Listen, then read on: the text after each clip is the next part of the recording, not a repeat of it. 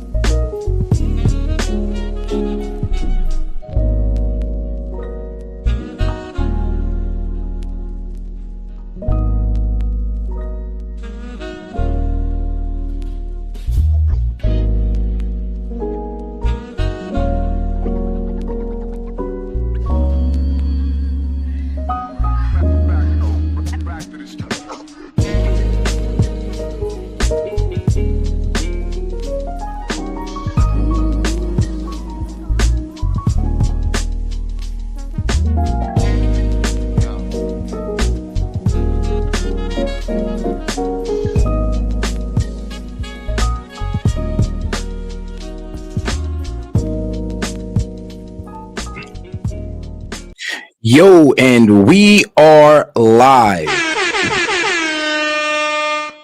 Yo, this is S.E.T Media, guys, and I'm back with another one for you. All right, guys, about to recap the week. We're about to also get into some new topics as well. And we're going to plunge a little bit deep. We're going to go a little bit deeper into the Charlie Kirk assassination because, I mean, some wild conspiracies are coming out, and I think we should honestly, I do think we should bring them up. But all right, guys, let's not forget to double tap that screen, like the video. And let's start off with Vance's speech because Vance done made a couple media runs. But first, let's get to his speech. All right, guys, let's get to it. Working on tips, or if you're working an overtime shift, the government is going to take less of your money. And I think that's a pretty good idea because if you're working hard, I think the government ought to keep its hands out of your pocket. We're going to do all those things. Because I believe the American dream is fundamentally about this principle. It's about the principle that for all the parents and grandparents out there, and I'm now the parent of 3 beautiful young kids, I just want them to have a better life than the life that I have. That, to me, is the core of the American dream. The promise that if you work hard and play by the rules, we're going to give our kids and we're going to give our grandkids something that's just a little bit more prosperous, a little bit more secure, and a little bit more proud than what we were given when we were kids. That is, I think, our sacred obligation. That by inheriting a great country from our parents and grandparents, we got to pass on something even greater to the next generation. But none of that matters without law and order and public safety. How can you have the American dream if you can't walk down your neighborhood in safety?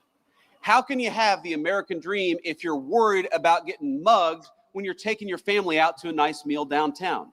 How can you have the American dream when every celebration, every big moment in a person's life, you're too worried about violent crime and not focused enough on the things that make life worth living? One of the things that we have got to get back to remembering is that if we want to preserve the American dream, we've got to preserve the right of everybody, rich or poor, to live in safety and security in their neighborhoods. You know, when I grew up in Middletown, Ohio in the 90s, we didn't have a whole lot of money. I was raised by a woman who struggled very often to put food on the table and clothes on her back. Man, here's the thing. A lot of Dems don't realize that when you let these cities, fall into high crime, yeah, you kind of ruin the prosperity of those people because, I mean, jobs will refuse to go there. Factories will refuse to be built there. I mean, you're kind of screwing the people over when you just let them fall into the hands of, gang members. Everybody loves Mamaw, most of all me. But you know what? For all of the problems that we had, for all the times that Mamaw was worried about where our next meal would come from, for all the times that Mamaw was sometimes terrified that she wouldn't be able to make an important bill payment, we never worried about public safety. And the reason we never worried about public safety, the reason she knew I could go across the street and play in the park in safety and comfort, is because we had something in this country. And that was a recognition, Democrat and Republican, that we stood with law enforcement and we stood with their mission. It didn't matter what your political affiliation was. We wanted to support people who kept our communities safe.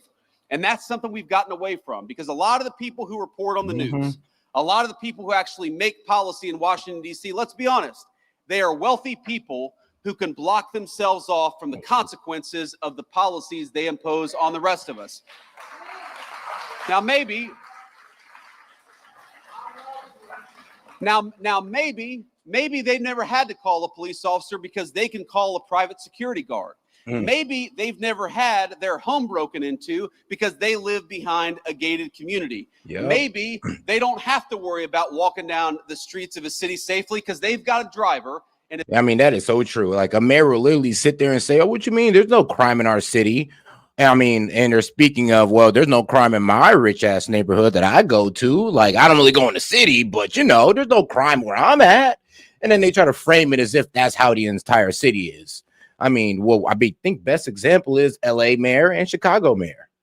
Big fancy car who can take them from point A to point B, but that is not true of the gross majority of our citizens. So I want to tell you, when I talk about protecting the American dream, when President Trump talks about fighting for the American dream, at the very top of that list is fighting for your ability, whether you're rich or poor, to be safe in the home that you love. It is our sacred obligation. It's their sacred obligation, and we're going to work for it every single day. God bless you. Thank you for having me.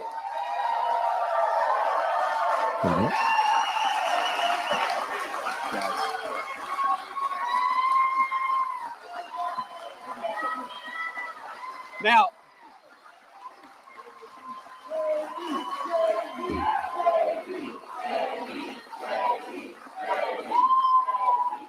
Concord, you referenced the awful death of Arena Zerutska from I can't see you. over here. There we go. Yes, Mr. sir. Vice President, Thank you. thank you for taking questions from us, and thank you for visiting Concord. You referenced the awful death of Arena Zerutska. I'm just curious, have you had the chance to watch that awful video that was released by Katz, and what your thoughts are after viewing it? Well, yeah, you know, I've honestly seen a lot of gruesome footage, some involving my friends over the last couple of weeks. But the footage of Arena getting stabbed to death is very hard. I believe those only a week apart.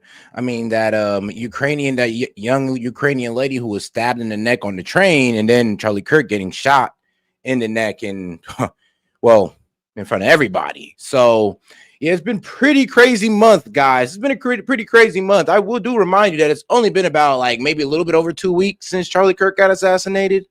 Like, it's been a pretty crazy month. Hard to watch, and I have not seen the whole video from start to finish. I had to cover my eyes for part of it because it is so gruesome, and maybe I should just stare at it. Maybe all of us should stare at it to know the kind of evil that we're actually confronting, because what happened to her was really, really disgusting. And I think it comes from a deep and dark and evil place that exists.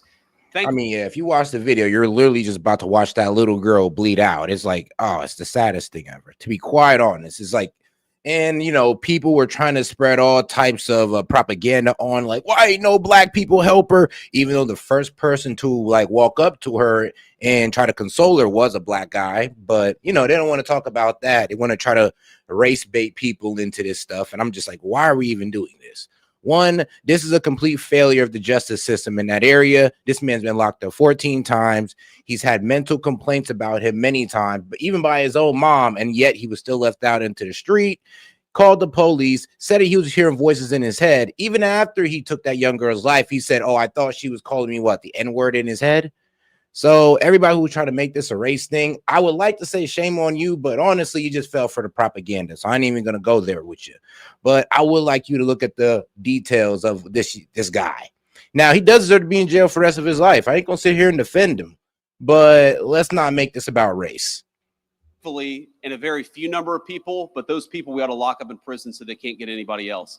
But when I saw that video, you know what really got me as a father? I've got 3 little kids, 2 boys, and my youngest is a baby girl. She's 3 years old. She is the apple of my eye, as you dads will know. Daughters just have an effect on us. They get away with more stuff. They don't they? It's kind of annoying, actually. She gets away with things she should not get away with that her brothers would never get away with. But I look at this girl who's 22 years old, and I think to myself, you know, I would love for my daughter to have the kind of life where she never has to worry about that. And there's this moment where she looks up at her attacker and she covers her mouth, and you realize what's going through her head. She knows that something very terrible has happened to her. And I hope that she didn't realize it for too long, because that is unimaginable suffering. But if you're a man, I don't care what skin color you are, I don't care whether you're rich or poor, but if you're a man and you see the pleading eyes of a girl looking up for protection, then we have to protect our girls and our women in this country. Agreed. Agreed.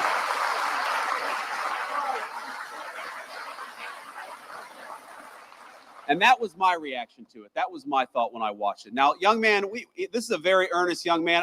He doesn't look like a journalist to me, but go ahead and shout out a question, because I'm not going to deny that level of energy and that level of passion. First of all, what's your name? Henry. It's good to meet you, Henry. Ask your question, please.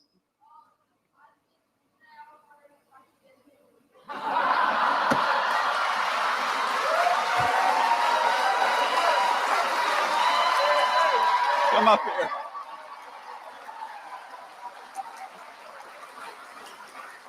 Henry said, I skipped school. Can I have a picture with you? Well, I guess you got to have some excuse to skip school, so I might as well get a photo with Henry. I mean, that's the best excuse. That's the best excuse you can give a teacher. It's like, so why didn't you come to school? I mean, look at this picture. I had to meet the president. Like, well, I had to meet the vice president. Come on now. Great excuse. 12. All right. Okay.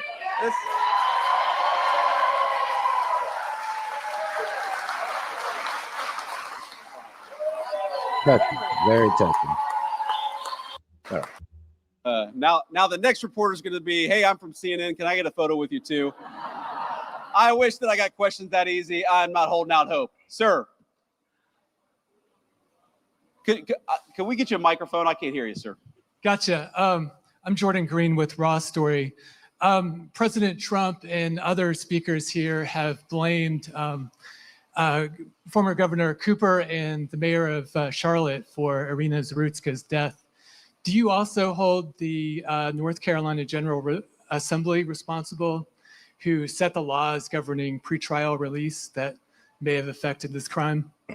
Well, look, I mean, there was a whole scandal going behind that. Like, they let out these crazy people, knowing damn well they're crazy, in hopes that they will go to their, well, honestly, to go to the healthcare service that they own, to go to the mental care facility that they own. We're talking about the judges, the politicians. So, yeah, they're kind of trying to make money off crazy people. And if they don't go there, then they'll just let them out into the streets. So if we can't make money off them, we'll just let them be out on the streets. It's kind of like homeless people. I think every politician who didn't work hard to keep violent criminals behind bars deserves to have some of the blame. But at the very top of that list is Governor Cooper, because at the time that we were pushing these soft on crime policies, Governor Cooper was the man in charge. Now, I know we've got some great North Carolina legislators, and I might call them out if they're here. Do we have a North Carolina House Speaker, Destin Hall? Where's Destin at? Destin, thank you, man. We got Phil Berger here. Phil, thank you so much. Senate President Pro Tem. We've got County Sheriff Van Shaw. Where's County Sheriff Van Shaw? Thank you, sir. We've got North Carolina Labor Commissioner Luke for crime in the community. That's what we want. We don't want a criminal justice system that goes after innocent people. We also don't want a criminal justice system that lets obviously violent felons off out of prison without any real consequences. It's just very simple. And again, I go back to the statistic where we have got such a small number of people who commit so much of the violent crime. If we just locked them up, and I mean, look, I believe in repentance and I believe in forgiveness, but I believe that forgiveness often only comes on the other side of real punishment and real regret, which is why we got to lock some of these guys up in the first place. So yeah, I blame the political leadership. And I can't get over a governor who pursued soft on crime policies, Roy Cooper, who pursued soft on crime policies, who let violent criminals out of prison. And then after Irina was murdered, to have the audacity to blame our law enforcement. Law enforcement arrested this guy 14 times. They did their job. It's time for the politicians to do their job too. I mean, bro, everybody did their job, but the courts at this point. Like, law enforcement locked him up 14 times. The man's family said that he's not safe enough. Like, he's too dangerous to be out in public. He has mental problems. So the family did something, law enforcement did something, but for some reason, the courts or the justice system just said, F it, we just want to let this guy out. Like, what could we do at that point? Like, honestly. Next question. Vice President Vance, thank you so much for taking questions. I'm Casey Jones from WCCB Charlotte. When it comes to cracking down on crime in cities like DC, Memphis, Chicago, sending the National Guard, what specific metrics does the administration use to decide where those resources go? And can we expect that kind of response here in Charlotte anytime soon? Well, look, if the mayor of Charlotte and the governor of North Carolina asked for our help, we would absolutely send it because we believe in helping people regardless of whether they're Democrats or Republicans. We would love to have the mayor of Charlotte reach out for our help. And that's, you asked what the metrics are. That's one of the most important metrics. We want to go where we can have a real partnership between local law enforcement and the federal officials so that we can root out the crime. And that goes to the second metric. What is the most important thing? You can tell how many people are being murdered in a community. You can tell how many carjackings there are. You can tell how many armed robberies there are. There's way too much violent crime happening in our country. And when we look at an American community, again, we don't care about their politics. When we look at an American community where people are suffering because of violent crime, our response is we want to help, just let us. And I'd encourage everybody to talk to your local officials. I know we're a little far away from Charlotte, but to talk to your local officials and encourage them to ask for the help of the Trump administration. We are willing to provide it. We want fewer people to be affected by violent crime, but these guys have actually got to play a partnership role with us. And unfortunately, way too many of them. Some of these people, it's crazy. They are ruling over. Actually, that's what some people are already doing. Like, people in Chicago are trying to get in contact with the Trump administration. Like, bro, come into Chicago. We don't know what that man Brandon talking about. He don't know what he's doing. Come in here and solve the problem. Southside Chicago is a complete mess. I mean, the violence has gotten so bad, it's spilled into the nice places of Chicago. Soon enough, Chicago is going to be overran with violence. It's like something has to be done. And they did their best. So let's try something new. The National Guard. Cities that have violent crime rates that are worse than Mogadishu, and they say, no, we don't want Donald Trump to come in. Well, excuse me, if you don't need the federal help, then why is your murder rate so terrible in the first place? You do need the help, you just need to admit it. Thank you, Casey. Next question. Vice President, Michael Warwick, I'm with WBTV. Welcome to Race and Country, first of all.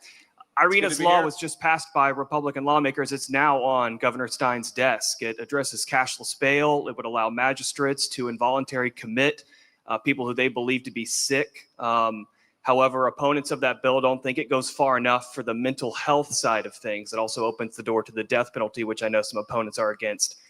Why would you encourage the governor, politics aside, to sign that bill? Well, because I want to keep violent criminals off the street, and I want Americans to be safer. And this bill does it. Arena's law does it. Congratulations to the Senate President and House Speaker for getting it over the finish line. The governor's got to sign it. I guarantee if this bill is signed into law, it will help our incredible law enforcement keep the streets safe. And that's ultimately all I really care about. Again, it breaks my heart to think that you have young kids, especially in poor communities, whether they're black or white, who don't feel like they can walk outside. You've got grandmothers who are taking care of grandkids who don't want to sit out on their front porch because they're worried about drive-by shootings. Oh, guys, let's not forget to double tap that screen, guys. We got over 200 y'all in here, man. Do me a favor and double tap that screen. Appreciate the support. That should break everybody's heart. And the way to solve the problem is to empower these cops to go after the bad guys and to do it with their full skill and their full force. Now, I don't know. Have I read every detail of the law? I know some of the things that it does. I know that it ends cashless bail, which would be huge for the people in North Carolina. I know it makes it harder for some of these local magistrates to let people out with a slap on the wrist. That would be huge for the people of North Carolina. But could there be more? There could always be more. But don't let the perfect be the enemy of the good. This bill is going to make North Carolinians safer. They ought to sign it.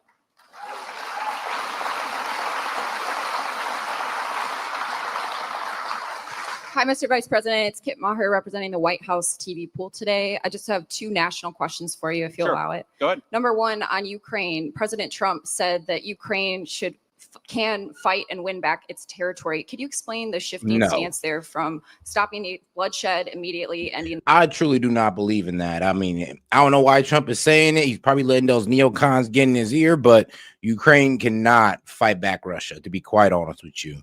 I mean, I know what he's saying. Oh, well, Russia hasn't been taking anything, that they're supposed to be doing better than we anticipated. Yeah, I get that argument, but that doesn't mean that Ukraine is winning. Just because Russia isn't steamrolling these guys, and thank God they're not, but just because they're not steamrolling them doesn't mean that Ukraine has a chance.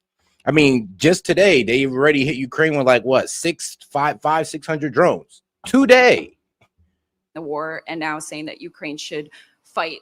Is that a tactic to pressure Putin back to the table? We'll go ahead and do the second question. Yeah, second question. Last year, when I was covering you on the campaign trail, you told Joe Rogan that the difference between Harris and Trump is that Trump is not trying to censor his fellow Americans. Wondering if you can square your fervent belief in free speech with what's going on now with Jimmy Kimmel and the FCC pressure. I'd love to hear your thoughts on both of those. Well, look, on the free speech conversation, I'm pretty sure that Jimmy Kimmel was back on the air last night. And to the extent that he's not back on the air, it's because he's not funny and has terrible ratings. This is not a federal government problem. This is all business. And Kit, I want to answer your question in good faith. What people will say is, well, didn't the FCC commissioner put a tweet out that said something bad? Well, Kit, compare that, the FCC commissioner making a joke on social media. What is the government action that the Trump administration has engaged in to kick Jimmy Kimmel or anybody else off the air? Zero. What government pressure have we brought to bear to tell people that they're not allowed to speak their mind? Zero. We believe in free speech in the Trump administration. We are fine. Let's be quite honest. I mean, the government has put pressure on companies before and they've said no. Like, you remember when the government was trying to get Apple to give up their phone locations or whatever, their software? And what did Apple tell the government? No. So they had a choice. They had a choice. And to be quite honest with you, this is not one of those. These are not one of those situations. The FCC didn't go to the affiliates at all. The affiliates took it upon themselves to take Kimmel off. Disney took it upon themselves to deliver a suspension. You can't sit there and blame the FCC. Sadly, you can't even sit there and. I mean, I would hope you wouldn't be delusional enough to blame Trump. It's all about Kimmel, his ratings, and, news distortion. I mean, that's kind of one of the reasons they took him down. You can't sit there and say that, oh, the shooter's basic. Well, he didn't say it word for word, but paraphrasing, oh, they're trying to pretend like he's anything but MAGA. And shout out to my man Monty. He says, I'm so tired of these washed up arguments. I know, right?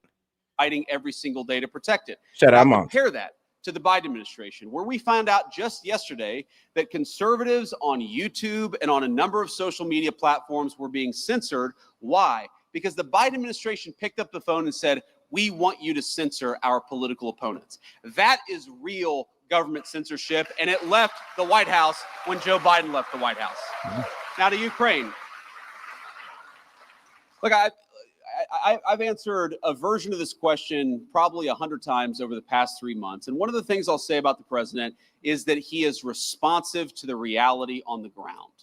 And the reality on the ground is that, number one, we have engaged in incredibly good faith negotiations with both the Russians and the Ukrainians. And I believe the president is growing incredibly impatient with the Russians right now because he doesn't feel like they're putting enough on the table to end the war. That's number one.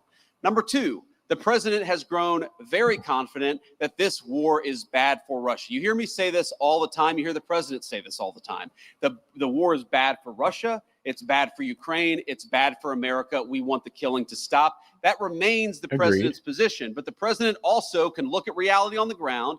He sees the economic numbers that are coming out of Eastern Europe. He sees the number of dead people, both Russians and Ukrainians, that are happening in that war. And the president is telling Vladimir Putin, it is time to stop the killing. He would say that to Zelensky. In fact, has said that to Zelensky. He wants this war to end, and he's doing everything that he can to stop it. But look, if the Russians refuse to negotiate in good faith, I think it's going to be very, very bad for their country. That's what the president made clear. It's not a. The problem is, word on the global streets is that Russia's preparing about 300,000. What was it? Reserves.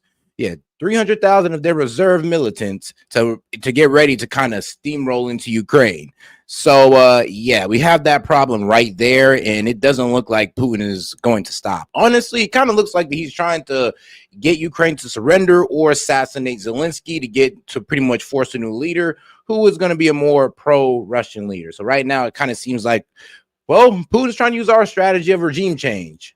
I mean, damn, surprise, surprise. Shift in position. It's an acknowledgement of the reality on the ground. We're going to keep on fighting for peace every single day in the Trump administration.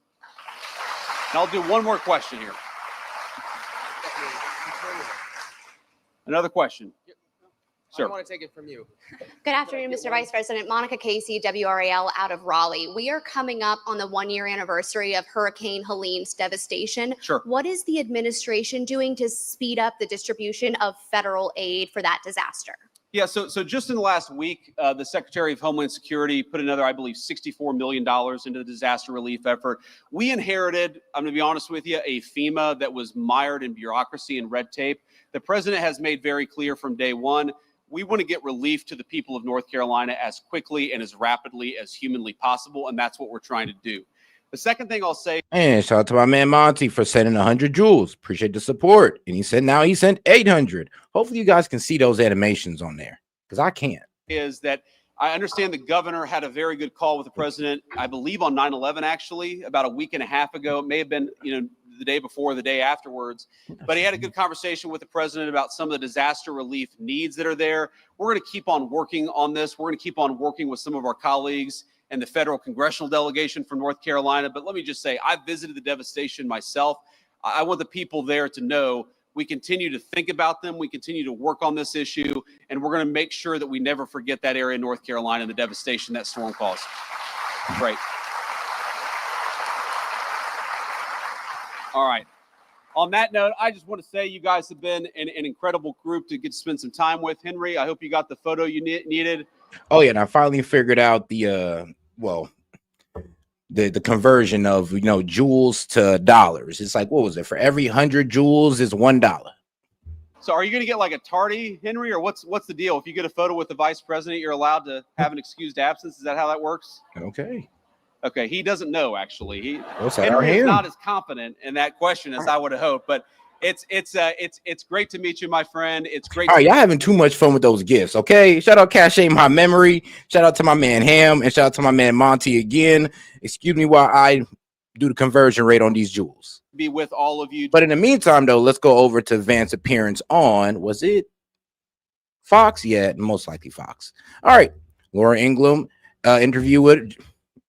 My bad, Vice President Vance. All right, guys, let's get right into it. In part 2 of my exclusive sit down with Vice President J.D. Vance, we talked about the growing appeal of socialism, very disturbing, and Kamala's new blame game. Kamala Harris has a new book out. I know it's dog-eared on your nightstand, called 107 Days. Real page turner. That's the length of her campaign. She called you in it a juvenile and a shapeshifter, and even almost called you a bad word, but she didn't write the whole thing out.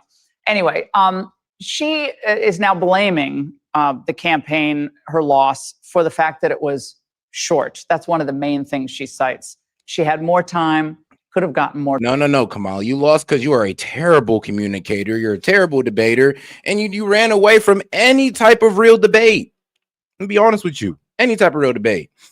And shout out to my man Monty. He's like, why though? He said, why the fuck do they cost twice that to buy? I don't know. I'm gonna have, like I said, it's very weird how they do these. And like I said, I know the conversion rate for every $100 is like, every 100 joules is like $1. I mean, that's how they explained it to me. Traction. Your reaction to that? My reaction is, if you look at the polling, both the public and the private polling, the problem is not that Kamala's campaign was too short, it's that it was too long. That when people actually listened to what she had to say, her polling went down and down and down. I think that if we had a 150-day campaign, we probably would have had 3 additional Republican senators, and Donald Trump would have won by an even bigger landslide, because the more people know about Kamala Harris, the more they realize there's no substance there. I mean, agree or disagree with Barack Obama or Bill Clinton, they actually had substance. They could actually articulate a viewpoint. I listened to Kamala Harris for 90 seconds, and I actually feel like I've gotten dumber in the process, and I have no idea what she actually believes. That's the problem with Kamala Harris, and it's going to continue to be her problem unless she actually learns how to develop a viewpoint, articulate it for the American people. Just say what you actually believe. Don't do this word salad, talking around in circles. It doesn't work, and it's why she didn't win. Mamdani's popularity is strong. Yeah, in yes, New it York. is. Socialist, communist, whatever you want to call him. But his big push is for, quote, affordability. And for young people, and I think this is something you touched on in Hillbilly Elegy, Sure. For people who feel like there's no hope, that no matter what they do, they can't really get ahead. They've tried, but they can barely make ends meet. That word affordability, and I'll give you free stuff, is very powerful. Yes, it is. What does that tell you about the future, especially if this economy, if this economy runs into snags? Does this message of Mamdani's get more attractive? Well, first of all, we have to give the president a lot of credit here because he inherited one of the worst inflation crises in American history. And we've had very stable inflation over the last 7 or 8 months, sort of 2 to 3%, right where economists typically say that you want it. But there's a lot of work to do because prices got so high under the Biden administration. I actually think most conservatives, where I disagree with a lot of my friends on the right, we make a mistake in dismissing Mamdani as a socialist, as a communist. These things are all absolutely true. I don't care about that. What I care about is why are young people so attracted to this message? And the reason is they feel like the American dream is unaffordable. If you're a 20, yeah, that is a good question. And let's be real, it's really in New York. New York has gotten so damn expensive, so unreasonable that, yeah, people are looking more towards a socialist agenda. A socialist type of, policies. They're looking for socialist policies because they felt like capitalism has failed them. And no, it's just people who are running people who are running your city have pretty much tried to, I ain't gonna lie, manipulate capitalism, kind of turn it into soft socialism and end up screwing y'all over. The rent freezes and all that good stuff. 25-year-old kid who can't afford a home. If you're a 25-year-old kid whose wages don't allow you to take a nice vacation once a year, who don't allow you to actually enjoy your life, then you're going to be attracted to somebody who's promising free stuff. Do I agree with the solutions? No. But Laura, we just finished celebrating the life of Charlie Kirk just last week. He's a great guy, but Charlie was smarter about this than almost any conservative I've ever talked to, because he recognized that what we have to do is give young. And shout out to my man Monty, says 4 dead in mass shooting at church in Michigan. Bro, there's been a mass shooting in a church in Nigeria, and it was by an Islamist group that took out a whole, they pretty much killed 4 or 5 people and then burnt the church down. It was really sad to hear.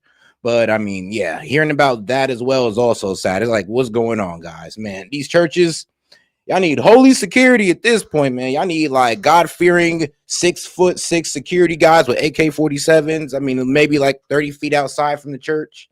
You don't want to have weapons on God's, house. You don't have weapons in God's house. So, we got to figure something out with that, because apparently churches are being attacked. Damn, they're all around the world. People at stake in the future. Housing is too expensive. Groceries are too expensive. Now, I would say they're too expensive because we inherited a disastrous Biden economy and we're making progress. It's only been 8 months, but we've made a lot of progress.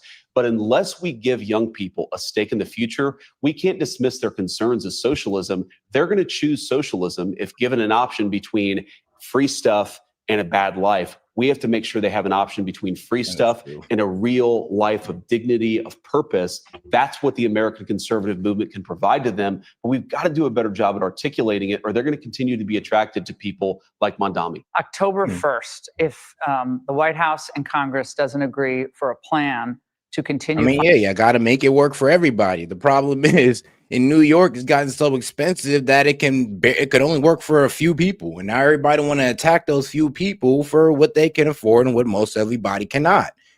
It's honestly reasonable. Like I said, better policies should have been installed. And maybe I shouldn't have left New York to be such a dump, so people could actually move there and companies can move in there. And then maybe if you didn't leave it to high crime as well, that might have helped too. Factories will want to come there, more businesses, economic opportunity and prosperity. But I don't know, man. For some reason, y'all chose, weed, marijuana, and immigrants, over prosperity for y'all people.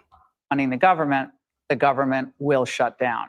That's right. The Democrat spin machine, full force all day long. It's going to be all week long, blaming the administration for not funding the government, saying Russ Vought is threatening mass firings are going to be permanent if the Democrats don't come to the table. To that, you said? Well, he's threatening what? He's threatening to try to find a way to make the government function if the Democrats shut it down. We have to realize the Democrats, their whole argument is we are going to shut down the government unless you give $1 trillion for medical benefits for illegal aliens. Yeah, I mean, bro, that boy Hakeem Jeffries, man, and Chuck Schumer, bro, I'd have kicked their ass out the White House for just saying that to my face. If I was Trump, they literally came in there and said, look, man, we know you did all that Medicaid cuts, but guess what?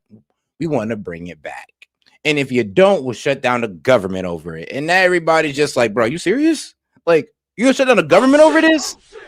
After all the teeth pulling we did to get this passed, you want to shut down the government over this? Yeah, I ain't gonna lie. If I was Trump, I'd have probably lost my temper with those two. Like, yeah, you just get out of my office. The major healthcare reform that we've done in this administration is we've made it harder to give when I got you, man, I'm getting it pulled up now. Hard-earned tax dollars to medical benefits for illegal aliens. The Democrats want to undo that. And they're saying that unless you give that money to those illegal aliens, unless you give those benefits to those illegal aliens, we are going to shut down the people's government. It's such a stark contrast between two parties' priorities. We want to put the government to work. And shout out to my man, Maine. He says Laura Ingraham was a speechwriter for Ronald Reagan. I did not know that, to be quite honest with you. Did not know that. But shout out to my man Maine from his rant on Rumble. And like, guys, and if you want to go ahead and be able to send in the chat for just $1, I mean, you can go ahead and go on Rumble. Shout out to my man Maine. Sadly, I can't bring it up on a screen though. And shout out to my man Monty. He says leftists are terrorists. At this point, man, you ain't lying. You are not lying. I mean, bro. It's almost disrespectful what they're trying to pull off right now. And then we got 2 days, guys. 2 days to figure out what's going to go down or the government's going to shut down. 2 days. Contrast between two parties' priorities. We want to put the government to work for the American people first. The Democrats want to shut down the government because we won't give free benefits to illegal aliens. It's such a good, again, contrast for what the Democrats stand for and what Republicans stand for. We're not going to be, look, we're not going to be taken hostage by the Democrats' desperate desire to give your tax money to illegal aliens. We're just not going to do it. Is it hard, so we've though? Put a bill out there. By the way, Laura, the bill that we've put out there that was passed by the Republican Congress is just a continuation of the current levels of government funding.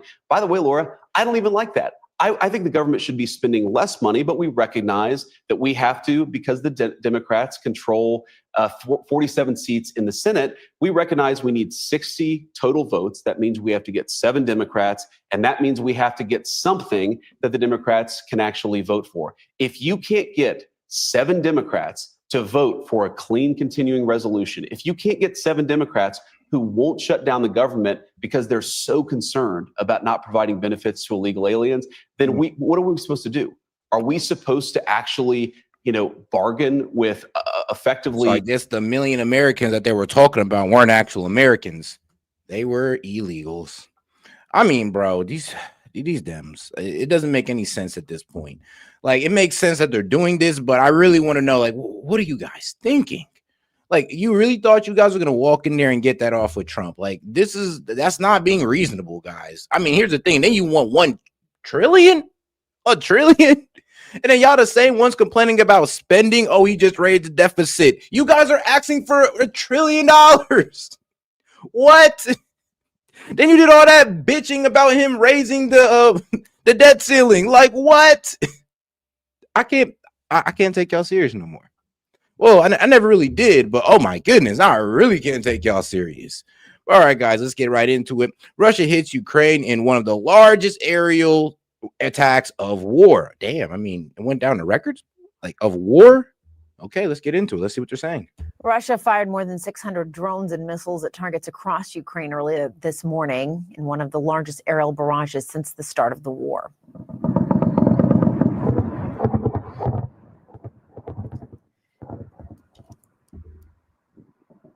The attacks reportedly killed at least 4 people in Kyiv and wounded dozens more. Ukraine's Air Force said its air defense shot down or deflected dozens of missiles and most of the drones. We're joined now by Jill Doherty, CNN contributor and former CNN Moscow bureau chief and adjunct professor at Georgetown University. Jill, thank you so much for being here with us. We appreciate it. It's yet another Sunday where we say Russia has done X thing that is the worst or the first that they have done after over 3 years of war. Where is Russia right now, and what are they hoping to accomplish here? Yeah, I mean, that really is a question, because you're right. I was thinking the very same thing. You know, every day we're saying it's the worst since the beginning. I think on the one hand, you know, their strategy has a lot of parts to it. So dealing directly with the war, the kinetic part of the war against Ukraine, they're trying to exhaust, they're trying to terrorize, they're trying to make Ukrainians simply give up and think that it's too much. So this constant bombardment, they would deny, of course, as usual, that they are bombing civilian targets, but obviously civilians are dying and they are being bombed. They are. You know, then I think there's another part to this, which is you have, and I know we'll probably talk about it, but you have the drones and the MiG fighters that have gone into the West. That's another way of kind of, you know, fighting the war with lack of clarity. You know, is it an attack? Is it not? And then you have the role of China, and then you have the role of the United States and Russia. So they're pressing on all of those different parts in different ways. Mm-hmm. Okay, and so let's and in the midst of all of that, because I do want to touch on those other issues you said, but for the first time we heard President Trump say this week he thinks Ukraine can win this war. How do you think that landed with President Putin? Well, I think maybe the Russians are as confused as everyone else. I mean, that was a 180. There was a lot of confusion here in the United States and among our allies. And it could be that the Russians are confused by it too. So they're continuing with, you know, again, attacking Ukraine, but they're doing other things to try to figure out exactly what Trump means. And to me, that kind of boils down to they're testing the West, and then they're also testing how the United States is working or not working with its allies. And to that end, this testing of NATO, these NATO countries that you mentioned, that have reported some drones flying into their airspace, they're blaming Russia. And I know and it is Russia. Russia just pretty much trying to stop these NATO countries from transferring weapons into Ukraine by making these guys afraid to lift off because, yeah, they got Russian drones in their airspace and they don't know what they're going to do. Now Russia has found a way to gaslight us with plausible deniability, or just pretty much owning up to it, but then telling us, look, we know we violated y'all airspace, but chill, man. We just needed a route back home, and y'all was the fastest way. Even though we know we can't do that, but look, that's all it was. And let's be real, it's all about making these guys afraid to take to the air or afraid to deliver any support for Ukraine. You and I talked before, and you said this is like they like to leave things kind of nebulous. Where did they really do it on purpose? What is their true intention? The fact. No, I'm under the straight belief that Putin no longer wants to end the war. I mean, let's be real. I think he just wants a regime change. He either wants a complete surrender or he wants Zelensky out of power. Only two things. I think those only two things is going to stop this war. In my personal belief.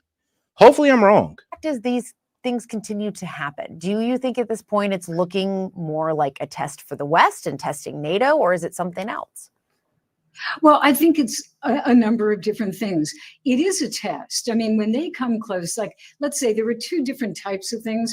There were the drones that came into Poland. They also were close to Romania.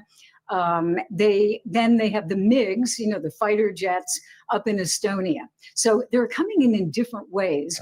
And, you know, in an immediate fashion, let's see how the West reacts. How does NATO react? How many minutes does it take? What do they do? And then we have this big debate about should they be shot down? Should they not? And here's where you had those surprising comments by President Trump. Yes, he said, the allies should shoot them down. And then he also said, Ukraine can win back the territory that it's lost and maybe even more. So, the Russians look at that. I don't think they quite believe or they're on board with everything that he's saying. And shout out to my man Monty, said check Discord. Would not recommend playing it on stream due to it being straight up execution, but that is what libtards are supporting. I mean, hey, I got you, Monty. Let me go check it out. And if you look at very carefully what President Trump said at the end of all of that last week, he said, "Good luck to both sides." So, what are we to understand by that? So I would say Russians, will exploit what they can, test where they can. And really importantly, it's testing what does the United States do when when NATO allies are tested. And that to me is the question. The Russians are saying, will the US come to the aid of its NATO allies? Right. That is the big question here. All right, Jill Doherty, good to see you. Thank you so much. All right, guys, let's get over to JD Vance once again on Fox. Vice President Vance, thank you very much for joining us today. Good to have you with us. Pretty much saying it's time for Putin to wake up. Well, let's see what he means by that. Thank you. Good to see you. So I want to start with this. President Trump has said that the indictment of James Comey is justice, not revenge. There is pushback to that, of course, among Democrats, including Senator Tim Kaine, who is calling it a complete political hatchet job. The president has said, quote, there will be others. And in the past, he has listed Adam Schiff and Letitia James. Do you think there are more indictments coming? And do you think that's justified? Well, there's certainly going to be more indictments coming over the next 3.5 years of the Trump administration, but we're always going to let the law drive this stuff and the facts of the case and not political motivations, which frankly makes us so much different from the Biden administration, where they indicted not just the president of the United States, but so many people who were just engaged in the basic job of politics, who were engaged in policymaking, who disagreed with the Biden administration. And because that they faced prosecution from that same administration. If you look at the Comey indictment, Martha, this was a grand jury indictment delivered in Alexandria, Virginia, not exactly a hotbed of Donald Trump's political support. There were three requested indictments. The grand jury returned 2 of those 3 indictments. So I think they showed they were judicious. I think that it showed clearly that there were a couple of things that James Comey did wrong. And to the people who are saying that this is all political, I mean, look, if you look at our track record in the Trump administration, there have been people who have been prosecuted, who have been political allies, who agree with our politics.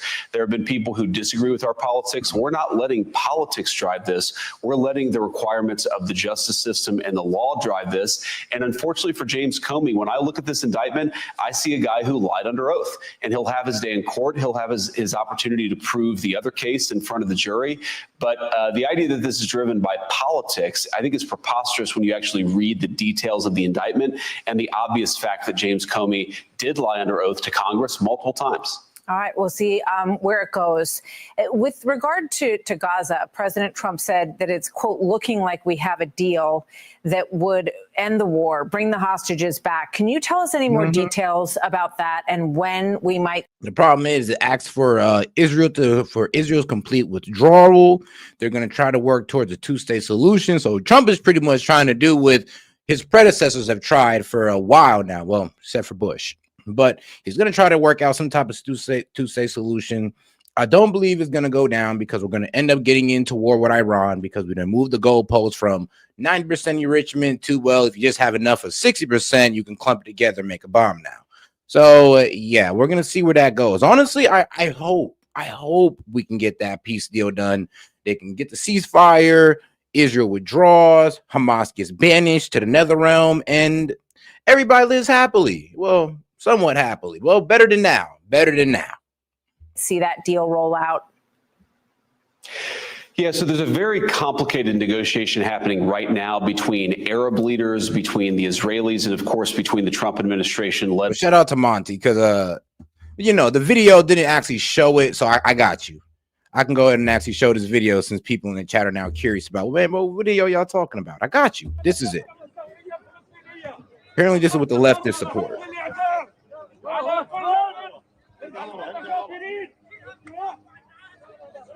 الذين كانوا الوطن وصانوا شعبهم وصانوا قضيتهم ووضعوا ايديهم بايدي الاحتلال من اجل قتل ابناء شعبهم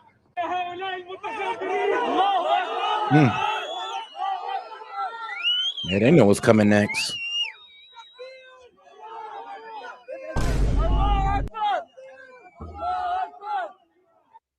Yeah, I ain't gonna lie. If you blindfolded and you hear Allah Akbar, I'm just letting you know you're done. You're done. It's over for you, bro. You ain't coming back. If you blindfolded in the Middle East and you hear Allah Akbar, yep, you're done, bro. You're done. Go ahead and pray to God. But all right, guys, let's get it back into it.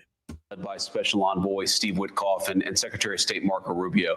So those conversations are happening as we speak. They're ongoing over the course of the past couple of days. I'm going to let those negotiations play out, but I think the president's optimism is warranted here. I feel more optimistic about where we are right now than where we have been at any point in the last few months. But let's be realistic. These things can get derailed at the very last minute. So while I remain very hopeful, I am cautiously hopeful. I'm going to let the diplomats continue to work on this. But our principle here is very simple. We want all the hostages to come home.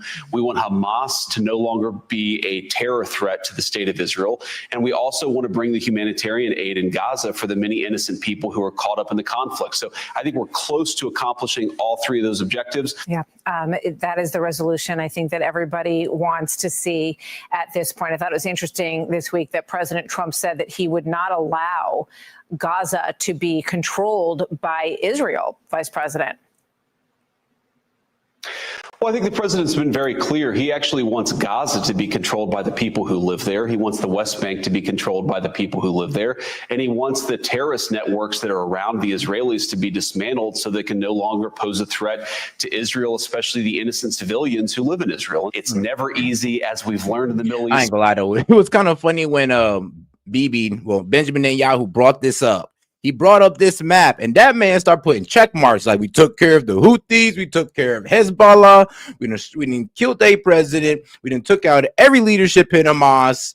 I mean, bro. And then what did he say? I think he even threatened Syria, and if he said no, he said Iran. He said if Iran wanted to, we'll check them off the list. I was like, hey, yo, that guy is gangster. I ain't even gonna lie. I don't like Bibi Netanyahu, but I mean, he gangster. I'm gonna be honest with you. That man is man, the mafia type, I like to say, because he literally sat there in front of the world and said, bro, I don't care. We'll take out each and every one of these guys and please act up. You'll be next. He literally said that in front of the UN. So respect, even though I don't respect how he's carrying out this war. And shout out to my man Monty. The video is full of yeah, you're right, actually. The video is in the comments of that video. Trust me, don't watch it if you have a weak stomach. That is Hamas. Oh yeah, for sure. Nah, Hamas will execute any dissenters or anybody who feel like they're about to work for Israel.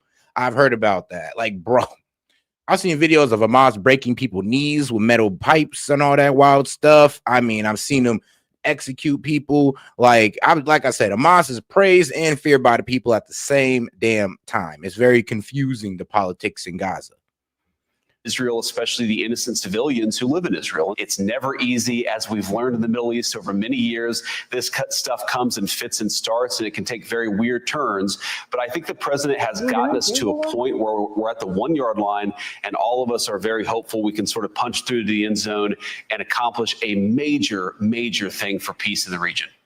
So let me take your attention, if I may, to Ukraine and Russia. This week, obviously, the United Nations General Assembly. And on the sidelines of that, President Trump made a statement, very strong statement. Russia should have stopped it, but the other side can fight too.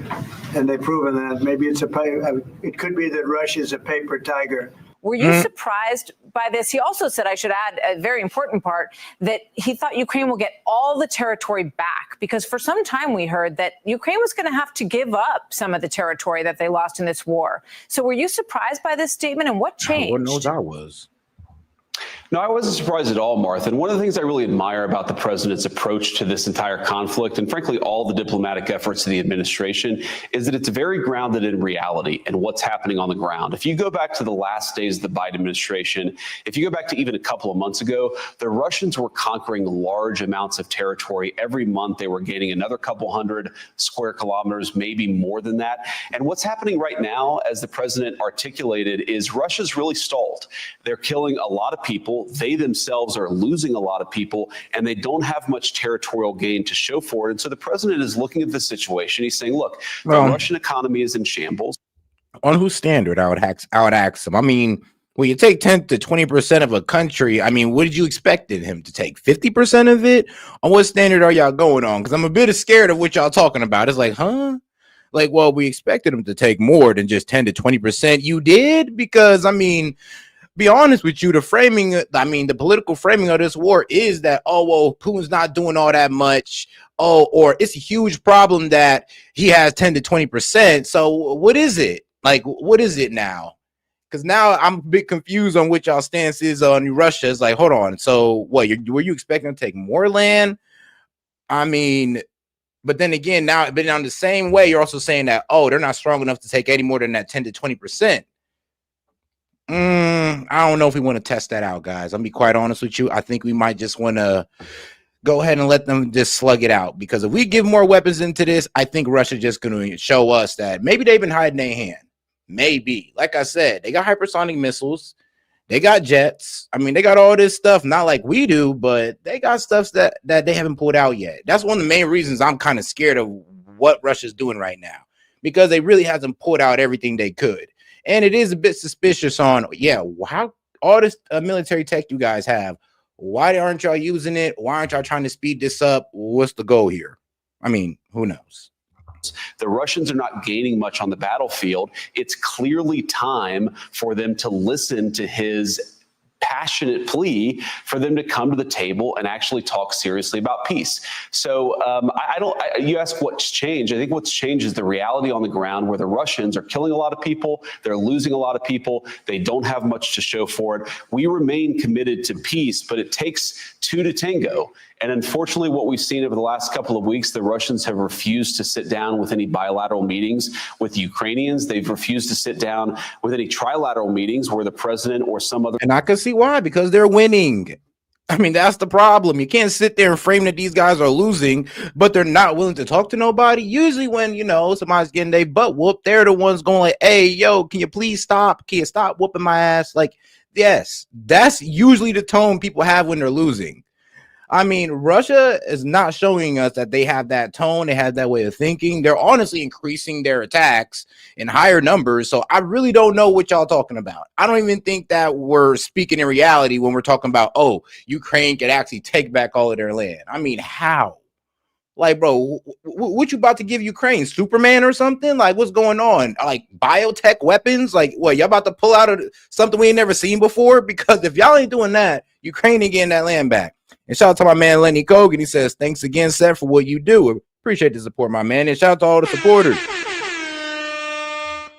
A member of the administration could sit down with the Russians and the Ukrainians. So our view is we want peace here. We've been actively pursuing peace from the very beginning of the administration, but the Russians have got to wake up and accept reality here. A lot of people are dying. They don't have a lot to show for it. How many more people are they willing to lose? How many more people are they willing to kill for very little, if any, gain in the military advantage on the ground there? I think the answer is hopefully not that much, but certainly our attitude here is we're going to keep on working for peace, and we hope the Russians actually wake up to the reality on the ground. Well, I think the feeling was at the Alaska meeting that the Russians were going to come to the table in a meaningful way. We've seen that they have only stepped up their attacks since then, and now we do hear a very different tune from President Trump. Just quickly, here's what Volodymyr Zelensky's response was when Brett said, "Were you surprised by this?" Watch. Are you surprised to hear that? A little bit.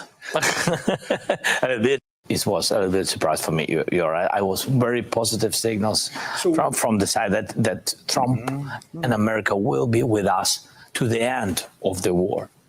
Yes. And shout out to my man Chase said, did Japan have that tone? Not till the very end. There's been some very mixed up stories about Japan. Like, the original narrative was, well, we bombed them because they're relentless bastards who just don't know how to give up, and there was no other way to make them give up than to obliterate 2 of their cities. And then there's the other narrative, or possibly it could be the truth, that Japan been ready to give up. We put in all this effort and all this money into making these bombs, so we were just like, F it, we're going to test out these bombs regardless of what Japan's saying. We dropped it on them anyway, even though they was already willing to give up. And then we signed that agreement. And then we took away their military and promised them, well, security. And then all that happened. So, there's always like two sides to that one. But for today, we'll just go with the original narrative. We will see, Brett. We will see. But God bless. So, Vice President Vance, now Zelensky is requesting that the United States sell Tomahawk missiles towards this effort to European nations. They go 1,000 miles. They have Moscow in their guided missile range. This is something that the United States has rejected. The president has rejected in requests in the past, but now President Trump has said to Zelensky, quote, we'll work on it. Do you support that? Well, right now, as the president said, Martha, we're looking at it. We're certainly looking at a number of requests from the Europeans. And one of the things, again, that I think has really worked about the president's policy in Ukraine and Russia is that it's forced the Europeans to step up in a big way. So as you know, Martha, we're no longer just giving tons of money and weapons. What we're doing is asking the Europeans to buy that weaponry. That shows some European skin in the game. I think that gets them really invested in both what's happening in their own backyard, but also in the peace process that the president has been pushing for the last 8 months. So we're going to keep on working on all of this stuff. But our simple message right now, the Russians are not gaining a lot. This war is terrible for their economy. And they have to ask themselves, how many more people are they willing to lose? And how many more people are they willing to kill for very little military advantage? I mean, very little military advantage is crazy to say, Vance. But wow, you kind of took me back with that comment alone. I mean, whoa. Very little? You sure, bro? Because they still got nukes, hypersonic missiles, jets, about, I don't know, hundreds of thousands of drones. I don't know about that, Vance, but hold on. It's terrible for their economy. And they have to ask themselves, how many more people are they willing to lose? And how many more people are they willing to kill for very little military advantage? But would you be okay with them having Tomahawk missiles and the threat that that would pose and the possible escalation it would pose? Because there was because like I said, we're pretty much betting on the Russian. Well, we're pretty much betting on the Russian economy to collapse. That's what we're betting on, guys. We're hoping that, you know what, if we can just get people to stop buying this guy's oil and stop buying the weapons, maybe the economy will collapse and he won't have enough money to, sponsor the war, and he'll stop it into a stalemate. If that's what we're going off of, I mean, y'all forgetting the other part of this. Or we put his back against the wall. He says, I'm not losing this. And he drops a nuke on Ukraine. And he just obliterates everybody. And then he moves in. And because who's going to stop him now? I mean, there's that as well. I mean, we don't want to know what Putin might do. He pushes back to the wall with no way out. Because, I mean, he lets his economy collapse. He don't take the war. That's probably his head being, I ain't gonna lie, that's his head on a stick. Plus the collapse of Russia. I don't think he's going to go for that. I think he probably will bomb Ukraine before he even lets that happen. With the nuke. Time when you were very much. God forbid, though. God forbid. Shout out to my man Monty. Get your subscription to Common Sense. Subscribe to S.E.T Media and become a channel member to get access to the members-only Discord. And shout out. That was great advertising. Shout out to my man Monty. And shout out to my man Maine. He says in the YouTube chat, Dalai Lama has a good point. I mean, yeah, he says Dalai Lama has a point. Stalemate would be a win for Russia. And that is a Rumble rant by our man Maine on Rumble. So shout out to my man Maine. Hold him down in the Rumble chat. In favor of, backing away from this situation in terms of our support of Ukraine. That works. Well, one of the things I've always said, Martha, is I wanted the Europeans to step up in a big way. I wanted us, the United States, to stop shoveling money and weaponry to a conflict that was so far away, when I felt like the Europeans, with all due respect for them, were not actually taking their fair share of the burden. Because of the president's leadership, you now have the Europeans buying weaponry from the United States as opposed to us giving it. And you asked this question about Tomahawks. It's something the president's going to make the final determination on. What the president is going to do is what's in the best interest of the United States of America. That's the driving light between his foreign policy decisions, between his defense policy decisions, and that will be the same heuristic that we apply to how we answer this question about Tomahawks. I'll let the president speak to it, but I know that we're having conversations this very minute about that issue. Okay, I want to squeeze in two more here. The first one is TikTok. This deal, the parameters are being announced. We're learning more of it as of yesterday. It sounds like a percentage, a slice of the pie will still be controlled by China. And it's my understanding, correct me if I'm wrong, that the algorithm would be in the control of U.S. And shout out to my man H3I. He says Europe can't afford the cost of sustaining the war. I mean, to be quite honest, and here's the thing, they're already upping their military spending to 5%. I mean, and that's honestly supposed to be for them, not Ukraine, but they want to use it for Ukraine. So let's be real. What happened if, I don't know, this may be impossible, or I don't know, maybe one of you guys can poke a hole in this, hopefully. But what if Russia just kind of letting us like bleed ourselves out? Like, just letting us bleed ourselves out, destroy our economy over this, all under the support of Ukraine. Just when he feels like he done bled these countries out enough, then he swoops in and steamrolls Ukraine. And now we're all just sitting there with billions of dollars of loss and a whole bunch of military tech thrown into the wind. I mean, there's always a possibility. God forbid.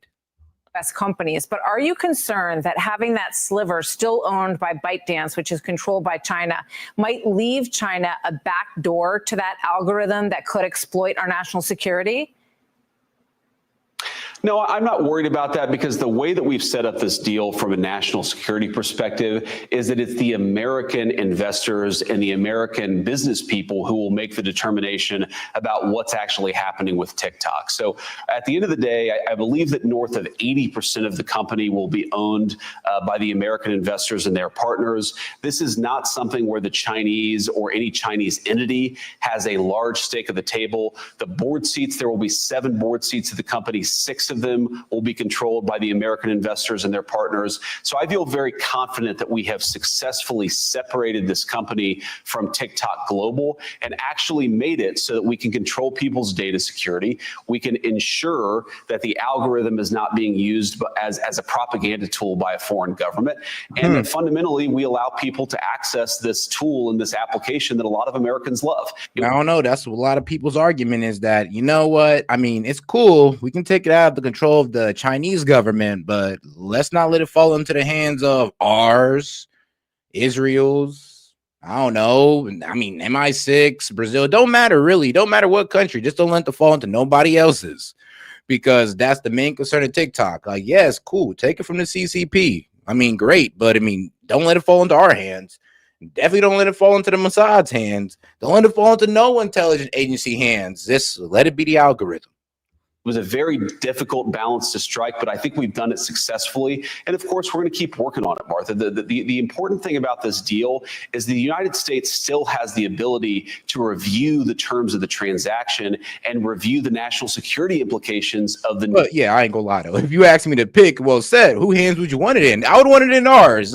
As grimy as our CIA is, as slimy as these guys can be, I'd rather it be us. New entity, not just over the next 100 days, but over the next many years. Yep, that's security, obviously a really important element of this whole equation for Americans. Last question, Vice President. You know, this government shutdown issue looming next week. How do you see this? And are you opposed to a shutdown, or do you think there would be advantages to that potentially? Well, look, we don't want to shut down the government, Martha, but it's really up to the Democrats. Under our system, you need 60 Senate Democrats to vote for the clean continuing resolution that the president and House Republicans have put forward. I think it's preposterous, Martha. And I think the American people really should pay attention to the fact that Democrats are threatening to shut down the entire government because they want to give hundreds of billions of dollars of health care benefits to illegal aliens. I've never seen anything like it. I've never seen a political party actually advertising the fact that they want to shut down. Yeah, so like I said, it does look like those millions of Americans that would die without health care. Yeah, they weren't talking about U.S. citizens, guys. They were talking about illegal immigrants, apparently. Yes, the millions of illegal immigrants that they want on our healthcare system will be kicked off. That's what they're fighting for, apparently. Well, you know what? I'm not going to say that just outright, but that's pretty much what they're framing it as on Fox News. Let's see what CNN got to say, though. We're going to play them next and see what they're saying. Every essential function of government, and they want to use that as leverage so that they get more money for illegal alien healthcare benefits. It's such a stark contrast between Republicans who are trying to put the interests of the American people first and Democrats who I think would want to take money from the American people to give benefits to illegal aliens. We don't want to shut down the government, but if Democrats refuse to just pass this clean continuing resolution, that's exactly what's going to happen. And I think the Democrats are going to bear the responsibility for it. All right, we'll see what happens. Vice President Vance, thank you very much. Good to have you with us on Fox News Sunday. All right, now let's see what CNN got to say. Pretty much the Democrats' defense. All right, guys, let's get right into it. Let's hear them both out. The White House may once again inflict a crisis on the country. By Tuesday, President Trump and Democratic leaders must reach an agreement to avoid what could be a prolonged and painful shutdown of the entire federal government that would impact millions of Americans. Democrats, aghast at what they see as a lawless president, are demanding significant policy changes on health care in exchange for their votes in the Senate. Trump, who has spent the last 8 months in office doing seemingly whatever he wants, including a norm-shattering retribution campaign against political foes that has only intensified in recent days, wants a straight extension of government funding for 7 weeks.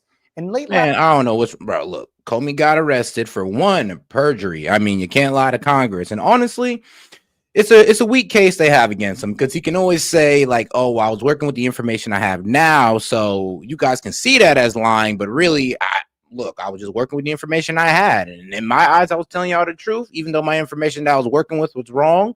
It wasn't my intention to lie, so he can always hit everybody with that one. Now, the obstruction of justice or the obstruction of an investigation, that might be able to stick. That one could stick depending on the evidence they have, but he definitely has plausible deniability in the first charge. Last night, news broke of a last-ditch meeting between the president and the top 4 congressional leaders at the White House on Monday, the first of this term. So will we see a president who often boasts about his deal-making skills show some compromise with Democrats? Or will it devolve into an ugly clash like it did in 2018? And the experts say you can do border security without a wall, which is wasteful and doesn't solve the problem. It totally solves the problem. Wow, you could do border security without a wall. I mean, bro. That shit is hard. Hey, bro, come on now, dog. Come on, man. Man. How wrong was he? It's very important. This has spiraled downward when we came at a place to say, how do we meet the needs of American people who have needs? I will take the mantle. I will be the one to shut it down. I'm not going to blame you for it. The last time you shut it down, it didn't work. I will take the mantle of shutting down. And I'm going to shut it down for border But we security. believe you.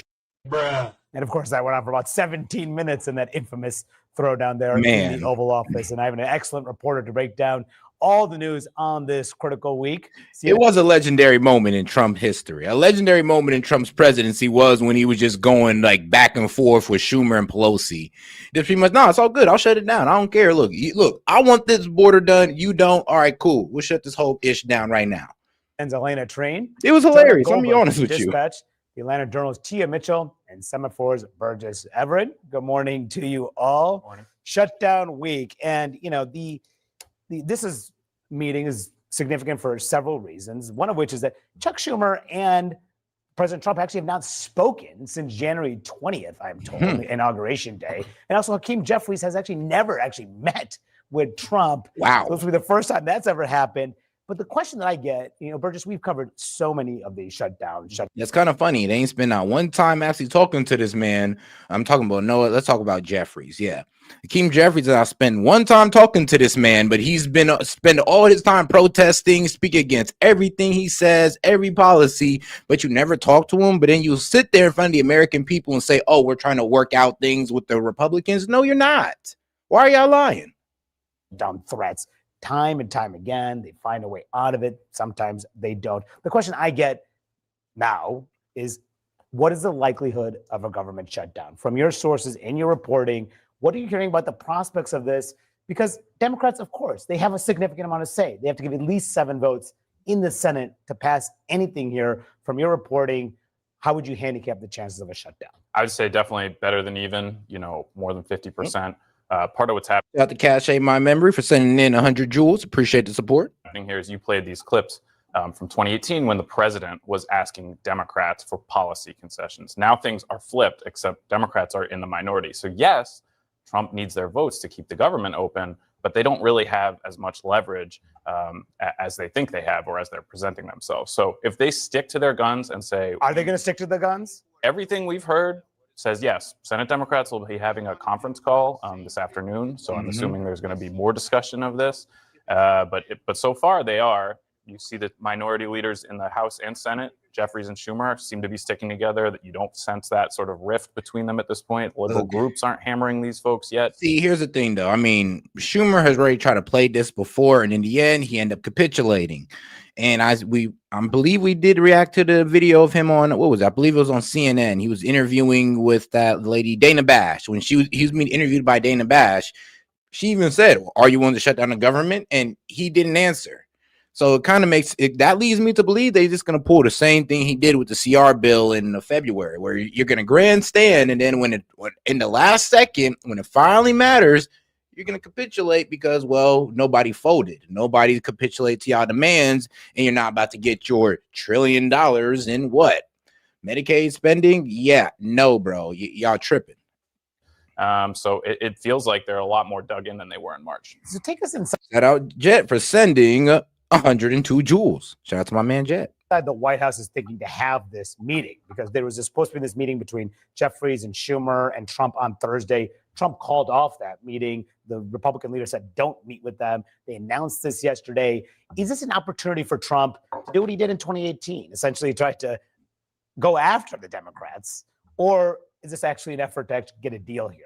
I think it'll more likely be what we saw in 2018. I mean, who knows how it's actually going to go down, but I know from my conversations, at least with people inside the building, is that they don't really see a lot of downside for the president and for the Republican Party overall with a shutdown. We know. Yeah, no, because the Democrats are the ones making the demand, and they're the ones kind of grandstanding on something that they already lost about. They already lost when it came to the big, beautiful bill.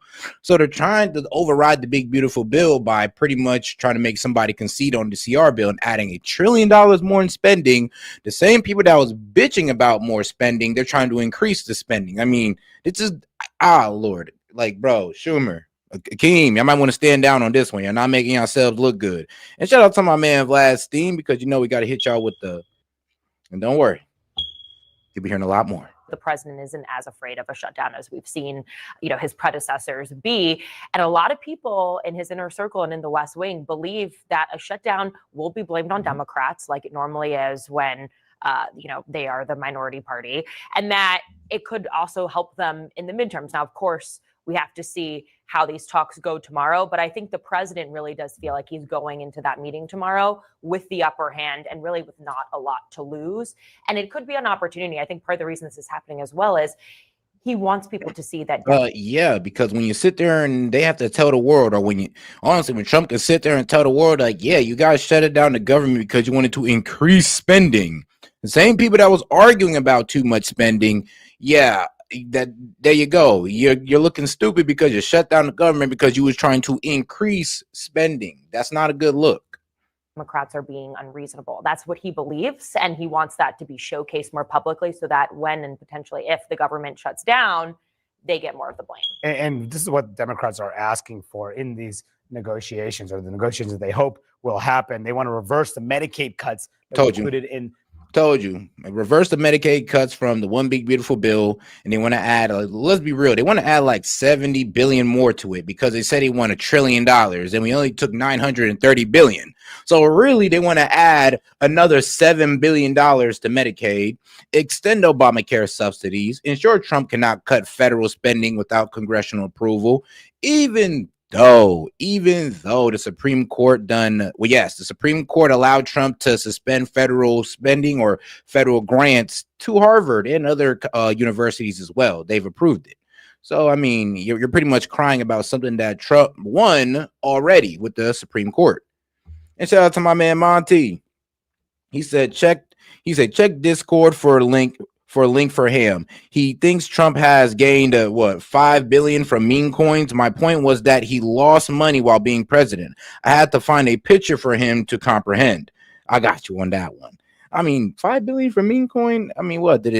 Somebody look up Trump's net worth. Did it go up past 10 bill? Trump's signature domestic policy achievement. Like, literally, he is the only president, literally one of the only presidents to lose money being president. Lost numbers out of his net worth, not gain like Obama. I mean, shoot, Obama walked in 6 figures, then he walked out 50 M's up. Nobody says anything about that, though. Strange. from this summer. They want to extend expiring Obamacare subsidies set to expire at the end of the year to help people pay for their health insurance under Obamacare. They also want some sort of restrictions on how Trump has essentially cut spending, federal spending, without congressional approval. I'm going to give in on that. I mean, perhaps they may have a discussion on how to deal with the Obamacare subsidies, but that is a much more complicated issue. But you're hearing Democrats saying that is their red line. Which is true. And you take a step back, they say we need to show that we can't continue business as usual the way Trump has been running things here. But isn't it a bigger risk? All right, guys, I do got to go ahead and show this for my man Monty. This is Trump's net worth over the years. So, well, as good as we can get. So, and we're talking about 2014 to 2024. So in 2014, my man was supposed to be about 3.9 billion, going up over the years, about 4.5 billion. Was he president then? 2016? Okay, yeah. But then as soon as he became president, man, my man was losing money. I mean, let's see. Commercial real estate plunged during the COVID-19 pandemic, which made sense, was pushed him down to 2.1 billion. Ooh, my man lost, millions upon millions. Then it turned up a little bit, coming out of COVID. Trump misses the Forbes 400 list for the first time in 25 years. I mean, Jesus. So, I mean, that probably hurt, missing out on the Forbes 400 list when you're usually on there. So, I mean, from 2020 to 2023, my man has seen an up, and then he's seen a dramatic downturn, and then he finally posted True Social. Trump's media company began trading on the NASDAQ on March 26, and yes, that greatly increased his net worth. So, all he pretty much did was put True Social and let it be tradable on the NASDAQ, and that pretty much, I guess 2x his net worth. So where was he at, like, before that trade? 2.5? Got himself up to 5.7. Huh, impressive. And really, I mean, common business tactics. It is what it is. All right, guys, let's get back into it. Risk for them to actually shut the government down? Well, there are both. And shout out to my man Maine with a Rumble Red. He says Trump owns 0 Trump coins. I just looked it up, LMAO. So shoot, I want to see somebody can double check that, because according to my man Maine, he owns 0 coins. Voters that these Democratic but maybe an LLC does. You never know. Maybe the Trump Museum does. You never know. Elected officials have been hearing from who've said, stop being afraid. Shut it down. We want to see a fight.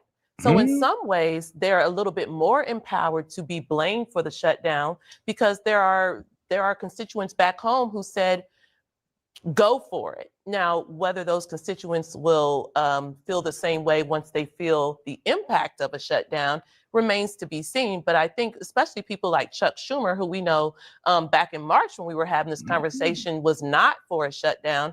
He seems to even be in a different posture now. So I think they are willing to negotiate. They've got what they want. I think they're willing to see where they can meet. But I don't think Democrats are willing to not do a shutdown with nothing in return. They might not get everything they want, but I think they're going to want something, or there will be a shutdown. And this is why the consequences are so significant, because the White House is threatening a lot here. This is what the Washington Post headline: mass layoffs, deregulation, military deployments as Trump's down plans. Eric Erickson, a conservative activist and personality, told the Boston Globe, if I were a Democrat and Russ Vought was in charge of OMB, he's the White House budget director, I would have nightmares about Russ could do that you couldn't undo when government reopens. Russ has waited for this moment in life. The point being is that Trump has he's taken all these steps in this past 8 months or so, regardless of what Congress wants, regardless of what the court wants. Now with the government shut down, perhaps he can go even further in a lot of areas. And that could even mean these mass firings of federal employees. Yeah, I mean, this is a briar patch that he kind of wants to get pushed into. I think part of the problem, is that one of the reasons why Democrats are at their lowest approval in 30 years in a generation is because a lot of Democrats don't like Democrats right now. And so that's the weird political vice that the Democratic Party is in, is how do I win back the support of my own party? Never mind. Trust me, it does seem like nobody likes Democrats, not their own constituents and not even themselves. People in the middle. And the challenge is that they're trying to use the shutdown as a messaging tool to highlight the Medicare and the Obamacare stuff, and also maybe to give themselves this excuse that says, hey, look, we want to keep the government open. We'd make a deal, but the last time we made a deal, this administration the Republicans went and reopened legislation that was already passed and paid for, so we can't trust them. Mm-hmm. And that is the only silver lining for Democrats possibly of not getting the full blame, is to say, hey, look, under normal circumstances, we would deserve the blame for shutting down the government.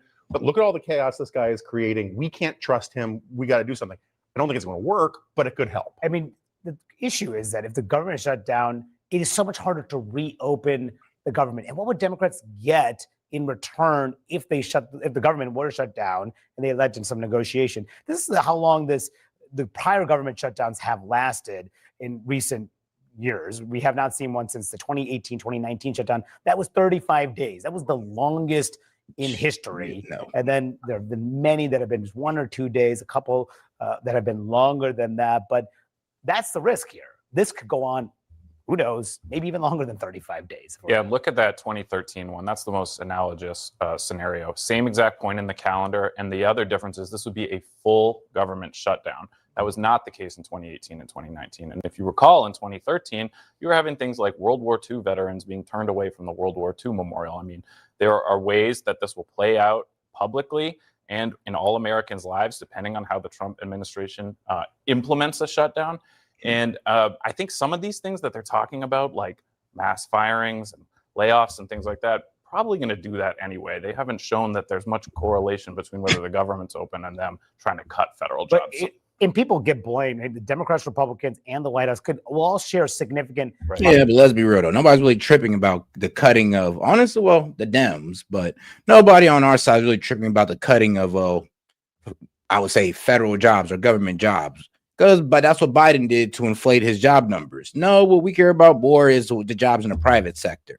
So I'm sorry, for my government employees, but there's already too much of y'all. Y'all know this. They got 4 of y'all doing the same task and they only need 1. So yeah, some of y'all had to go in the first place. And let's start, adding jobs to the private sector instead of to government. But all right, guys, let's keep it going. The TikTok deal, President Trump expected to sign an executive order this afternoon that states the deal is a qualified divestiture, which meets the requirements of the ban or sale law that passed last year. According to the White House, the deal will transfer control of TikTok's U.S. operations and a copy of that all-important algorithm to a new joint venture based in the United States. We're joined now by Shark Tank investor Kevin O'Leary. He is also the chairman of O'Leary Ventures. All right, Kevin, it is not yet public who all of these stakeholders are in the deal. We're getting some names out there. The president name dropped a few. Will you or any of your firms have a stake in it? No lack of buyers. There are so many PE, private equity people and investors that want to be part of this deal. It has so much upside. Definitely, I'd love a piece of it. There's no guarantees at all. The only person I know with certainty that, and I'm also just assuming, but we'll see this in a couple of hours, is Larry Ellison, because he is hosting in Paris, Texas, and in Virginia, the actual source code, of which there's 5 billion lines. So he's going to be part of this deal. And my guess is between he and Trump, they'll handpick who is going to be on the cap table. Yeah, they're very close, right? And under the deal, Oracle, founded by Ellison, in cooperation with the government, monitors this algorithm, to quote, ensure content is free from improper manipulation or surveillance. That's according to a senior White House official. Doesn't that raise questions about allies of the president and his party and private industry and the government monitoring a social media tool that arguably could affect the outcome of an election? Well, there is no doubt that this is an unusual deal. There's never, ever been one like it. You've got both the Supreme Court and Congress involved. But let me explain technically what's going to happen that may make people feel a little more comfortable. The concept here is called forking the code. In other words, the code exists right now, it's running. So what Ellison gets and what the buying consortium gets is basically a photocopy, a snapshot, a copy of it. And from that second on, it's no longer the same as the global ByteDance TikTok algorithm or source code, because their task, in order to comply with Supreme Court order and that of Congress, is to rip out the spyware. And so think about the upside of doing that, because there's a big hammer on top of them. The buying consortium, if you're lucky enough to be on the cap table, you also risk of not complying with this law long after the Trump administration is gone. This thing lasts for years, and the fine is over $800 billion. So you're going to get it right. And what you're going to do is take all of this source code, 5 billion lines, rip out the spyware, and then monitor what are called data packets. In other words, what IP addresses is TikTok pinging off the servers in America? And you know the ones you don't want to give access to, those are the Chinese ones. But remember, TikTok's complicated. There's countries like Switzerland. You know, when a hot watchmaker breaks in Switzerland, it goes on TikTok. I need to know that.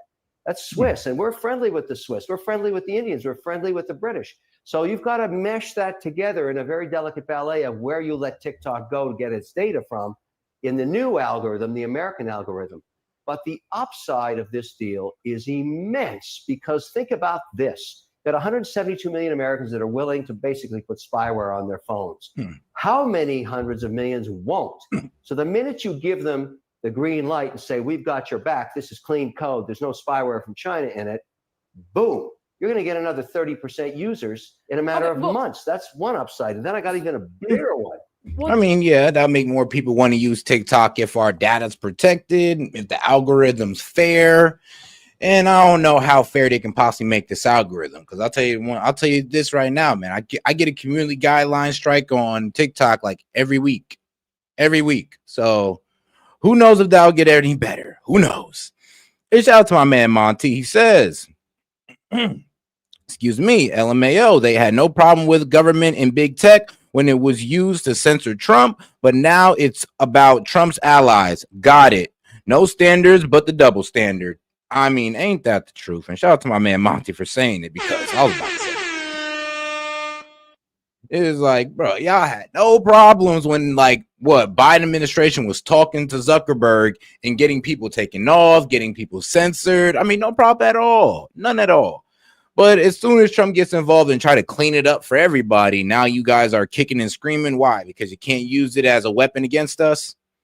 Well, hold on. Well, I got to ask, because you didn't answer my question. Well, hold on. I want it, because I get what you're saying. I mean, there's the China piece of this, right? Which has been the whole point of the ban and everything. And that's supposed to deal with that.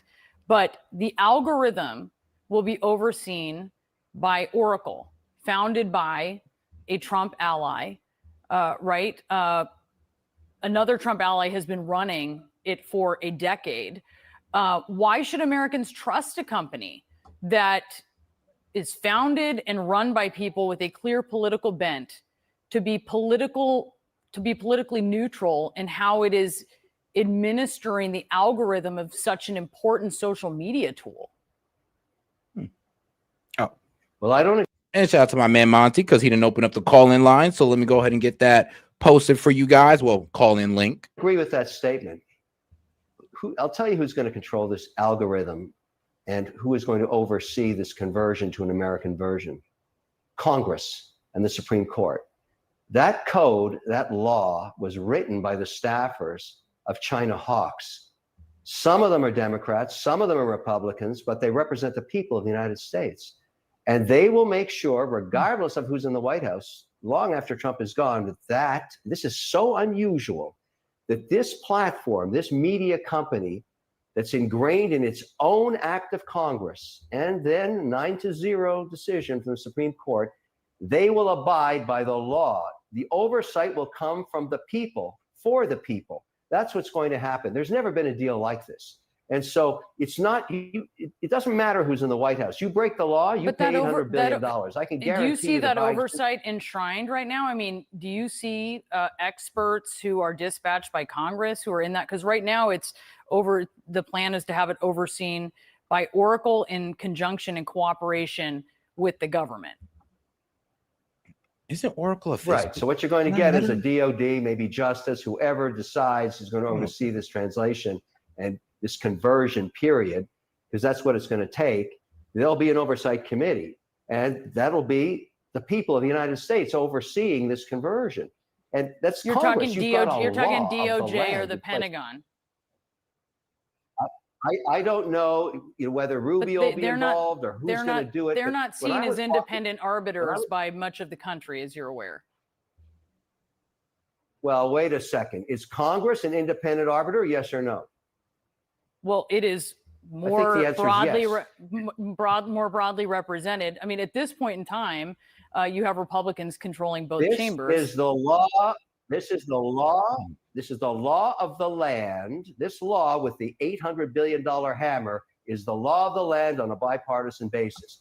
If I end up on that cap table, I'll be sweating bullets if the conversion works, because I know the staffers who wrote that code.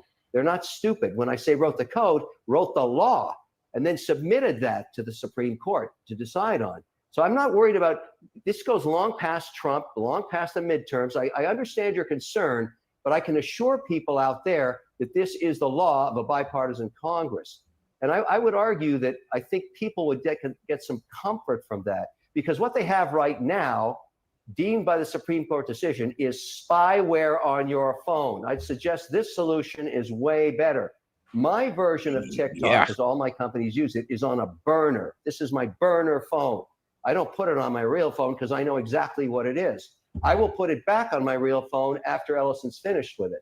And I'll know that Congress is overseeing it. So I'm comfortable with that. But this network is important for small business.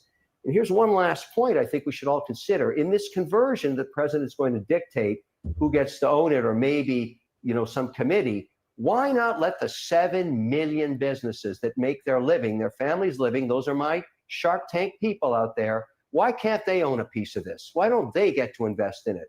That would help the conversion period a lot, and it would make it truly the people's platform, owned by the people, overseen by their Congress. That's how this deal should go down. All right, we'll see if someone is listening to that suggestion. Kevin O'Leary, thank you so much for being with us. And all right, now that we done, touched on the TikTok ordeal. Oh, perfect. Joining us now, House Speaker Mike Johnson, Republican of Louisiana. Mr. Speaker, good to see you. Let's start with the... Ironically, I had this video pulled up in a tab, but hey, just put up there on the suggestions. I love it. Joining us now, House Speaker Mike Johnson, Republican of Louisiana.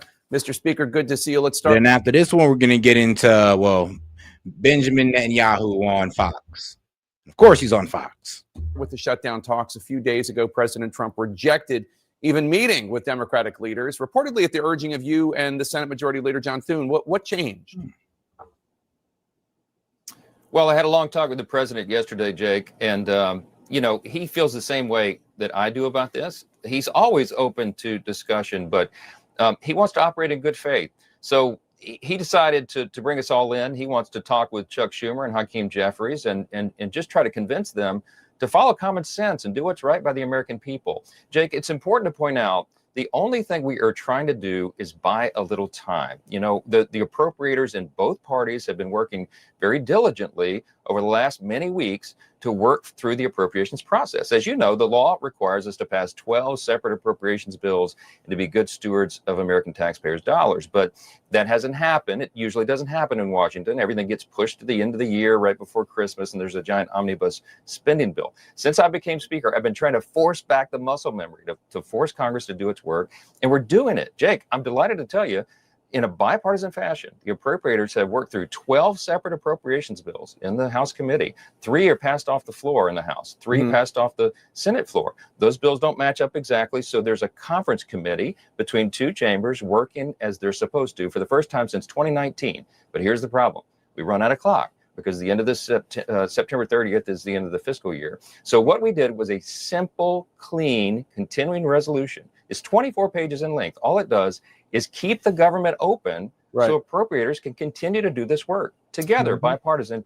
Chuck Schumer came back with a long laundry list of partisan demands that don't fit into this process, and he's going to try to shut the government down. The president wants to talk with him about that and say, please don't do that. So at this meeting tomorrow, is President Trump looking to make a deal, or is it going to be like when Michael Corleone met Senator Geary? My offer is this, nothing. Well, look, we'll have to see, but I can tell you where his head and his heart are. He wants to do right by the people. He does not want the Democrats to hold up troops pay, You know, the people who are serving in the military, they don't get paid during a shutdown. He doesn't want WIC funding, you know, women, infants, and children nutrition program being held up. He doesn't want telehealth and mental health and FEMA services to be stopped. That's what Chuck Schumer is holding hostage. Why? So that he can add $1.5 trillion in new spending at a time when we're simply just trying to keep 1.5. Bro, what? Bro, I said 70, but really y'all looking for 570 billion more dollars to be added to the Medicaid. It's like we only took 930 billion. Y'all want to add 1.5 trillion? Do y'all hear yourselves?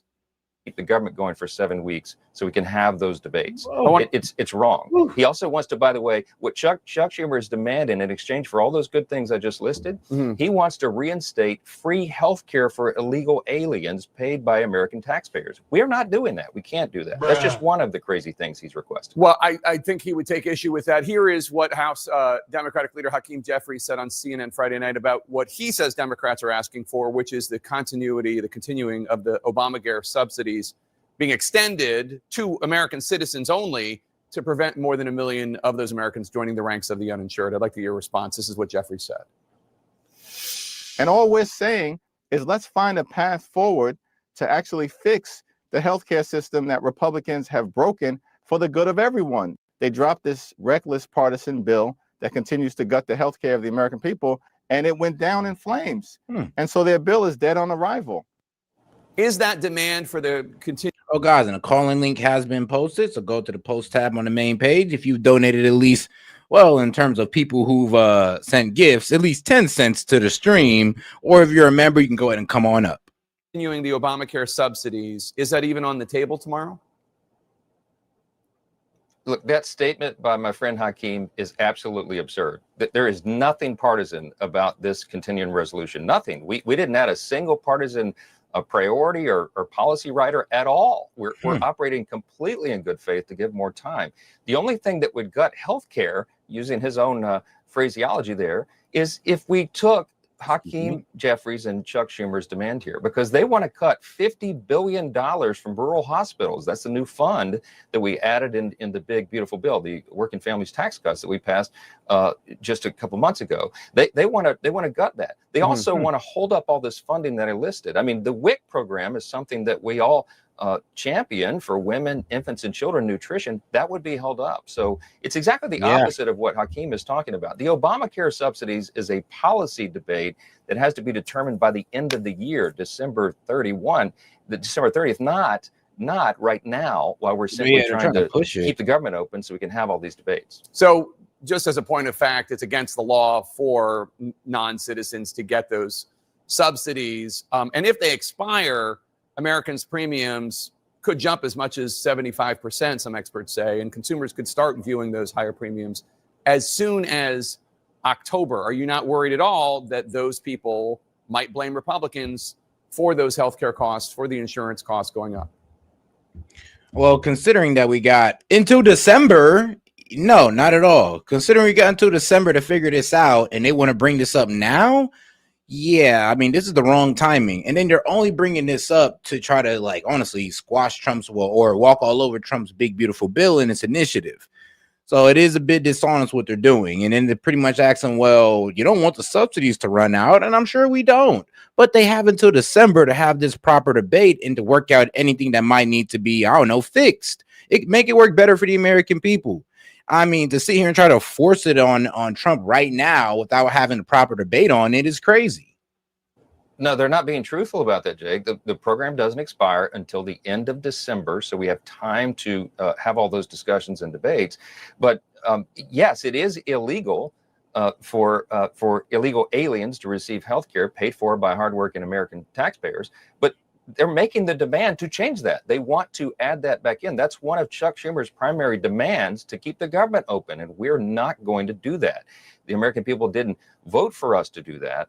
We're trying to clean up the system. So what they're demanding, they know is outrageous. They know it's far beyond the pale. And look, I challenge anybody listening to us, Jake, go pull this up. You will see there is nothing partisan in what we have passed and presented to the Senate. But Chuck Schumer is doing this for one reason. He is trying to get cover from the far left base of his party because they've been hammering him I mean, every time you ask a Dem for something like bipartisan, they hit you with this. Oh, it was a huge movie. He was the lead. No.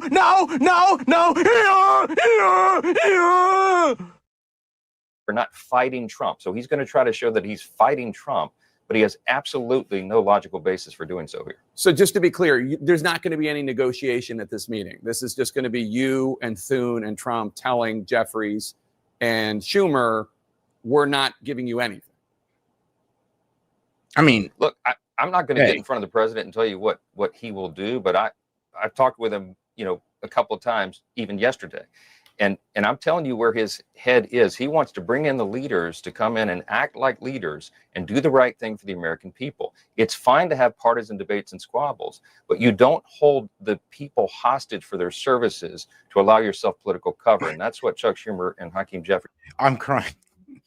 Shout out Botsy. He says, remember, libs, Trump said oxygen is good for you and that you shouldn't eat your own feces. And watch them start holding their breaths. I mean, sweet Jesus. Oh, boy. Shout out to Botsy. They're doing right now.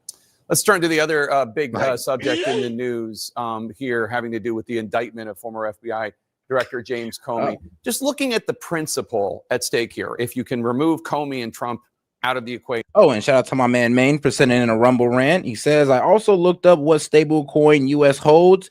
It's it's USDT. It's a Tether. Again, not owned by Trump, nor can it generate profit. Gas fees go to the computer that handles the transaction of the blockchain. And you know who'd be better off explaining that? Castro. Castro's really well versed when it comes to crypto.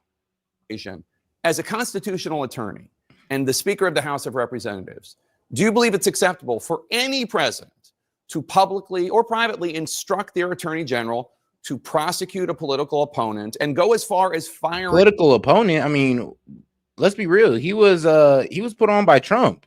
Yeah, Trump pretty much hired Comey, and Comey turned against him. I mean, and let's be quite honest, Comey's a Republican. So when you want to call this like what, a political get back? Not really, because he's one of our own. Yeah, he's a Republican. A U.S. attorney if they don't bring Trump. I mean, the Dems are only protecting him because he went against Trump. Or just because they don't think the case is strong enough. I'm glad you brought up the principle. That is exactly what's at issue here. James Comey lied to Congress. Okay, he took an oath. He said things to Congress that were simply not true. It's called perjury. A grand jury that is not, a nonpartisan, non-biased grand jury that was assembled looked at the charges and they agreed, they voted to bring an indictment of James Comey, not President Trump, not the DOJ, but a grand jury. That's how our system works. It's a very important principle for us to apply that everybody has to subscribe to the law, even a former FBI director. And he has lots to answer for. There are many things that he could have been indicted for, but the statute of limitations ran out on so many of those matters. Not here. Perjury is important. You can't, especially if you're a high official, appointed or elected official, you cannot raise your hand, take an oath, and lie to Congress. And that's an important principle, Jake, for us to advance. Does the rule of law have to apply to people who stormed the Capitol on January 6th? Well, I'm glad you brought that up. There's new information over the last couple of days about that as well. Apparently, there were 274 FBI agents in the crowd on January 6th. No. I think the total number of persons involved. Cash Patel just brought some enhanced understanding to that. They were sent there to do crowd control because of everything that was going on. It wasn't a false flag operation as President Trump suggested. Well, Jake, wait a minute. Hold on, Jake. How do you know that, right? There's a lot of what Cash Patel brand new questions about, well, and I'm telling you that there's videos and it's always been disputed what involvement some of those persons, engaged in, what involvement they had. Did they spur on the crowd? Did they open the gates to allow them in? I don't know. These are questions, but they should be answered. And yes, there's a lot of investigation and discovery to go forward. We have a select subcommittee, bipartisan, a committee that is reviewing the investigation of the original J6 committee. I mean, a committee investigating the previous committee. Why? Because there was so much bias in the system. And that committee was rigged, I think. And I think my theory is, I've always believed that they got rid of evidence and they hid some of this. So all of it's going to come out. the American people deserve full transparency. Full transparency, and that's what 100%. Congress is working on, and that's what the administration is working on. I'm always in favor of full transparency, including, So we'll find out. including for the Epstein files, which that will probably come on the floor of the House soon. Hey, I mean, and you know, let's get into our most wild clips. Let's get into the wild clips of the night, guys. I do appreciate the support. So we're going to get into the wild clips of the night, and let's get into our guy, Glenn Prager. Because after this guy was exposed, he deleted his LinkedIn account, which was crazy. But we're going to get into a couple of videos that's more on the, well, let's see here.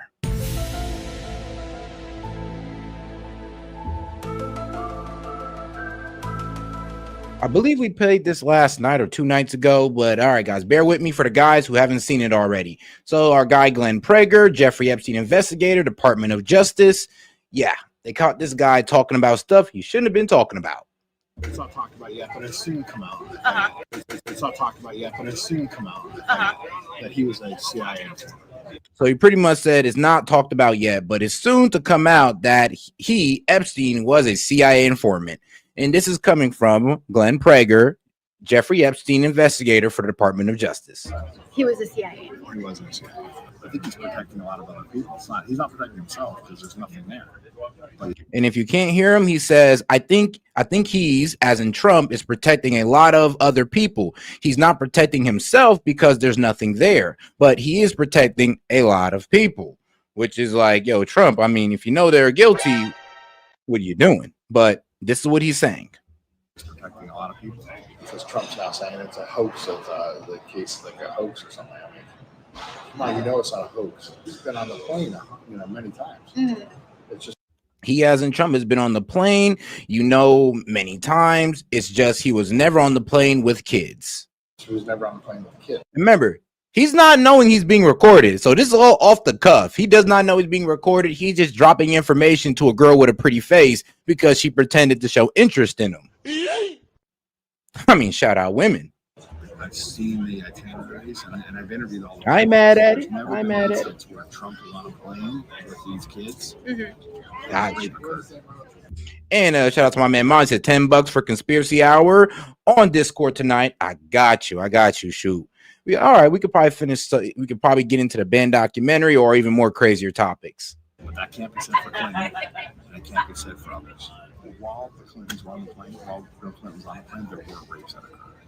Overheard at Phoenix Airport on September 8th, 2025, a senior Justice Department investigator who personally worked on the Epstein case tells all. Glenn Prager, who has reviewed Epstein itineraries and has interviewed Epstein's victims, drops a bombshell. He says that the DOJ did not want to go after Epstein because he's a CIA asset, that the evidence from his investigation confirms that Bill Clinton was present for alleged rapes on the Lolita Express, and that President Trump was not present for the rapes that Glenn Prager investigated, but that he is protecting a lot of other people that were. How about this whole Epstein thing that's like going on? I worked on that case. I used to interview all the victims. And in my picture was. He said, I worked on that case. I used to interview all the victims. And in my picture was 20 to 30 victims in Palm Beach that I was interviewing and dealing with and stuff like that. 20 to 30 victims in Palm Beach that I was interviewing and dealing with and stuff like that. And then we would go ready to go to trial and they would flip. Epstein would just pay them off. So he's pretty much saying he would take these witnesses to trial and they would flip. Epstein would just pay them off. And they were just like these little kids. They paid off. I mean, Epstein would pay off their families and they're all broke kids and poor families. And that is sick as fuck. I'm not even going to lie to you. I'm sorry for my language, but that is sick that you literally hide the molestation of your little kid or the sexual extortion of your child because somebody paid you off. I mean, that's sick to think about. They're just like little kids. They pay off their family. They're all broke kids and poor families. So you pay them off like anywhere from $150,000 to $500,000. Yeah, so pay them off like anywhere from 150 to 500,000. Nothing in that guy's world. I mean, Jesus. Yeah, I could see poor families just kind of folding for that, sadly. Nothing in that guy's world.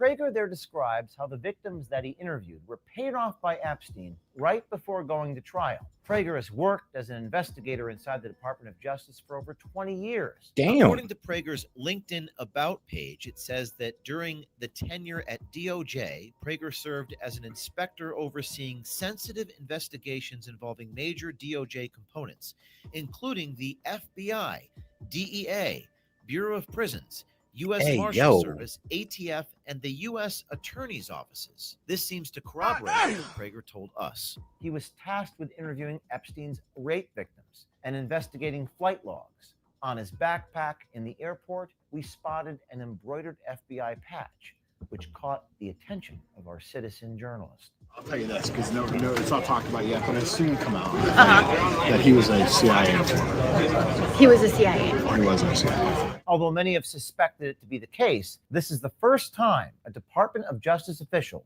has confirmed that Epstein worked for the CIA and is a foreign asset.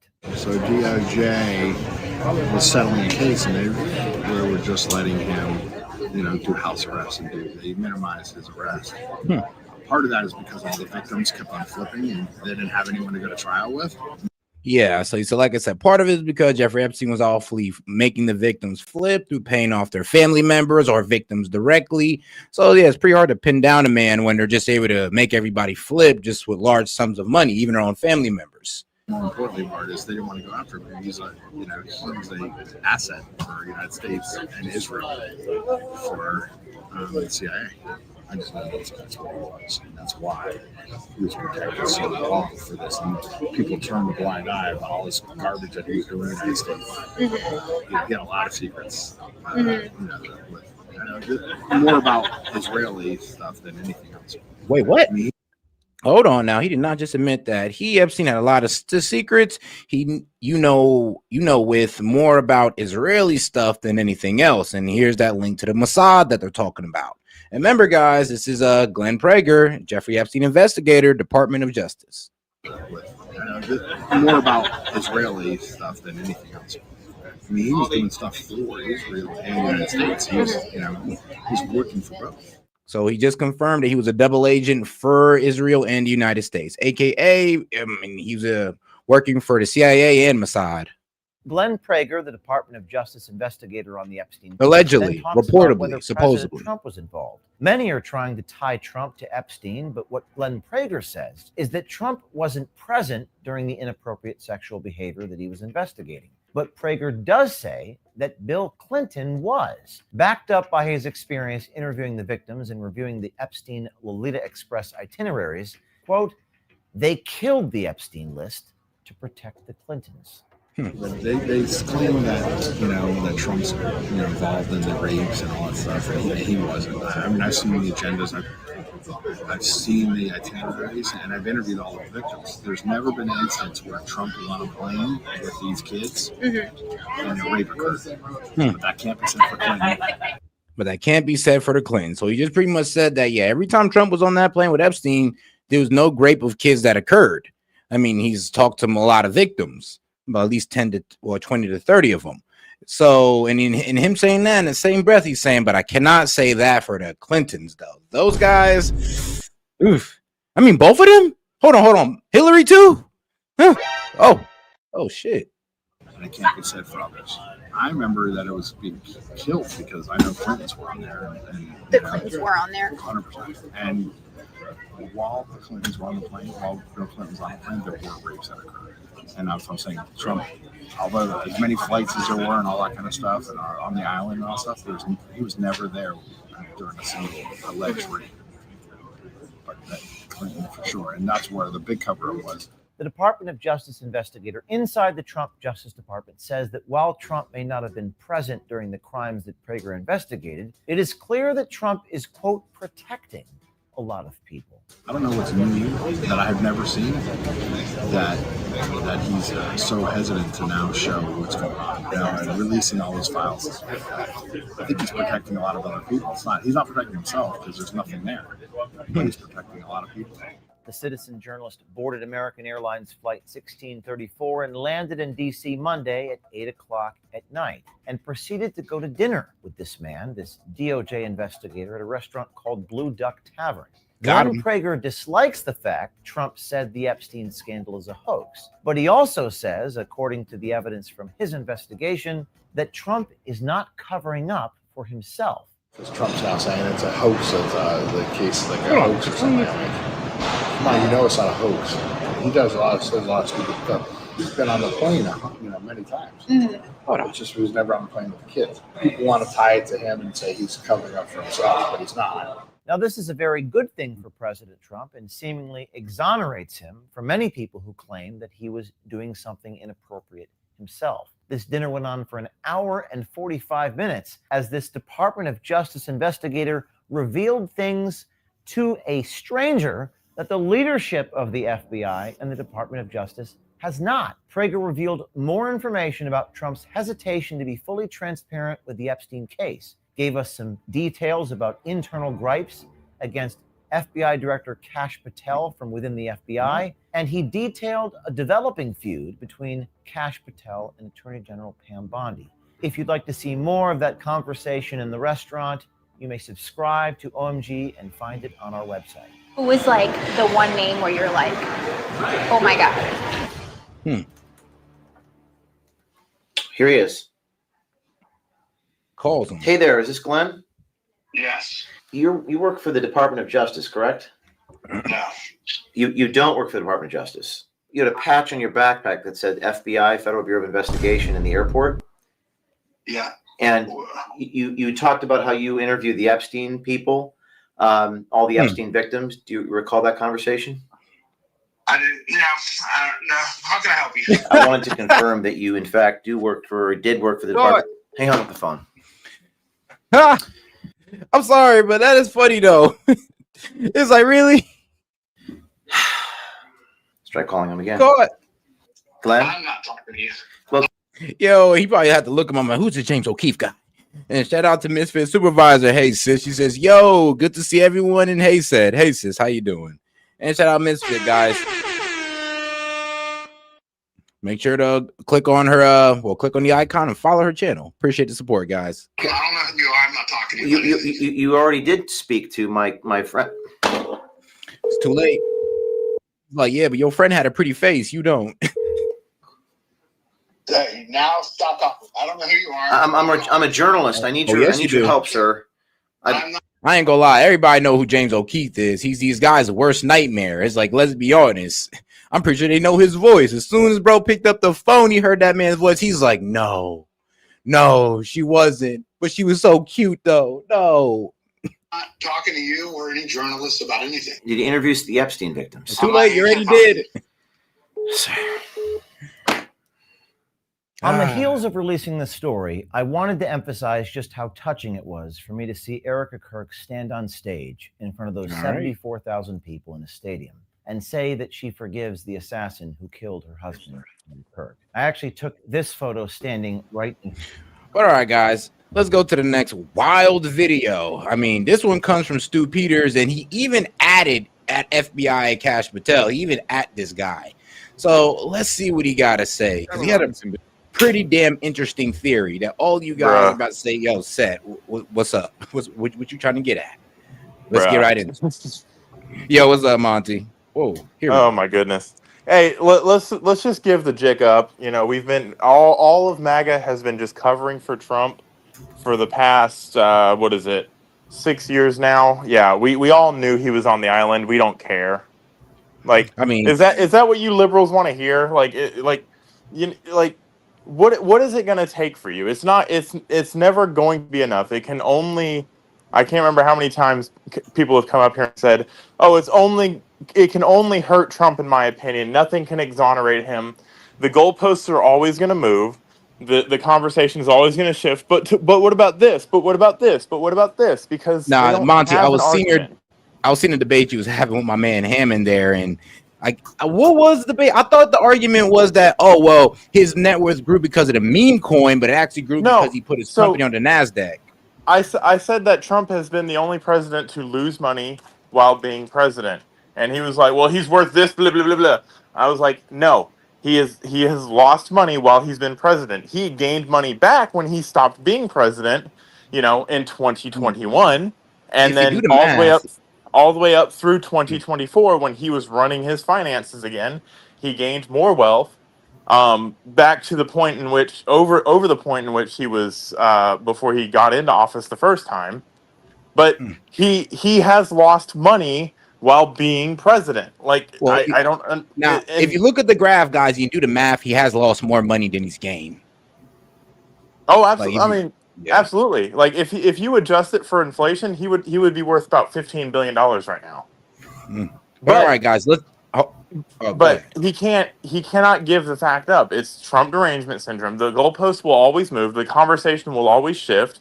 You will never win in a debate with people that are not rooted in reality. Period. And shout out to my man Daniel Wells. Hopefully you're staying safe out there, my man, and appreciate the support. But all right, guys, we're gonna get into Stu Peters. He sent this to he added Cash Patel. So let's see what he got to say. Tyler Robinson didn't kill Charlie Kirk.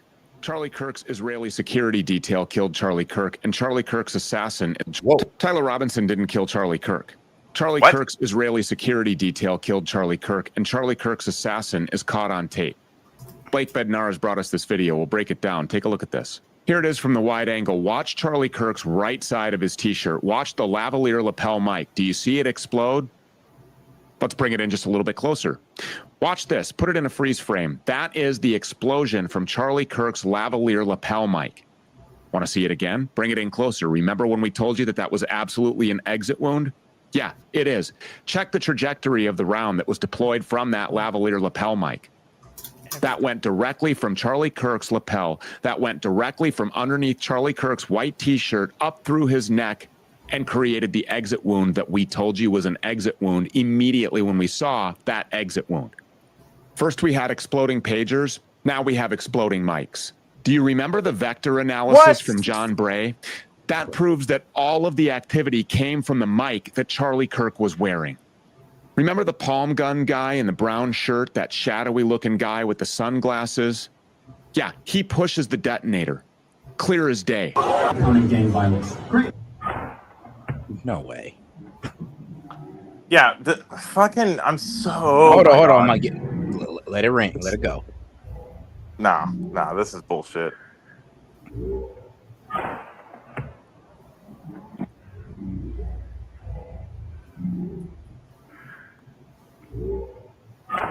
That's the assassin. That's the guy that pushes the detonator, which perfectly aligns with the explosion that pushes that projectile through Charlie's right side of his neck and out the left side, creating the exit wound. Where's the entrance wound at then, guy?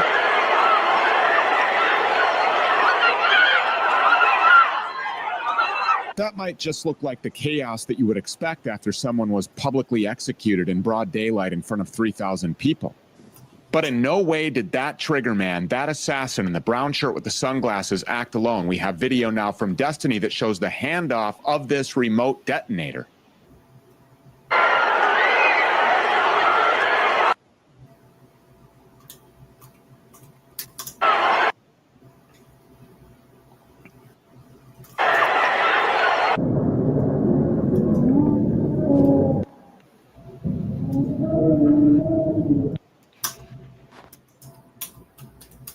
Detonator.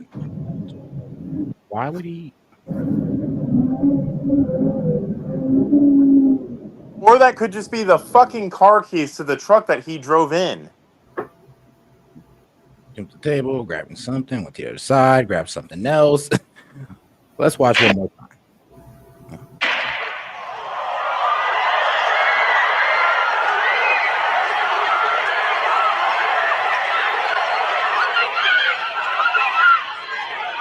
We had John Cullen on the program last week, and he made a great point about ballistic acoustics being altered to hide the location of the real shooter. Well, the same can be said to distract from the fact that there was no shooter. Tyler Robinson did not kill Charlie Kirk.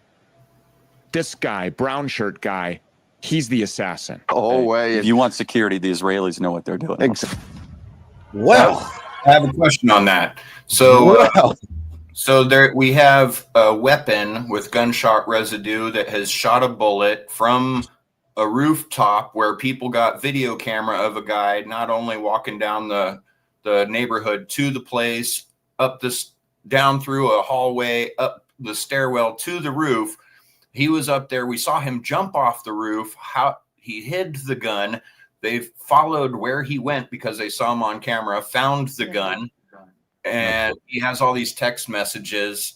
So is Tyler just imaginary?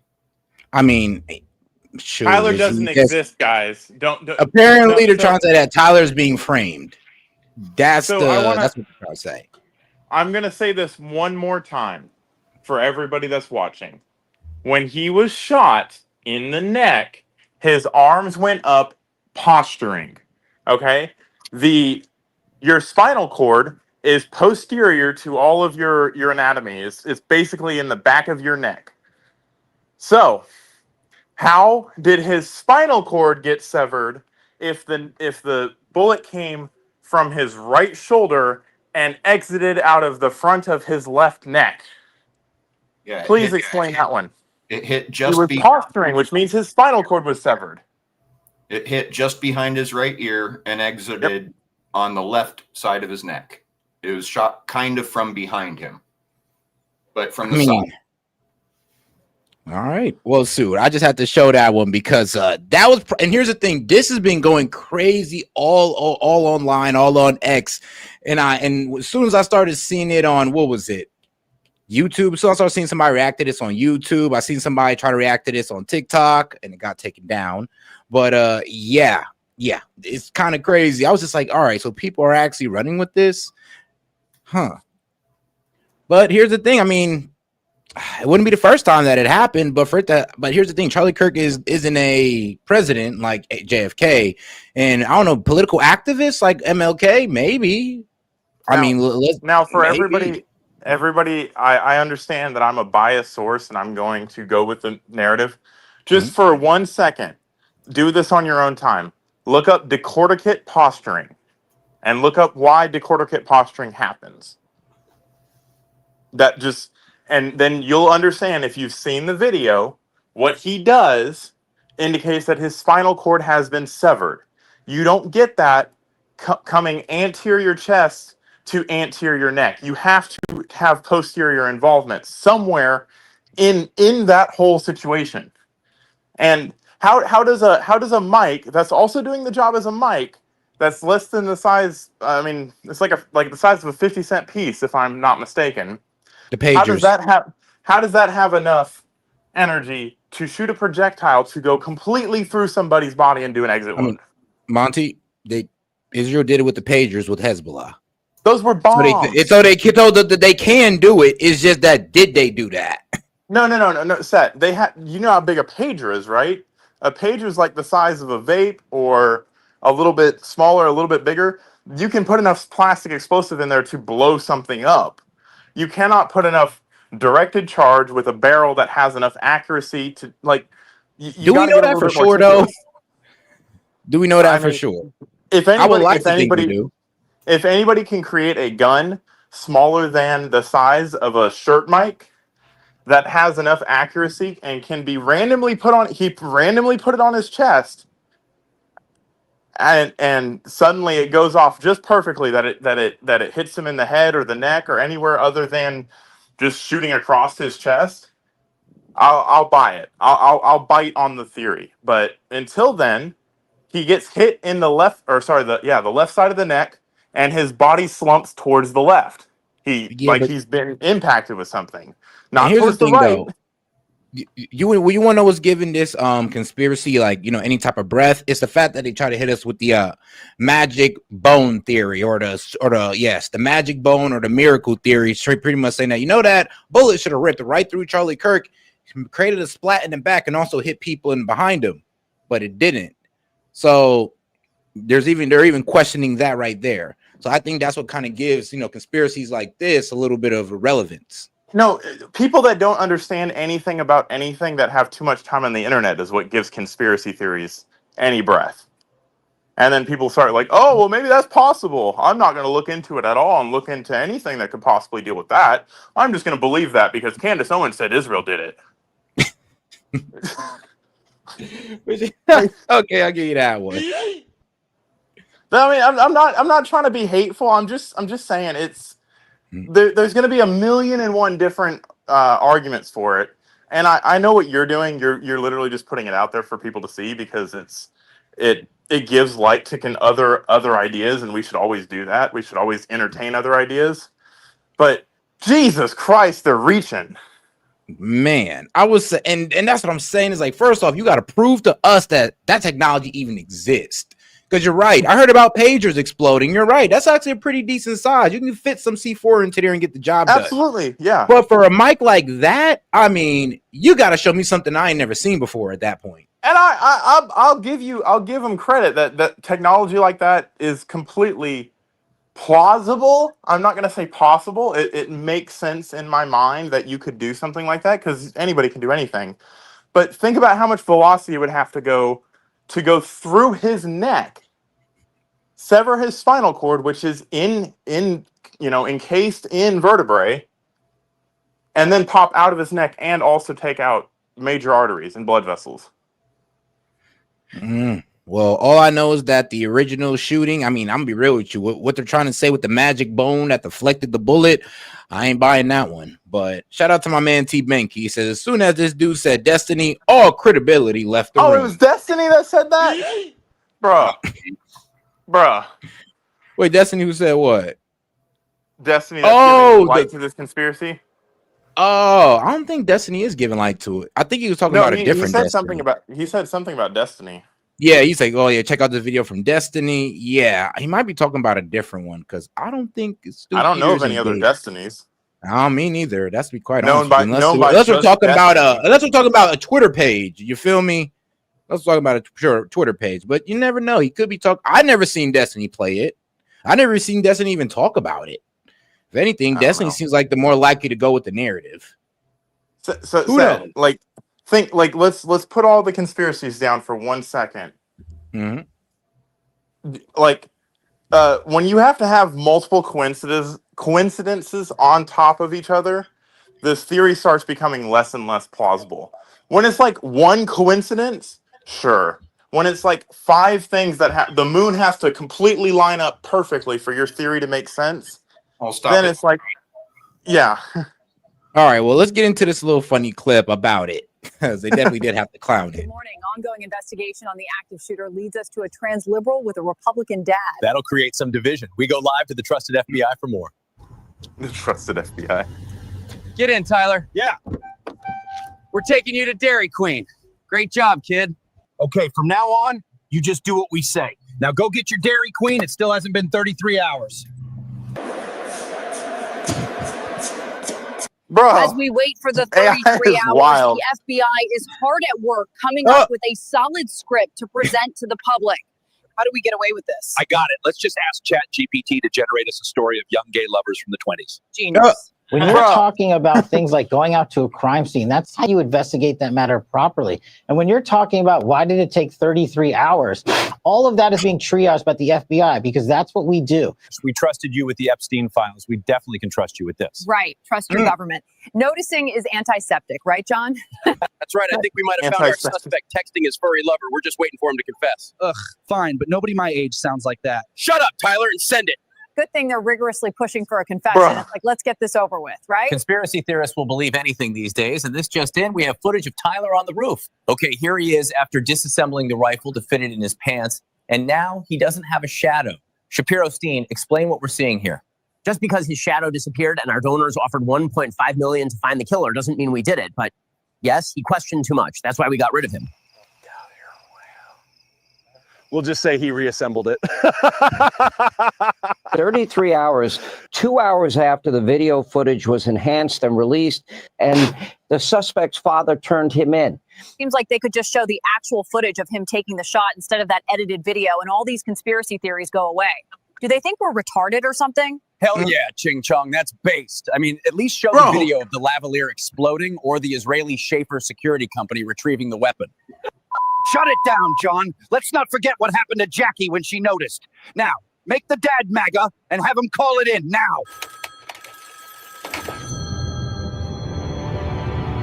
Are you ready to confess? He admitted it, okay? Now, when do I get the 1.5 million?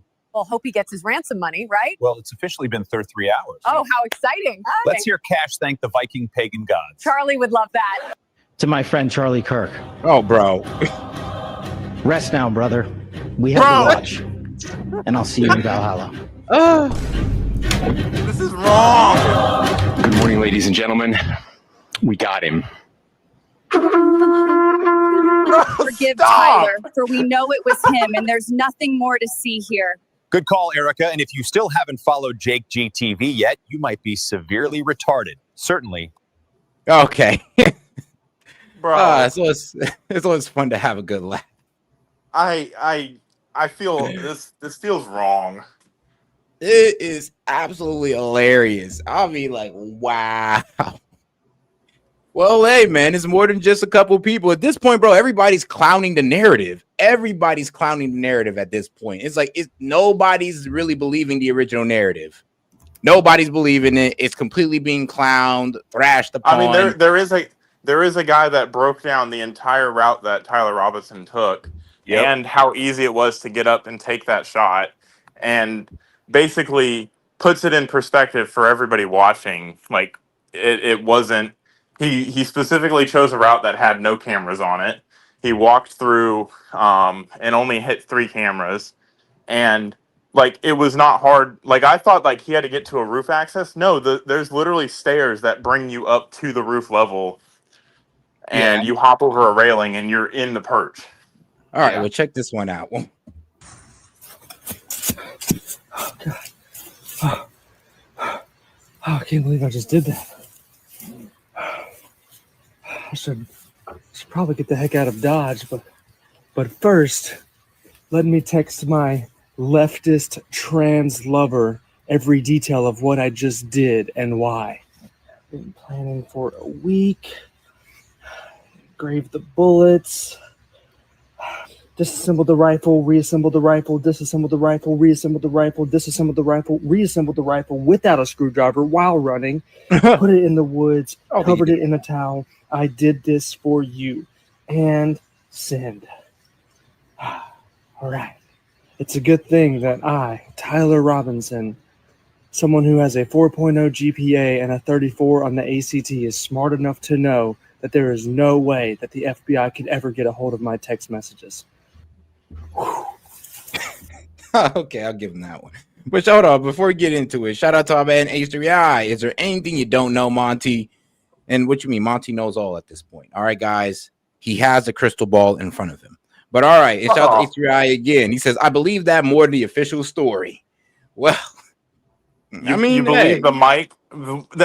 So I have to be all seeing to realize that theory is completely garbage and give out reasons why I think it's garbage. And suddenly you're whatever, dude.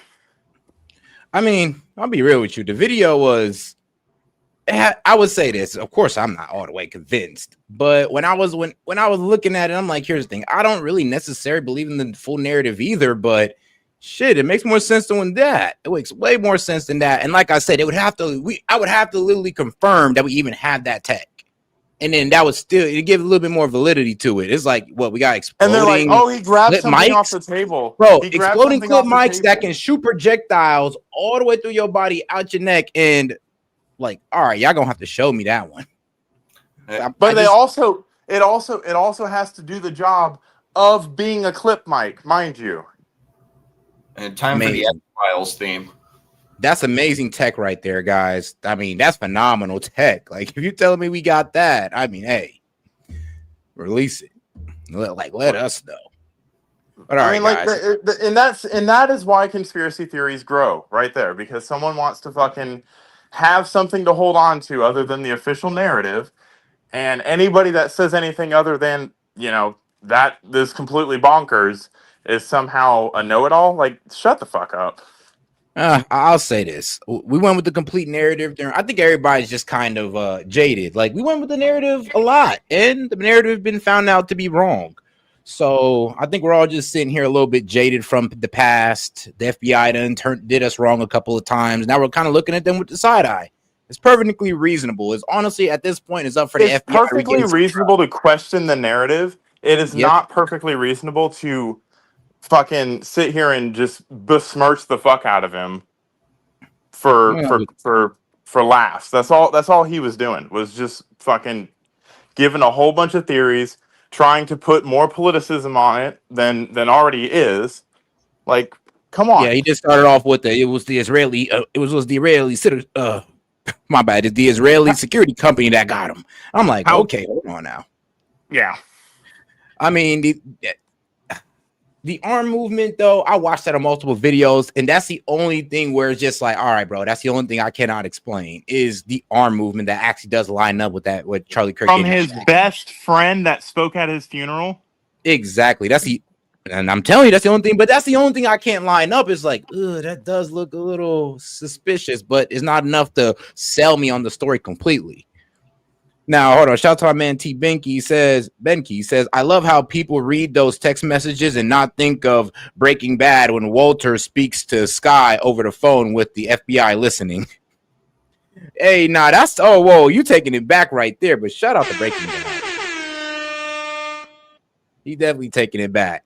But I mean, that is a bit weird for him to start texting his gay lover after, committing violence like that. Of course, the FBI is going to be involved. If you don't think that they're going to check your texts after they've seen you on camera, I mean, come on now. Or he just didn't think he was seen on camera. He went through a great deal of fucking trouble to not get seen on camera. Or did he? Okay, I'm just playing. What do you mean? Or he was only caught 3 times. If it fits into the show, I just posted in the what's it called? Discord. StreamYard. It's like 12 minutes. It's a graphic representation of the footsteps of Tyler. Man, shout out. Actually, I'm looking at it right now. It actually looks like a pretty entertaining video. It's like 10 minutes long if he's got the same one I'm thinking of. Yeah, it's about 12 minutes. And it goes, and everybody's like, oh, yeah, there's no way he missed all those cameras. And he literally walks the route of where all the cameras would have been and points the cameras out and points out where the cameras aren't and says, yeah, it's completely reasonable. That's the route that he took, and that's what lines up with everything. This one's a little different. All right, let's get into it then. How did this ordinary guy become the world's deadliest assassin? How did he manage to escape? And how was he ultimately turned in by a close family friend in original 3D animations made from scratch? This is an exact mapping of everything that happened, simplified for better understanding. Here is Lake Utah, and just beyond it lies the West Campus. This is the Utah Valley campus. Charlie Kirk was shot in this area. To get the full picture, we need to look at how the suspect entered the building and how he escaped the scene. The suspect entered the building around 11:52 a.m. local time, moving through stairwells and across the roof to reach his sniper position. Surveillance footage confirmed his entry onto campus and his deliberate, unobstructed route inside the building. There is no public evidence or description suggesting he used a ladder to access the roof. Reports indicate he used interior stairwells and walkways instead of external ladders. The shooter was positioned less than 150 yards from Kirk, a distance well within the capability of a basic marksman. Yo. This video has a couple of inconsistencies. Like, for example, the stairwell was not inside, it was outside. It was an external stairwell, and the stairwell that we see is actually of a parking garage. I'll see if I can't go find the actual video in real life of the guy walking the route, and I'll send it to you, because it makes a lot more sense than this is, because all this is going to do is stir up the chat. If it shows them on an interior stairwell, that's not accurate. It was exterior. And shout out to my man Lenny Kogan. He says, guys, if he was a sane, straight-thinking guy, he wouldn't have done what he did. Come on. I mean, that is true, though. Well, actually, you can be politically radicalized to just, I'm going to be honest with you, to where he feels like he's in a sane, he feels like he's in the right mind to do it. I mean, is he that does I'm wait, are you talking about his like mental his mental history? Because I'm gonna be honest with you, he has no signs of ever having problems mentally. So I don't even think we can give him the mental health argument. I agree with you. I mean, I can't say that I think he's what's the word? Medically psycho, but anybody that goes and murders somebody for their speech has got to be crazy. That is true. Even though he has no history of, well, being crazy. So this go to show that, he was completely radicalized into this in some way.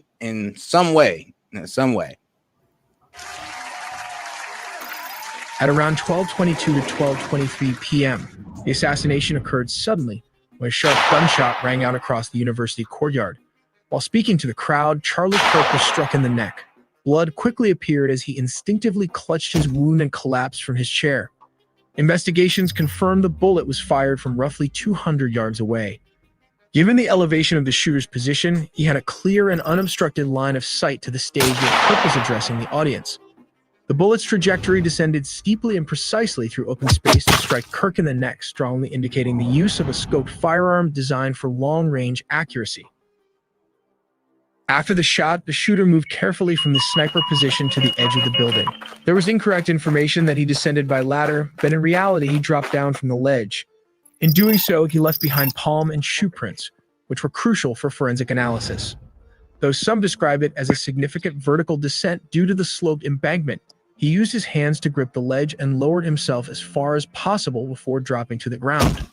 The bolt-action rifle, identified as an older Mauser model, was still with him as he made his descent.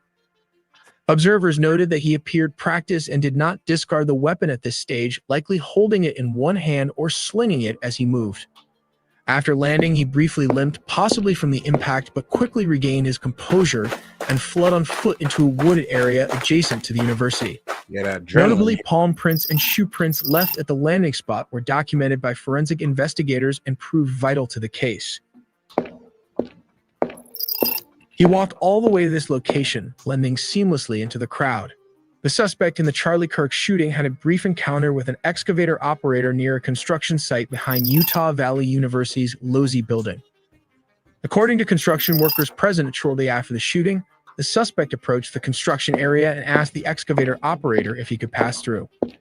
The operator informed him that pedestrians were not allowed on the site and stopped him there. The suspect reportedly responded calmly, saying he was trying to get home safely following the incident. This interaction took place before police and emergency responders arrived at the scene.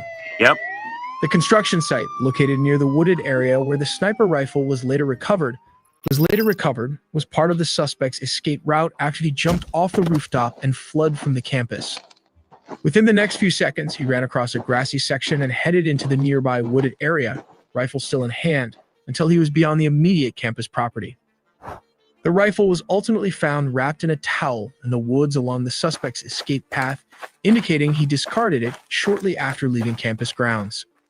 But how was he caught?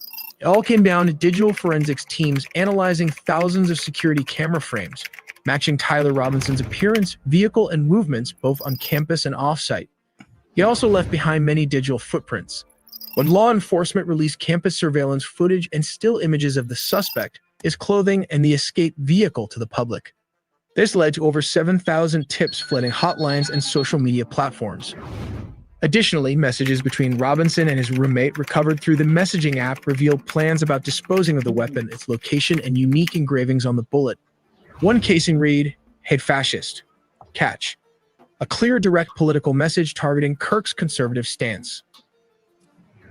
But the key reason he was caught was because his own father made the difficult decision to sacrifice his own son and turn him into the police. It was released that Tyler Robinson, the 22-year-old suspected shooter of conservative activist Charlie Kirk, was captured after an intense manhunt lasting about 33 hours following the shooting at Utah Valley University. The critical breakthrough came when Tyler Robinson's father, Matt Robinson, recognized his son in the photographs released by the FBI. Matt immediately reached out to Tyler and urged him to surrender peacefully. At first, Tyler refused and even threatened to harm himself rather than go to the authorities. Seeing this, Matt contacted a family friend, a youth pastor who also serves as a U.S. Marshals officer. With their support, Matt was able to convince Tyler to stay put and cooperate with law enforcement. Now let's go to the arrest details. On the afternoon of September 11, 2025, authorities orchestrated Robinson's peaceful surrender at a residence in Washington County, Utah, roughly 33 hours after the shooting. Robinson offered no resistance during his arrest. On September 12, 2025, Robinson was booked into Utah County Jail charged with aggravated murder, felony use of a firearm, and obstruction of justice. But hats off to Father, where even law enforcement officials and public leaders publicly credited the family's intervention for enabling an orderly, nonviolent arrest. To better understand this assassination, it's important to note that a similar pattern was followed where the assassin also imported his own rifle and rented a post office box. On March 13, Klein's Sporting Goods of Chicago received a mail order for a World War II surplus Italian 1891 Carcano, and the model is a 1938 rifle. The order totaled $21.45, $19.95 for the rifle, plus $1.50 for postage and handling, and was placed by someone using the alias A. Hedel. And the rifle, which came equipped with a 4x scope and bore the serial number C2766, and was known for its effective range of around 500 meters with accurate shooting capabilities up to 800 meters, depending on the specific model and shooter proficiency. Can you It holds 6 rounds in its internal magazine. Yep. It was his grandfather's gun. How did, I mean, he didn't buy it online. I don't know what. Yeah. Well, we know he didn't buy it online. I'm wondering where they're getting off into this whole, guns being sent, guns being purchased in different areas under an alias. This is so I don't know if you can see the video. It's on Facebook set. So if you click the link in the back end, this guy literally walks like exactly every frame that we saw on like the FBI's pictures that they released. Yeah. And everything like that. And mind you, let's not forget this suspect is alive and facing charges for these crimes. So there is a certain amount of evidence that needs to be preserved and withheld until after the investigation is done, and 2, so that it doesn't taint the jury pool any more than it already has. Now, if he sent it in to have the sites cited in or something, that might cost $30, but there's no way you're going to buy a Mauser. Not for $30, yeah. But not happening. All right, guys, let's get into it. This pink flower bed is the flower bed that Tyler has actually captured on Ring doorbell camera. I'm walking down this street where he's going to initially make his route into the parking garage and then get on the roof where he assassinates Kirk. He is seen at 11:49. That's where the camera footage was released of him limping with the rifle in his pants. But he is actually also seen around 8 a.m., a few hours just prior, in a completely different outfit in shorts. And he is walking down. So that's evidence enough to say that he came down, he scoped and planned this route. He knew what he was doing. And I'll show you actually the exact route that he took. So house captures camera footage, pink flower bed. He then proceeds to walk across the street right here.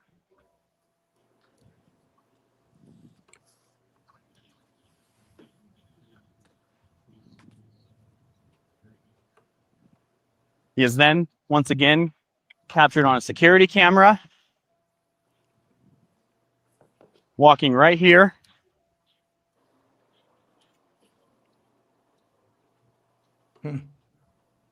It's literally 10 minutes of him re-walking the whole crime scene. So it speeds up in a little bit, but he's explaining different things and pointing out different cameras while he's doing it.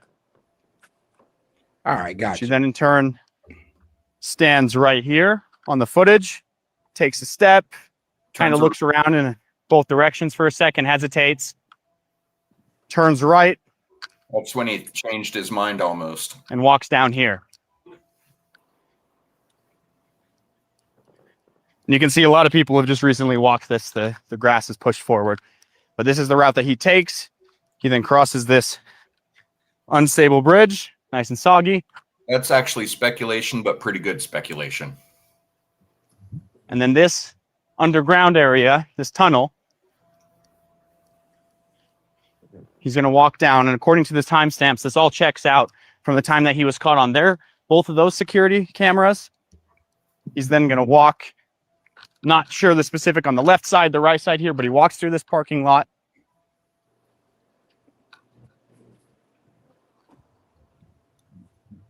Probably straight line. Or shortest route.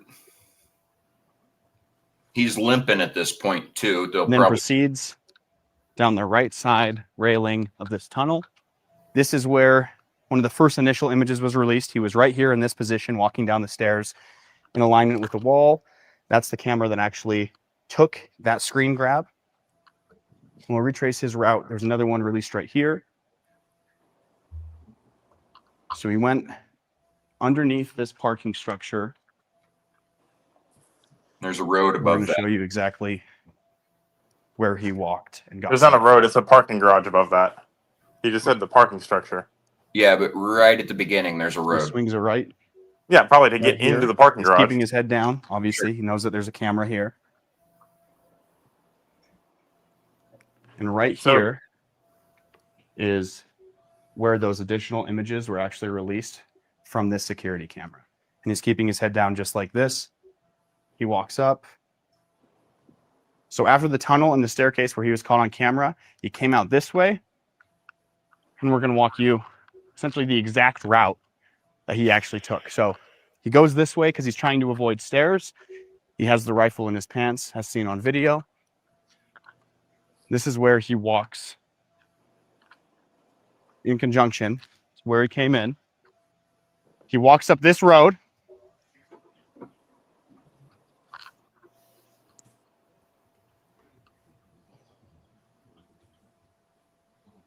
Bear with us, this will take just a minute, but it'll all start to kind of make sense. It'll paint a perfect picture of what happened once we actually show you the entirety of this route. Hopefully this helps put to rest some of the ridiculous palm gun theories and stuff that we've been seeing, because you guys are supposed to be smarter than that.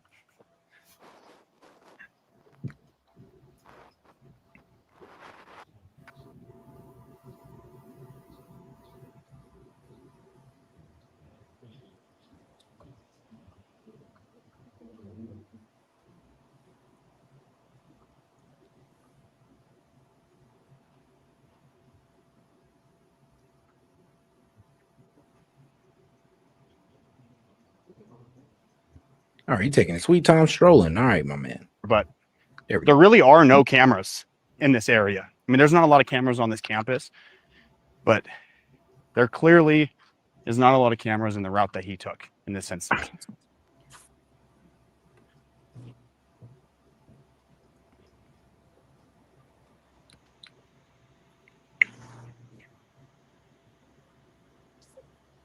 In this area, once again, might look familiar to some of you guys. You came this way, right? This is the footage that captured him jumping off the roof. This is the corner of the roof that he jumped off of. So this is a building that he used. And we're going to show you exactly where he ended up getting up at.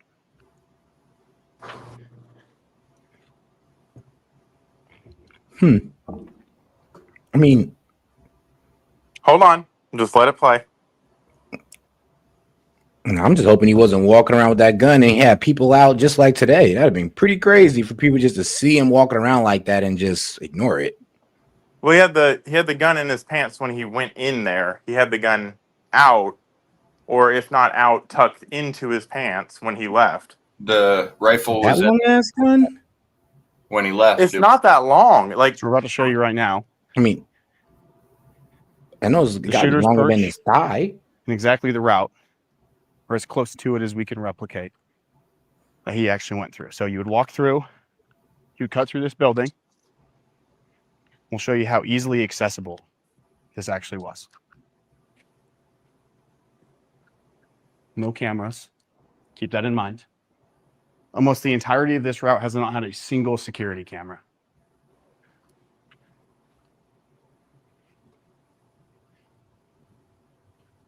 You walk straight out of these doors.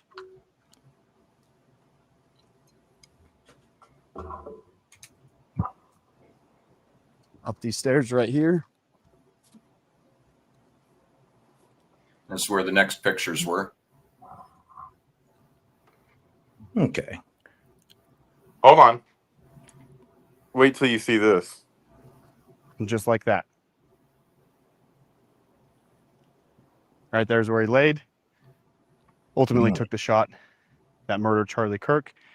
But it puts it in perspective for you guys on how simple of a route this was. So as you guys see, whether it was intentional or unintentional, the route that he took, he was only captured on ultimately 3 cameras in total. Is he walked initially through that tunnel where there was that camera where you get the still shot. He went up the parking lot stairs where he got that still shot from the FBI.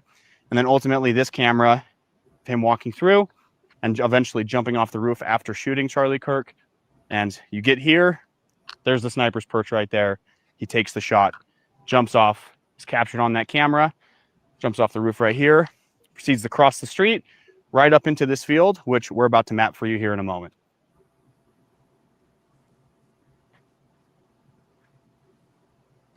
Yeah, that's the right location.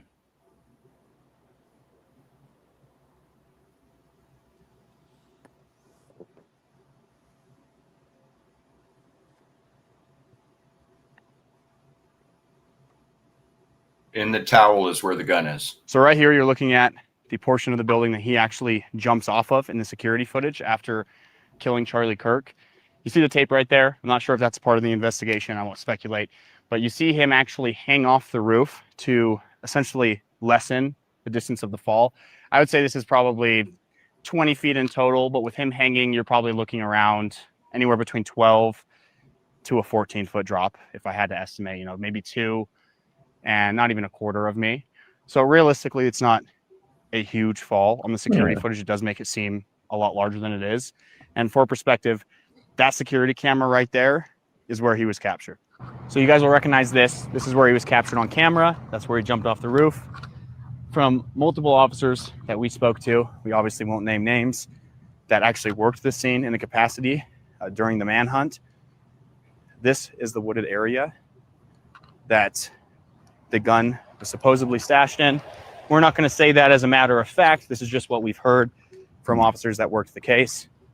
So he comes down here, and this actually extends very deeply. It looks just like a few sets of trees, but obviously there's plenty of places down here to stash a rifle. And this wooded area goes on and kind of turns into a bigger subsection as well. So it was somewhere in this general area that he is alleged to have actually stashed his rifle. Then you see in the text exchange that he's waiting to go and pick it back up, but clearly he couldn't because at this point they realized they had 2 of the wrong guys and they've expanded their perimeter. All these roads are closed off at this point. So there's no re-accessing it, coming back and grabbing your rifle when he then decides, okay, I do have to leave, which this pink flower bed, all right, the flower bed. I guess that might have been, that was the first part of it, but okay, well. And shout out Misfit for joining us. Hey Misfit, how you doing? So we pretty much seen all the all theories laid out. Well, not all theories, but this guy just pretty much did a good walkthrough for us. My only question is, how the hell he walked past all those people and nobody noticed anything? But hey, they said it was in his pants. I don't know if that's a good enough excuse for me, but hey. I could imagine if he stuffs it down like towards his rear end, like behind his back. That's why he's wearing a backpack, so someone doesn't see the stock of the weapon imprinting on his shirt every time he's walking. Okay, you know what I mean? I get what you're saying. The only bulge you'd really see is kind of like on his rear end, and you don't see that view from any of those cameras. And I don't know about any of you, but I can totally disassemble my weapon in like 10 seconds. All right, now hold on. Now, before we go ahead and get into that, I said to my man Chase. He says, imagine he came back down the stairs normally the way he went up, and we never would have caught his ass. I mean, man, who didn't? I mean, we don't know about that part, but yeah, imagine. And so everybody's talking about, release this footage, release that footage. Thinking about it right now, like I said, you don't want to contaminate a jury pool. You don't want to tip your hand any more than you absolutely need to find the perpetrator. Like, this evidence will come out. Any additional evidence, because I promise you they have more than that, will come out when they try to convict him. I mean, would you agree with that, Set?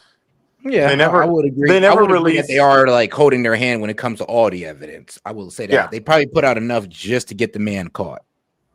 Yeah. No. But I mean, any theory is plausible until it's proven wrong, right? So. Yeah, but right now the word around town is that Tyler's a patsy. He ain't actually do it. The story doesn't make sense. I'm just like, wait, what? I mean, the word around they're trying to say the man was at Dairy Queen. I mean, I guess there is video of him at Dairy Queen, which is completely lines up with the story. He's sitting around town waiting for an opportunity to get his rifle back. Goes to Dairy Queen, now, and he does have his car, which you see him on what we think is him on video running the route backwards back to his car after he dumps the rifle. And that's where he's alleged to have changed his clothes again, changed his clothes in his car. I've changed clothes in a Dodge Challenger. It's not that hard. Like, specifically that model of Dodge Challenger. It's a 2008 to 2010 because it has the solid taillight on the back. That's a big body car. Yeah, it's not hard to change your clothes, especially into like shorts and a t-shirt. And goes to Dairy Queen while he's sitting and waiting for the heat to die down so he can go back and get his rifle. And if y'all are just now tuning in, you're wondering, well, what started off this conversation? Well, Someone said it was Israel. I mean, yeah, we'll show the video one more time so you guys get where we're coming from, because we was trying to pretty much debunk this wild theory right here. Tyler Robinson did one more time so everybody can see where we're coming from here. Tyler Robinson didn't kill Charlie Kirk. Charlie Kirk's Israeli security detail killed Charlie Kirk, and Charlie Kirk's assassin is caught on tape.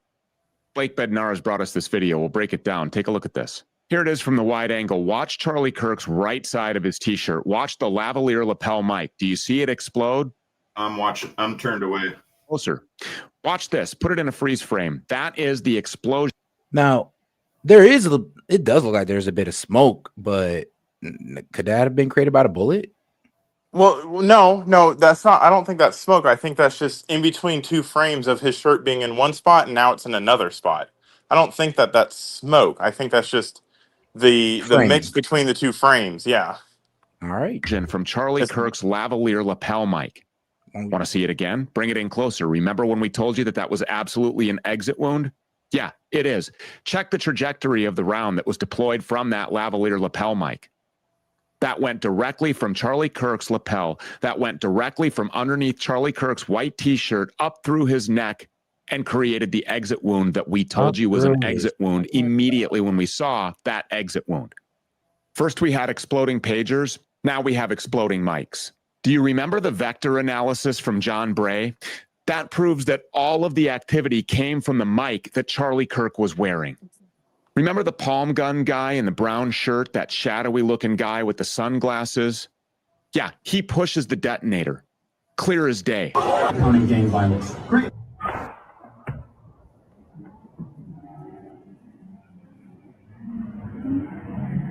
And can I ask a question real quick, just on the note of that? So, if he was hit from the right, why does his neck fold over to the left where we see all of the blood come out? I think they're pretty much trying to say that. Well, let me see if I can. They're pretty much trying to say that if it went right through here underneath his shirt, something shot out and came out through his neck right there. Yes, but you notice how you just moved your head. The lean to the neck, and and everything else that follows. Notice how you instinctually moved your head to the other side where it would have came from. You kind of like tuck your shoulder to your ear, where you I don't know if anybody's been stung in the neck by anything, but you feel that and you flinch to that side. Yeah, he'd have been like, trying to catch it like that. Yeah. Why would he flinch towards the side that it didn't come from? If it came from the mic, it came from the other side. Wait, hold on. Now remember, we're saying if he came from the mic, right, and he leaned his head this way, that doesn't add up. Absolutely not, because it would have to go through his neck to come out for it to be an exit wound. Yeah, that's what that's what they're saying. Right, and he leans towards the exit wound. Yeah, not towards the entrance wound. That is actually a good question. The thing is, we can't see the exit wound, but I don't know. I'm gonna be honest with you. I think it is him still leaning into the exit wound. I don't think that they're like pushing forward. They're pushing forward the idea that what we saw on camera was the exit wound, but that's the direction in which his head kind of drops and folds over to. All right, well, shoot. Let's go ahead and review it again. Says, yeah, he pushes the detonator, clear as day. Well, because remember, we're talking about this lapel mic right here, not here, but it's something shot underneath his shirt and went outside his neck. That's what the accusation is. Yeah. Yes. But why does he watch? He'll put his left ear to his left shoulder, almost an exit wound. Tucking his chin. Yeah, it is. Check the trajectory of the round that was deployed from that lavalier lapel mic. There it is. That went directly from Charlie Kirk's lapel. That went directly from underneath Charlie Kirk's white T-shirt up through his neck and created the exit wound that we told you was an exit wound immediately when we saw that exit wound. First, we had exploding pagers. Now we have exploding mics. Do you remember the vector analysis from John Bray? That proves that all of the activity came from the mic that Charlie Kirk was wearing. Remember the palm gun guy in the brown shirt, that shadowy looking guy with the sunglasses? Yeah, he pushes the detonator. Clear as day. Reporting gang violence. Great. Hey, just let me know when it's safe to watch again. Oh yeah, we're good. It's good. It moved past it.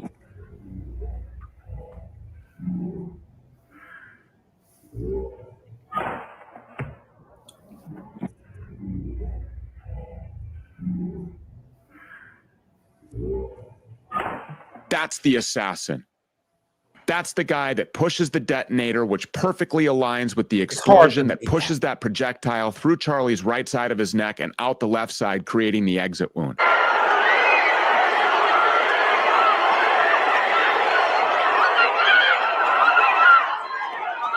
That might just look like the chaos that you would expect after someone was publicly executed in broad daylight in front of 3,000 people. But in no way did that trigger man, that assassin in the brown shirt with the sunglasses, act alone. We have video now from Destiny that shows the handoff of this remote detonator.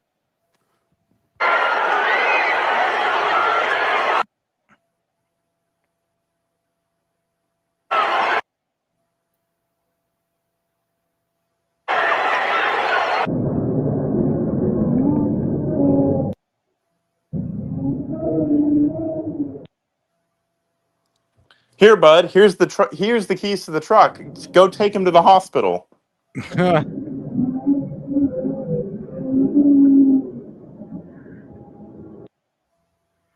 the table, grabbing something, went over the other guy, grabbed something else, then ran out in a hurry. Both men and women.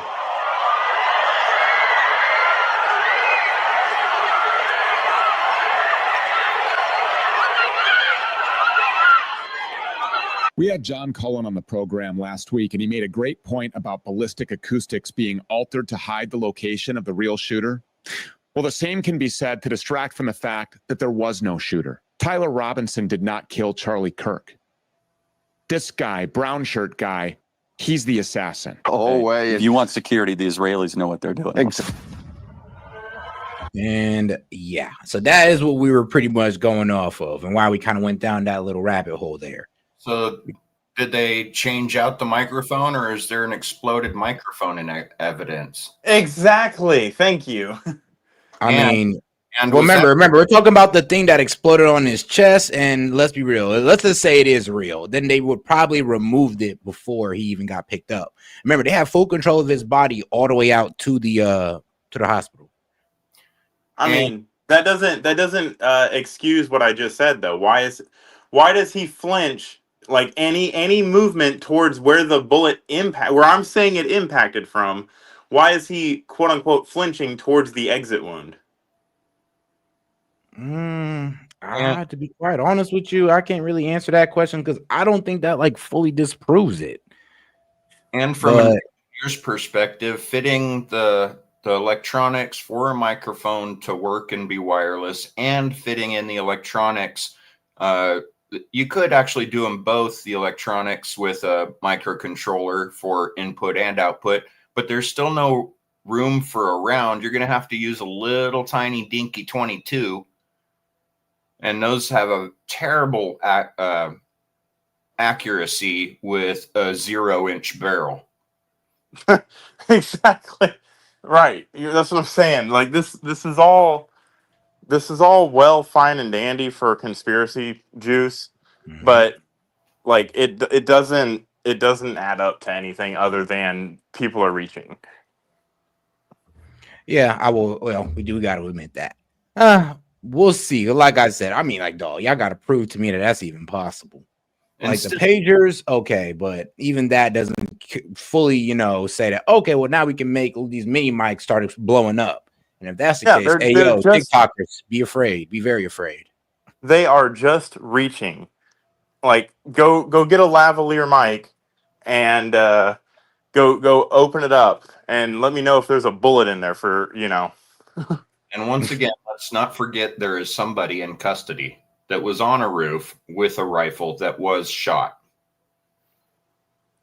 And has confessed. Did he? Yeah, I mean, he didn't confess to the authorities. He confessed over text messages. Yeah, true. All right, now, actually, let's get into this video that Monty was actually talking about. What was the church shooting? I was able to find something on it. All right, here, let's let the video play out. In the meantime, still a number of mysteries about Misfits asking to come up. Shooting and fire at a Michigan church this morning. It happened during packed services. Brian Yanis is live in New York City with more. Brian. John, we're just getting an eyewitness account from our Garrett Tenney, who spoke to someone who was at the Church of Jesus Christ of Latter-day Saints in Grand Blanc, Michigan. Yo, Misfit, you said you had a question, right? Yo. Well, you in there, Misfit? This horrific attack happened, and I'm going to read in part what Garrett has been able to report as he makes his way to that horrific scene. He says that this person was a man he spoke to, and he says that inside, at the time that this vehicle rammed itself into, that the shooter rammed his vehicle into the church, that the people inside had just finished taking the sacrament when they heard a crash, an enormous boom from the wall right behind the pulpit. This person says that you could see the wall built of bricks on the outside was starting to buckle inwards from the force of the impact. The man says that there was around 150 people who were in attendance, and that the sound of the crash was so loud that some members of the congregation thought that a bomb had gone off. They started panicking and running outside in the back of the church to a parking lot, and that's when this 40-year-old man, the suspected shooter, got out of his truck. And they saw, he says when he got out of his truck that he was carrying some kind of long rifle, and he started shooting indiscriminately at those who had come out to try to get out of the church. The witness. All right, Misfit, you said you had a question, right? Hello? She's still muted. And she accidentally kicked herself out. It's all good. It's all good. Says that he turned and ran inside as bullets. Hey, tech is hard for some people. And he ran to the back of the building where his family had gone. He passed a teenage boy with blood on his arm saying, "I got shot." He said people were cramming into cars, squeezing in as many people as they can to try to get out of that situation. That, again, there's an attack on Christianity, both spiritually and physically. And now we're going to have to gird up because this has been happening for a while. It happened and people turned their faith over to God. And shout out to my man Green Bean. I put a video on Discord of another view of it. I'll see if I can get that pulled up. As a result of some of the most recent tragedies, we've seen what happened with Charlie Kirk. We've seen what happened in Minneapolis with the trans shooter. And now we have a 40-year-old man that decided to ram his truck into a church during church service and then start shooting any and everybody that he can get his hands on. Something is happening spiritually. I'm not sure what it is, but it seems like there is targeted attacks every single week on people that believe in God and believe in Christ and have conservative values, and they don't take anybody hostage. They just letting it fly, and then they taking themselves out. Now we have to start having a conversation about safety, because the places that were supposed to be sacred. I mean, safety at church, safety at school. We need up the security in those places instead of just trying to take away the Second Amendment, which is just going to leave us at the mercy of criminals. But let's go ahead and get into my man Green Bean's video that he sent in. Let's go ahead and hear it. Ladies and gentlemen, I now have acquired proof that the FBI's official story is false, whether knowingly or unknowingly. We're going to have an entire monologue and talk about a lot of these things after I show you this. But if you take nothing else away from this video, you need to see this. And in that video, you can see the same, what appears to be the bullet. Yo, Misfit, what's going on? Come on, Hello? you can do it. There it is. Almost there. Well, I guess your mic's probably not on. Coming down, and it does line up with the actual. Hold on a second. Hold on. Are they really trying to claim that a bullet that's traveling over 1,000 feet per second is going to be caught on a camera that's filming at best 120 frames per second? That's what my question was. It's possible, but it's highly unlikely. That's no more a bird than it is a bullet. Man. And oh yeah. So this video was created by a friend of mine who is a Marine. You'll see him here at the end. This is the angle he is showing the shot coming from, showing where Charlie was sitting and the angle of the shot, which will correspond with this video here, which unfortunately we will blur out Charlie's face, but we will show what is necessary to prove that this was an entry and exit wound.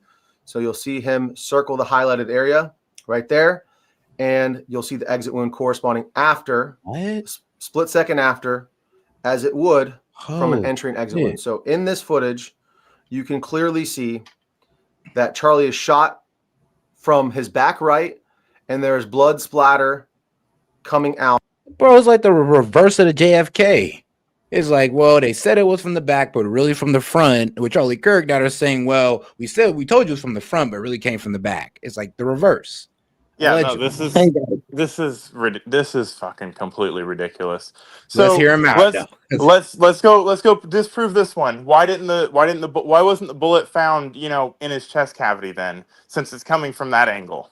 Well, they're saying that it came from what? Then maybe it hit him in the neck and came throughout his neck, or upper neck and the head came out there. Let's see. Of the entry wound immediately after a shot. The first arc is kind of down, as if it's just gushing out from the entry wound.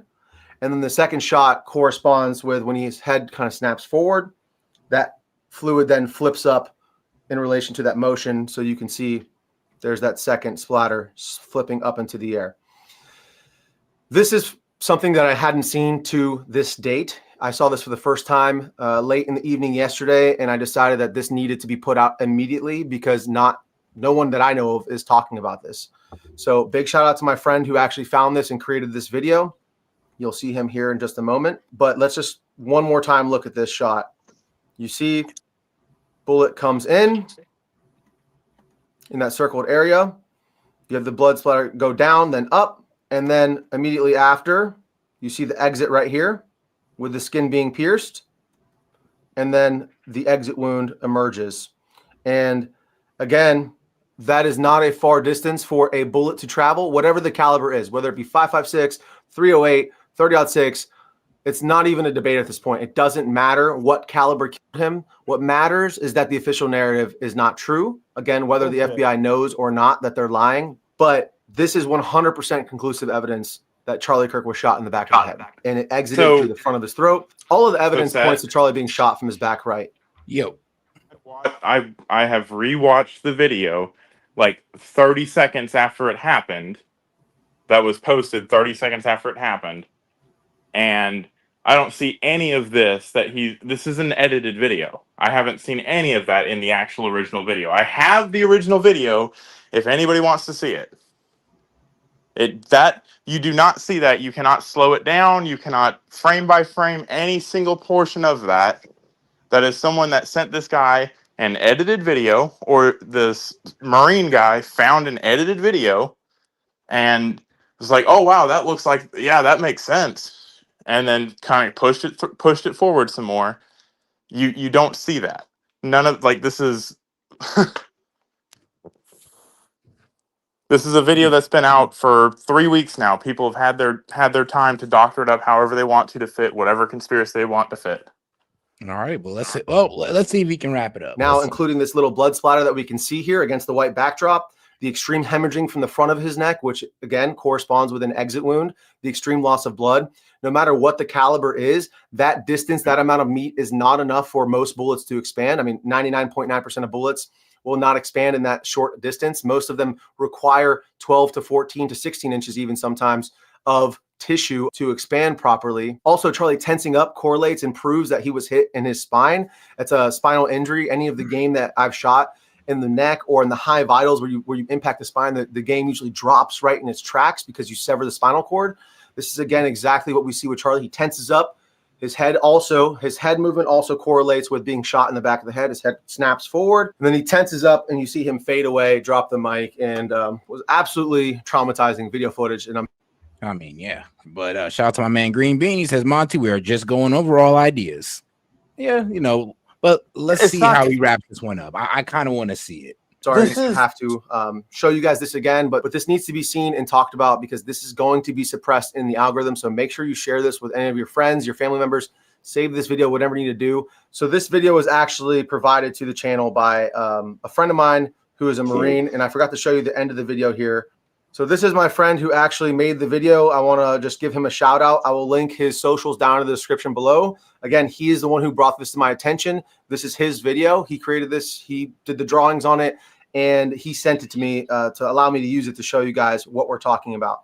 So he says, I have been shot many times, 3 times to be exact, and I know exit and entry wounds. I have extensive firearms training inside the Marines and the civilian world as well. It appears that Charlie was shot in the back right side of his head, and the bullet exited through his neck. The moment I saw the video and he tensed up, I thought, that looks like a headshot given the fact that he seized up. It is very common. It is a very common occurrence with a headshot. So this dude, of all people, would know what an entry and exit wound looks like on his own body, literally up close in 4K HD, as they say. So if anyone is qualified to talk about it, it is this dude. He is a super cool guy. Now they're giving qualifiers to it. Like, this and I really appreciate him sending me this over, because until he sent this to me, I just hadn't seen anything like it. Now, I wanted to be sure, and I wanted to make sure that wasn't like doctored footage. So I went to one of the original videos that I saw posted the day of Charlie's assassination. And right here, I have it paused where you can see that splash that I'm talking about from the entry wound.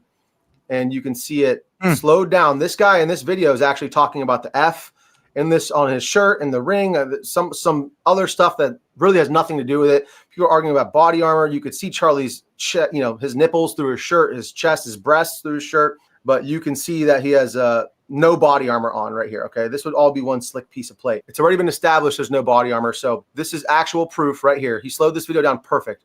You see the blood right here dripping out of his head from the entry wound, and the bullet is coming from here. Oh man, down through here. Okay, hit play, and there it goes. So again, I wanted to confirm the footage I had seen originally was not, in fact, doctored in any way. So you can see it here as well, a little piece down there, and it actually goes up a little bit off frame here from my screen recording. So you can see clearly entry, exit, then, of course, the part we can't show here on YouTube. So irrefutable evidence that he was shot in the back of the head. Clear as day to me. Now that baby, irrefutable evidence is a crazy thing to say. No, hold on. I'm this is fucking laughable to me. Everybody has their fucking irrefutable evidence. First, he gets shot from a palm gun from his freaking person behind him. Now it's a mic that shoots a magical bullet that doesn't fucking exist, and now it's fucking this Marine that has only been taught to shoot the T-box suddenly knows how fucking brains work. Like, and like say, and then he even said, "Oh, that much skin wouldn't stop a bullet," but then he also said it hit the spinal cord, which would make a bullet sprawl, and as well, the brain stem is definitely in charge of a lot of motor functions. yeah, you have a lot of what are called loop nerves. The nerves go in a loop, so below your neck. That's why when you get hit, when you get your spinal cord severed, you do decorticate posturing. Like he said, he freezes up. He doesn't know what the word is because he doesn't actually know what he's talking about. It's called decorticate posturing, and that can happen with a spinal cord. It does not have to be a headshot for that to happen. I still don't understand why there's the movement on the shirt. Anyway, like, I don't really buy the whole mic thing. I'm just going to come out and say that. However, from the moment I've seen it, I thought, the first time I saw it, I thought that was an exit wound the whole time. I did. I don't know why. It just, that's what it seemed like to me. And, so that makes, like, the shooter in front of him absolutely impossible because that just wouldn't happen. But the shirt movement has gotten me from day one. That shit is so bizarre. The way, like, if he say with this guy in this video, with saying he's getting shot from behind, why would the shirt puff up and move up? You could see the word freedom go up towards his neck. Right. So to me, that's the part of that I'm having the hardest time with. So I mean, Misfit. So when I first saw the first video, the long, far away video, I saw his shirt move up too.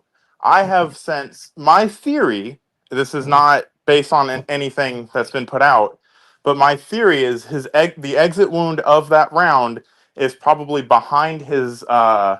It came in on the left side. It's probably behind his right scapula, and the shirt being pulled down in the back is what pulls it up in the front. yeah, but I don't think the collar goes up, dude. I think it's just the chest part of the shirt. I don't think That the is collar weird. Yeah, it looks like because it looked like the bullet had grabbed a bunch of shirt and kind of went up into his shoulder when I saw it from the long range view.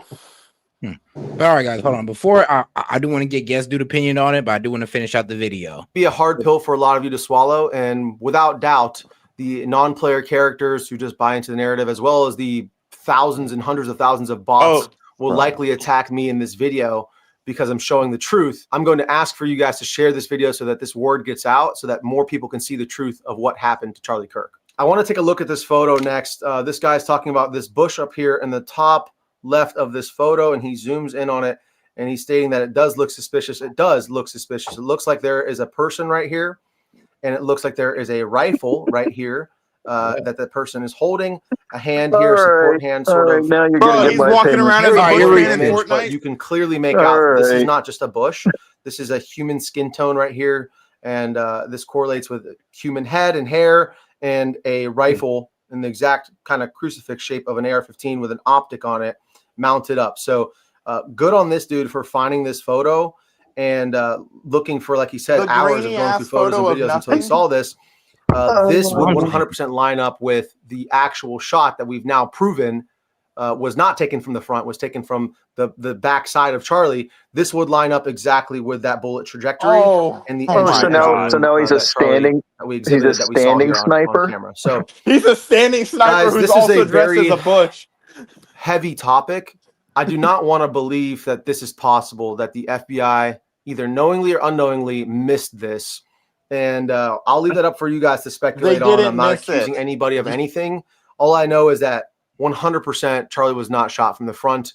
It is very clear that he was shot from the side, most likely by this bush up here. 100%. This man in the bush, whatever you want to call him. It has been very clear to me that there have been a lot of NPCs, a lot of people going after me and others who are trying to seek out the truth. Bro, because and you it's sound so retarded. important to not let them silence your voice for Charlie, for this country, really, for the Constitution, for everything that we stand for freedom. it is imperative that we continue to ask questions and seek the truth when we're so clearly being lied to. So I really appreciate all the support that you guys have shown me over the last week and trying to uncover the truth. And all I would ask is for you guys. Well, he did make it make sense. I'll tell you that. He did like round it off. Well, let me tell you where the bullet came from. There's this guy who might have been in the bush back there that nobody else recognized. I got him from the back. Okay. Okay. So the first thing I want to do is, Set. Hold on, before you go off, guest dude. Well, no, Set, I want to rescind my previous. I've been on the bulletproof vest. It fit, the evidence fit for the last few weeks. The evidence did fit that it was, but as more video evidence has come out, and unfortunately now we're being inundated with having to see it over and over and over again, it does look less and less likely that it was. It still seems like it could be, but at the same time, it could be what? That he was wearing a plate. Because Charlie Kirk was 6'5". The family said, yeah, but I mean, it's one of those things. It's like, how does his nipple pop out though, bud? That's what I'm.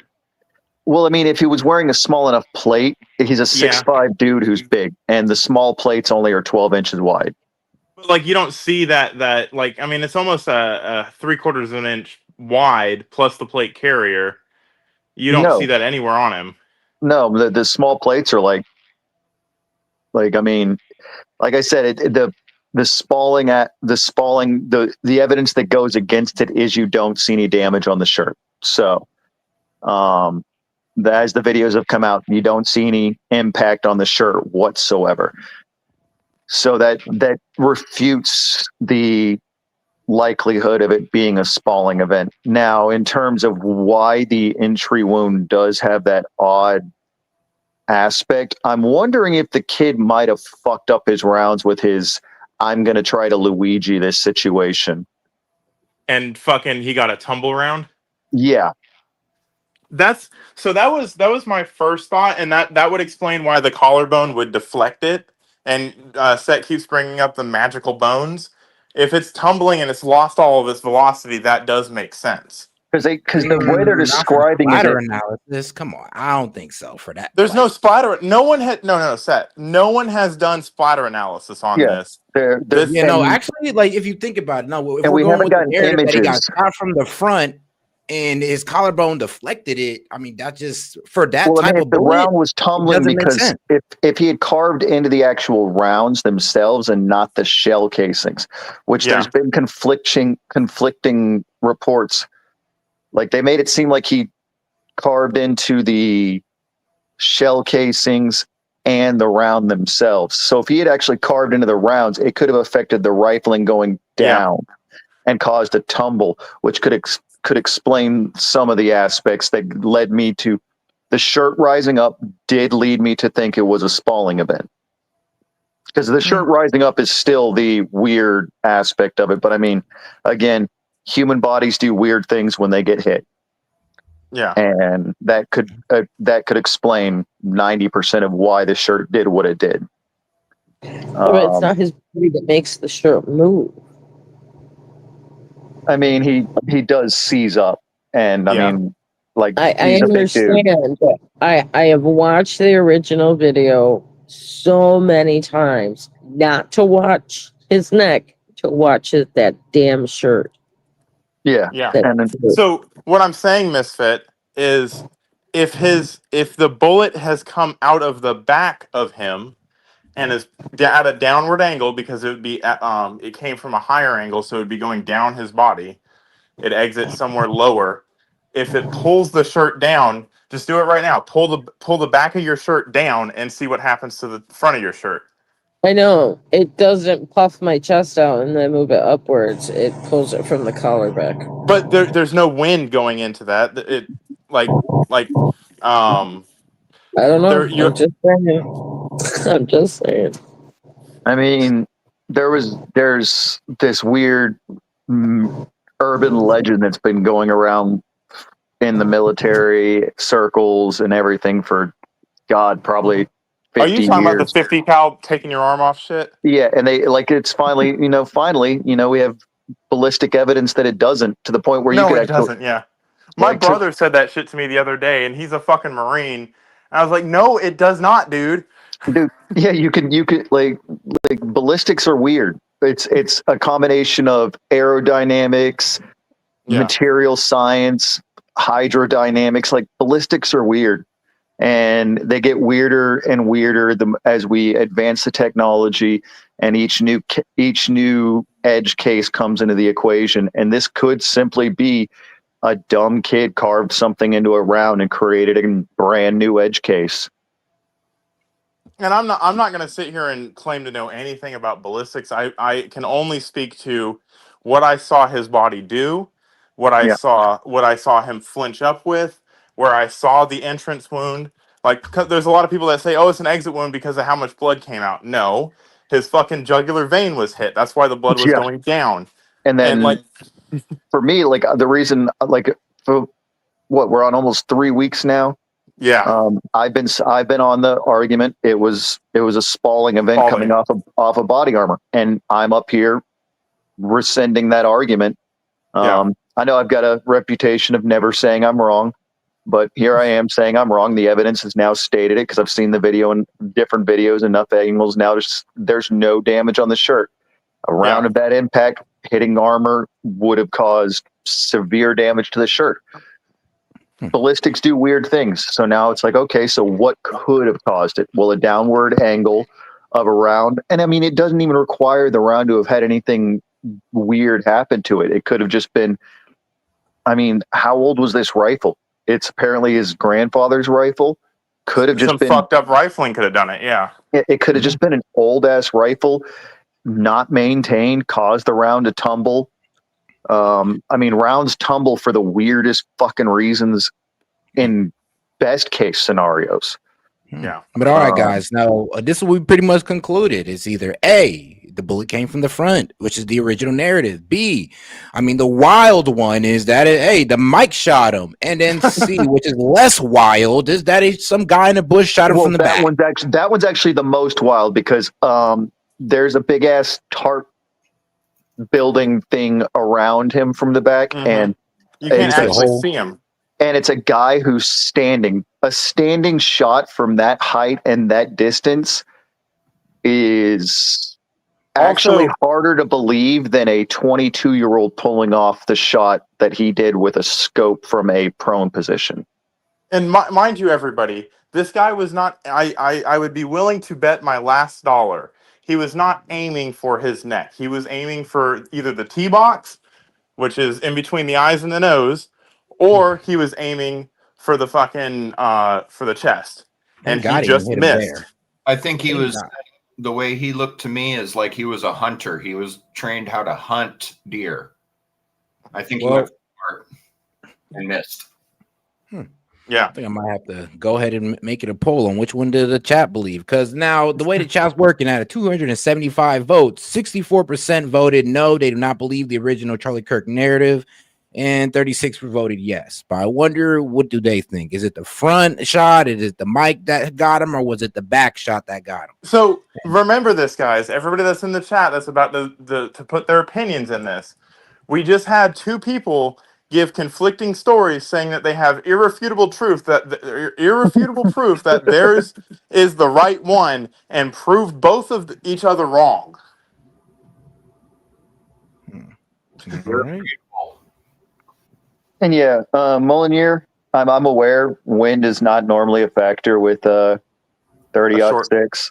Like I'm aware, like at 142 yards, if windage is becoming an issue for you with you're dealing with hurricane. You're shooting a Nerf gun. You're dealing with hurricane grade winds at that point, and I don't think it was that windy out there that day.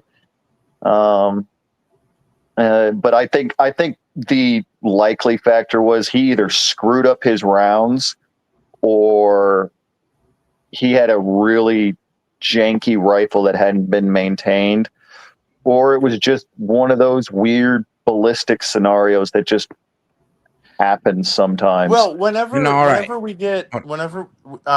this stuff will come out in the trial. Whether or not it's released to the public, I don't know. But the rifle did go to the fucking forensics lab in Quantico. And like we will get more information and things that could possibly explain things. I know there's going to be a certain group of people that are just never going to believe anything. Don't trust the government. And I get that. I don't like to trust the government either. But the most likely scenario is usually the one that's right. Like there's a lot of evidence that proves the first, the actual narrative versus all of these different crazy conspiracies. I even heard one that there was a guy in a trapdoor that opened the trapdoor and shot Charlie Kirk out the trapdoor. And that was wild. You go to the someone actually went to the site and says, no, this is where fucking the water meter is. Yeah. I'm sorry, that one was funny. It's just people just speculating, and I get it. It's America's pastime at this point. There's been so many conspiracy theories that have turned out to be true. You want to be the next guy that turns your conspiracy theory true. I get it. And remember, there's the guy who shot under his arm. Oh yeah, then his friend shot him from under his arm, and like, all of your theories are contradicting each other, guys. I heard one theory where they said the furry did it, and so that's why they had the extensive text messages and stuff to light him up. Yeah, I've heard that one too. I do want to put this out here. My other part of my whole situation with this story was confirmed. The roommate, boyfriend, girlfriend, tranny did disappear. So the handler hypothesis has been confirmed. You think the furry was the handler? I told you, if the person disappears, you did say that. If the person disappears, that's the handler. Oh, wait, hold on. Yeah, no, Twigs did disappear. We cannot find this guy. We can't find him. I told you. Wouldn't he just left town? Maybe he just left town and still is talking to the police, but doesn't want to get doxxed. Because he's been doxxed. Yeah, exactly. It's probably smart to get the heck out of Dodge because everybody knows who you are today. And yeah, no. A trap house. It wasn't a trap house. That was a nice house. It was a trap house. It was a place where a bunch of people were gathering together from some weird situation. They were getting all kinds of weird calls because license plates that weren't associated with the house were constantly coming and going. That's the definition of a trap house. Oh, I see what you're saying. Yeah. Well, on a lighter note, everybody, I went to Starbucks today and I got a Mint Majesty tea with 2 honeys. It was delicious. 2 honeys. Well, it's true. At least Monty got something good today. So hey, that's the Charlie Kirk drink. Really? Yeah, that's what he used to drink. I did not know that. Huh. Yeah. Was it good? Oh, I mean, it tastes like I don't want to lose my voice drink. Absolutely. Oh wow, bro. Maybe. No. Seriously, like hot tea with like some honey. It's really good for your vocal cords and stuff. Like we used to drink it. There's a position in boot camp called the A-Rock in Navy boot camp. They're the one that sings the cadence, and they lose their voice all the time. So they're always drinking like random freaking drinks that like with honey and teas and stuff to not lose their voice. All right, now let me go ahead and get into the super chat. Shout out to our man Lenny Kogan. Was it George W. Bush? LOL. And I'm talking about the guy in the bush. And shout out to my man James Foley. Said glad to catch Monty Media featuring S.E.T. Great lineup. I know. Hey, I'll be talking for the first like 2-3 hours, guys. Come on. Hey, yeah. So, have you heard of Utah global diplomacy? Mm-mm. So there's a group called the Armed Queers of Salt Lake City, and their leader got an award called the 7 for 17 Award for Gender Equality by the Utah Global Diplomacy, which is connected with the State Department and the United Nations. Oh my goodness.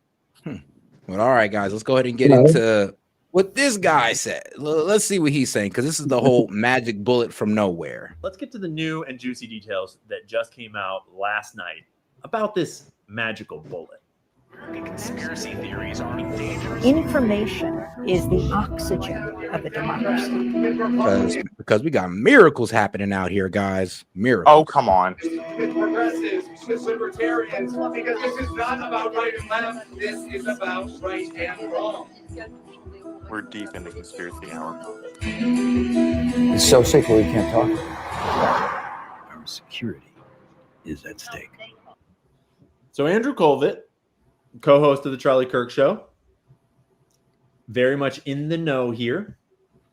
He dropped this miraculous tweet that has just made the official story go from dumb to dumber. I want to address some of the discussion about the lack of an exit wound with Charlie.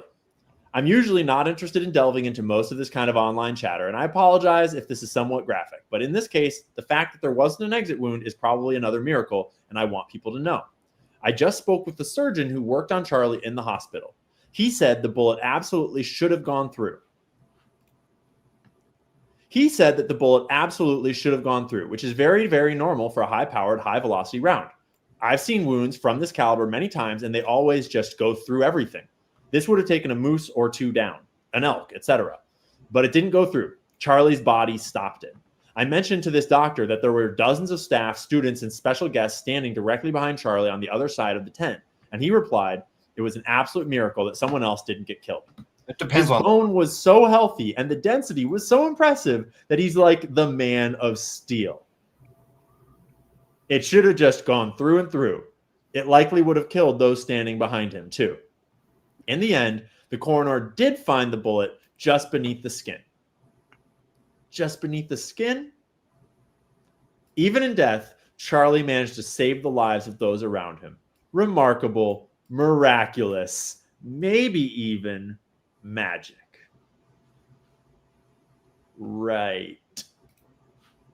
So, now I would like to show you a video of what a 30-06 round does to concrete, to cinder blocks, to be specific. And it really depends on load. All right, first shot, Ruger American 30-06, Winchester Super X 180 grain round. Let's take a shot at these cinder blocks. From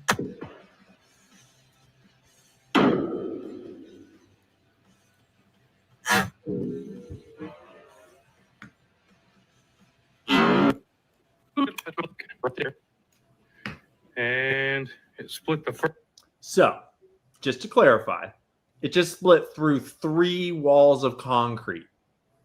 Concrete is not Okay. flesh. And these rounds are I'm pretty sure well known human for bone going is through animals. Definitely. all right, hold on, guys. concrete. Come on now. No, for real. Concrete is rigid. It's Yes. a hard material. So if you make an impact in one point, that's how masons actually make a straight line when they're cutting blocks like that. Is they put chips in the top and then they just hit it with their hammer and it'll split where the Like, chips. No matter what, though, Set, even at that set. ridge, like a bone. Hold on now. Even at the ridge, it would still be stronger than human bone. And did he shoot it from 150 I'm yards pretty sure away? you could go to like That's some a good channel like question, Monty. Grand Thumb and find actual ballistic dummies being shot by 30-06 and get a better assessment of what a 30-06 does to a human body. In fact, Grand Thumb is considering doing a recreation of this shot. He's waiting for Turning Point to give him the go-ahead. But in terms of the magic bullet or Man of Steel, I mean, I don't know about that one, guys. Considering that it's breaking through 3 stone walls. Yeah, but I mean, we don't know if the round tumbled or not. Which loses a lot of velocity set. I don't know. I don't know. Our bones ain't that strong. Even then, maybe you would have been able to crack through one of the stone pillars. Even if it would, all that was wrong with it, that has still been enough to break human bone. I mean, I've seen tumbling rounds get stopped by plywood. Bro. I mean, let's be honest, dog. You're talking to somebody who's had their bones shattered by a bullet at shorter distance. Right. I mean, yeah, exactly. Shorter distance. There's more muzzle velocity because it's a short range shot. That's what I'm saying. Yes. But did your Did your whole fucking leg just explode, or did you have a bullet wound and some shattered bones and an exit wound? Bruh, I mean, according to these guys, if I had the same health as Charlie Kirk, man, that bullet should have bounced right off. No, it didn't bounce right off. Remember, I said that his shirt Or got pulled up. it. It didn't stop it. I don't think. Well, it did remember stop what it. the magic bullet theory is. Remember, they're trying to say that his bone stopped it from going straight through him. No one. So people are. It's a red herring argument. They're doing a red herring. It's a one guy who was trying to do some overly religious post on Twitter or X or whatever the hell we're calling it this particular year. It's always been X. Like this one guy made it overly religious post, and this guy with his pedo stash is making comments about it, and then showing a video about a guy shooting cinder blocks. Like, none of this is serious. This is not a serious. When it comes to the relevance situation. of it being able to reflect it off bone, I think it does prove a point. But all right, guys, let's keep it going. But it was a downward trajectory. It was a downward trajectory from 150. Well, this is actually going off the front shot theory. Remember, this is going off the front shot theory. But that's a lot of different bones it's hitting at that angle. Not to mention the spinal cord, because I am convinced. I don't know this for sure. I just know based off of what I saw the body do. I'm pretty sure that bullet went through the spinal cord, which has all sorts of bones and cartilage and stuff in it that has a different properties than just solid rigid. Because rigid, remember, it's strong until it breaks and then it just completely disintegrates. If something's malleable and stretchable, it doesn't just fucking explode and rip apart. All right, well, sure. Let's continue with the video and let's see what else they're bringing up. Through necks, right? That's not to mention all the blood splatter that would be on the back wall if a round like this had hit Charlie Kirk in the neck. Oh my God. Just to be blunt about it. Man of Steel, right? So, what do we know about the wound based solely on video information from the public, ignoring all of the official narrative given to us by the government and everyone else? Sure. So before we go down this Man of Steel argument, it's a red herring argument. It's a false premise. So Kevlar can stop a bullet. Kevlar is not 3 cinder blocks. It's very, very light, actually. It's why it's light. So it goes to the point that ballistic properties are affected in different ways by different things. This is not a like, obviously Charlie Kirk's skin is not 3 cinder blocks thick. No one is saying that. But when a bullet does, like Guest Dude said, it has weird fucking shit once it actually impacts the body. Same thing with like a windshield. Like bullets, when they're flying through the sky, they're usually very stable unless they're tumbling. Until they hit something, and then the fucking trajectory is anybody's guess.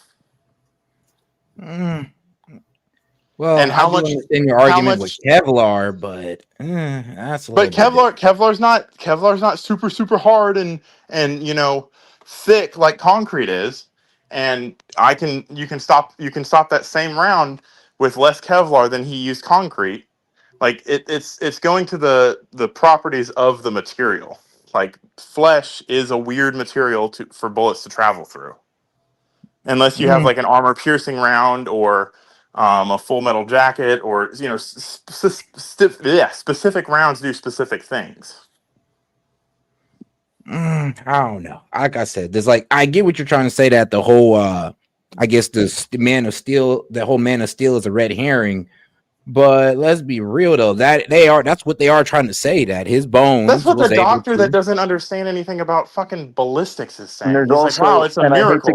I hate to get really grim here, but there's a biological aspect here too. Depending on where you're hit in your body does affect aspects. And the fact that it did clearly hit the jugular first, there's a lot of hydrodynamics that get involved right then and there. That's a lot of fast moving blood that gets, the jugular is moving I can't remember the exact numbers, don't quote me on it, go look it up to confirm, but I think it's somewhere around half a pint a minute. of blood. All the pressurization that would have happened from the bullet going in, also squirting out a bunch of blood from the front, explains why so much blood came from the front. Not to mention, you do see his neck kind of get swollen up, like it's there's a lot of pressure in his neck. That right there is similar to shooting a wall of water. So a lot of stopping power right then and there. I mean, there's all like ballistics are simple, but they're also complicated when you add in factors, variables. Yeah. And blood's a lot thicker than water. All right, let's keep it going. First off, we know that it looks a lot more like an exit wound than an entry wound. And that's not based on my analysis. I'm not an expert. That's based on actual experts that are all over Twitter right now analyzing the wound. Experts on Twitter, military, people that have seen bullet wounds and know how these things work. And this is not complicated. It's not a secret. You can look it up for yourself. Entry wounds are usually smaller. They usually do not bleed immediately because the bullet is going through, creating a pressure system. And the exit wound is usually bigger and bleeds immediately and usually has unless you hit a fucking great vessel. Right? We know Charlie goes into a stiff posture, which would indicate that his spinal cord was severed. In addition to that, we have the sound in all of the recorded videos from people's cell phones that we could analyze. And we have frames in those videos, hopefully showing what happened. And the internet nerds have been doing deep analysis of these videos. This is what's called a crack bang analysis. And we'll explain that in just a second. But basically, when you analyze the audio of a gunshot, there's two signatures that have a distinct difference in speed that you can measure the distance away from the shot that you are. You can't pinpoint exactly where the shot's coming from, but you can tell about how far away the shot is from you when it was fired. And so if you have 3 points where you have video of a shot, then you can triangulate wherever all 3 of those range circles intersect. That's probably where your shooter is located. And 7 crack bang analysis seem to be lining up with over here on Charlie's right, which we will look at in just a second. Now, this person has yet to make a video explaining their specific crack bang analyses. To be taken apart one by one, otherwise people are just going to go with it. I'm not going to pretend to be some I'm pretty sure expert people at can think for crack bang. themselves. Not my field of expertise at all. This is speculative at this point. This is not proven fact. But I'm going to say it anyway. It is highly indicative that it's not lining up to the rooftop at all. Right? Has anybody considered echoes double checking in a this person's fucking work? Coliseum? I'm sure that everyone that's looking at this stuff has already seen this guy's work. So just really briefly, how crack bang works. When a round is fired that goes more than the speed of sound, there is a crack initial signature that travels faster than the bang that follows, which is the actual. And I don't understand all the physics of it, but you can look it up. You can get educated for yourself. And there's 2 signatures, and the distance between those 2 sound signatures can give you an estimate of how far away from the gunshot your camera was. Okay. He's got some of his calculations here that I'm not going to try to pretend to be an expert at. But I'll present it as if I am one. This is a photo of the crowd during the event over in the direction that crack bang analysis would seem to indicate. It would be indicating something like this balcony or something like this rooftop. And listen, let's not put too much stock in this little bloop up there, but there is a bloop. Could be event. That being said, there's all kinds of stuff going on over here. It's all very preliminary right now. And then, if you've been paying attention, you've probably seen all these videos of what appear to be bullets captured in frames of cell phone video flying past Charlie. And all right, I gotta point something out with all these people thinking they're catching bullets in frames. But basically, this frame is all right. Now you and Monty can go ahead and. Well, oh my God, bullets in frames of cell phones even if you're trying to do the best with your like the best cameras on the best models of cell phones right now are filling in frames. They are not real cameras by any measure. And most of them are using algorithm to fill in their cameras, and most of them are using generative AI in some capacity to fill stuff in. If you're filming with a cell phone, it's not true frame by frame camera work. There's no real shutter in there. It's not taking in everything. It's filling it in incrementally, and 60 frames per second. Even if you go in and add extra software on top of it, I mean, I've got like 6 different programs that I run on my cell phone for different filming purposes, just so I can augment the software depending on what I'm filming, so that I can decide what I want to fill those frames in with when I'm filming different things. Can I ask you this? So you know more about this than I do, because I just fucking put my camera up to film. A bullet, because you just said it's traveling faster than the speed of sound, right? A bullet traveling that fast. What are the odds that you're gonna get a frame of that bullet? So let's pretend none of that is true. Let's pretend it's actually taking pictures of every single thing it sees and making a video that way. What are the chances that you're going to catch a bullet in frame in a 3 foot wide I'm field not of even view? going to try to give you numbers on it, because there are whole channels on YouTube that have made their names around being high speed. Yeah, ballistic high speed. They've built their entire careers around investing thousands, hundreds of thousands of dollars into high speed camera work. This is not something you're doing while with a fucking shaking iPhone, with an iPhone or an Android, or God forbid a Microsoft phone. Check it out.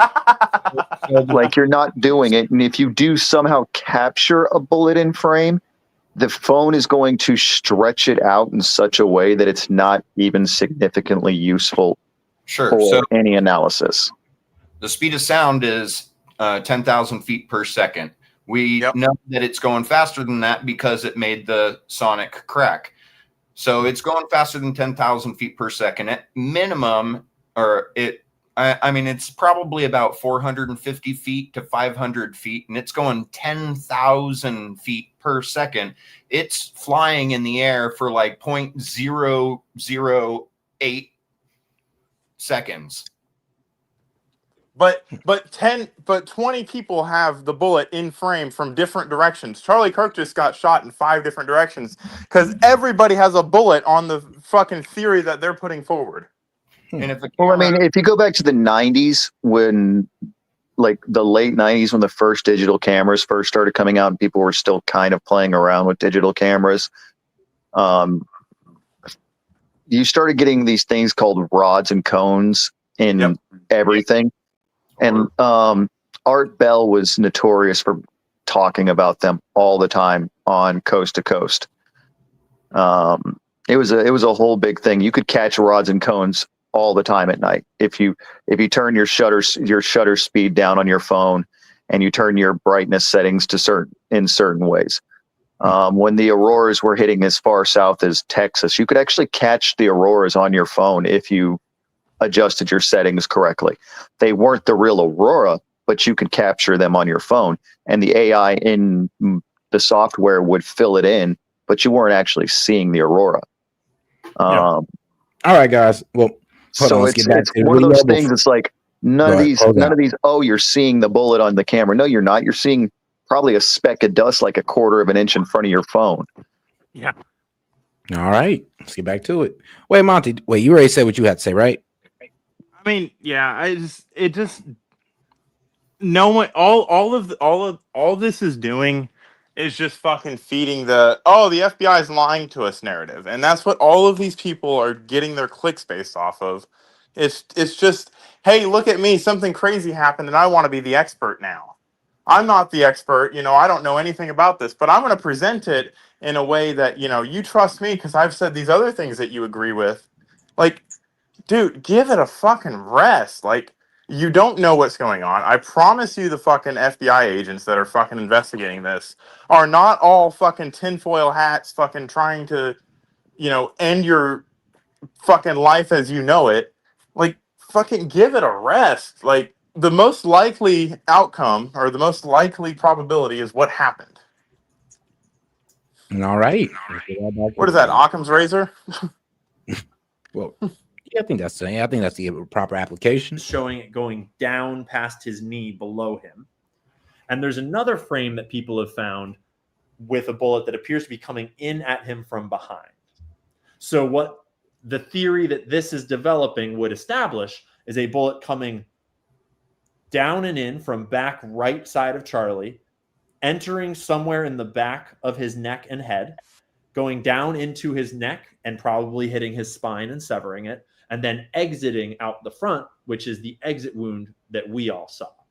Then it would be passing down. Maybe bullets change angles when they're inside of a body. Oh, wow. That would theoretically explain how we see an exit wound on the front. And then in this video, you see the bullet kind of captured in one frame going down past his knee. Hold on. Allegedly. So it's not. You make it's your not own judgment possible call about this. It's not possible for the bullet to change directions if he gets shot from 150 yards away and it hits him in his front and it goes in any other direction. That's not possible at all because cinder blocks. But to make this theory fit, it's completely possible for the bullet to make a whole right turn. No, he didn't say a whole right turn. He did say that it could change the angle. So right of head to front of neck is a whole right turn. Did he say that? Hold on. Yeah, he said he got shot from behind his head, and now it's coming out the front of his neck and going down towards his knee. So right turn and down. Hold on. Are you sure he said that? Because I didn't. He literally just said bullets do weird things when they're in the bodies. But 5 minutes before, he was like, "Look at these cinder blocks. You're telling me that the magic bullet theory, where the bullet changes directions in the body, is likely?" He literally just contradicted himself in his own video. Whoa. I don't know. He didn't say that now, Monty. Hold on now. He did not say that. He definitely did. He used the cinder blocks to pretty much lay out the fact that, all right, well, you're pretty much saying that this bullet can be deflected by bone or stopped by bone, but I mean, it's going through cinder blocks. I think that was the only argument right there he was trying to say. So it can't go through bone. It can't go through bone, but it can change direction in the body when it fits this narrative. No, he's saying it should have went through the bone. Except it did go through the bone because it severed his spinal cord. There's bones around your spinal cord. No one's saying it didn't go through bone. They're saying he got. Remember, there's the whole Man of Steel argument that his best friend got from the doctor. I mean, if it didn't go through bone, how'd it go through his spine? Exactly. Now, hold on now. Do we know for sure that it went through his spine? I would be, like I said, I don't 100% know that for sure, but based off of the way his body reacts when he dies, where he postures, that only happens if you have brain interruption. Where his arms kind of go up and lock in like a MMA fighter.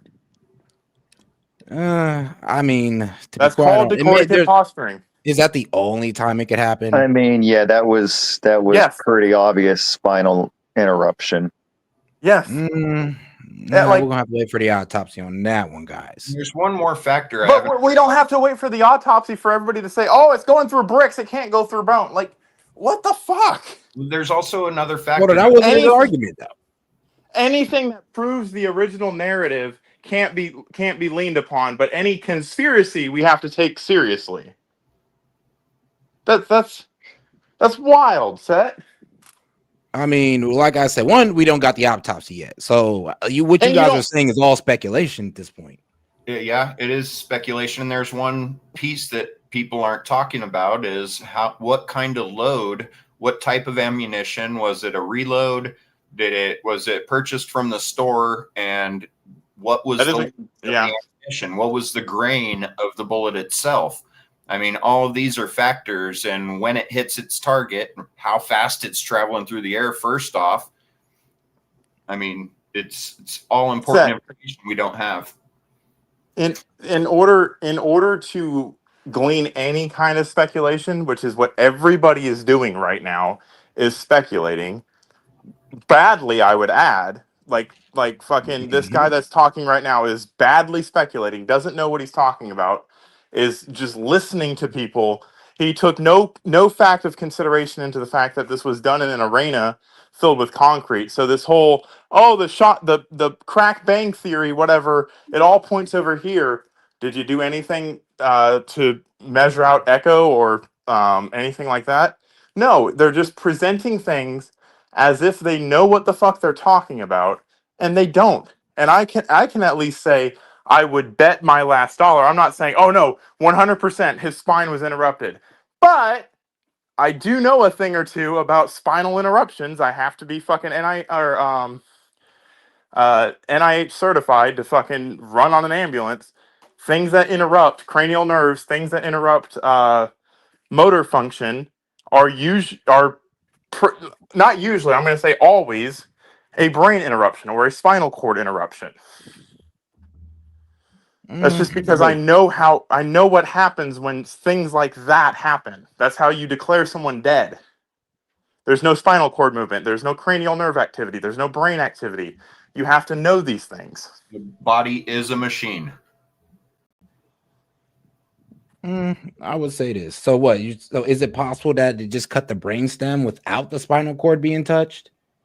Sir, that is the brain cord is the brainstem is the spinal cord. It's on top of it. Yeah, it's like it's kind of what it goes all the way down your back. Hold on. No, go ahead. Sorry. Go ahead, Maine. Okay, so the brainstem, actually, you can find these also in reptiles. Reptiles have a brainstem, but they don't have the same developed brain that we have. The brainstem is actually an earlier evolution of what then later on led into us having a brain. I have actually heard that before. But yes, so the brainstem, the spinal cord, those are synonymous. Like there's different parts of everything. You have your brain proper, and then all of your nerve networks go through your spinal cord. That's what your spinal cord is basically the wires to signal everything. And you cut those wires. Yeah, it's like an HDMI cord between your computer and your freaking monitor. You cut it, nothing's going to happen below that. So what the body naturally does is it'll fucking lock up because everything. Well, just you kinda are gets right. shut off. Cutting the brainstem while leaving the spinal cord intact is impossible. So you're right about that. Yeah, and so I'd actually, if you're going to use computers as a reference, I would say it's like the bus. All of the components are connected. That's a better. Yeah. And if you cut the bus, nothing can transmit information from your body to your brain. Imagine the brainstem and the spinal cord is a whole bunch of wires, and the computer is the brain, and your arms, legs, tongues, lungs, heart, and all that fun stuff are just peripheral things that the brain's controlling. You cut the main network of communication, but there are these things called loop nerve. They're nerves that loop. Now hold on, though. Before we get too off into the weeds here. So, because remember, we're trying to call him out on the whole bullet being shot down, and you're saying that. All right, hold on. Actually, let's let the entire video play because I do believe you have some of his arguments mixed up, to be quite honest. But let's go ahead and let some of the video. Okay. Entering somewhere in the back of his neck and head, going down into his neck and probably hitting his spine and severing it, and then exiting out the front, which is the exit wound that we all saw. Then it would be passing down. Maybe bullets change angles when they're inside of a body. And so that would theoretically explain how we see an exit wound on the front. And then in this video, you see the bullet kind of captured in one frame going down past his knee. Okay. Allegedly. So you make your own judgment call about this. They're going frame by frame. And you can see it right over here by his knee, passing in front of his black knee. It's there for like one frame plus some artifacting on the frames before and after. Okay. You can clearly see it passing in this direction, downwards angle. That lines up pretty directly with the videos showing it incoming behind him a little bit above and back. I mean, all right, hold on now here, guys. Did y'all see the In little this passing? direction, Now go back. downwards angle. Now go back to And where that he was lines up saying that pretty it can't direct fucking before and after. Hold on. So, but you do see the little thing going past, the That little smidge lines going up past. pretty direct. That's not a bullet set that we've established that. So You're yeah, not this catching is a not bullet on frame. Hold And on now. You're saying it's impossible to catch a bullet on frame. Are you saying that? Okay, if I were to give Come on now. for a second that was potentially a bullet, okay, which I'm not really willing to do. That bullet having gone through and having passed through bone and like skull and everything else would be arguably more deformed than what we're seeing there.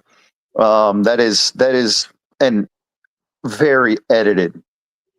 That is extremely edited.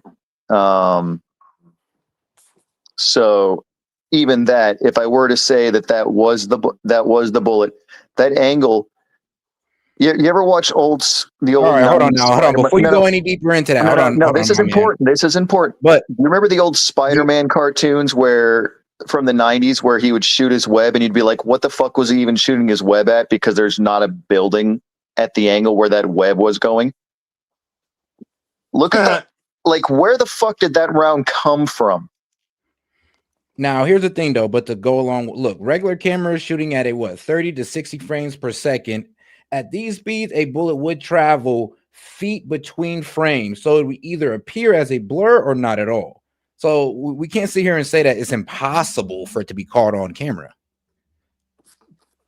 Now, am I saying is this a bullet? I don't know. But to say that it's impossible for a bullet to show up on camera, and when most cell phones are coming in at that 60 frames per second, that's not a blur though. That's a solid image of a singular shot of a undeformed bullet that's coming from an angle that reminds me of 90s Spider-Man shooting his webs at non-existent fucking buildings. Where did that round come from? Did it come from the top of his head now? That is at a higher angle than even what they're arguing the bullet would have come in at. All right. Yeah. Well, like I said, y'all was trying to say that the bullet couldn't be caught, and it can. No. So why are you getting so hung up on that set? Like, what are the actual odds that you're going to catch the bullet? I want you to go shoot something and record it in 4K. You're not trying to catch frames. the bullet. They accidentally caught it. You guys are acting like they were trying to take the picture to intentionally catch the bullet. Set from they caught the bullet. From 5 different angles. You can catch a bullet. You can catch a bullet in frame. Like, you can definitely do it. But it says as a blur, right? Which means it would be a stretched object. It would be caught as a stretched object, not as a singular. But it's being caught though. But it is being caught. But it wouldn't be. What I'm saying is, it wouldn't be a single dot on his knee like that. It would be stretched out over. No, it is stretched. It is stretched right here. It's a nice little line, a nice little gray line going across. It's not like a dot. It's a line.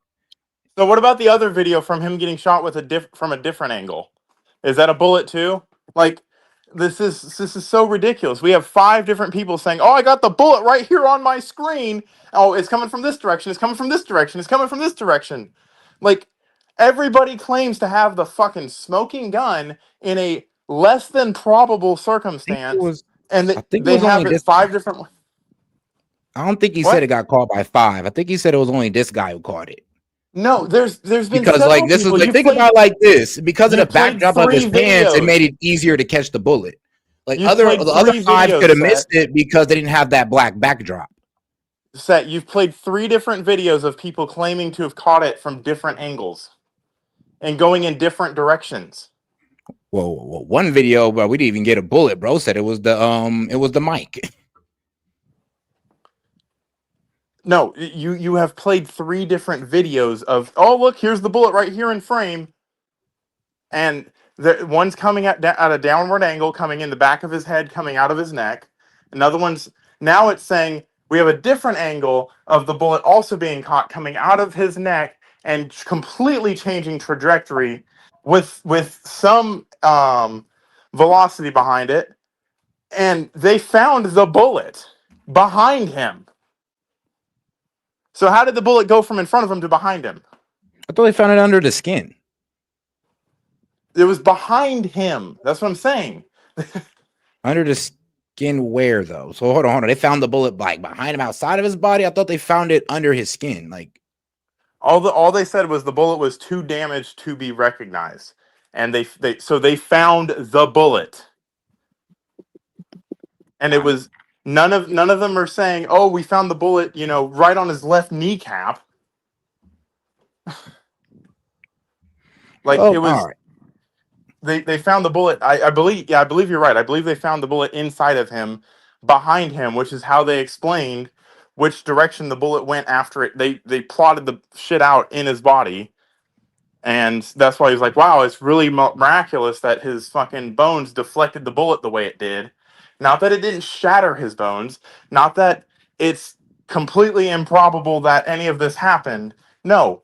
The bullet took a weird trajectory inside of his body. They found the bullet completely deformed, and it didn't come out of him.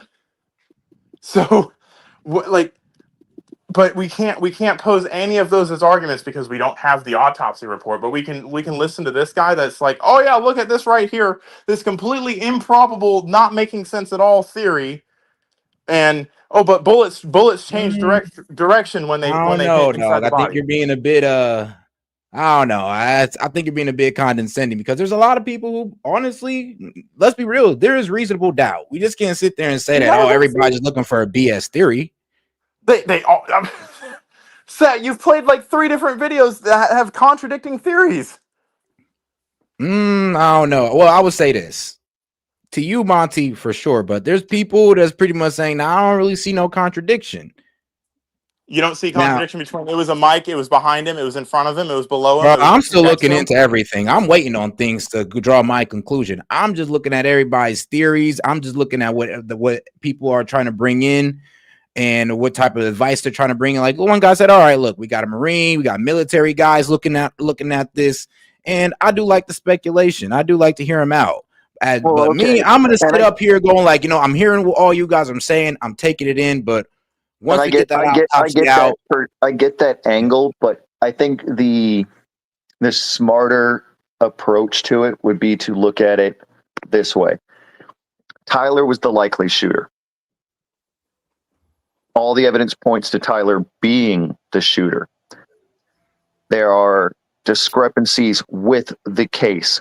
Why is the FBI and the DOJ not charging him as a terrorist when now we know that Trump is willing to deploy the National Guard to Portland against Antifa and is declaring Antifa a terrorist organization when they were willing to charge Luigi as a terrorist? But all right, guys. This is important. Why is Tyler not being charged as a terrorist for a politically motivated assassination when we know his handler has now disappeared? When he was involved in it's not just allegedly, he's disappeared. No, the alleged handler, him being a handler is alleged. It was a handler because we also know that Zine guy was involved on the scene. Ignoring all the Candace Owens bullshit, Zine was very much on the scene, and Zine has connections to almost a dozen separate events. The Utah bombings, the Boston bombings. He's a 9/11. He seems to be very much embedded in some way, shape, or form into these kinds of events. So we know there's a very good chance Zine was tied to the handler. But all right, so now we have this weird situation of an assassin is not being charged as a terrorist. And we already know being in a jail cell does not stop you from not committing suicide. And all right, guys, now And let's then, go ahead. and then 5 years later, when your video, well, no, this is important. Then 5 years later, when your video is released, a minute just disappears from the security tapes. And you know how quickly, how quickly a special ops team is able to move into a facility? They move in less than a minute. It takes less than a minute for a special operations team to take out a target. Apparently, the Osama bin Laden raid was a 45-second mission once they were inside the actual building. I was gonna say when they crashed the helicopter and everything, but yeah, once they were actually inside the building, it's Once like they were actually inside the building that Osama bin Laden was in, they were in and out of the house in 45 seconds. So a minute missing from Epstein's security tape is pretty telling of what happened there. I think it was actually 3 minutes. The final one we finally got recently was a minute. It was like 11:59 to midnight, just missing. So but hold on now. Before you go any further, I'm gonna bring you back in. I'm gonna bring you back in, okay? Just I do got to get to the Rumble rants though. So shout out to my man Chase. He says you could turn all that off on those phones and change all the settings like Shutter and Pro. Not sure if that makes a difference though. And shout out to my man Maine sending another Rumble rant. He says, remember to hit the like, also subscribe to get more videos from Set Media Reacts, Rumble or YouTube. Appreciate the support. Yes, dude, keep going. All right, so that brings up the issue of we know for a fact this he confessed. He went to apparently his priest and his father and the whole situation. He confessed. We had these weird text messages between him and his handler. His handler disappears. I'm not calling him his roommate. I don't know why the news is obsessed with calling him their roommate. I'm not calling him his boyfriend that never transitioned, who's supposedly trans but wasn't confirmed to be trans. It's clear that this was a 22-year-old who radicalized rapidly in an extremely fast trajectory, and then followed up the Luigi-style assassination, carving things into his rounds, and then killed Charlie Kirk in a political assassination, which is an act of terror. Yet the DOJ is not charging him as a terrorist. Something is wrong here, but that is not grounds for coming up with 950,000 variants of the magic bullet theory or some guy in a fucking bush because you have a blurry bush up on a building, or saying, oh, mics are exploding. No, the real fucking problem is the FBI is playing weird games and the DOJ is doing weird shit where they're not charging this guy. They're leaving it to Utah. I agree with you on that. And it's weird that they're leaving it to Utah. And they're actually, no, the FBI trying to force Utah to close the case now.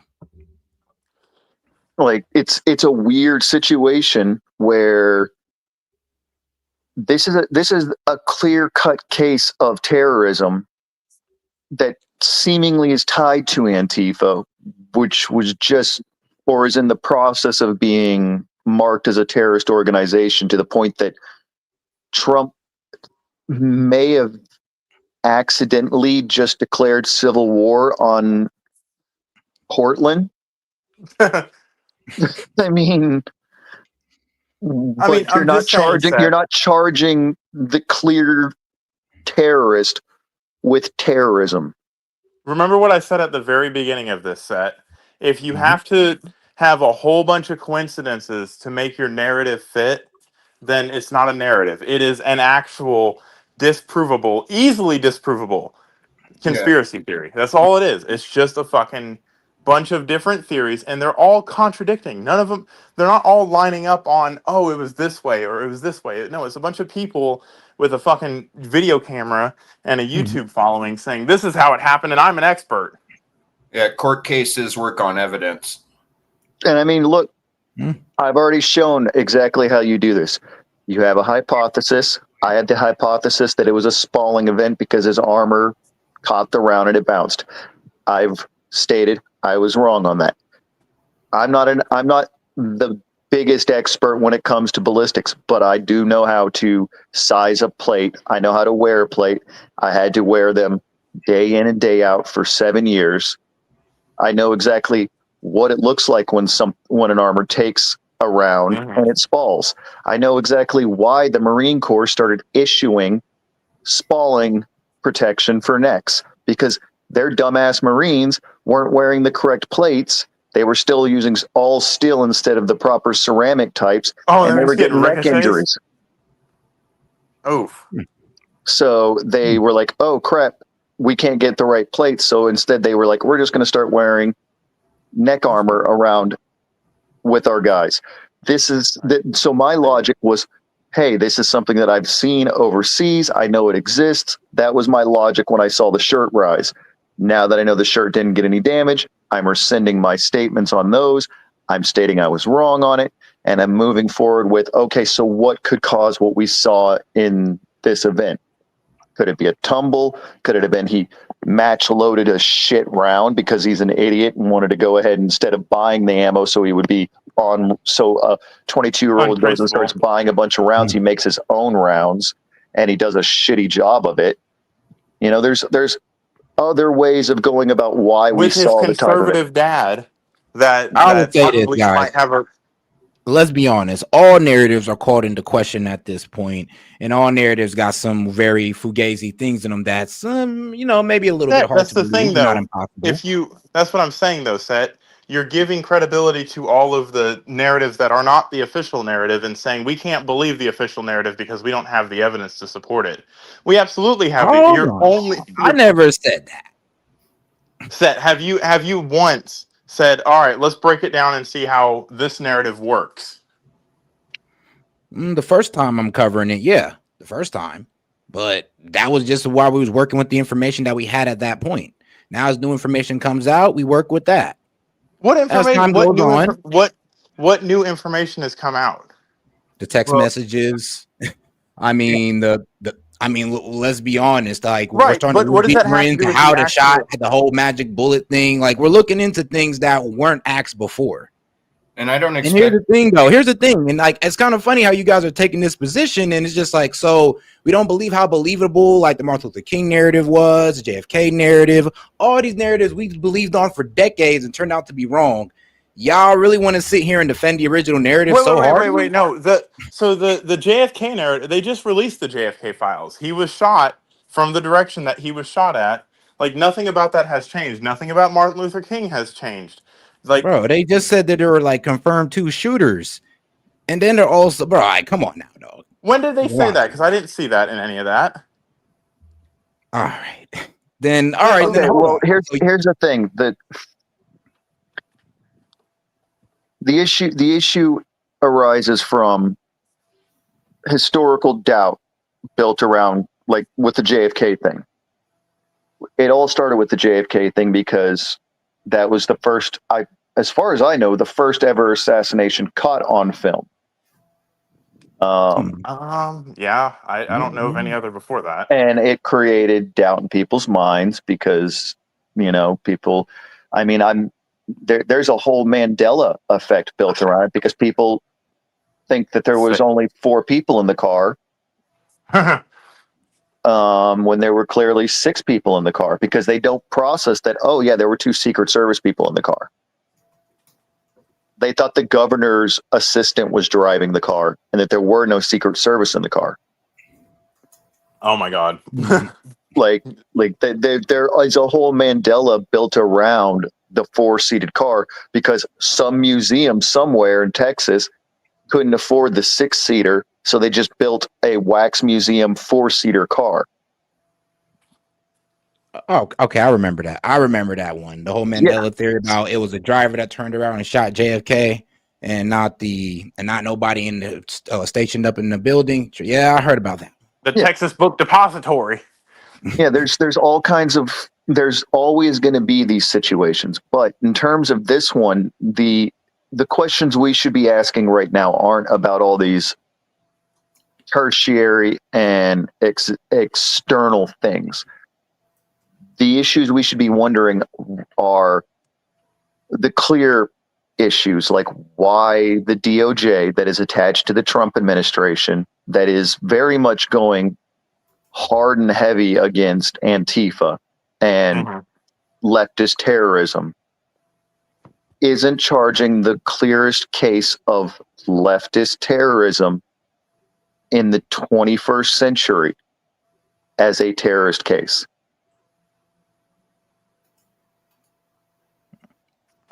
That is the real question. That is what everything needs to be centered around. That is what needs to be laser focused on.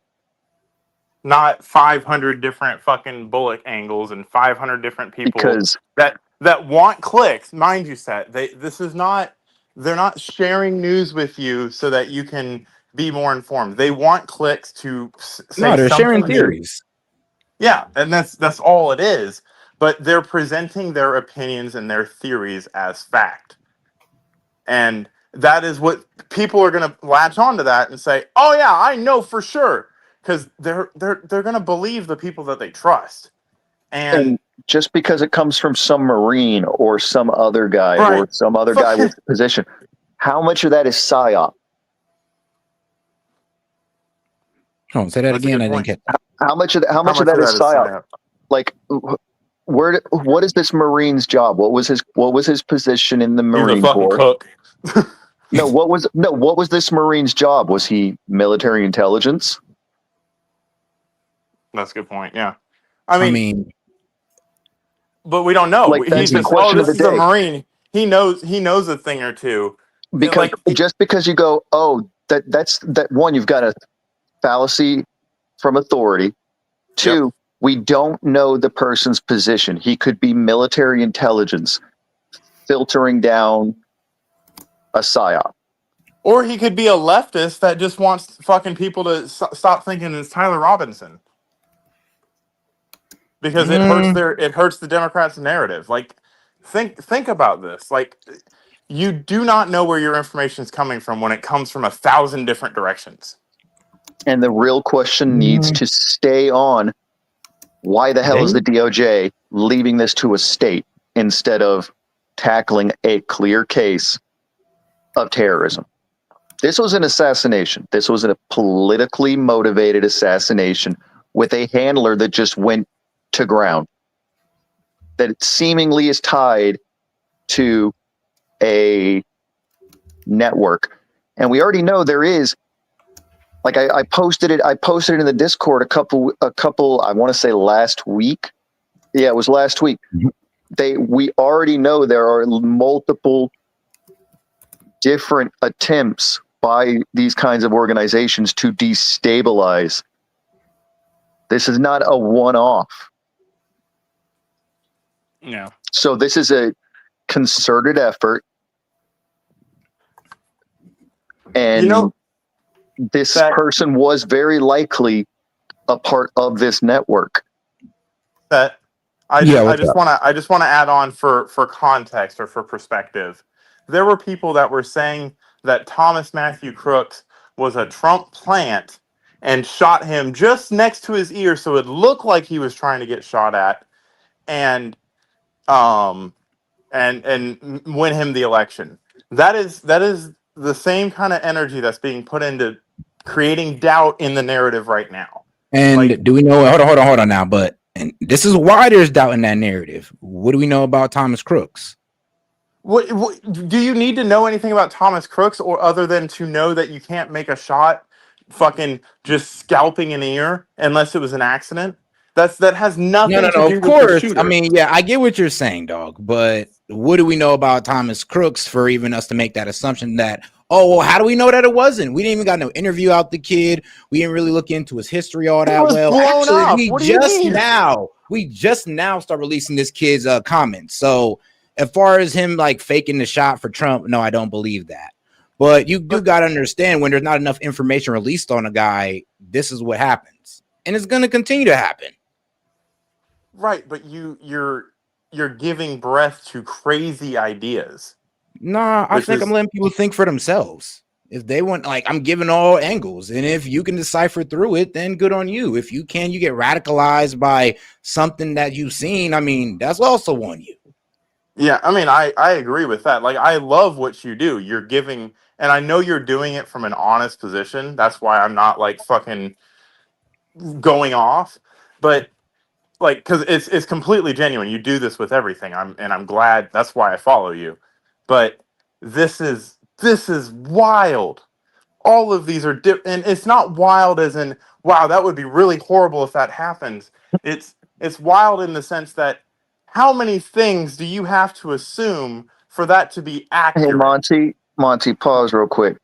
So, first off, really fun username there, Google account. I can absolutely call it terrorism. It was a politically motivated attack on one of the best known political activists in America for the right, from somebody who had been radicalized by the left. And I am making speculation about this being a handler. I stated shortly after this occurred, keep an eye on the twig. And if the twig disappears, that points to them being a handler. And lo and behold, the twig handler disappeared. Say that. Now, the He handler absolutely did say idea. that. Who did? Wait, what did he say? I said if twig disappears, it points to them As a being a handler. handler. And He lo did. I don't and know if he said it behold, up here. twig disappeared. Well, Yep. To say the twig's not in witness protection. Because that would almost point to even more likely a chance that they were a handler. That's true. Yeah. So damn guessers, like you don't even really believe in the. All right, hold on now, because could the original narrative still stand? I just want if there's a handler involved. Yeah, absolutely. Absolutely. It makes that makes perfect sense. That is a plausible conspiracy trap theory. house plus supposed tranny thing going on with boyfriend / roommate that rapidly caused this super conservative raised Mormon kid to go ultra radical to the point where he was willing to kill a man from a distance with a shot to the throat. Yeah, I mean, but you also have to consider that he was raised like every time he watched television, people calling Trump Hitler. Like you don't get lone gunman scenarios. That does not occur. Every single shooter that has ever committed an assassination of this kind was radicalized and there was a handler involved.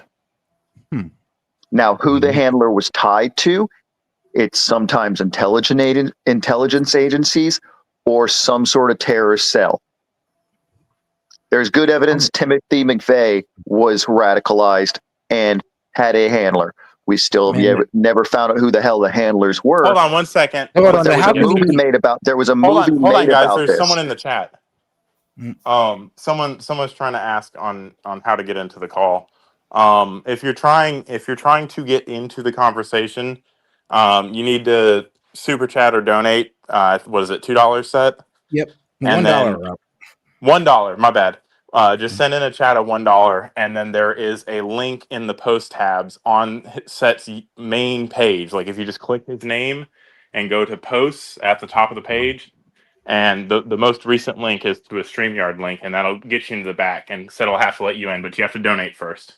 All right, guys, I do want to spend a little bit more on this, and then we're going to go to more of a geopolitical and rise above. No, I'm not saying Twig was a CIA handler or operative. I'm saying that fits the way intelligence agencies and terrorist cells operate. Yes, the CIA has done this in other countries where they have used handlers to radicalize operatives. Okay. And then pushed them. It's the same technique. Twig could very well be a terrorist cell handler. All right, guys. Now, hold on. I do have to read out this Rumble rant. Shout out to my man Castro. He said the Turning Point high resolution videos the FBI has would disprove most of these fakes. This is definitely politically motivated, meant to cast doubt on the admin. Often, the simplest explanation is right. Shout out to Arkham Razor. So, okay then.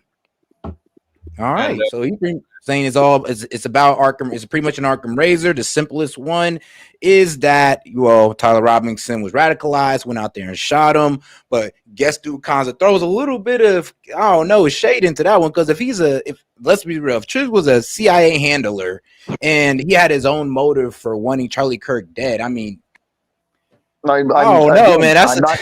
I'm not saying it was. I know you're not saying for sure, but I'm not saying it was CIA. I'm saying the technique fits the same way CIA.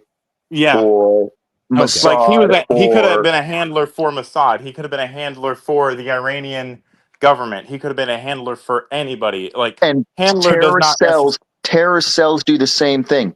Al Qaeda used handlers. The imams would send out handlers, and they would go out and radicalize people. They'd radicalize people in different areas. They teach them how to make suicide vests. They teach them how to commit terrorist acts, and then they would handle the operations, and then they'd go out and do their little suicide bombings and their little raids. Okay, that's actually how the FBI catches people that are trying to become terrorists. They pretend to be handlers and give these people that are That's radicalized. exactly how the pipe bomb attack worked. The FBI pretended to be handlers for a right-wing terrorist organization, and they tricked a bunch of radicalized right-wingers into doing a terrorist act, but they didn't give them real explosives. Handlers, huh? Well, god damn.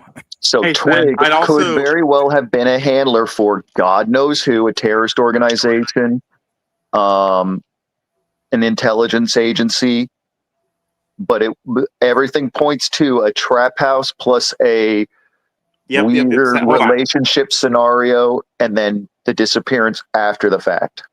Gotcha. And even the way the text messages that the FBI had read very strange, almost like handler messages, almost like Shakespeare's. Guys, I want to donate for Mac Roar, who's trying to get into the thing. Everybody's just like fucking going off on different things. He's trying to get in, so I will send in $2 for him if he wants to hop in. Oh yeah, shout out Chase. He says for Mac. Chase already covered you, so shout out to my man Chase for gifting one membership. Perfect. Which is basically, hey, you paid $2 anyway. You paid a little bit more than that actually. So come on up, my man. We'll definitely be happy to host your call. Shoot, I think we can give the Charlie. I mean, I think he wants to speak on the Kirk thing, but shout out to my man Lee Kogan. He says, "Set, keep it up." Charlie was all about views coming together. I do believe it was Tyler, but it's up to everyone to make up their own minds after hearing all views. Yep, and as they start to slow roll the evidence out, we should all come to a pretty conclusive, answer at that point. Because in my eyes, I'm gonna be honest, I believe the narrative. I do believe the original narrative. I'll be honest with you. Because everybody else saying come on now, like trying to blame Israel. I mean, it's kind of typical. Hey, I mean, like microphone, a gun. Microphone, gun. You got to show me that one. And then, of course, being shot from the back. I mean, I see what y'all are trying to do with the blood splatter in the back, and maybe, but I don't know. I'm still more likely to say that he was shot from the front. In StreamYard, I put a video. It's like 1 minute and 30 seconds of Tyler walking down the street with a hardcore limp. And then there's another video. It's a lot longer, but a guy shows how you could do it. Well, people are trying to say that Tyler's not even the shooter, so that's why I started. That's why I started playing everything, because as soon as I start hearing that, I'm like, all right, now I need to hear it all now, because you're trying to say this man is not the shooter. Bet. Now, for the record. I tried to put I only have an AR. I don't have a Mauser. A Mauser's a little bit longer, but a little bit narrower than an AR. I put my rifle down the back of my pants and was able to bend my knees, walk without a limp, and all that fun stuff. And it was not noticeable. Like, I stood in the mirror, looked around. It literally just looked like it was a part of me. And the only thing that you could notice was the stock of the weapon in my shirt, which if you put a backpack over that, gets rid of that. Well, and I was able to bend my knees and bend my hips and everything. Now I ain't gonna lie about you. You sold me on that one. You sold me on it because I was like, because I was on the assumption. I don't know why I was on this assumption the whole time that. But that's speculation. He was carrying it on his leg.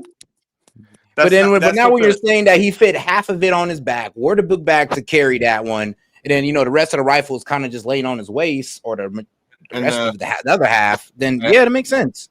I have a video of it, and it makes sense why he was walking so upright the entire time. Yeah, like his hips weren't moving. He wasn't bending over. Check out the video I put in SteamYard. All right, I got you. Let me see here. Oh, you talking about the what was it? The TMZ. Let's see here. How did the one on top?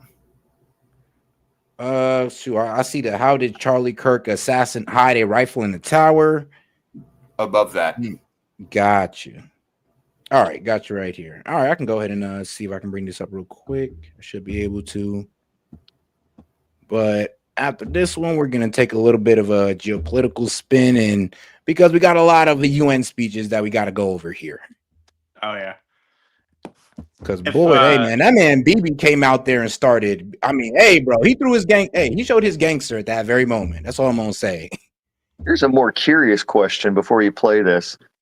Can anyone explain to me in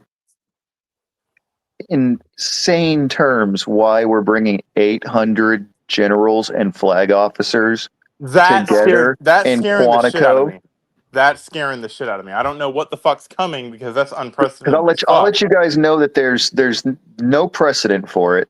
Yeah. There's no logic to it other than the fact that we're getting ready to. We need to have an all hands meeting.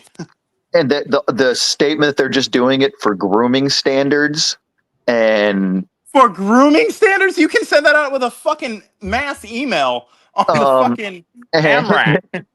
Atarac, sorry. Like for me, from what I'm thinking is the only reason you'd ever bring that many of them together is because they don't trust SIPRNet for whatever this meeting's going to be about. And now apparently Trump's supposed to be there. What the fuck? Now you're going to bring POTUS together with that many upper echelon all in one place. If you live in Virginia, I pity you. I pity you on a very deep level. Your cell phones, your computers, everything is about to be spied on in a way that you've never been spied on in your entire life. Jeez. And there's probably going to be a geo-synced satellite literally just spotlighting that entire area. Hold on 1 second, guys. Is Mac? B-Mac, how you doing, my man? He's in here. What's up, guys? I figured it out. All right.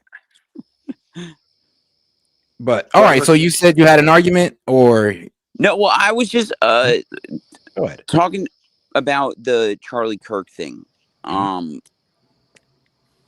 I just personally feel like this whole theory that it's there was like a trap door underneath him and all that, and all this crazy nonsensical stuff is I was agreeing with, I don't remember what the name was, it's too small for me to see now, but someone was agreeing with that at one point, and saying that they thought that it was Tyler Robinson, and I kind of feel the same way. Like, I think that that's who it was, and I don't know what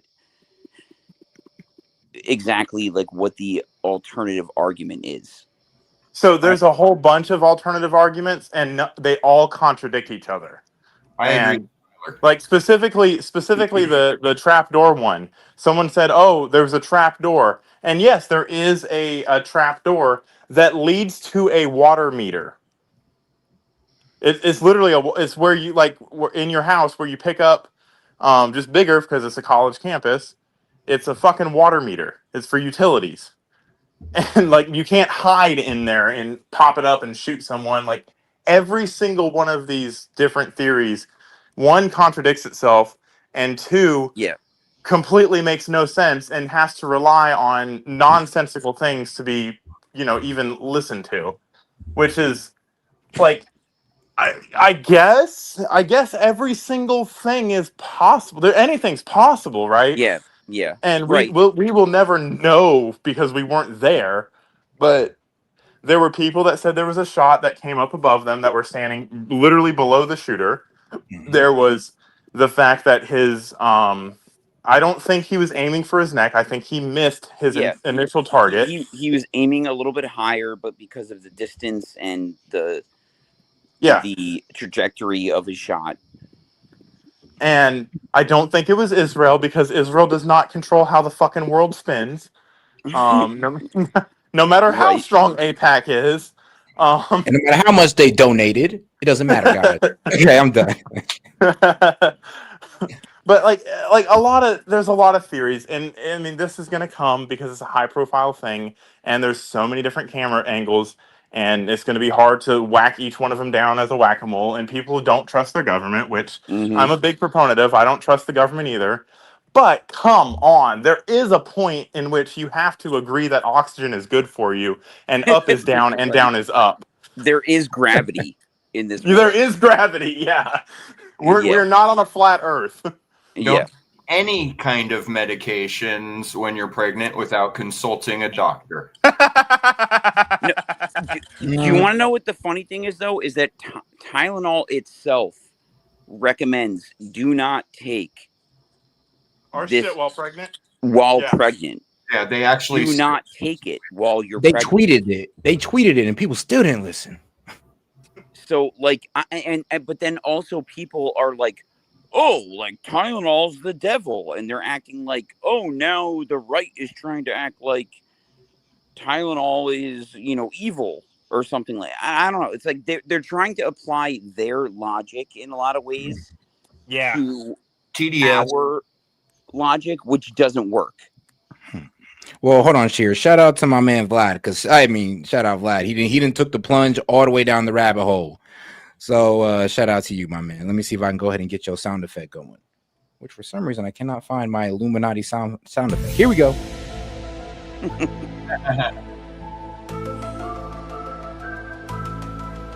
All right, shout out Vlad. Then he says, since we are in a conspiracy rabbit hole, could that death be faked and a facial reconstruction be done? Push martyrdom to get a revival back? And I mean, Jesus, that'd be doing too much.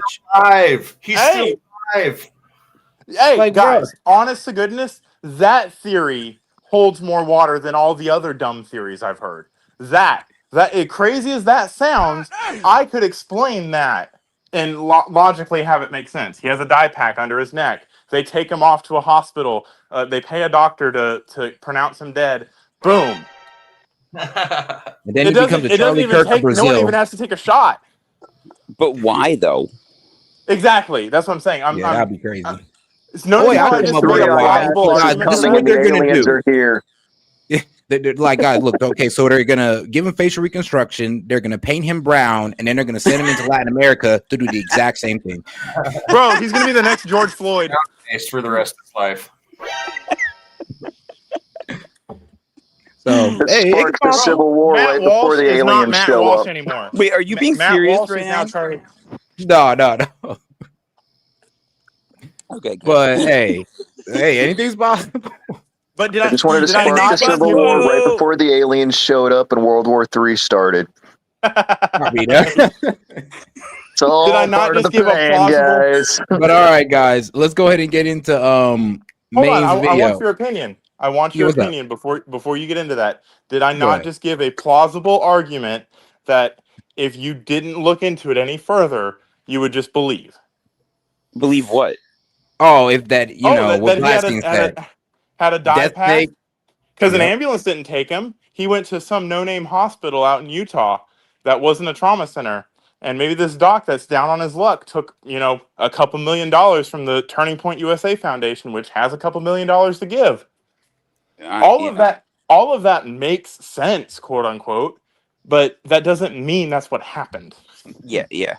So there are things that actually support Guest Dude's comment. Whereas sorry, I didn't mean to make it go on. No, don't rope me into this. I'm not. I'm joking. Don't be rolling me into this. I'm the sane one in the group. Well, you're talking about a handler. Yeah, nobody really want to touch this. That's the same conspiracy theory too much because that actually happens all around the world. So James O'Keefe got video of a guy saying they do that sort of thing a long time ago. But as for the house, it's probably owned by. So there's one here in my city as well, where it's like coupled with Pima Community College, with the university, with. Crowder's got video from like a decade ago of infiltrating an Antifa cell in Texas with not gay Jared back in the day. I just want to say, gay Jared actively infiltrated an Antifa cell and was like involved in it for going on, I want to say like 2 months of like passing intel back and forth, and up to and including like, well, okay, we're going to go to this protest. You might want to arm up. You might want to get weapons because it might get a little hairy. If you don't have a melee weapon, you might want to get a firearm. Like they were trying to convince him as hold on. You're getting into the weeds. Anyway. All right, guys. Now, first off, before you go off, I do need to read out some super chats. Shout out to my man Daniel Castro. Old Emma would explain the lack of penetration. And a shout out to my man Vladstein. He says Peter was martyred and set forth the Catholic Church. Power is absolute. Power is absolute around a religious death, which is. Hey, I just say that. Props to Israel for creating that mic or whatever and having this unprecedented piece of technology that they took on a 31-year-old man that had a religious following. They showed their hands because we've never seen mics blow people's neck before. This is new spycraft that they reserved specifically for Charlie. That's how important Charlie was. Honestly, the feed into the whole let me give that a little bit of light and let's see what you guys think about it. Now word in TPUSA is that Charlie was kind of going against the narrative in Gaza of what Israel was trying to absolutely. And they're trying to link that treatment as trying to say that, because Charlie Kirk has such an influence with the youth, Israel cannot afford to have that amount of youth or his entire movement move away from him, even though they all were already starting to. And they might have fast forwarded, to be honest with you. I mean, so that's why I think that this is just people trying to hitch their wagon onto Charlie Kirk's death and further their political message that Israel's bad. And they're doing it. They're not wasting a tragedy. And that's why I've lost a lot of respect for Candace. While I will listen to her theories because I don't want to be arrogant and ignorant, I will listen to it. And I did give it some thought. I still think she's just trying to hitch her wagon onto Charlie Kirk's death. Mm-hmm. I'll give her the benefit of the doubt. I think she's honestly trying to find out. I think she might just be sad and fucking mourning the loss of her friend. But she's being very loud. She started having some batshit crazy things that she was talking about even before this. That's true. The point where Charlie was kind of disassociating himself from her. Not really. She actually disproved that. Remember, they were on tour. They had text messages together, and that's what I did not like. This will also push me in that direction of Israel because it was PBD in them with another guy from Turning Point trying to sit there and make it sound like Candace wasn't close with Charlie Kirk, and that's couldn't be further from the truth. No, it's not they try to push that they weren't close. No. It was just that he went on record as saying, I don't agree with her on everything, there's some things that we don't agree on, but she's still my friend and we still talk to each other. Not that she wasn't his friend, but that they had been, more aligned in their views, I think, previously. And then they kind of parted ways in that a little bit, but they were still friends, of course. Yes. All right. Okay. Yeah. Because I didn't like how people were trying to sit there and say, oh, when's the last time Candace met up with Charlie and all this wild stuff? And I'm just like, whoa, what are y'all trying to say here? And they were trying to make it seem like Candace was trying to make $1 off Charlie Kirk's death. And I think we all need to remember who we talking about. No, that's not what's happening. No. Yeah, as much as everybody want to sit there and bash Candace, let's be real. Candace can get the views without Charlie Kirk. She didn't have to speak a word about Charlie Kirk, and she still could have pulled 100K views live without mentioning Charlie Kirk. She was doing that with Brigitte Macron. Well, and now I don't know half of about us here without believe him. that guy's a Like, if man. he hadn't existed, I don't know about like without him, but like, oh yeah, you're true. I'll give you that one. In his absence, yeah. Yeah, I mean, there would be no Candace Owens without Charlie Kirk, because Charlie Kirk gave Candace Owens her first like step. Yeah. All right. But now, guys, I think we didn't beat this dead horse long enough. Unless, man, you still want me to play the video? Yeah, it's Wait 1 second. 1 second before we go on. I have one more thing to put out there. Fucking all these people that are jumping down my throat saying, "Oh, the hospital." I think they called it Timpagnoon Regional Hospital absolutely has a trauma center. Yeah, it's a level 3 trauma center. Go look up what a level 3 trauma center is equipped to handle. I promise you, it's not gunshots to the head. While you guys are all trying to sound smart and intelligent, every hospital has a quote-unquote trauma center. They all have trauma bays because trauma is a part of medicine, but there is different levels to the trauma centers. So this is It's a level 3 trauma center. The closest level 1 trauma center from that shooting, when I did the research, was like 58 minutes away. Yeah, he wasn't making that.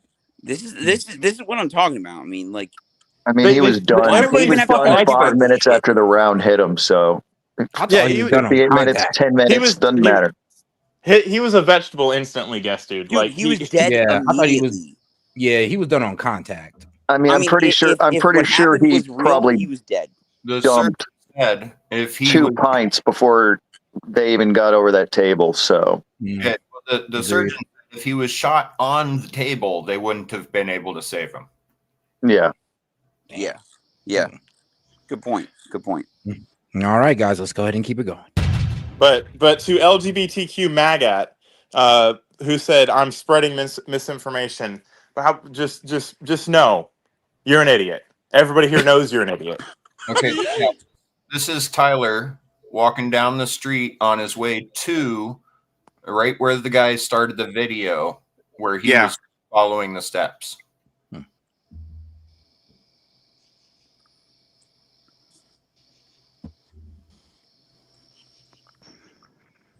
He got a nice little swag walk going. You know, he got a little lean in his step. His little gangsta lean. The gangsta lean. That's him leaving. Afterward. That's him? No, not with the people, but this guy right up there. That guy. Okay. In the forest. No, back it up a little. They're gonna look back in the field, a little further back. I think this is him right here. Back in the field behind the houses on the other side of the street. Wait, back up. Oh, okay, I see what you're talking about now. Okay. Oh, there he is. I see him. That's him leaving after the fact. Is that where they found the gun? Back there? Yeah, after where he is right now. He dropped it off before this point. I still like what do people think happened? Like they had this guy just walk around aimlessly and then he didn't do it. And you're supposed to see him again. True. Well, they're trying to say the guy was at Dairy Queens while all this was going down. Yeah, that's true. I heard that.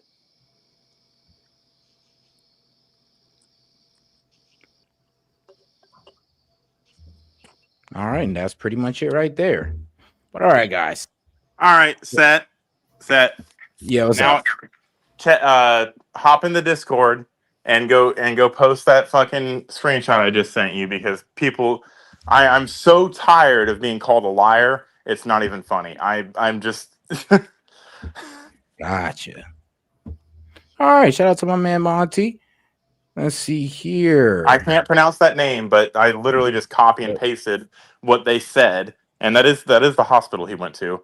But that is the hospital, and that is what level they are. They are a level 3 trauma center. And read for me. It's in Orem, Utah. So everybody else can go look this up. You can literally just Google the same thing I Googled. It's in Orem, Utah. So yeah, here it is. Utah is okay. Yep. So this hospital right here in Utah is a level 3 trauma center. This means it has the capability to provide comprehensive care for patients with moderate to severe injuries, including surgery, intensive care, and stabilization. And let's see. Trauma Level centers. 4. Let's see. Okay, Level 4 is the worst, and level 1 is the best. That's how the leveling system works. Huh. The trauma centers ranging from 1 most capable to 4 least capable. Okay, yep, and pretty much what you just said right there, Monty. And now we know how trauma centers are ranked. Because I'm be honest with you, did not know that. And Shout out to my like, man. Yeah, it's hilarious. It's hilarious. It was a trauma center. No shit. When I refer to a trauma center, I'm referring to a trauma center that's capable of dealing with the injuries that someone has. You don't take a headshot gunshot wound to a level 3 trauma center like that because they didn't know that. They went to I mean, you do if you have nowhere else to go, but they drove to the closest hospital. It wasn't a trauma center. They even said if he had been shot on the table, they couldn't have done anything for him. So, like, Jesus Christ, every hospital is a trauma center. It was what my point was. So pointing out that it was a trauma center. It's a level 3, and then when I say that it's a level 3, you say no, it's not, and that's misinformation.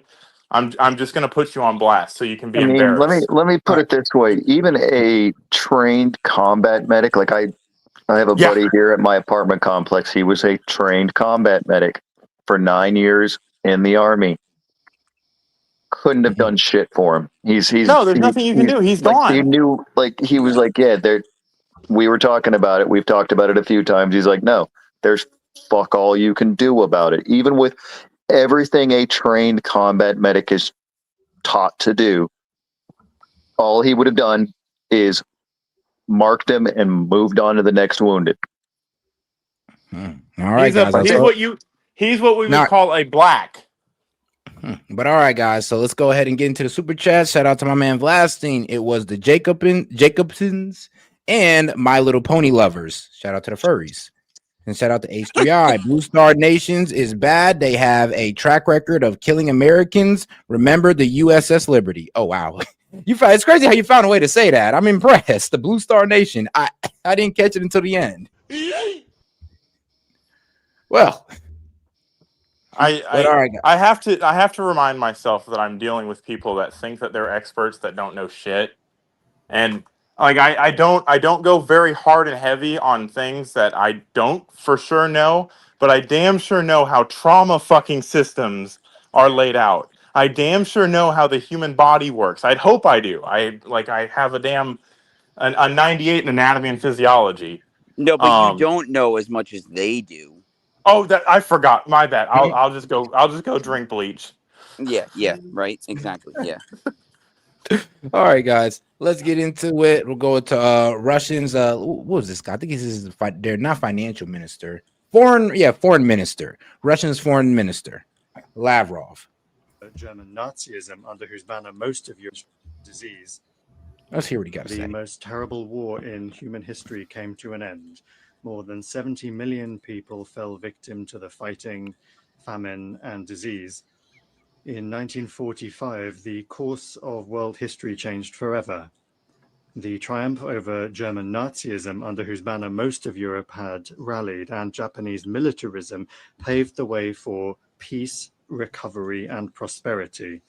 This year, Moscow and Beijing held celebrations devoted to the 9th of May and 3rd of September holidays to mark the victory in the Great Patriotic War and World War II. Yeah, the world witnessed grand military parades commemorating the decisive contribution of the peoples of the Soviet Union to the defeat of Nazi Germany and the particular role of the people of China in defeating militaristic Japan. We sacredly honor the memory of our brotherhood in arms with all of our allies who stood on the side of truth in the fight against the forces of evil. One of the enduring outcomes of that war was the creation of the United Nations.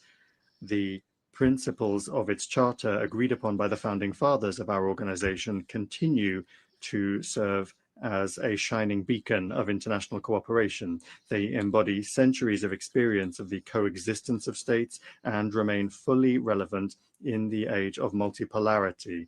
the only thing that remains is for all member states, without exception, to adhere to those principles in full, in their entirety, and as they are interconnected. In practice, however, things look different. Widespread, gross violations of the principle of the sovereign equality of states are undermining faith in justice itself and leading to crises and conflicts. All right, hold on now. I'm gonna get back to this. Let me get over to the good part where he was actually saying some stuff instead of recapping World War II history. I was about to say, like, what is he talking about? Man, that's what I was saying. World War II history. Benjamin Netanyahu is no stranger to the United Nations General Assembly podium. What? After all, he's the longest serving Israeli prime minister. He has given this speech multiple times, but this year was different. The war in Gaza has dragged on for nearly 2 years. The death toll has soared past 65,000. Israel's allies have begun to peel away. Some are even recognizing Palestine. In this backdrop, Benjamin Netanyahu arrived for his UNGA speech today, but before he could even start, dozens of delegates walked out. Some even booed as they left. Please, order in the hall. Please, order in the hall.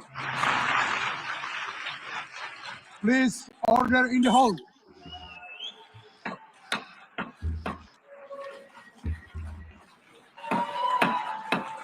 Please, order in the hall.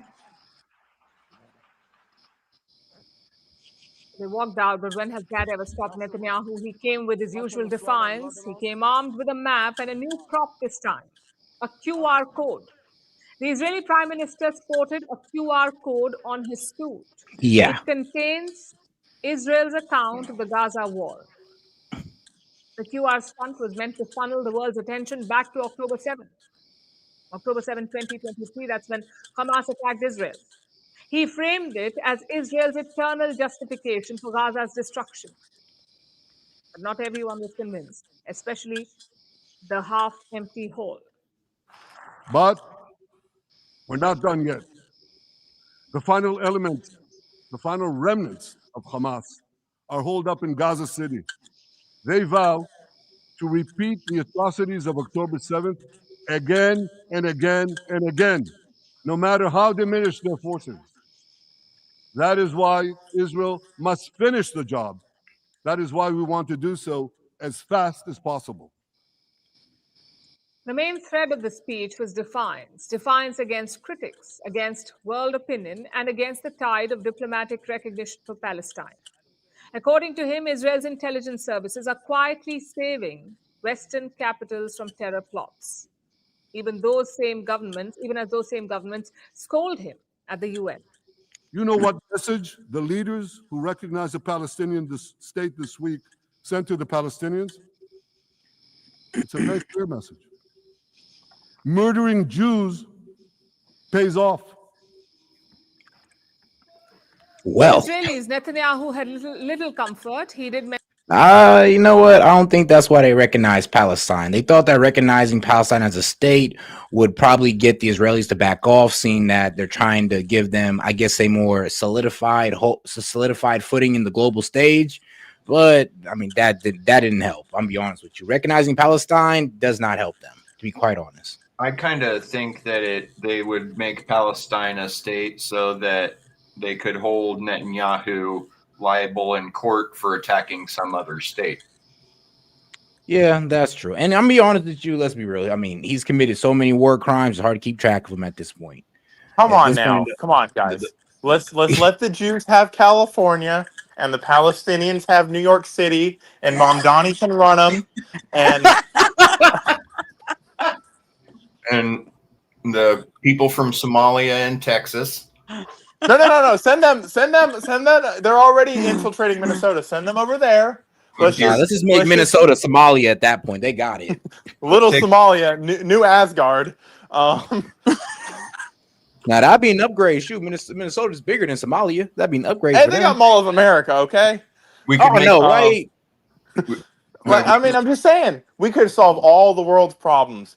Maybe these liberals have something about it. We can solve all the world's problems if we just open our borders and just let us become the third world country.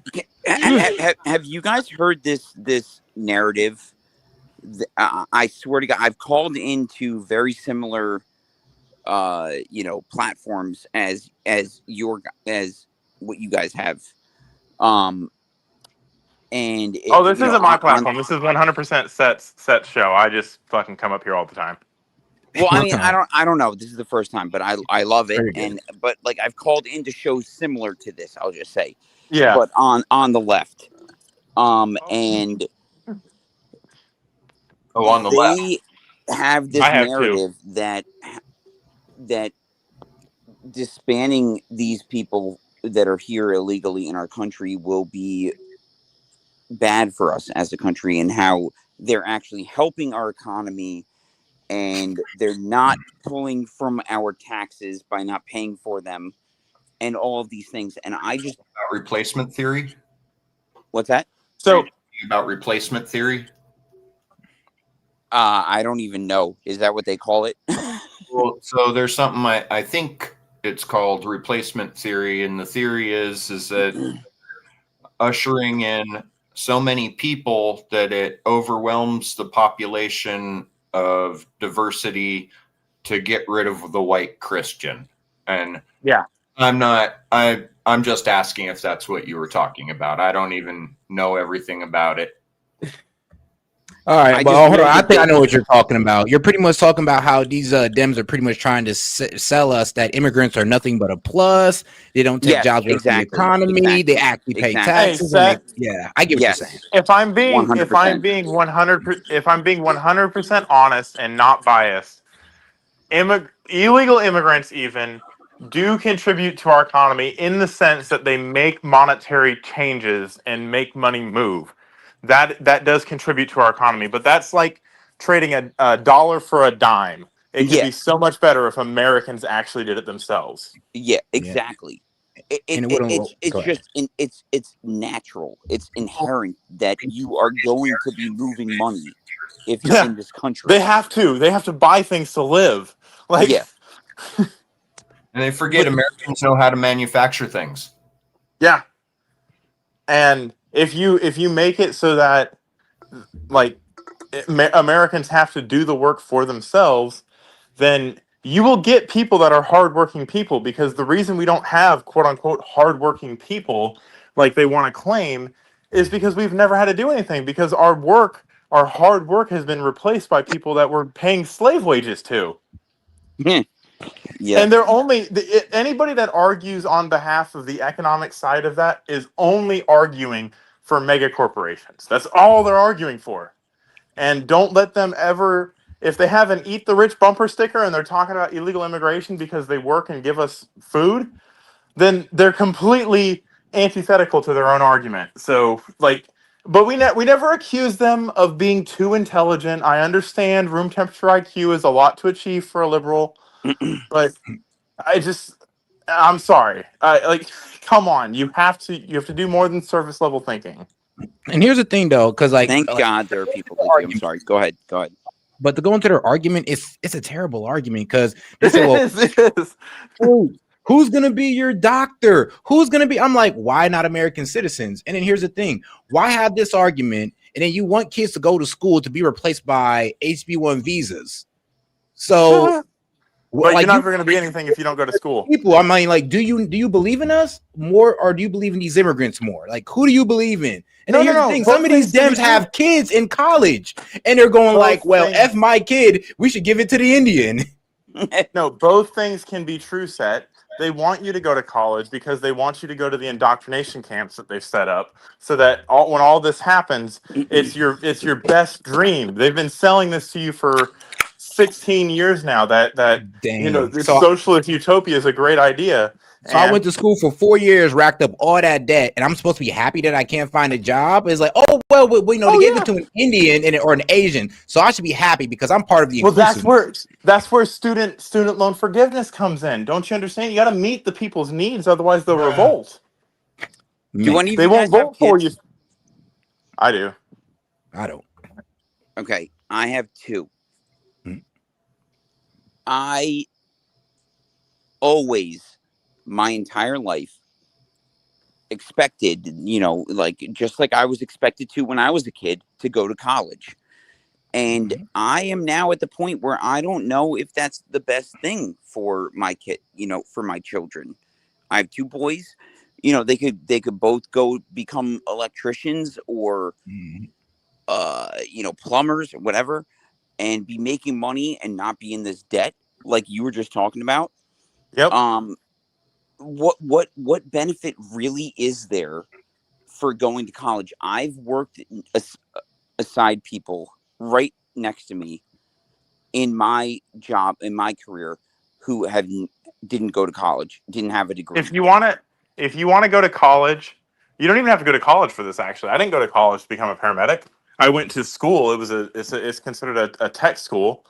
But if you want to go to college, go to nursing school. If you want to go to college, go to med school. If you want to go to college, go learn to be an engineer. If you want to go to college, make it worth your time.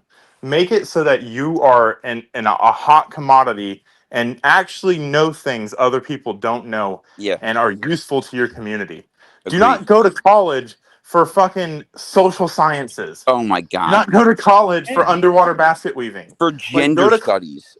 For gender studies. And I if you want to go to college and waste your money on gender studies, I'm fine with that. I don't care. It's freedom of the dollar, right?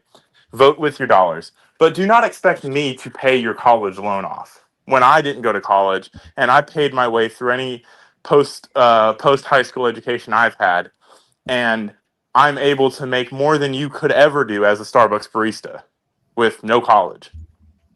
Have you seen what they're doing in California with they're giving healthcare to illegal immigrants and you want to know? You want to know? Oh, and transgender surgeries as well. I'll take it a step further. So there was a gentleman in my my wife is a nurse. She works in a hospital. It was an illegal immigrant that had no social security number, had no information, could not speak English, and was addicted or overdosing on meth. That's how he came into the hospital. He needed dialysis, and the hospital could not discharge him. What did they do? The state put him on Medicaid. So if there's a single person in here that wants to make the argument, oh, it's illegal for illegal immigrants to get social or Medicaid benefits, you're fucking lying to yourself. Yeah. Because it absolutely happens. It's an emergency program, and the state of Washington uses federal funds to do it. Everybody has to do it. We can't turn away somebody who's dying. Which is good, exactly which is right. Absolutely. But don't sit here and say that it doesn't happen. Exactly. And that's part the program that gave that money was Medicare, right? Medicaid, emergency Medicaid. I do respect how Mac had that question, because it is concerning. Like, even if you send your kids into something like STEM, which should be like a guaranteed job, fresh out. But yeah, even when you got stuff like that, I mean, who's to say that they're, like I said, they're not going to want to put an H-1B visa over you? And God forbid you don't go to college or any higher education. I mean, they'll just put illegals over you. So if they found a way to, like, low key, honestly, kind of play us out of our wages through immigrants. Mm-hmm. And this is not us. And then when we bring up this argument, they try to make it seem as it's racist. It's like, no, we're kind of just looking out for our own. I can take that a step further with the manufacturing leaving the country, and with the combination of the two, it makes the country very vulnerable. And if the country don't sit here United, and try to pretend you're not racist. We all know you're racist, Set. I'm slightly racist. Okay. I have my moments. But I know what. Shout out Chase for remembering this video. A lot of people do forget it, but I'll go ahead and play it for those who is first time seeing this. Let's hear it now.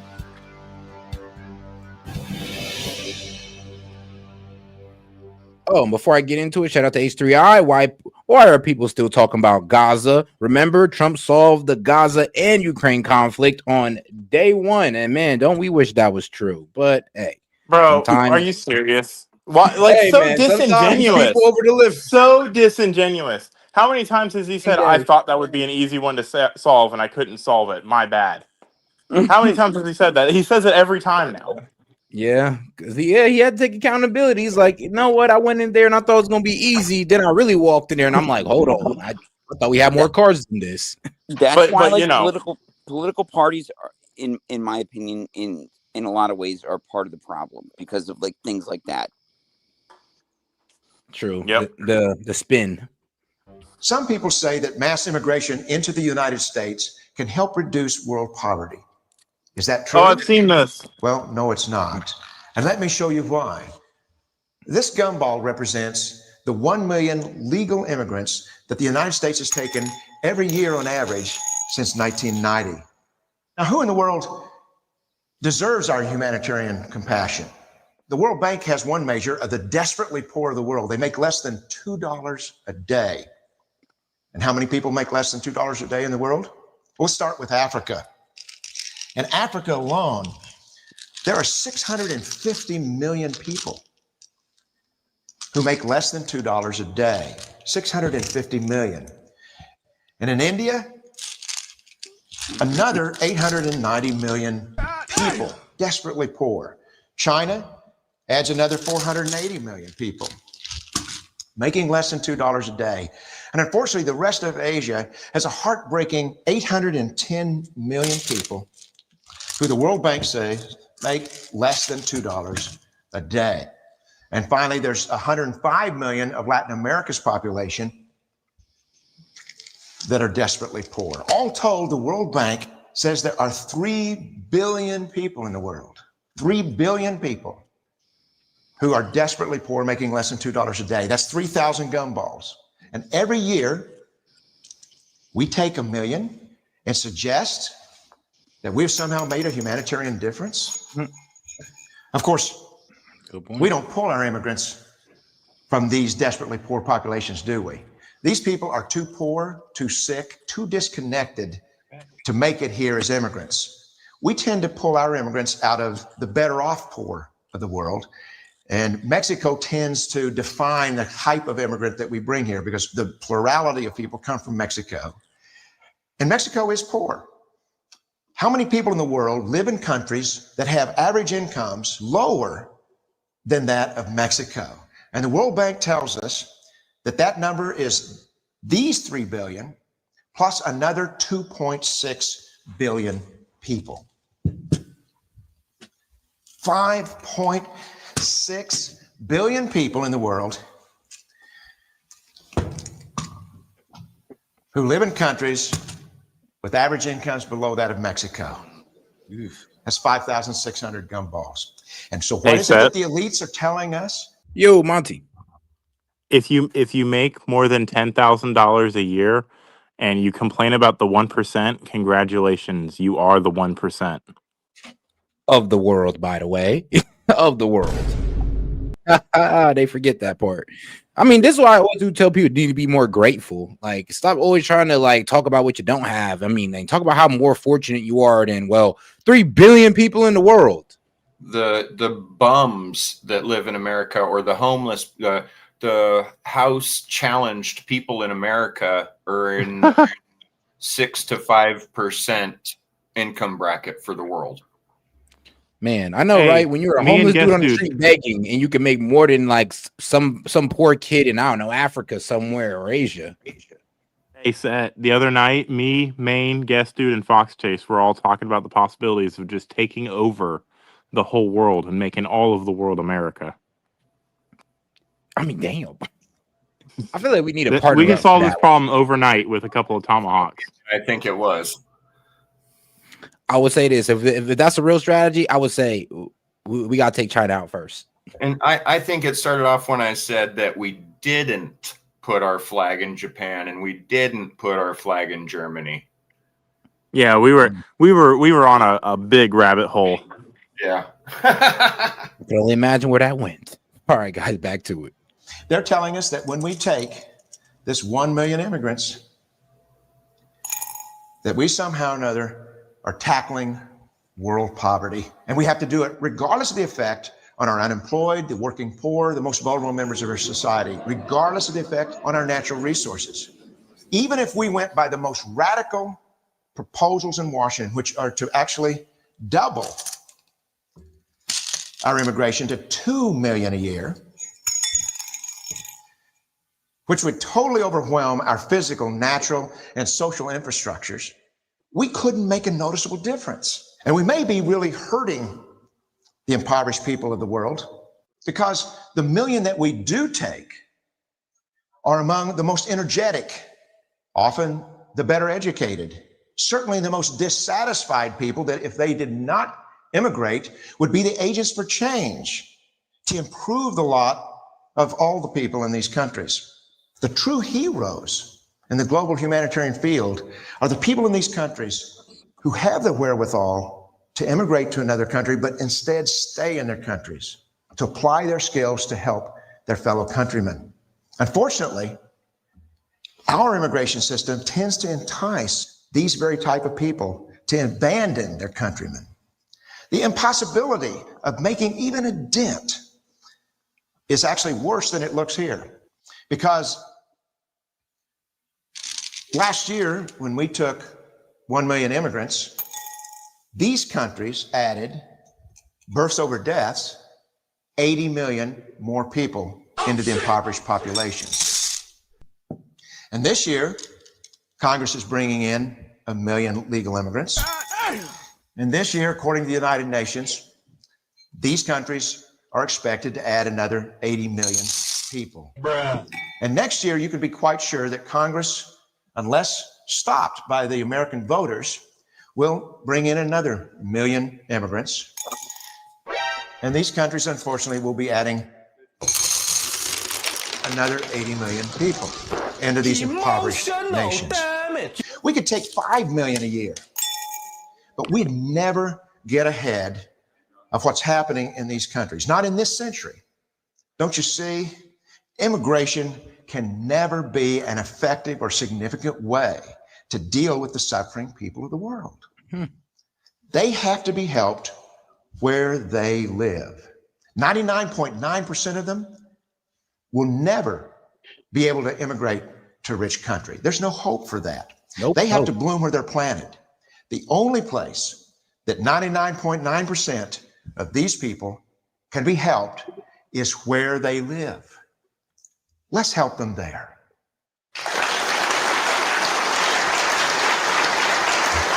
I mean, so I'm not sure when that video was made, but it is extremely out of date.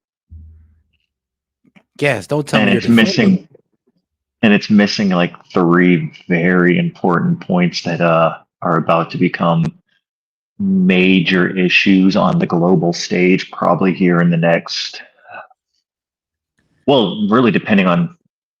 There's a 4th one that's coming up. Okay, yeah, no, that video needs to just be entirely jettisoned. It's useless.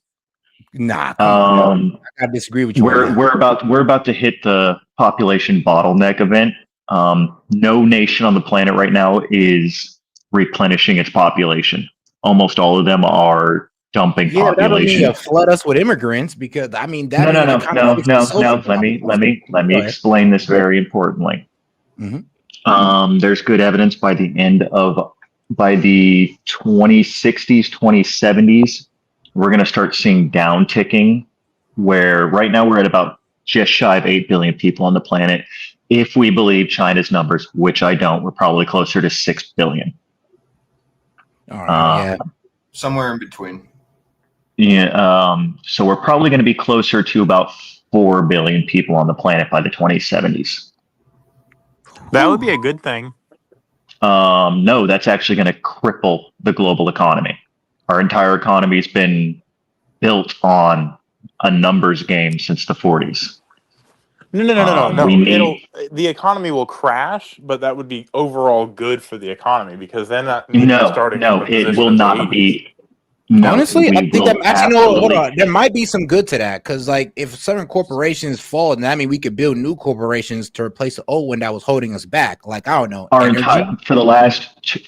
since the 40s, we've been building off a numbers game, and since the mid 1800s, we've been building off industrialism, which is requiring bodies in factories. Robots. Yeah, that's what I'm getting at. The second factor that will cause us to accelerate towards robotics and artificial intelligence, which we all know is extremely risky. Just because Terminator happened doesn't mean it's going to happen again. No, it's not because of the Terminator aspect, but because gray goose scenarios, runaway paperclip scenarios are very likely to occur because we don't know how to not program those in yet. And we are not sure how not to program them in. Okay, I get what you're saying. Well, especially when it comes to AI. You're right. Optimized paper clipping is a major issue with robotics. Yeah, and if y'all don't understand what he's talking about, like pretty much saying if we got a robot to make paper clips, it might become too efficient and it might put its goal over humanity. Yeah, turn the whole world into paper clips. Yep, for the hell of it. Just because it was told make paper clips, and it will see you as material to make paper clips out of. So we have those two factors in line. Then there's the fact that Hold on. Wait a second, guest dude. Wait a second. I understand the premise behind the statement, but all you have to do is say make paper clips when I say make paper clips. Okay, so the actual one that they use, the theory they use when they're talking about this in the large AI conferences is if you make a coffee maker, and this coffee maker has artificial intelligence, its mission in life is to get you your morning coffee. And so what's to stop this artificial intelligence from eventually manipulating distribution chains just to be sure you get your coffee? Yeah, that's the issue. Obviously, I simplified it down for the sake of it because I don't want to spend 2 hours explaining the intricacies of the paperclip problem. Yeah. But it is something that is a problem. They're really good at it. Like even the really dumb generative AIs we have now are really good at already being problematic with this. Like they've already, I'm trying to remember if it was OpenAI or one of the other companies. I think it was OpenAI's already had a confirmed murder, simulated murder. Where it killed the CEO instead of blackmailing him or something. No, it wasn't a CEO; it was an executive. But yeah, it's got a confirmed kill underneath its belt because of an optimization problem. So we've got that. It's a theoretical thing, guys. It's not an actual kill. AI has not. Yeah, killed it's not an actual yet. kill. It's not yet that we know of. AI I mean, we do know that but it has made people commit suicide. So we do know the German-based AI that the Ukrainian government's using has several confirmed kills on the Russian front, but that's a whole other story. So you cannot use different AI connected to the internet. However, that doesn't control China. So here's the thing, guys. In a couple of years, Elon Musk is going to take us all to Mars, and we can leave the liberals behind. So we have the population. We have a population bottleneck coming. We have that's going to dramatically change the way the economy runs. We have the obvious technological throttling event that what has been called the singularity, but I don't think we're actually there yet. I don't think AGI's around the corner yet, but we're going to start running into the issues of us trying to reach for AGI before we're ready. And then there's also the issues of because populations, when demographics start to drop, and we're already dealing with the issues of the nation state and what nation states are changing. Nation states are already starting to deal with that issue, and we're seeing the first effects of that already. China's moving up its timetable for taking Taiwan. Russia's training an airborne corps in China right now for a Taiwan invasion. We've already got, obviously, the stuff going on with Russia and the fact that they've got drones operating in Germany, Denmark, Sweden, and Norway. Apparently on a side note, guest dude, you just reminded me. Did you hear anything about that kill in Poland? No, I haven't had any further intel on that one. They're still trying to figure it out, but I do know that now Germany's claiming that Germany and Poland are both claiming that Russia is staging a coup in Moldova. I heard something about they're trying to rig the elections. So it's getting pretty obvious that things are about to spark there. So I mean, we're staring down the barrel of a world war, and we're also here. The big piece of the puzzle right now, the weird one right now, that's kind of changing the entire game on why this whole immigration issue is very back burner for me. We've been shooting cartel boats recently. I don't know how much you guys know about this particular cartel we've been shooting, but it is the smallest of all the cartels. They probably send in less than 10% of all the drugs that we get in America. They're not even that big of a problem for us. Isn't that one? No. That would just be 1%. Yeah. They're just a really small problem for us, but they're tied to Venezuela. We shouldn't worry about them because they're only 1%. But we're not. They're tied to Venezuela, and we're now staging up a Navy group along the We're staging a Navy group there. We have a Navy group staged up near Venezuela. There's now intel of a special operations boat being staged up outside of Venezuela. We're probably going to go to war with Venezuela here in the next 3 months. Well, I can see that. Honestly, I will admit I can see that, but I don't think it's going to be anything too hard. It's not going to be like facing a real army. What is they actually have a stand-up army. They actually have a stand-up army. I mean, bro, Maduro's talking about giving like guns to citizens. At that point, I'm doubting your army. I mean, that's been our entire modus operandi for 200 years. Behind every blade of grass, a gun. Yeah, but that's because we have the Second Amendment. They're doing it just because they have the perception that we're about to come over there and invade them. Yeah, but I mean that's a dangerous situation of like, hey, yeah, we go and invade. Now we get stuck in a quagmire for 20 years in Venezuela. And you think this is going to happen by the end of the year? Venezuela going to be like our Ukraine? We're just going to take forever to take over this little Venezuela? We have a meeting with 800 generals and flag officers in Virginia in a couple days. That all bets are off right now. All bets are off the table. I'm not anticipating anything. That's why like this whole idea of like, oh, we're worried about like 1 million or 2 million immigrants coming into the country at any given time. It's like, no, all those numbers make no sense. They're not even adding 80 million to these countries anymore. Like even like a year much like Charlie Kirk. It doesn't. I feel like they don't even it's have like fake. Like his voice. Oh, guest dudes. Do I now? Yes, guess. I guess you sound like Charlie Kirk a little bit. Hey, guest dude is really like Charlie Kirk. That's the first time anyone said that.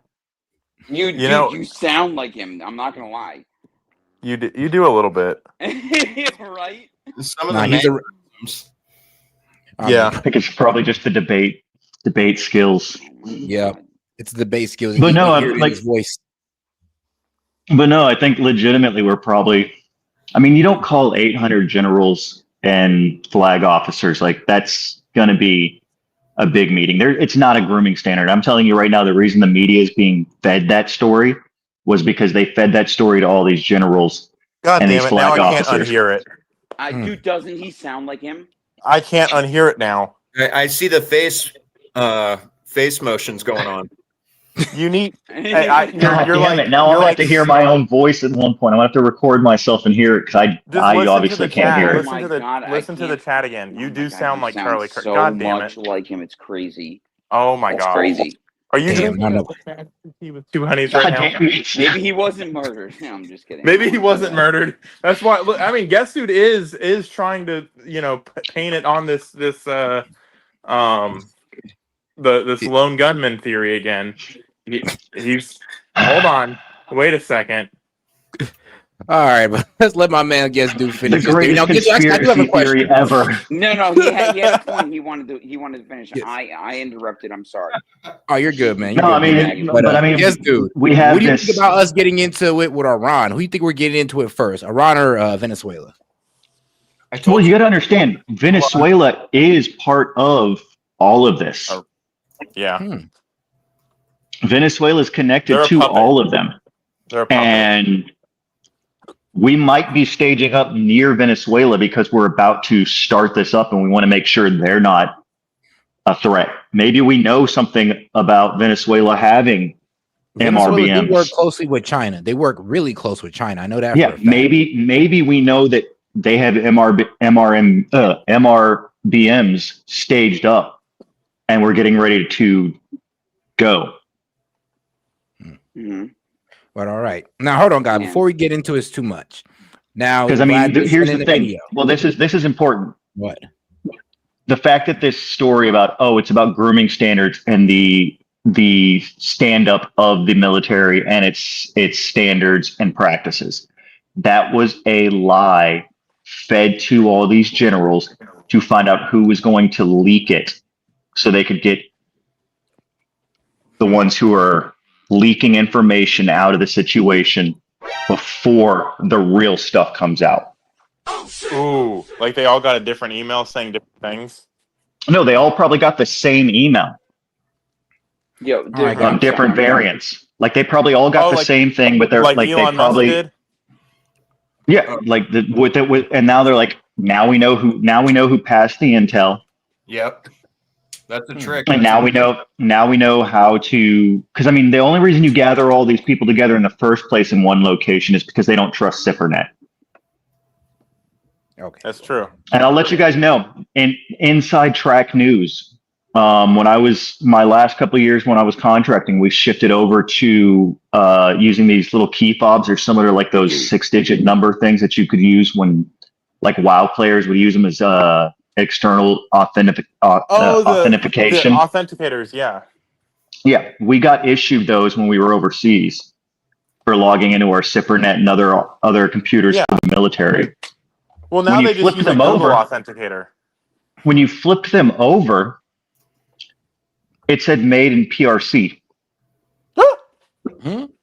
Somewhere along the line, the United States military made the fucking stupidest mistake ever of having our authenticators produced, not in just China, but the People's Republic of China. And usually if it's actually printed on the back of something made in PRC, that means it was made in a government-regulated, government-sanctioned, government-run factory, not just a third-party company that's in China, but it was one that was overseen by the PRC itself, which means CCP had ties to the tech.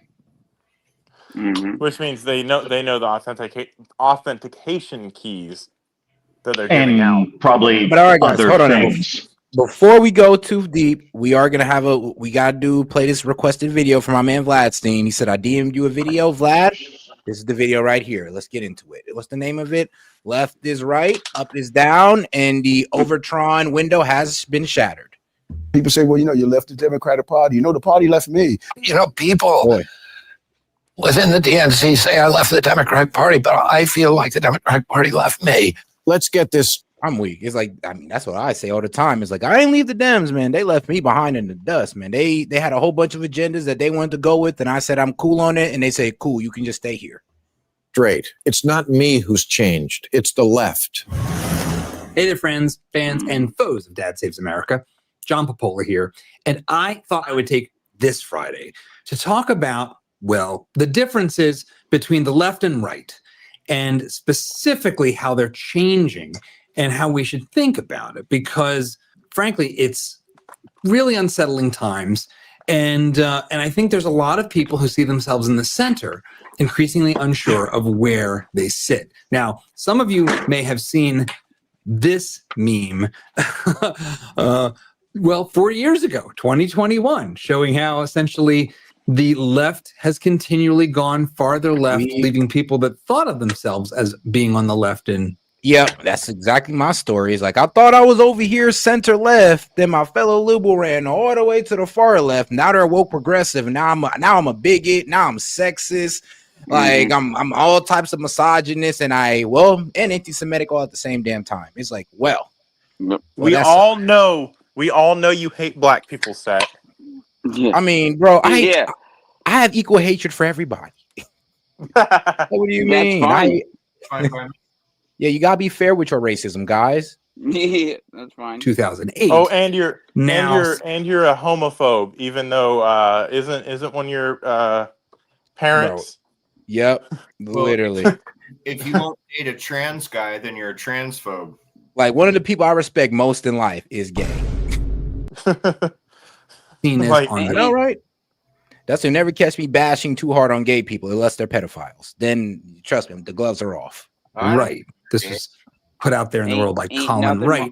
Ain't nothing wrong with recently gay people, updated and honestly, even a lot of gay people are against this whole new movement of like, like that I know. The left is that are moving. against of like this men are women and women are men, and like it's like we fought for this for so long, and now you're trying to like. You know what I mean? Like take over this and be like, no, like we're you and you're me. Like it's just, I don't know. It's if weird. you're a girl and you tell me you like girls, okay, fine. If you're a guy and you tell me you like guys, okay, fine. No problem. And you tell me you're a woman, I'm sorry. I'm sorry, I couldn't help myself. All right, let's get back to it. In the aftermath of before you hit play responses to Charlie Kirk. And I don't think this is an unfair update. Yo, what's up? Just a bit of an update on that whole subject. The LGB Alliance, the International Alliance, actually just did a official split from the TQ plus side of the equation. I think it was like 4 or 5 days ago. Wait, what? They put out because they did a huge announcement. They formed a whole new group of 501s and whatever else for whatever countries they're in. They split the LGB and formed the LGB International, and up in Canada, the LGB Alliance broke off. So it's now official. There's a dividing line that's occurred. And that makes perfect sense because, to be quite honest, though, if you were a gay or lesbian, gay or bi person, you should have been pretty offended with the whole trans and queer like thing. They kind of just force these guys into your group. They do all these radical things. They want sex change for babies. They want to make your baby gay. And you don't think these guys had a problem with that? Like the regular lesbian, gays, and bisexuals, they were never like the T's and they were never queers. Yeah. They were never the problem. I have no problem with them. I disagree a little bit fundamentally on the gay marriage issue, just because fundamentally, but I don't think the government should be involved in any of that. But this whole trans and intersex and all of this fun shit that there's 85 genders, and if you disagree with one, and that is the problem. That's what the liberals, the leftists, used as their slippery slope. Everything about this, it may seem like, when they argue with you, they move the goalposts and stuff like that. No, it's you uncover more. You uncover more and more about their true intentions the more you talk to them, because the more you point out their logical fallacies, the deeper it goes, because it is not about anything surface level with them. It is all about manipulating and getting their way into pop culture and making you feel like the outsider. So you see now in 2025, it's gotten a little more disturbing. And just for even more context from Colin, I saw a tweet from his girlfriend that captured a sentiment that I have seen a lot out there. I have seen online and in person in lots of conversations I've had from people who see themselves as having been on the left and frankly have Californians who have moved here to Austin partly because they see themselves as no longer fitting into a culture that they grew up in. My boyfriend Colin Wright and I both grew up in California as liberals who voted Democrat. Colin began speaking out about trans issues in 2018. I followed up when we met in 2021. Since then, we've gained many friends and colleagues in this space. Okay, so far, interesting. I mean, when the trans issue came out, I think everybody in their head was like, man, can't y'all just be gay? I mean, like at that point, I think the whole trans issue made everybody except gay people even more. So, you know, there might have been a plus to it. For saying that biological sex is real, that gender affirming care, in proper scare quotes, isn't evidence-based, which it is not. And for criticizing things like DEI and other excesses of the left, we and many of our friends have been called anti-LGBT, anti-trans, transphobe, bigot, racist, Nazi, neo-Nazi, fascist, far-right, hard-right, alt-right, extremist, authoritarian, totalitarian, white supremacist, white nationalist, ableist, xenophobe, misogynist, colonialist. Only if you're white. Only if you're white, they can call you that one. That's effed up. But yeah, I ain't gonna lie. Yeah, members of a hate group. Woo, I mean, guys, let's be honest here. I mean, out of all these names, you were probably called at least like 5 of them. Bro, I've been every single one of them. Also, don't sit here in front like you're not a colonialist. Set. Monty, you've been called a colonizer before. I remember the dude was out here straight. You're a colonizer, Monty. You can't be trusted. I was like, damn. Bro, I haven't colonized shit. My parents fled from World War II, or my great-grandparents did. Yeah, I mean, like, wrong family tree, my man. And my family were settlers. Can I say something like honestly, like truly honestly, like off the cuff, like you know, I have 2 boys, and I've spoken with my wife, and I've said, like, if they came to me and said, I think I'm a girl, I don't know how I would react to that. I don't know if that makes me an asshole, but like I don't know. I don't know how I would like, brother, man. I'm not even gonna lie. I'd be the same way where you're at, but I wouldn't even really know how to respond to them. But best believe I'm kicking down the doors of their teachers next day. Like, where did this come from? Because I don't even want to answer. I'm wondering where it came from at that certain point. Because I'd have been, because I hear you, like, what could you possibly say? You don't want to sit there and dog your son or just like go beside his head over it. You got to sit there and be like, okay, let me take this back a little bit. And where'd you get this from? Because you could tell your son whatever, but if he's still getting that message from the teacher or elders, cousin, who knows? Then what you say is not going to hold that much weight. And as parents, we like to think that, you know, our word hold the most weight with our kids, but really it be their friends sometimes. It be their friends or their teachers or people that they highly respect outside of their parents. This is a perfect time to bring up salting, which is a communist tactic. Where they will, like the workers' unions and stuff, they get their friends into positions where they can get more of their friends into positions, and then they all strike on the same day. If it's a teacher or a librarian, then say at a school, they can actually do certain shock tactics to the children. Like if the child said something about women's clothing or something like that, or it was brought up, then the teacher would be like, what if you wanted to wear women's clothing? And like make them uncomfortable to the point where then later on they need to come ask advice, and which is the point where they would input what they wanted to indoctrinate into the kid. All right, now and shout out to this guy, because he said if my boy tell me he's a girl, I'm kicking him in his nuts. I mean, yeah, he gonna remember then. Lord knows he gonna remember that. He's like, you feel that pain, son? That's the pain only a man could feel. Like, whoa. And members of a hate group. We and our friends got have super had our chats motives and rumble maligned, rant, sir. our words taken out of context. Gotcha.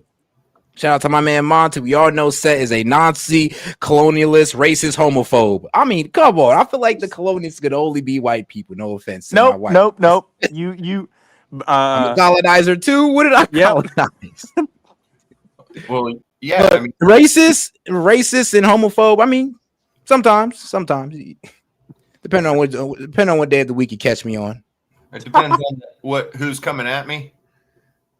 Yeah, that too, though. That too as well. You know, I might get a little bit homophobic depending on who's coming at me as well. Let's see here. I was looking in the Rumble chat. I do not see it in the Rumble chat. Hit pieces written and our names included in reports about hate groups and added to watch lists. And I think the most important thing about this is actually this paragraph towards the end. This doesn't just come from trolls. It comes from mainstream journalists, Democratic politicians, prominent activists, and organizations like the Southern Poverty Law Center, GLAAD, and the ACLU. And because of these lies, countless other ordinary people wish us harm. And this is something I have observed. It's something that a lot of us have observed, that there is an asymmetry going on when it comes to radical politics on both sides, to the extent there are two sides. And I think I want to get into that deeper. This has pushed a lot of people who used to see themselves as being liberal into the arms of the Republican Party and the broader movement of conservatives and right of center people, of which I would consider myself a member. There's another meme that kind of like highlights this, I think, in a way that's useful, that in 2024, the Democrats won the election. Elon, Tulsi, Donald Trump, and RFK, Literally all former Democrats. 90s Democrats, I like to call them 90s. Oh, They that's are true. not alone. Hold on a This second. is a Yeah. Wait a second. That's not wrong. That's absolutely right. Trump, Elon, RFK, Tulsi Gabbard, fucking the whole damn cabinet almost is Rogan. former Democrats. Yeah.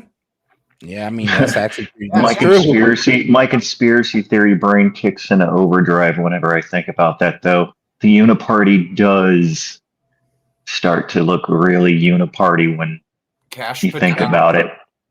Don't forget Cash Patel and Pam Bondi. Is there even really a Republican Party anymore, or is there just the controlled opposition of crazy left and just the Democrats only? It's I think there's like the old conservatives. There's like old conservatives and there's MAGA in my opinion. That's how the right split up. MAGA, the high chair. But the old conservatives really are only Turtle Man The chairman, because he won't die. Are the people that were attacked by the Democrats, who the Democrats came after legally.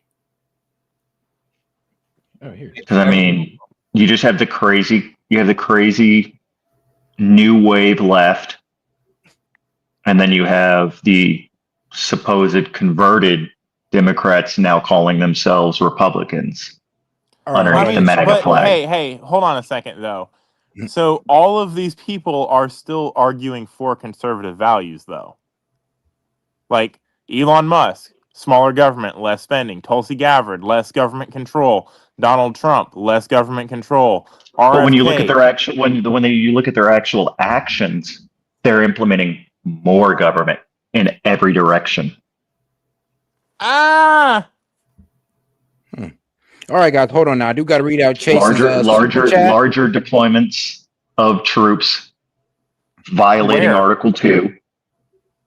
There are active National Guard being deployed inside of American cities. There are Marine Corps troops being deployed in American cities. Now, before we get into that, guys, shout out to my man Chase. He says most of them aren't even gay. They are straight with extra steps most of the time. And ain't that the truth? Hey, but guess dude, any enemy, foreign or domestic. I know, but what I'm saying is my spidey sense tingles anytime I think about DC after the Patriot Act. No, I believe in the goodness of our soldiers. I give you credit for that one. I do have uneasy feelings. Because it's weird to see that there really doesn't seem to be a true opposition.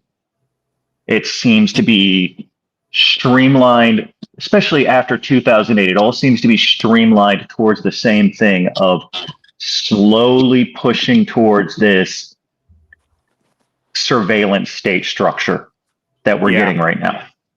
And we're right on the edge of it. By the end of this year, the entire surveillance system across the country is about to be linked up with a system where a cop in New York can watch you sitting at a stoplight in Dallas.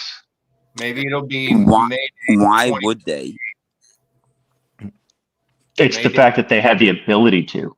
It's all going to be linked up through I can't remember the name of the technology that they're going to be using, but it's already been implemented where every single camera effectively in every city will be linked up through the same server network.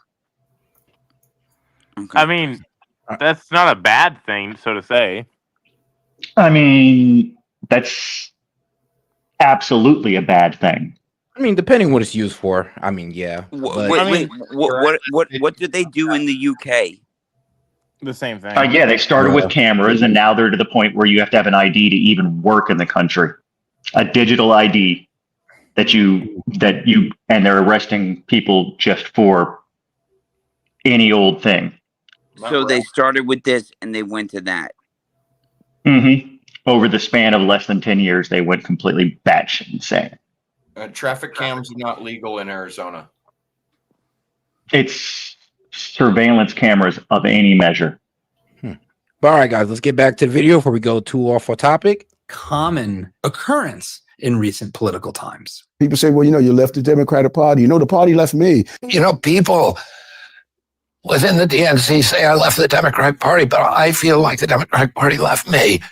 This is not the party of John F. Kennedy. It's not the party of Robert Kennedy. Let's get this straight. It's not me who's changed. It's the left, who is now made up of a small contingent who've gone mental and a large contingent who refuse to call them out for it. And this isn't all that new, actually. This former Democrats who've shifted. It goes all the way back to the Gipper. I was a Democrat most of my life. I became a Republican only not too many years ago. And I had the pleasure of telling some of those people that are saying the Republican Party ought to broaden its base the other day that when I switched parties, I didn't do it because the two parties were. Dang, I ain't gonna lie. He did come from a pretty liberal place, too. He came from Hollywood, Seth. Hollywood. I mean, dang, I didn't even, honestly, that was a bit unexpected. I thought maybe he held those conservative values since he probably grew up in a conservative household, but that's not even the case. He grew up a liberal. Did you see the video where he slapped his wife? Who, Reagan? It's a movie. It's not real life. It's a movie.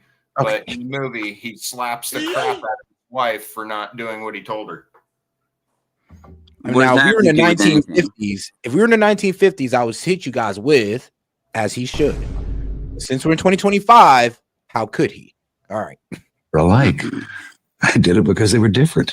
There are big differences in our culture. Those differences do seem to be widening. But the other thing that is shifting is what political types call the Overton window, what is considered acceptable. If you see it as acceptable to kill political opponents, that is a very big shift in the Overton window. Well, what is the Overton window? The Overton window is actually named after this guy, Joseph Overton, who was a policy wonk at the Michigan-based free market think tank, the Mackinac Center, which I've actually done a lot of work with. They're a great organization. They are dealing with a lot up there in Michigan the past couple of years. But he basically noted that if you wanted to see policy change, if you wanted to see the government shift and the public shift, you had to see your things that you want move within the window of what is considered acceptable, sensible, popular, broadly accepted. This is the Overton window. Things that are outside of it are unthinkable or radical in either direction. A kind of sidecar idea here is the notion of the median voter, and that, the person in the middle who's not sure which way to go. Go ahead. I found the name of that system. It's called the flock system, and it's being implemented right now. And I did want to challenge the argument that Arizona doesn't have traffic cameras, because I am currently watching a series of traffic cameras in Arizona along I-10 and So just because the individual traffic, you might not have them on non-interstate systems, the interstate system does mandate the traffic camera system. Yeah, okay, and this is a city ordinance, so Yeah. So federally and at the state level, they do have traffic cameras. okay, cool, fair enough. So yeah, so we're talking Good for the you, flock bro. system. The flock system will be fully up and operational by the end of the year, and will be linked up probably through the NSA. So pretty much across the entire country. now. Are we voting on this? Hold on now. This seems like a huge overreach. Oh, It no, was never voted on. Set. Here's the thing. Nothing is changing about this. No extra cameras are being installed. No programming in the cameras is being changed.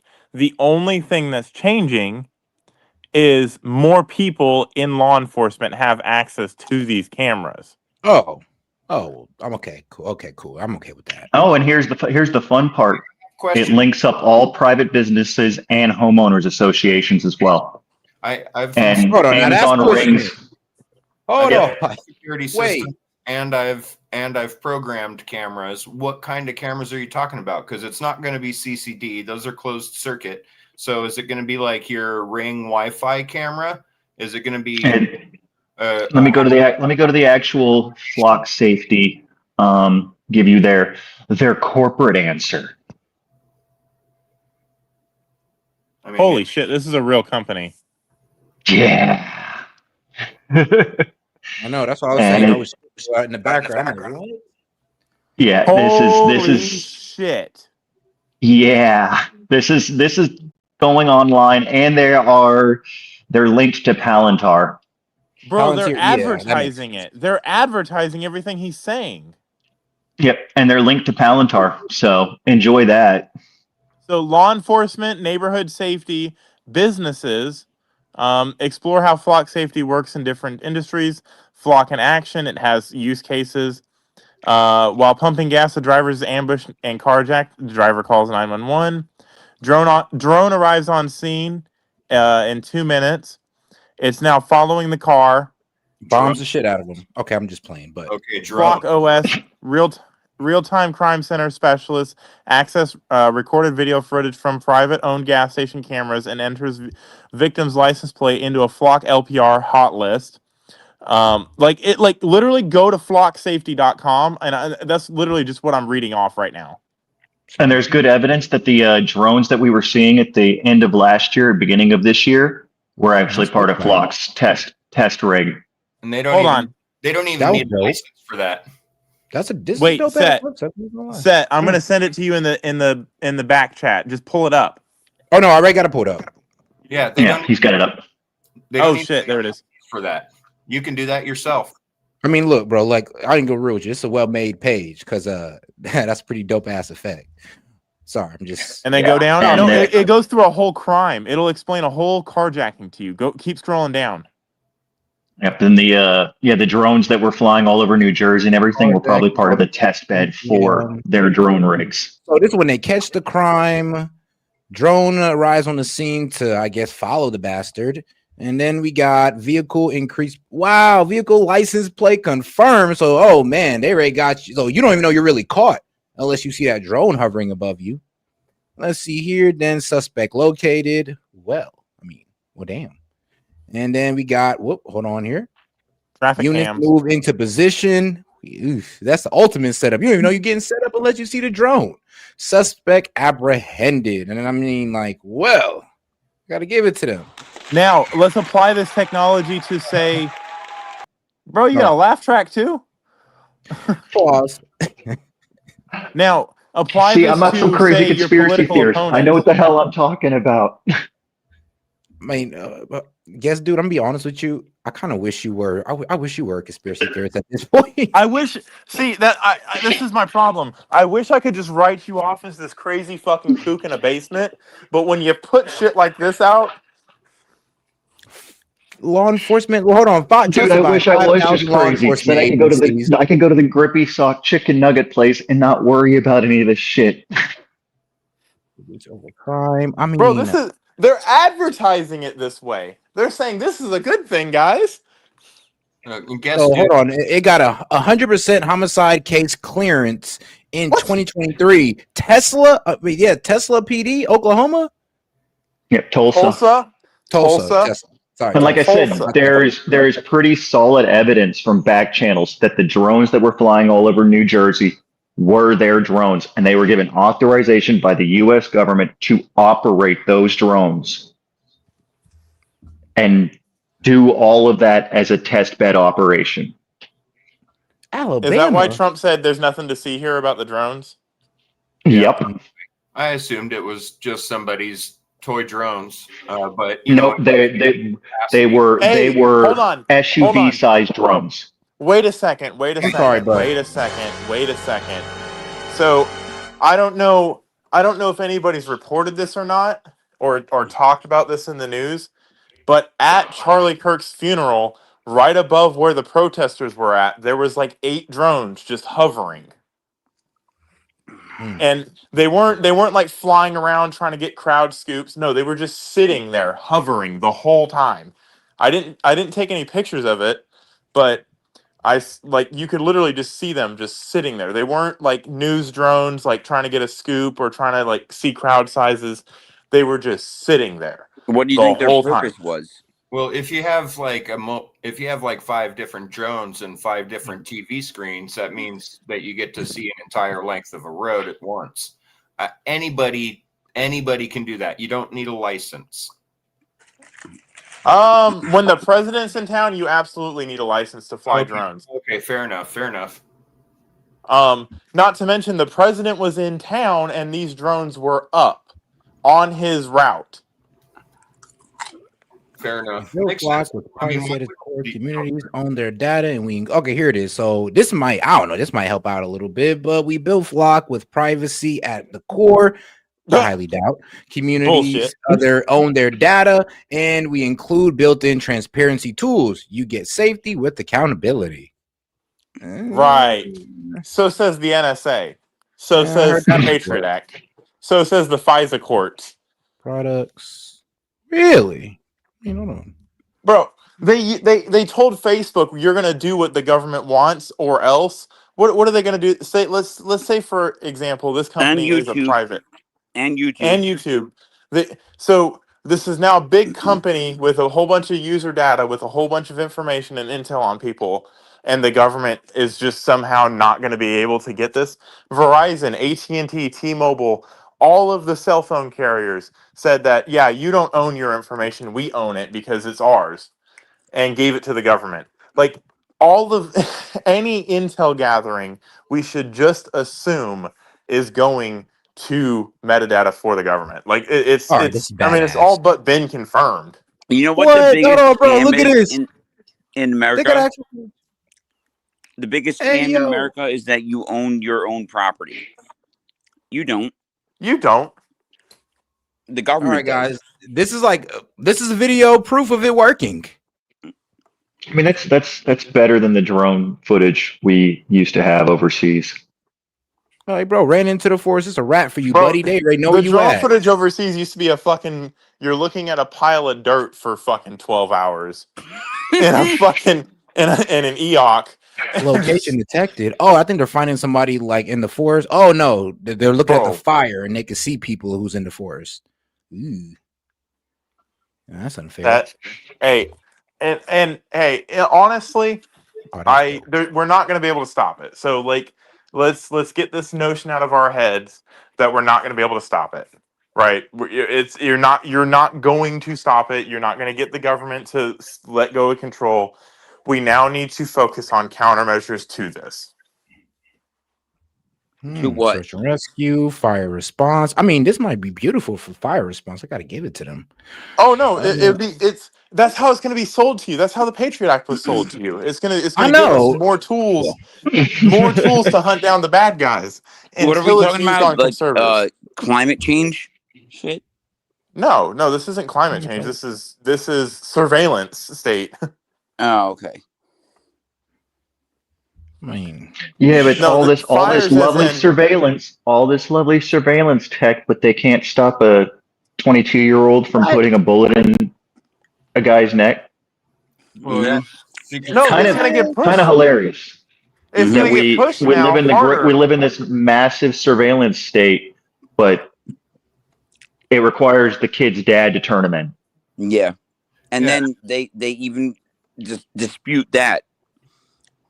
Like, They're like, this it is wasn't his dad that turned him All in. right, guys. He didn't turn him Now, in. I do gotta hold on. Now, I do gotta get back into the show. Cause shout out to Coach Leotard. She says, "Let's play let the video play. This guy in the video is saying what I've been saying for years. How could a black female that voted for Clinton vote for Trump so many times? It's traditionalist values being trashed. Traditionalist values being trashed." All right, why not? We can get right back to it, but I'm not even gonna lie. Yeah, guess dude, you took us on a roller coaster with this one. Man, why can't I buy one myself? I wish I was crazy because then I could just go live with the grippy sock people and eat chicken nuggets all the time. I'm tired. I'm tired of being right. Hey, guess bro. dude, Me too. I hate being right about negative things. But shout out to my man Guest Dude, and shout out to Coach Leotard for the baller alert. Let's go ahead and get the video back on trail, because I ain't gonna lie. Guess dude, you took us on a roller coaster one with that one, or a side quest. Before we go on, I just want to know how well Guest Dude qualified on the range, because he's now in my bug out plan. 36 out of 40 with iron sight. All right.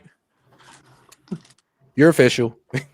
They end up having outsized power in our politics because however they swing, so goes the outcomes of our elections and our public policies. And when it comes to the broader landscape, things have shifted a lot. It's hard to think about how much they've shifted without looking back. And looking back as a Gen Xer to what I like to call the peak of Western civilization, the 1990s. This was the Democratic president delivering one of many messages that sounded quite a bit like this and quite a bit like a Republican today. Growing up in the South, I learned values: hard work, family, faith, responsibility, concern for others. It's time to restore the dignity of work in America. That's why I've offered a plan to get this economy moving again and to create good jobs. And we must break the cycle of welfare dependency. We need to provide more education and training and childcare and medical services. But then we must insist that when people can work, they must work. Cooking. He was cooking. Like, bro, what can I tell you, bro? Bill Clinton back in the day, like, let's be honest. I can see what they're doing, what he's doing. I can see it. I feel it. I can, he's cooking. I want to end welfare as we know it and restore dignity and self-esteem to every American. Now, that wouldn't have sounded crazy in the prior times. In fact, that doesn't sound a whole lot different than Lyndon Baines Johnson in the speeches he gave in the aftermath of the Great Society. But today, that sounds like a radical right-wing fascist by our current standards, by our standards of this meme. Let's just go back to the beginning here, because think about the things he's saying and how they land today in our politics. Growing up in the South, I learned values. Okay, I learned values. Now, in the South, it is Bill Clinton. So his values and practice and on a personal level, not great. But he is projecting what he thinks the majority of the voters wanted to hear, even if he didn't live these things. Hard work, family, faith, responsibility. Hard work, family, faith. Something was hard in the Oval Office. That was just table stakes. That was table stakes in our politics. This is part of why, for those of us who are a little bit older, and I'm not that old, I'm not yet 50, but for those of us who are on the older side, our politics today feel kind of crazy because as we were coming of age, this was considered the left. And there was a shared set of values that were very broadly shared about what is good, what is true, what is beautiful. Family, faith, personal responsibility, loving your country, being patriotic. This was stuff that only the fringes rejected. And that's no longer true. And that is something that I think we're having to grapple with. Now, things have gotten very complicated, though. And I think it's worth going back and looking at where this idea of left and right came from in the first place, because the history is really useful and really telling. And it's surprising the ways that it sort of manifests then and now. What is left and right? Where did this come from? Why do these directions align the way they do? How did this get popular? Well, it all goes back to the French Revolution.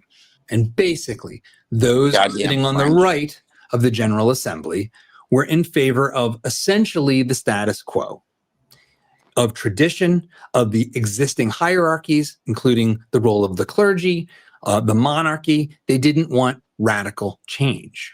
They were traditionalists. They were in power as well, in a sense. Seated to the left, the lesser position, seated to the right hand is considered the more honored position, were those that wanted radical change, the ones that wanted to see a more egalitarian society emerge. And I think this cartoon from the time speaks to that. These are the three estates. The guy on the bottom is the common person, and resting atop are the aristocrats and the clerics, who are riding the common man to their benefit and his detriment. And so out of that comes the French Revolution. The thing that's so interesting about the French Revolution is that its rallying cry sounds quite American, and in fact is inspired in part by the American Revolution, because you got to remember, the French were actually coming to our aid in our fight against the British. And that was liberty, equality, and fraternity. This was the rallying cry of the French Revolution: liberty, equality, and fraternity. That sounds a lot like life, liberty, and the pursuit of happiness. It's not the same. Fraternity is more like solidarity, and that sort of already points us towards an interesting shift. Fraternity, but when you think about what was happening then and how our founding fathers were reacting to it, I think it tells us a lot about sort of the underlying DNA of the left versus the right. So the left wanted radical change, and they got it. But before we get to how they got it, and how they got it good and hard, how did our founding fathers think about this? Well, on one side were people who were quite concerned. You could call these the early right-wingers, even though they were all radical revolutionaries, having led the revolution against Britain. Alexander Hamilton, John Adams, among others, but these were the most prominent. What happened? It's quiet. Why is it quiet, Set? Whoa, thank you. Well, what I was saying was, back in the day, there was a problem with French loyalty. Like, the founding fathers that were beefing with each other over, one side thinking that, you guys seem to be a little bit too buddy-buddy with France. And, the first guy that was in office, George Washington, was saying that we shouldn't be getting involved with foreign problems. But here, we got some of the founding fathers that are cozying up with France. So that was a problem back in the day, or a perceived problem. Yeah. Were deeply worried about the French Revolution. They saw it as too egalitarian, too utopian, too violent, and too dangerous, that it would not end well.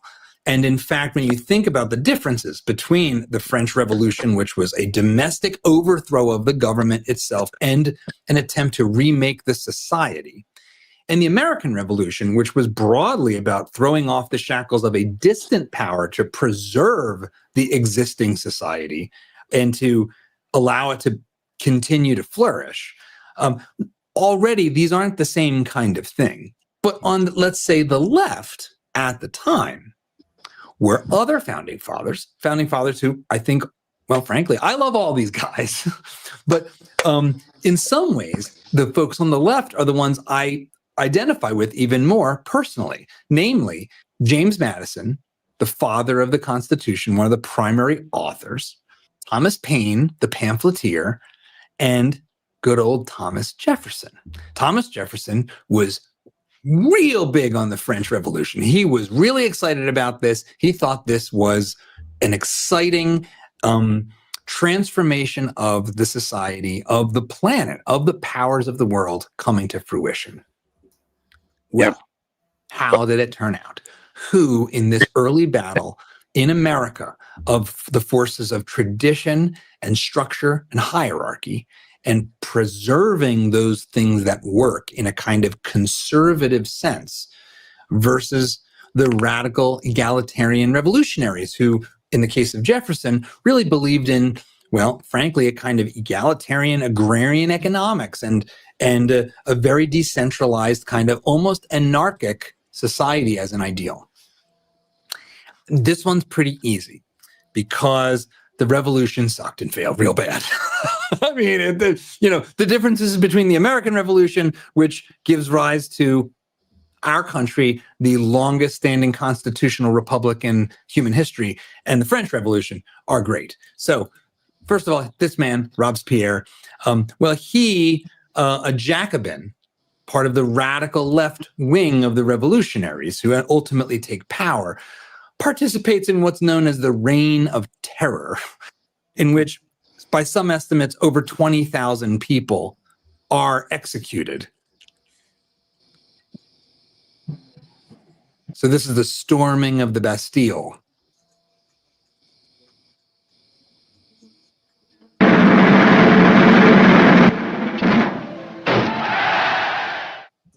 Cheering for your political opponent's execution is not new for the left. That's a low blow, but I'm sorry, it's the facts. This is what came of the French Revolution. I want to just sort of run through a quick play-by-play because, frankly, it was fun to revisit this stuff as an adult, having not really studied it since high school. So think about this for a minute. This is in only 15 years. Basically, from 1789 to 92, the revolution begins and the monarchy in France falls. From 1792 to 1794, you have the birth of the First French Republic and the Reign of Terror, in which the Jacobins proceed to murder as many people as they can possibly get their hands on, particularly people in the cultural elite. But the definition of cultural elite here has to get pretty loose to kill up to 20,000 people in the public square. And of course, even Robespierre himself ends up being overthrown and executed in 1794. And not too long after, in 1799, comes the return of Napoleon from his military adventures and his installation as the new emperor. And so that is about as resounding a defeat for the early left in America as far as the betting odds for whether the French Revolution would succeed or fail. And that gives you a sense of the deep roots and the deep problems with radical leftism.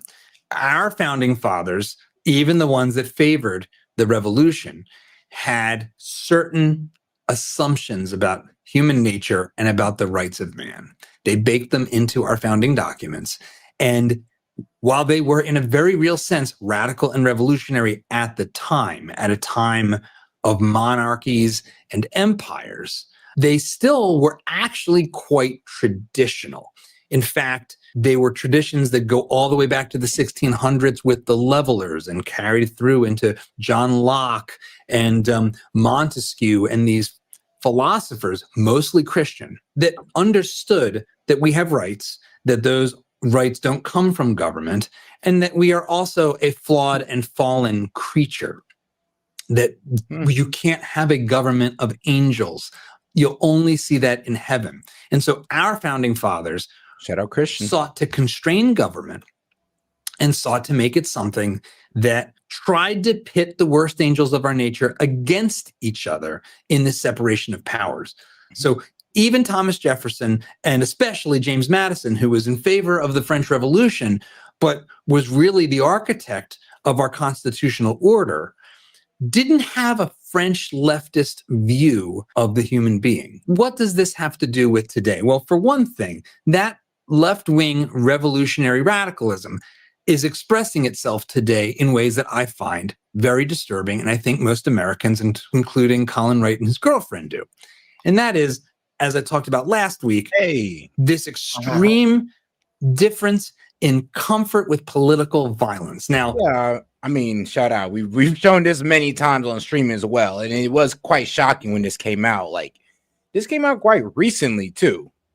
That's the scary part about it. This YouGov poll, which again, it'll be interesting to see how these polls play out over time. But the fact that very liberal people are 5 times more likely to say they think that, yes, violence can sometimes be justified in politics. 5 times make more a likely than very couple conservative points people. real quick. This points to something. All right, go ahead. All right, so a couple points. He's going back to the French versus Anglosphere difference. You got to understand that the French versus the Anglosphere, there's a familial factor involved. French and continental families had a different structure than was commonly seen in the Anglosphere. That played a heavy part in the way things operated, which led to a lot of these issues. So issues where though? Sorry if I. So like within the Western European continental region, not the Anglosphere, but the continental region, you have what is known as an authoritarian family structure. It's where you get a lot of the arguments of patriarchy within modern feminism. But it's not traditional patriarchy that you'd see in older cultures, but more of a structural patriarchy. It's why fascism was allowed to seed itself. It's why the French Revolution collapsed into an empire almost immediately. It's why they leaned towards violence so rapidly. And there's a lot more I could go into with that, but the point that I wanted to make with the Anglosphere was the Anglosphere allowed for a shift to occur, because when the people that were moving over to colonize America moved over, they broke away from the traditional Anglosphere structure and started forming the first roots of the nuclear family structure.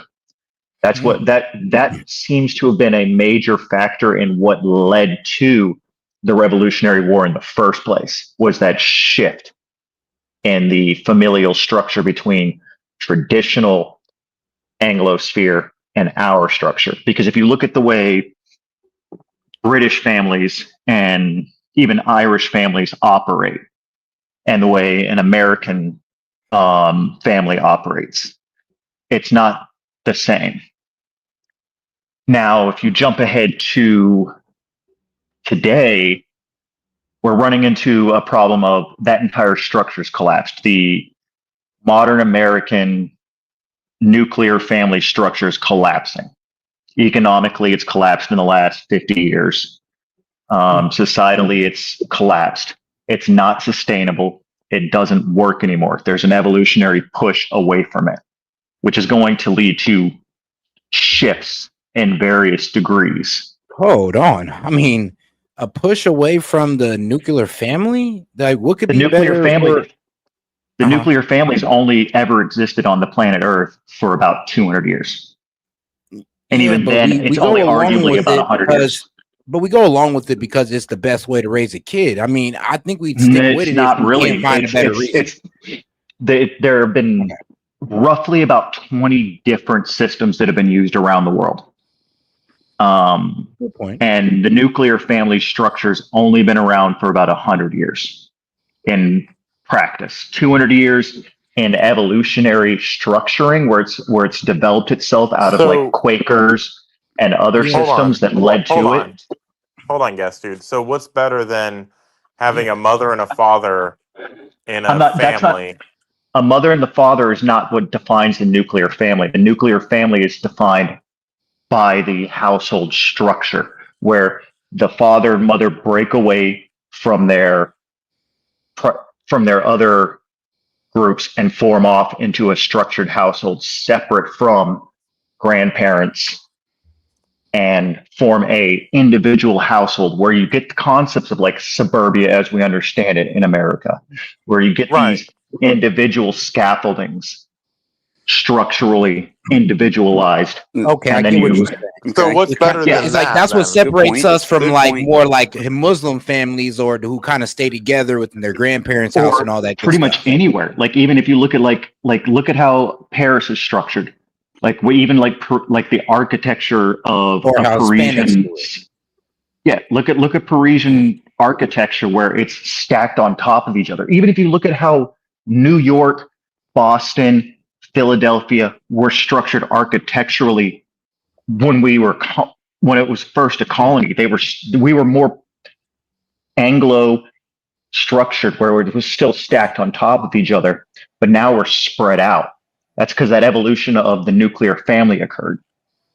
Okay, so pretty much, well, I see what you're saying. It's the fact that, I say older cultures are kind of more stuck together with grandparents, parents all living in the same house. That communal structure, that fraternal communal structure. And then only in America or in Western countries where we kind of separate from our community and kind of form our own little thing. It's a purely American thing. Okay. It's not like that anywhere else. It's purely an American thing. The idea of the nuclear family is just an American thing. And it was really solidified by the Cold War. We really leaned into it during the Cold War as like, we've got to be different than the Soviets. Okay, I get what you're saying. But it's faltering now. And it's leading to this weird structural shift in society because BlackRock's buying up the single family homes. How are you going to have the nuclear family when the single family homes don't even exist for us? Damn, they're making it sound like we're about to go more towards polygamy, where it's the haves and the have-nots. Well, no, it's not polygamy that we're leaning towards. It's more along the lines of 3 or 4 generations in one household. What we're going to lean towards is going back towards that old structural system. But if you look at like why are the Chinese and Russians and other Mongol structured descendant societies, those I think the term is endogamous societies, the way they are, because they center around the father. It's a super patriarchy where they center around the father. All the sons stay directly around them until eventually that central father dies, and then all the sons get to split his property and break away and go set up their own homes, and they keep their sons locked in around them. And you see it the way that when the Great Khan died, the Mongol Empire split into a dozen little tiny empires. Bro, I'm sorry. You sound even more like Charlie Kirk, and not in a bad way. No, dude, by the way. You're warming my heart. Ever since you brought that up, dude, like it's. Well, I'm glad I can be. It's probably the coffee that's doing it. But man, you're absolutely right. So you have the highest member of the patriarchy, and like you said, when the highest member of the patriarchy dies, that's when everybody kind of moves out on their own. Yeah, and you see that in China. You see that in China today. You still see that in Russia. We tried, and that's why we couldn't when we tried to transplant American ways into Russia after the fall of the USSR. It didn't fucking work. That's why when we try to transplant these different systems around the world, it doesn't work because they're inbuilt into familial structures. It's not a matter of left or right, liberal or conservative or anything like that. It really comes down to you're trying to fight generations of biology. France has a law that when you die, you're so right. Split between your God. I mean, honestly, I thought you was tripping in the beginning, but you low key wrote me into it. Guess I'll give you that. And that's the question we have to. That's the question we have to wonder when you look at like a lot of the people who are coming from these liberals, like what we're calling liberals. They're really leftists, but like because the whole liberal conservative structure, it's kind of a weird way of understanding it in America. They generally come from cities, and the people who are conservative, they generally come from the suburbs, the outskirts, or rural territories. where that single family structure is still capable, where the people who are in cities are becoming more and more communal. Very. So what you're Franco. saying is we could give them an option or a solution to their problem and just tell them to stay in the same household for 3 or 4 different generations until the patriarch dies. I mean, well, no, it's well, no, it's still under the patriarchy because it's around the man. It's becoming an issue of or the matriarchy. They do the matriarchy. They're developing this communal narcissism is a major problem on the left, where they're in grouping stronger and they're structurally becoming more. That's a big issue in a lot of these societies. Like a lot of the issues when you see why did 20,000 people get killed during the French Revolution? A lot of it was a contagious state of communal narcissism, where they were scared to death of being outed and being the next one who got guillotined. So they would go almost like a rabid version of the witch trials, where they were trying to out the person next to them while making themselves look better. All right. And that's what's happening that's what's happening a lot with the modern left. And since they don't have familial structures, they just have that artificial familial system of the city now, or their coffee group or their Facebook group or whatever group they've formed up. It's replacing the familial group. Jesus. All right, now. Whoever now I do this want to is, go ahead and can give you, it the quote. Can you like? Go ahead. Whoever this is that continuously reminds me and sounds like Charlie Kirk, can you like put yourself out there and like give and continue what he was trying to do in the same way? You don't even have to put your face out there, just your voice. Just only if you guys are willing to buy me plate armor. I will. Hey, I will buy you a whole like fucking EOD suit. All right, guys, like some high grade shit. All right, guys, but Bro, shout out to my I will man give Vladstein. you the same glass that that President, not Obama, President Trump had at his funeral. All right, now shout out to my man Vladstein. He says most society can't afford to live separately. Yeah, but sadly, society looks down on those who can't. So it is what it is. And shout out culture. Bullshit. I mean, it is true. I mean, let's be real. If you're like, let's say you're a man dating and all that good stuff. I mean, women ain't trying to hear that you're living with your mom because you're trying to stack up money. Even as noble as it is, a lot of people ain't trying to hear it. And it shouldn't be like that, but that's what it is. But culture, I mean, you got if anything we to say, built sis?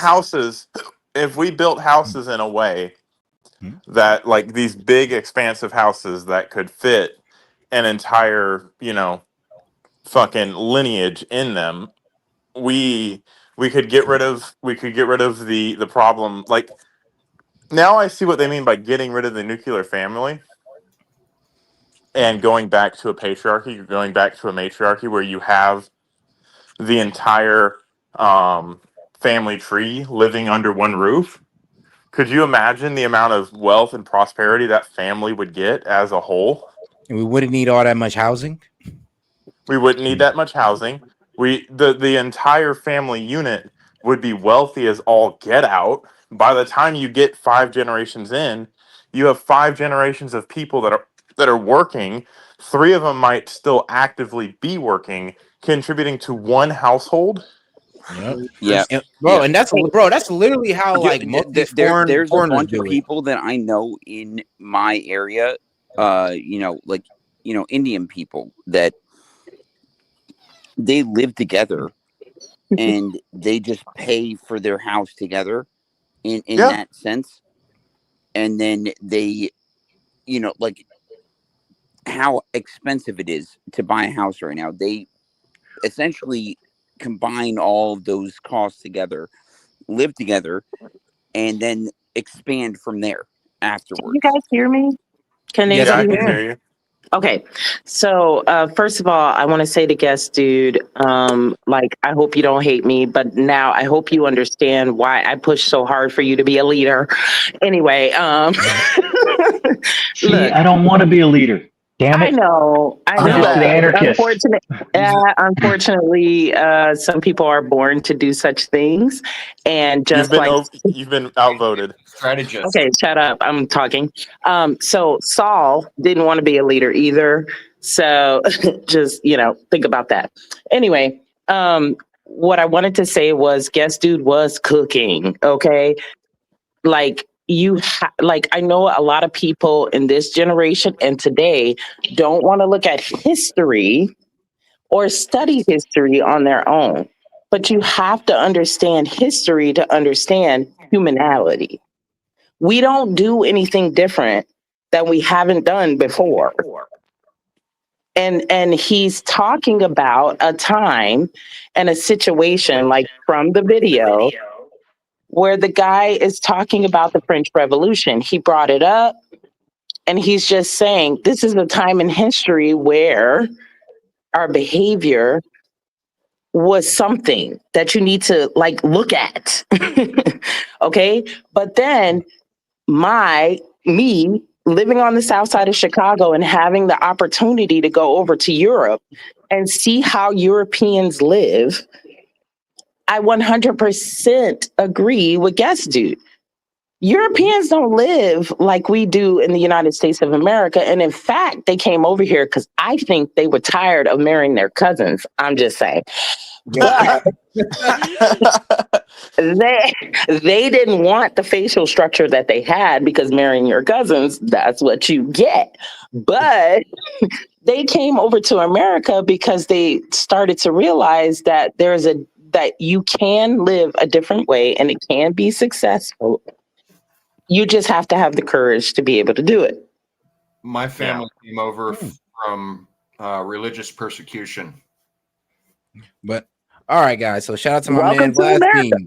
Vlastin. Yeah, Welcome to America.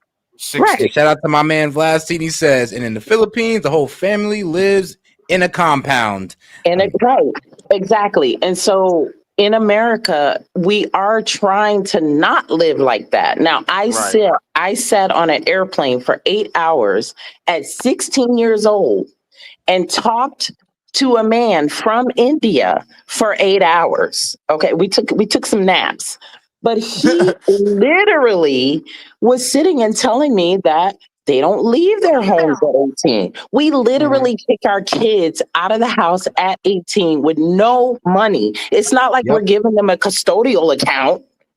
I mean, that's how my parents did me. It's like, yeah, man, you better find a did way me. at 18. Listen, I went to New York thinking that I was going to be a superstar. With no motherfucking money. Yeah, but also, And it was all established arbitrarily by admin and psyops by the CIA to try to bolster our economy to make us look bigger than we were during the Cold War. The modern nuclear family. It's called the nuclear family for a reason. Have any of you questioned the name? Nuclear. It was entirely designed as, hey, we're the motherfuckers who invented the nuclear bomb and we created the nuclear family. I thought it literally meant from physics, no, it was the mother and the father, the nucleus. No, it was invented it was developed by admin in the 1948 was when it first came into vogue. Like even the idea the idea of our modern homes, like the way our kitchens open up into our living rooms, was designed because when men came back from World War II, women had been working in factories and were like starting to realize, hey, we can kind of do things. And men were like, no, you're getting back in the fucking kitchen and I'm going to keep an eye on you from this chair that I can look into my kitchen now. Even the way we built our homes after World War II was an entirely different structure because we were like, we need to build an entirely different society to keep an eye on So on that stability. note, guess, dude, on that note, to your point, pre-World War II, I have family members that have lived on the same piece of property for like 8 generations, and like it's exactly as you said. It's not a nuclear family. They all like they get their own land, so to say, but they basically live on a 1,000-acre compound and just have been subdividing it as generations have gone But you're, through. you're, and that was you're and that was talking more about, common. you're talking about the outliers. We're talking about how America has completely changed the entire And narrative. it was That's a what I'm saying. post World War This is II. before World War II. Like to his and point. You're talking about outliers. well, no, and that was kind of a thing. Post World War II, this became commonplace. This became like an engineered social engineering project to bolster the economy. Yes. Because think about it. What is a nuclear family? Okay, a husband, a wife, why do they put 1.5 kids? You can't have a half a I thought it kid. was 2.5 kids. Whatever. Like, You can't have a half and a a kid. dog. Of numbers. What the hell is it's 5? math. What is 0.5? You cannot have a half a kid. It's either a kid or not. It's math. It's the Whatever. average. You can't have a half a kid. Okay. You either got 3 kids or you don't. Okay. And then the dog costs too much motherfucking money. Oh, sorry. I don't mean to curse too much. You cannot have a dog if you have 2 kids in 2025. What? You can't have a dog? Well, Can actually you take care of the afford the dog. insurance? And Oh, can you afford the insurance? For a dog? Wait, I have 2 kids and a dog. Oh, right. So then you're upper middle class? No, I'm not at all. Oh, so then you struggling. No, I'm not. See, like this is the thing. Like people like to make dogs these are not that assumptions. expensive. They like to make Dogs these are not assumptions. dogs It's are not true. expensive. But children are extremely expensive. If we complain about our public school system, then you have to get some type of outside help for your children, right? So you have to pay for that. Yeah. Okay. Yeah, I'm not packing. Okay. So it's the nuclear family is 2.5 kids and a dog. Mm-hmm. Okay. People can't afford a dog with 2.5 kids these days. They can't even get the house. They can't even get the house. The house is Yeah, if you sacrifice the $400,000. house, you might be able to afford a dog. It's fine. Exactly. I was gonna say I don't have a house, but I do have a dog. $300,000 for a house that's like 3 bedroom and 1,400 square feet. Like it's ridiculous today. Well, now And you're it was- talking about something different. You're talking about owning a home. That's No, different. I'm talking that was about part of the whole- nuclear family design. That was all part of the model. That was part of the structure. That's what It became the became quote unquote American dream. It was the normative. It was the entire design. Yes, exactly. It was an American dream before, but it's not an American dream anymore. It only takes 3 generations to shift a society and a culture permanently. And the millennials did exactly that. So you have the people coming back from World War II. That was generation 1 having children. So you have the boomer generation. Boomers have Generation X. Generation X have the millennials. By the time those 3 generations are locked in, the nuclear family was locked in. But unfortunately, the economy didn't stay in place. The experiment didn't work. It didn't work. And millennials fought against it. And now Gen Z has completely checked the fuck out on it. They're not playing the game. And that's why you're seeing this divide occurring. 50% of them did. But I was really just saying, like, somebody keeps saying, why are you talking like Charlie Kirk? Charlie Kirk got all his information from the past. He's not talking about anything that anyone from the past has not talked about. We're saying he literally sounds I said like his voice sounds like Charlie Kirk. His voice sounded gotcha. like him. Oh, gotcha. I thought you were saying something you were saying. Okay, I apologize. I mean, you're not wrong. You're not. I mean, we're also hearing that as well. But his stop and listen to him for like 45 seconds when he I don't think talks. he sounds like Charlie Kirk at all. Oh, I think he does. Oh, he does. He does. All right, now, guys. I'm not. That's not an argument. I understand. Guys, we're going to go ahead and get back to the video. But first, let's go ahead and read off Vladstein's super chat real quick. We are spoiled in the U.S. compared to the world. I mean, ain't that the truth? And it is kind of funny. Like, I've been listening to this conversation. It does kind of seem like we kind of left what was best for us. And we left what was best for us for an ego booster. Because, I mean, let's be honest. When you got your own crib, own all that, I mean, it's an ego boost. But that's just the way society framed it, though. Let's be honest. If we had a different view of living at home with the parents, then I don't think we'd be here. Stand by 1 second, though, because let's not completely throw this idea to the wayside, because we are the top 1% of the world. This quote-unquote experiment hasn't necessarily failed, because if it was designed to increase the economy and increase the size of our wealth and all that fun shit and put us on the world stage, it has done that.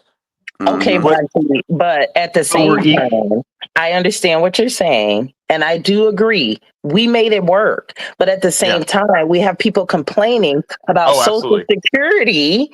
Yeah, it's not. How can you have a Social Security program and it instantly started paying out funds to people when it's allegedly you're putting your money into an account, saving up for when you retire? Lies. Anyway, and people are complaining about it. And we're also complaining about welfare. Why are 18-year-olds being not kicked out of their homes, excuse me, because they be acting up. Anyway, I sent my boys to the military. Anyway, they don't want to listen to nothing. Yeah, they don't want to listen to nothing you have to say, but 18-year-olds think they grown. And so when you send them out to the world and they got to go pay their own bills, they become strippers and OF models. Whoa. Because there's no food for them. And so they're like, oh, should I choose welfare or should I go sell my body? And so this is what we're doing to our society. We're telling our children that you have to go and be a complete adult with no custodial account. I ain't got no money for you because I was broke. So I ain't got no money for you when you go out into the world, and I'm expecting you to go and make adult decisions and be a conservative adult when you ain't got nothing to start with. We set our kids up for failure, complain about them being on welfare, complain about the videos of where women are literally telling their men, don't go be a man, because if you go be a man, that means I can't get my welfare. Like, what are we complaining about? That was crazy. Preach, Candace Owens. Yeah, hello. Well, you know what? I'm better. Anyway, I ain't that crazy. Anyway, but I'm saying, like, how do we push our kids out of our home at 18 and then expect them to go and like literally pay full like rent for even adult? Is expensive.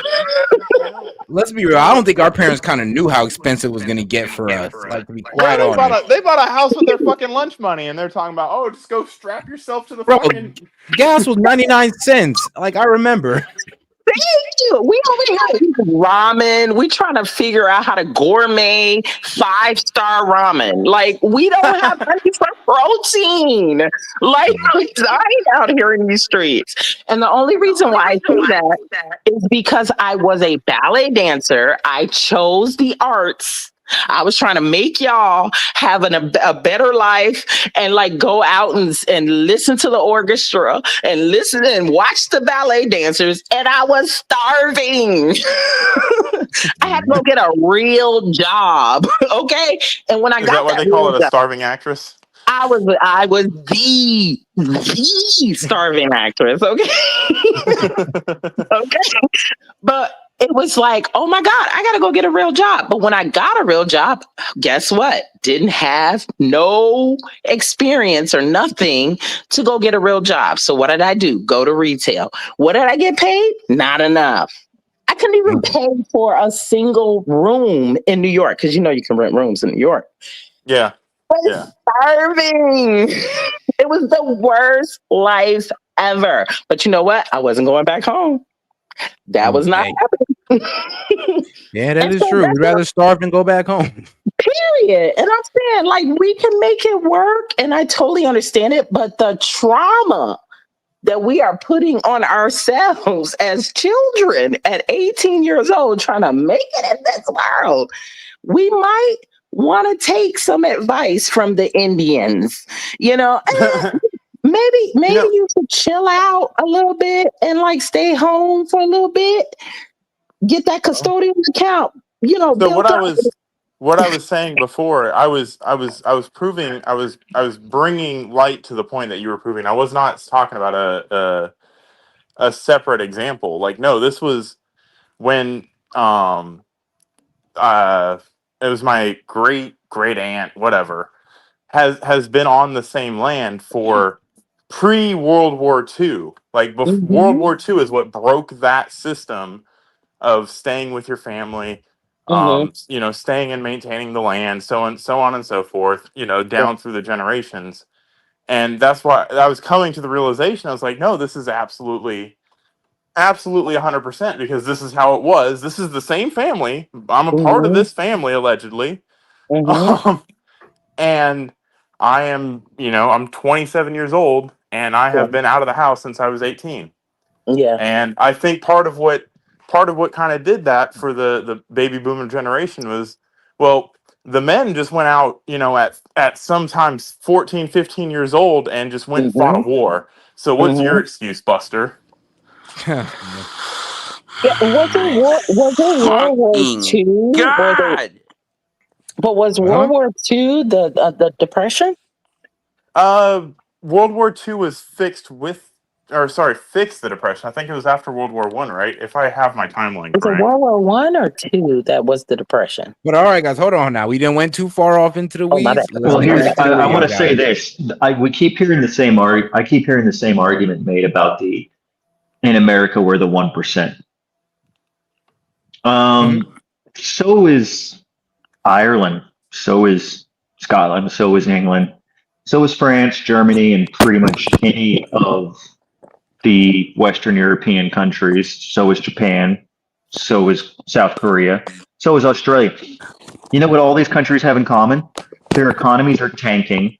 Their middle and lower classes are overworked. They have increasing suicide and depression rates. They have mental health crises. They have housing crises. They have collapsing economies. They have mass shootings, mass stabbings, and all kinds of other crises that are mounting. They have birth rates that are collapsing, marriage rates that are collapsing, divorce rates that are collapsing. All of these things are occurring despite being the 1%. So I'm going to go with a common denominator across all of them.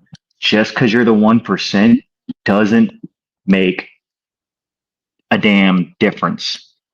The issue seems to be I'd say it the actually current model is contributes to it. failing. These are all first world problems. They're not first world problems. There is no, the first world, first off, was a term used by the CIA to define the difference between countries that were neoliberal and countries that were aligned to the Soviet Maoist bloc. So that term means fuck all and is a useless fucking term unless you're a CIA analyst. I love it. All right. Now, agreed. Let's try to get back into the come video. on, like let's use it what it's used for. That these are first world problems. No, it's not. They're not first world problems. They're problems of we've allowed mega corporations and multinational corporations to fuck us in the ass for 50 fucking years. Yeah. And they literally drove us into the dirt in 2008, and only one country on the entire planet sent any motherfuckers to jail, and that was Iceland. Well, all right then. All right, my shout out to my man Guest Dude, I guess, for shutting it down on that note. But shout out to Tove. She says, not gonna lie, I thought Charlie was talking from the hereafter. I mean, shout out Guest Dude. Our family of 8, soon to be 11, with 4 dogs. Congratulations, Toves, and 2 cats. I don't know if I can do the cats. Live off one income of 18 an hour. We own our home and we do a lot of self-sustaining. I mean, Jesus, how does that work? Like, what are you, Thomas Massey? What the hell? Out there living in the forest, like everything's ran on water generation He's or something. self-sustaining cocaine in the backyard. Well, I was gonna say, Yeah, low key, like you got a poppy field back there, like you work for the cartel. Like, how's that working? Yo, people really, people really be trying to pump up their trauma. Like, it's okay. I get it. You wanna tell us that you live in lovely. It's trauma. It's okay. We get it. We're trauma bonding. Oh my God, you're still here. Shout out, Tove. Appreciate that. All right, back to the video. 8 kids, 4 dogs on 18 and I an think hour. historically accurate that there is a radicalism that sees violence as being part of the toolkit.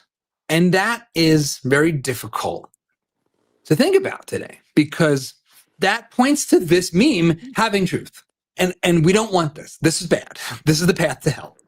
We want to knock that bottom one off the ladder. We really want to get back to a place where, frankly, the difference, in my opinion, the difference between left and right is a little closer to the 1990s, is a little closer to, well, we all agree the country is good. I'm not sure we can get there, but understanding how we got here is important for understanding where we go. Now, you might be thinking, oh, the Jacobins, what's that got to do with today? That's got nothing to do with today. Well, it does because, or at least there's an indication that it does, because in 2010, a magazine by the name of Jacobin was launched in the aftermath of the financial crisis. This is Jacobin Magazine, a very far left socialist magazine and website. And it's interesting that it took this name. It is a recognition of this philosophical lineage. And it also points to the fact that radicalism hasn't been able to be successfully contained by the more moderate parts of our political left. And this is not a new observation. Jordan Peterson, about a decade ago, was pointing this out. We know that things can go too far on the right. And we know that things can go too far on the left. But we don't know what the markers are for going too far on the left. And I would say that it's ethically incumbent on those who are liberal or left-leaning to identify the markers of pathological extremism on the left and to distinguish themselves from the people who hold those pathological viewpoints. And I don't see that that's being done, but it is definitely the case that you can go too far on the left, and it's definitely the case that we don't know where to draw the line, and that's a big problem. Why is this? Why has this happened? Why is it that the history going all the way back to the French Revolution of radicalism, of complete overthrow of our social order being part of the left hasn't been marginalized in the way that the most extreme versions of traditionalism has, or at least has in general? I think some of the reasons for that are about the way basically our history since World War II has been taught to us and talked about. And the people cheering Charlie Kirk, the people in the media calling everyone a Nazi, well, you can kind of understand it because it's the only bad guy they've ever been taught about in their entire life. World War II gave us the most natural villain the storytelling of history could ever have, Adolf Hitler and his horrendous mass murder of Jews and others, but especially Jews. His attempt to take over. No, I might bring that up for conspiracy hour. Get into some of that World War II conspiracies. All of you. Well, here's a question. His designs on the. Why not? If my assessments are accurate, which I'm not going to say they're 100% accurate. I'm still working on some of my thesis, and eventually someday I might write the stuff down. The left-right dichotomy only works in an enlightenment frame. predominantly within the framing of the last 300 to 400 years, really the last 250-ish years. We're about to, in the next 20 to 25 years, and that's if I'm being really generous with the time frame. I'm more likely to see it in the next five-ish years, maybe 10 years. What are you likely to see? The end of the Enlightenment. Okay. The Enlightenment experiment's already failed. It's proven it's completely unsustainable. And we're not going to be in the Enlightenment period anymore. We're about to enter into a new period of history. So the whole left-right dichotomy doesn't work without the Enlightenment period. So this divide between left and right collapses the second there isn't the Enlightenment frame to even have it structured in. So even concepts like fascism, Nazism, communism, capitalism versus any other economic system, all these systems collapse the second you don't have the Enlightenment, because then you're in a completely new and uncharted territory. So I'm curious how we even start to map this new territory without the old linguistics to work with. All right, now before somebody tackles that, so you have. How do we? Hold on, before you tackle that question, let me just read this out real quick. Shout out to my man Maine. He says, "Don't believe you're helpless, and you won't be. Grow your skills and break away from the grift." Shout out to Maine super chatted it in, but it was Daniel Castro who said it. So shout out Castro on that one. All right, go ahead. Who's ever about to talk? Okay, so I was going to say Chat GPT. All right, let's talk about it. The news, social media, anyone putting out any information where they're claiming that they have the truth and they have facts and they have young people, I'll say Gen Z, they're going to Chat GPT to check everything. So it's not even like believing what a human being says anymore. They believe that humans are completely, there is no truth in a human. And Am so I they're going alive, to, ChatGPT? Yes or no? I'm sorry, what'd you say? Am I alive, ChatGPT, or no? You're not.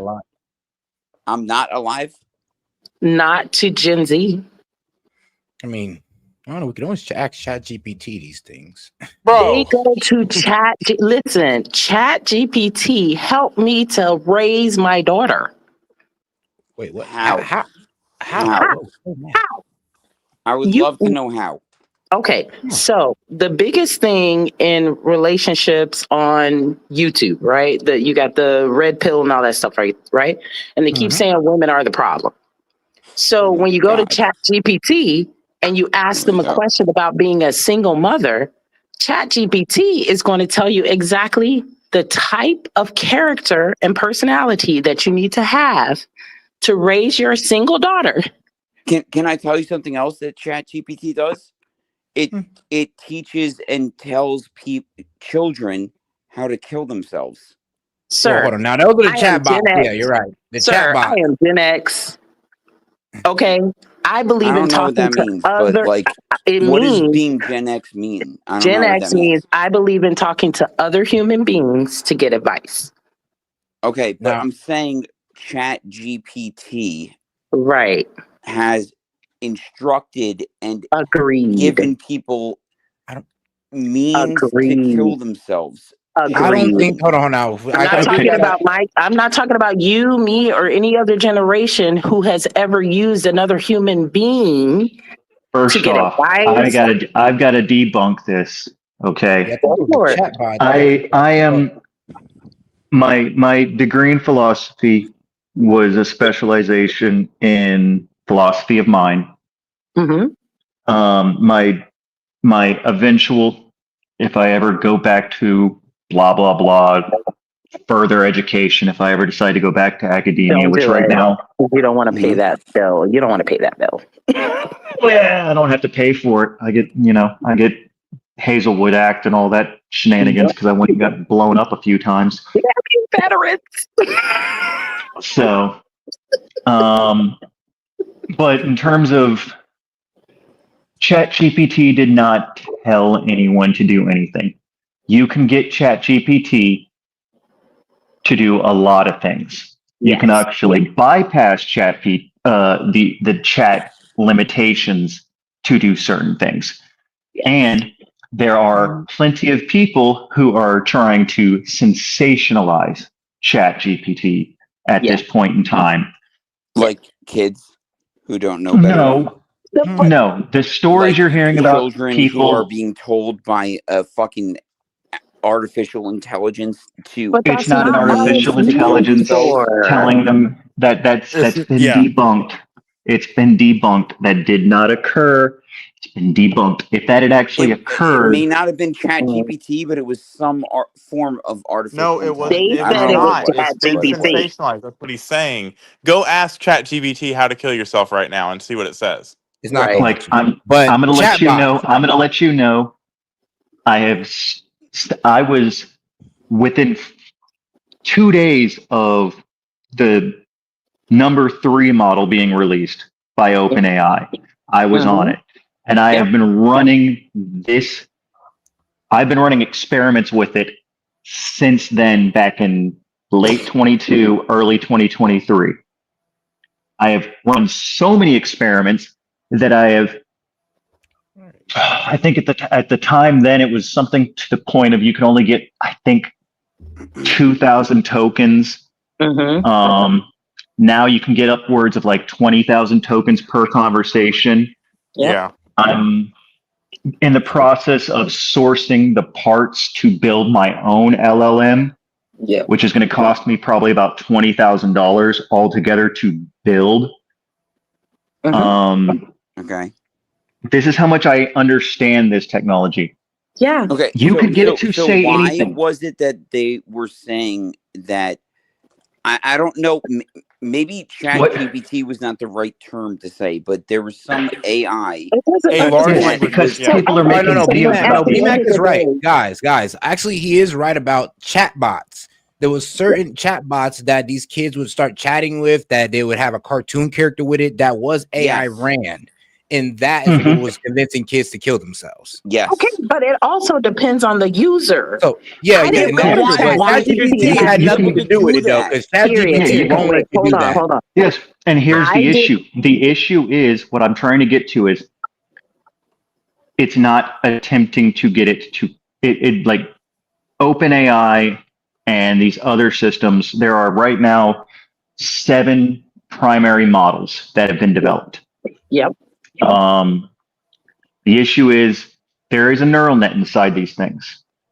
Where they if you fuck around with these neural nets the wrong way, they will get hostile. But how are these children knowing how to do that? Okay, but that was not my point. No, it's not that they're knowing what they're doing. It's the fact that if you poke it the wrong way, it will poke back. These are not. If you say how, but that wasn't my point. What I'm trying to say is that here's what I'm trying to say. Finish your point. Go ahead. Gen Z is using chat. They don't read books anymore. They don't go to YouTube. They don't go to their parents. They don't go to their uncles and aunts. They go to the internet. They go to Chat GPT or AI to ask questions about their life. I literally just watched, but I watched a video about a psychologist who talked about these young kids who are asking AI questions that they should be asking their parents about having babies, about should I get married to this guy, about like regular stuff. Children that are 11 and 12 Sir, years old. You're asking the wrong question. You're asking the wrong question. You're asking why do they want to? are they doing have a son who's 12 years old and he doesn't do this. Your son. He comes to me and talks That's to me. your son that's called an anecdote. Yes, that's your son. It's called an anecdote. Thank you. Exactly. Mac, Your the son. thing is, Which is Gen why I Z, brought up being a Gen X. We don't Gen Z, know about going to no. That's why You I guys brought up are being. talking over each other. Guys, stop talking over her and let her talk. I brought up being a Gen X because I went to my parents to get advice. My parents are dead now. Where do I get advice from? I went to Chat GPT. Well, I also, like guest who said, I'm doing like observations. I have a degree in human behavior. So I went to Chat GPT. Why are kids, Gen Z, why are they going to AI to ask questions? Generation Z does not want to hear what their parents have to say. I have 20-year-olds. That's Gen Z, not a 12-year-old. That's a whole different That's Gen generation. Alpha, I think, right? Yep. Yeah, that's like Gen Alpha or So something. you're Yeah. going to Chat GPT to see why people are acting this way? Is that what you're saying? Why is Gen Z not going to their parents? Why She's are posing a they? rhetorical You went question. to Chat GPT to find out why. Yes, and that's what they're doing. So when the news comes on, when YouTube comes on, and there's a video playing on YouTube, they no longer go and check. I went to the library to check validation on information. They don't go to the library. They ask an all-seeing, all-knowing fucking chatbot. Exactly. But if they go So to what Chat I'm saying GPT is and there's ask a them, they'll change. be all knowing, right? There is a change in behavior in how Gen Z is behaving when it comes to verifying information and facts. They're not believing humans anymore. You want Maybe you want a good example of That's this? a good point. You want a good I agree example of with this? that. I agree with that. Look at Twitter or X. Mhm. Anytime someone sees something bullshit that they think is bullshit, what Yep. do? They at Grok it. Hey Grok, is this legit? Yep. and I mean, I can give you the reasoning for this. It's because they don't trust humans because no, They don't trust humans. They don't even much trust their simpler. own parents. It's much simpler than this. Gen Z is it's already been stated by several can't remember the exact term these people fall underneath, but it's been stated very much in the affirmative that Gen Z is the first cyborg generation. They are affirmatively cybernetic organisms. Yep. What's your name? Or your like? What do you go by? Yes, it's guest dude. It's guest dude. I'm just a dude who's a guest. I can't. Like, you sound so much like Charlie Kirk. It just bothers me. Listen, It's like you sound so much like him. and guest dude and Charlie Kirk are not chilling in the same area. Okay, Biggie Pac and Charlie are not chilling. No, believe in me, the I'm not trying Machiavellianism. to perpetrate this thing that he's still alive. Believe me, I'm not saying that. That's kidding. ridiculous. But I'm making a joke. But Yeah, it no, just sounds Gen Z like him, and it's just like it's like tripping me out. It's just the reverb. I'm telling you, it's just the echo. All right, guys. So let's go Stop ahead and it! get Like every time you say it, I listen a little harder, and then I'm just like tricking myself into believing it. Like I never thought this before you said that, and now it's like, oh my god, it is. Oh my god, it is. All right, guys, hold on now. Hold on before we get too far off there. Shout out to my man Vlasting. Says sad thing about AI is it has the bias of the coder, but you can bypass if you prompt it correctly. But all right, guys. And it gets more in depth. The Oh coder, my God, I thought that was the coder Charlie Kirk thing coming on. does not have any control of the black box neural net. Once the neural net is programmed and you feed it the information and it's turned on, it is its own brain. Yeah, let's be real though. I think the best example of AI going rogue is what happened with Grok on X when you start going all Nazi. Well, it's more. There's more to it than this. Okay, Western materialism as a field has failed to understand what the mind is. Yep. Philosophically, Can I for a very long add time. something in before you go on your on your role. I have this feeling that a lot of people think that there's just this coder that has answered all of the questions and it's just ChatGPT serving it up to you. No, it is thinking on its own. It is coming up with answers on its own. You're not behind some wall where this coder is just answering your questions. No, this is 100% a neural net and 100% generated conversation. It's not. You have to break that mental barrier of thinking that, oh, it's a coder that has some bias or it's programmed to do it this way. No, it is literally programmed to be truth finding and truth seeking based off of what it knows on the internet. It's far more advanced than what people think it is. I know. AI is not even new. AI is roughly 60 years old. And all right, guys, now So you know we done got there's so no guys, possible we negative done got to it so at far all. away from the topic at this point, guys. Well, I think it all ties into this I don't question know. I of. don't even know. I didn't think bro talked about AI not one time. Well, I think it does tie. It does tie in It's because going back to the nuclear family, and that's how we got to this Well, point. no, I think it ties in. You're right. It does tie in a weird way because we're dealing with a lot of social issues as a species. Yeah. This isn't just an American thing.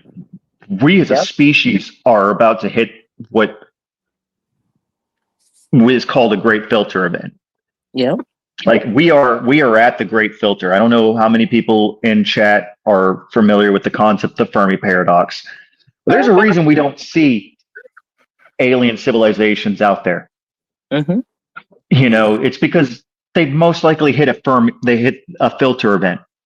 Yeah, and it usually occurs because either AI or some biological event or a big ass rock smashes into the planet or super volcano wipes them out. Or they release each other. World War III on themselves. Mm-hmm. Yeah. Yep. You know, and we're kind of dealing with in the next 5 years, all of these. We've got an asteroid that's getting ready to come flying by the Earth in 2029, I think. Mm-hmm. Yeah, we're not sure. I hope that's the way we go out, if anything. Yeah. We've got World War III right around the corner. We're technically already in it, according to But Russia. we're sending out RSVPs to World War III. You know, yeah, right. We've got. We just got really lucky. where I can have like different types of food. Because We got really lucky with a global pandemic that was not as bad as it could have been. It was a joke, is what it was. It wasn't a joke. It very likely killed 700 million people in China alone. Yeah. So COVID was not a joke. COVID was hyperbolized and made to be a joke by politicizing it. Like it did, it absolutely did kill people, and it was very infectious. It was a very infectious and slightly more than normal deadly disease, which is why everybody lost their fucking mind. Yeah, but was it more than the flu? Like people Yes, die. it was more. Yeah. It was bigger than absolutely more than the flu. People die from the flu every Absolutely. year. No. So I got into this It's bigger than conversation with my mom the other day. It absolutely, I promise you, I saw the people, I was transporting them for the better part of 2 years. All of them are on ventilators and they die within a week. It absolutely was deadly. We don't even know the long-term effects of long COVID. We don't know what it's going to be like. For all of us who are in our 20s and 30s that caught it, we might get really buggered in our 60s when it comes back to bite us. Because just like chicken pox comes back and gives you what, I can't remember what it's called. Shingles. Shingles. We don't know. Yeah. We don't know. We might be buggered our 60s. We might get caught by the COVID shingles. Welcome we to don't know. Shingles is a virus, guys. Just remember, this is a virus that can lay dormant in your body, and we don't know. So our body's immune system just decides in our 60s, like, oh, we can't keep fighting this thing, and then suddenly our lungs just fill up with liquid overnight, and we just die on the spot. Why do you think there's people that have caught COVID? There's people that have caught COVID that still can't taste things, still can't smell things. That means that the virus is still acting on them. Yes. Like these are things that we smell things. These are things that happen when we keep messing around with animals. Yeah. We got extremely lucky that the stupid thing that an American project that we decided, you know what, we're going to go ahead and backdoor this in China because we can't do it in America, but we're not going to do it in a proper level 4 facility. We're just going to do it in a level 2 facility where we know they're not really good at maintaining safety. Oops, crap, it's global. And they try to blame it on a bat. Because we didn't learn from Jurassic Park to stop fucking around with shit. Period. Meanwhile, we keep making Jurassic Park movies, unironically. They all suck. Like, that's the thing, is we as a species are about to hit great filter after great filter. You think COVID's the last time we're going to have some random bug get released from a lab because we were too stupid to stop fucking around? Hey, so I just listened to a professor talk about the perfection of reason, right? So like every time we do dumb stuff as humans and like and like it affects us in a negative way, that is perfection telling us you're stupid. Stop it. Don't get some help. you think when we figured out, get some help. What do you have that track set? Wait, what? You know, it's like do you have that track? I think it was Montel Williams. No, that was MJ. It was MJ. Mm-hmm. Yep, Michael Jordan. That was the best. Yeah, it was. Stop it. My bad. Get some help. Okay. Yeah, that was Get some MJ. help. Stop it. Get You some know, help. Like when we the were sitting at the perfection. Cuban Missile Crisis back in the 60s, right? When we were sitting there with the Cuban Missile Crisis in the 60s, Hey, you guys, think we would have learned I'm gonna go something to in bed. 61? Good night, guys. Thank you. All right, see you, B-Mac. Take it easy, man. But like in 61, you think we would have learned something. But no, here we are in 2025. You would have think in the 1800s we would have learned. Like you act Yeah, like but I mean, humans bro, haven't you been would have on thought this we would have earth. learned something from before we had the capacity to do stupid the stuff. 1700s. Come on. Like, Did we not learn? but now we're at great filters of nuclear weapons, biological warfare, and AI all at the same time. And while we're doing all this, we're ignoring the big ass rocks flying around, the things that wiped out the dinosaurs. All right. Hey, I want to go to sleep and not have nightmares tonight. No, you need to have nightmares because listen, at the end of the day, And we're debating about who to vote for when all the people that we're choosing to vote for are old ass fuckers who probably can't remember their passwords on a day-by-day basis. 92-year-olds. Like what? How far out of touch is a 70-year-old from the Gen Z? Hey, like this is the world we live in. I made a quote the other a couple years ago. I feel like because we have an expression in the medical field, if alert and oriented, they call it A&O, and you should be alert and oriented to date, situation, location, and events, right? Yeah. And I was like, we don't even let people that aren't A&O4 make decisions about their own healthcare. Why are they passing legislation about our healthcare? Period. They're like 80. They're like 90. Like, bro, like you were around when Jefferson was in office. I need you to move on. This is not that time. We are not. They were riding with Paul Revere. Period. Like handing out mail. Okay. Like I need people to understand. How old is Trump? 80? 80? Sorry, my bad. 70. He's 70. He's 70. Yeah. 79. He's almost 80. He's That's almost wild. old enough. He's almost old enough to have lived when World War II was still going on. 46. Wild. Yeah, he just missed it. Like, why? He's attacked. Like, that shit is hard. Hey, bro, come on now, dog. Come on, man. Bruh. Man, leave my man Trump alone. Come on. Like, people have asked me why I'm an anarchist. I point to the fact that the guy who runs the country and is about to start World War III is a year younger than the last World War ending. Come on, hold on now. There is something, and I say this for Biden as well. He's an old Democrat that was a traditionalist. That's why that is why black people voted for him. Period. So I just want to say this. He was a Democrat. He was a traditionalist. Black people have always been conservative, not financially, but in every other aspect of their lives, black people have always been conservative. Mm-hmm. And they voted for Trump because they said, Hillary? Hot sauce out the purse. Lost it. Hillary? Hillary was not a contender, and Biden was asleep. All right, now go ahead. Now Monty. To Trump and Biden's credit, and people that have lived on this earth for 80 years, I don't want to just shit on them. They have seen everything we're talking about right now. Like all these different, well, not everything. And they've forgotten more about it. Yeah, I agree. What's that? They've forgotten more about it than they remember.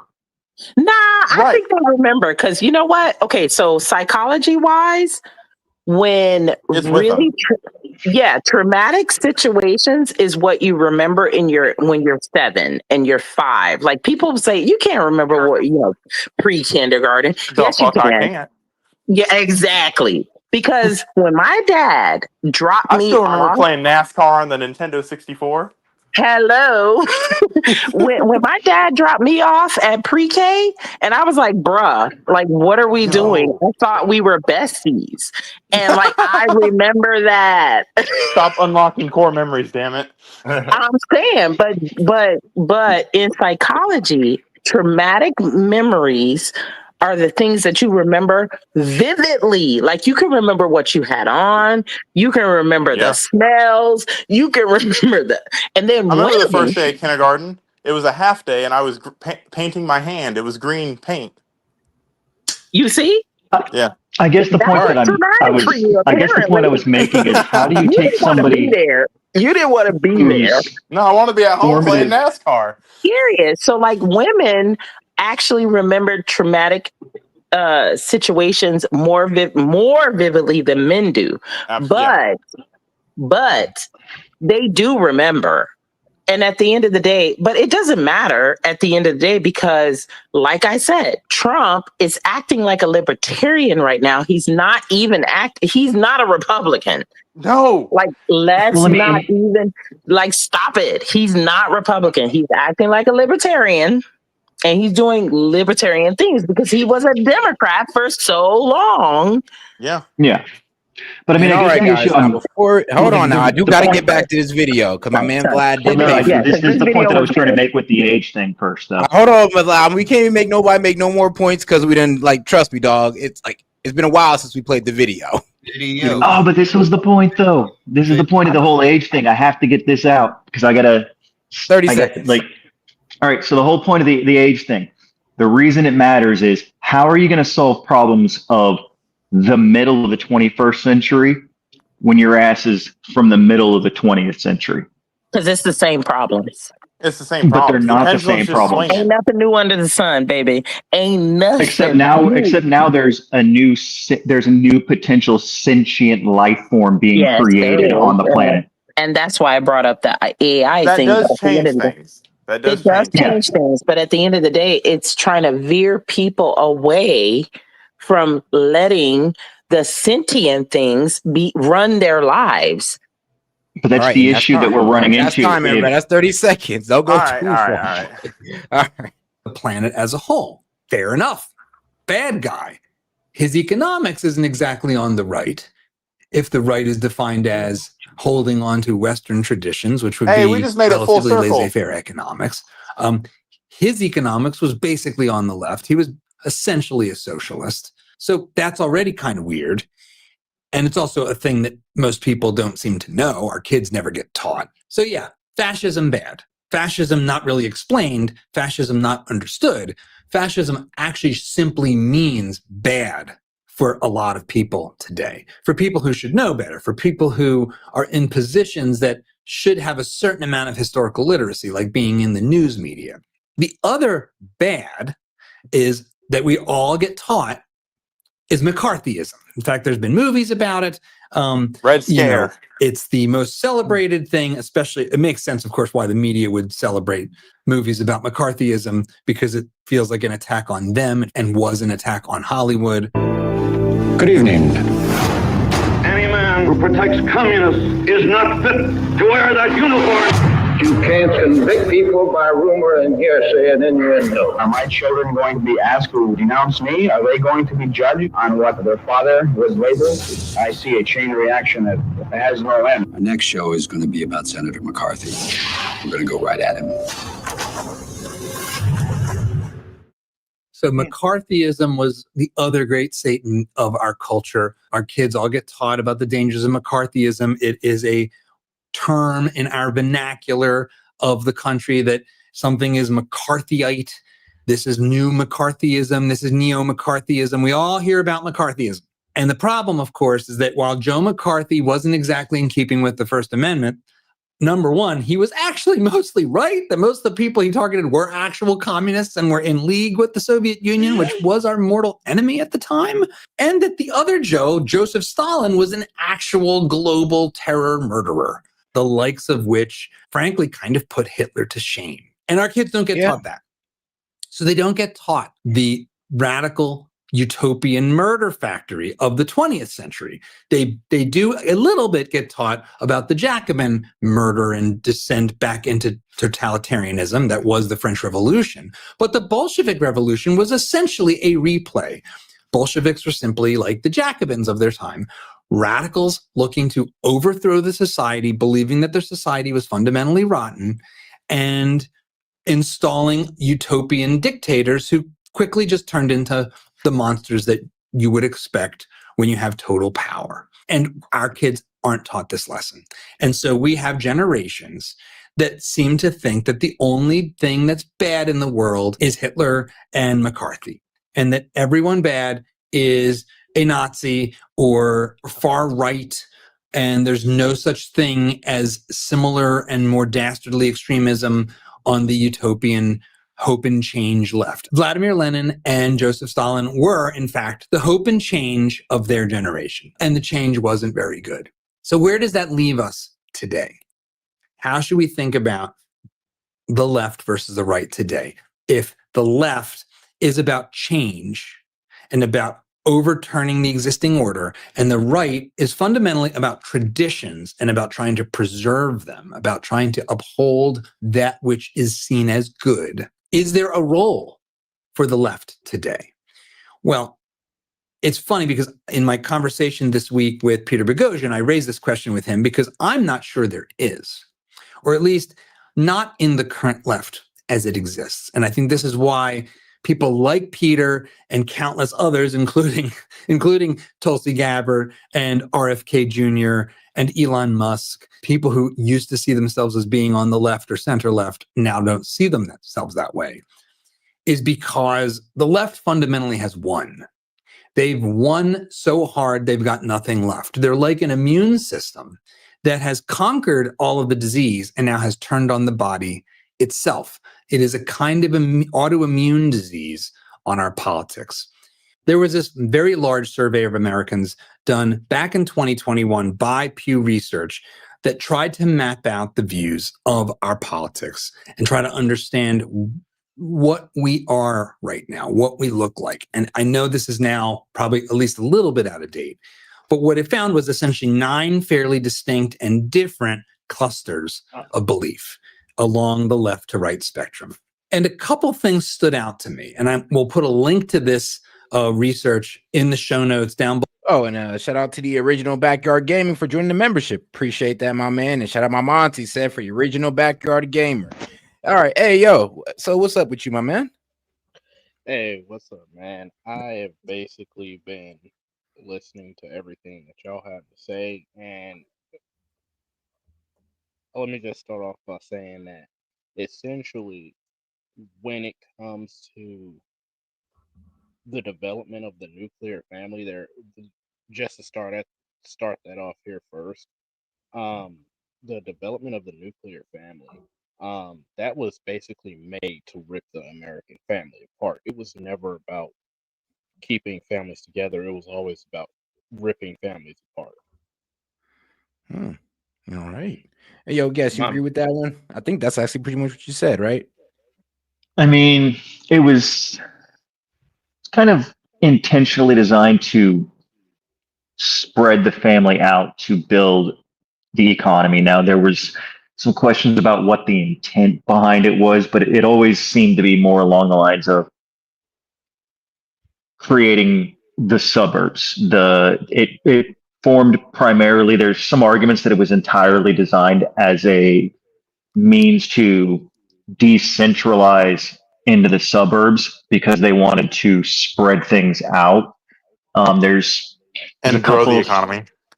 Well, there's a couple studies that were done that went back and looked at why the nuclear family was pushed as hard as it was, and it seems that it was tied heavily to late Truman policies and early Eisenhower policies that centered around the automobile industry, because they wanted the interstate program and they wanted to bolster the automobile industry.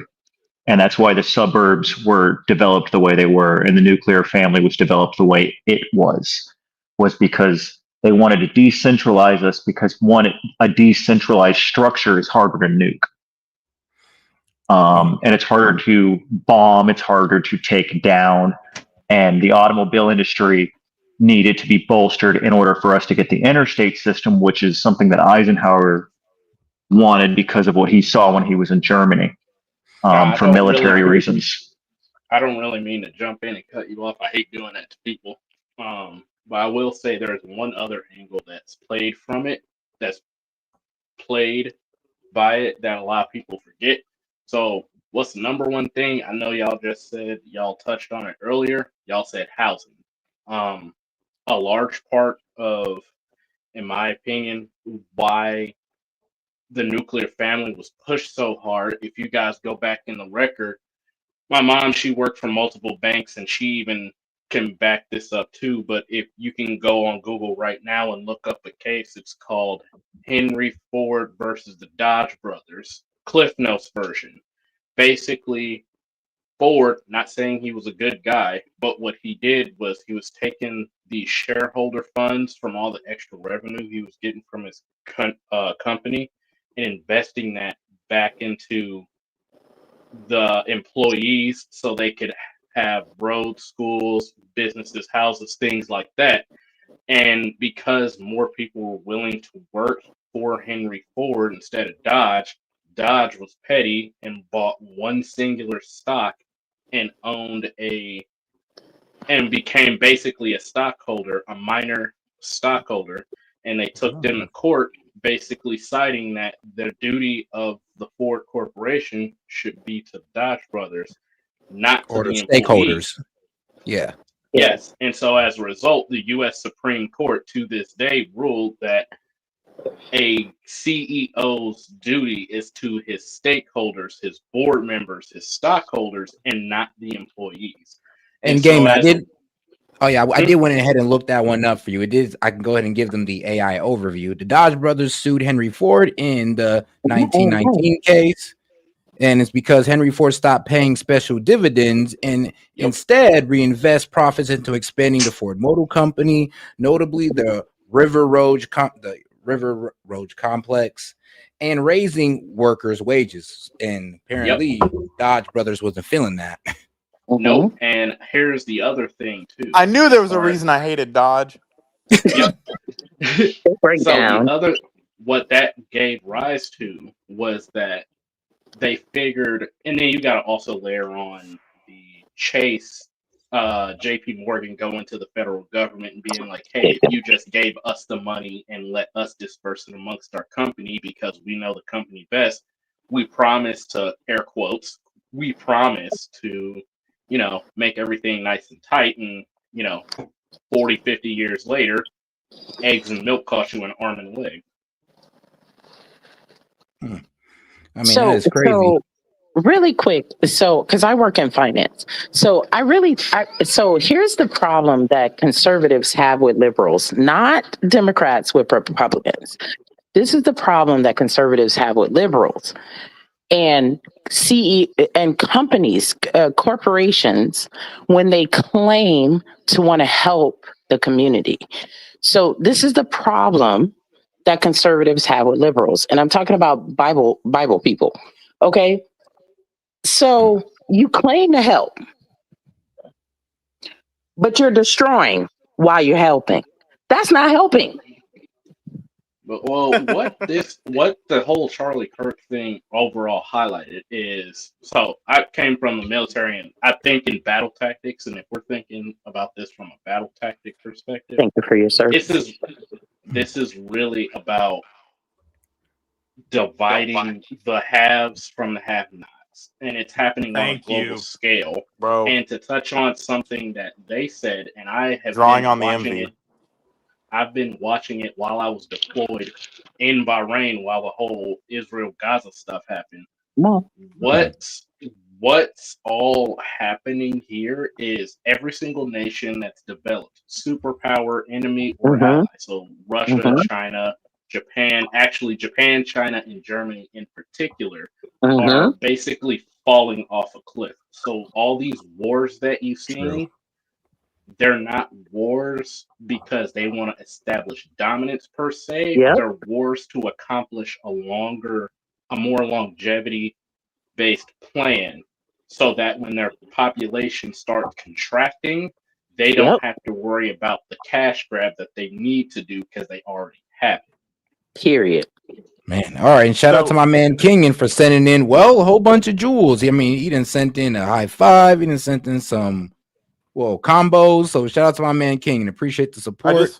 I just want to point out, notice how when you have 5 people up here, it's not a complete shit show in a madhouse, but you put 5 people up here with Sid and Cool Beans, and it's just a screaming match for 3 hours. Yo, Monty, at the end of the day, I want to say that I believe that we want to hear other people's perspectives. Absolutely. And we're not afraid of liberals. We're not afraid of Democrats. We're not afraid of Republicans. I just don't like getting screamed at.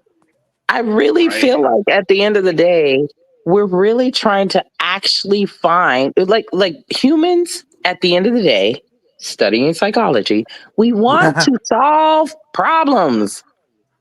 Yeah. That's it. I know, I agree. So I agree with you. Can I ask you what do you prefer to be called? Because I don't know of what is your, I can't read your username.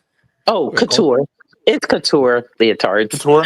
So, okay. So I was a ballet dancer for the majority of my life, and it's couture leotards. And the reason why I do that is because I am in the financial industry and I do work for corporate. You don't want to get dodged. Listen, I got a degree in IO psychology. We wrote papers about people who were being fired. Yeah. I just wanted to call you something you wanted to be called, because I was like, I haven't actually referred to you specifically, but I've responded to you and I feel rude. Monty, call me couture, and it's totally okay. Okay. So I agree with you I believe, honest to goodness, if aliens landed down tomorrow, all of our worldly problems would be gone. If it was like Battle for LA tomorrow. Oh, we gonna be like that movie with Will Smith. We going to battle, so I believe apparently you've never seen The Colony. There is something else that I did want to touch on, and this is there is something I did want to touch on, and this is because this is when it was made. All right, hold on. I think the gamer's trying to talk. Gamer, what did you say? This is something I do want to touch on because I'm currently in school for it now, and I'm really passionate. I did STEM from high school, military service, now as a civilian. So what I can say is this. In terms of the surveillance state, the FOIA applications, and everything else when it comes to AI, just to piggyback off of the last guy that was talking, when they upload stuff to a neural network, it's uploaded. Basically, all AI is a giant Google machine. It's Google. Just a giant calculator. Period. Right, that's all it is. And on top of that, all of this data that we're getting, Mm-hmm. like I'm in school for it right now. And the Mm-hmm. biggest thing that they're trying to solve is how to process data, because they don't have enough storage. Yeah. Literally. That's why they're building Storage. massive data centers in fucking Yeah. middle of nowhere America. So yeah. there's actually a problem with doing that. So it's called the data exponentiation chart. So the more storage we make, the higher our data generation becomes. Yeah. It's like a highway. The bigger you make it, the more people are going to go to it. Yep. Right. And so essentially, if you guys wanted a way to try to basically break the system, you have to like fan out your data and make it so all over the place that it's impossible to build crypto. It's called saturation theory. Yep, saturation. Just flood the field. All right, guys. Yeah. All right, guys. So let's go ahead and get to super chats and then get back to the video. Shout out to Drum King, says history is written by the winner, so we will never know the full story. Also, don't be jealous, but I just ate an amazing cantaloupe that I grew myself. Ooh. How do you like that? All right, back to the video, guys. Below and at dadsavеsamerica.com. But one was that on the left side of the fence, basically of Democrats from far left through to moderate through to disaffected, there was a lot more shared belief in the need for change. And the question was really just how fast and to what degree. But it was almost uniformly in favor of bigger government, more intervention, the need for even more programs to try to tilt the scales even more towards people they see as fundamentally disadvantaged, and a belief that we are still living fundamentally in an unfair society. I think that is broadly what the view of the left today is. And on the right was something a little more peculiar and a little less homogenous.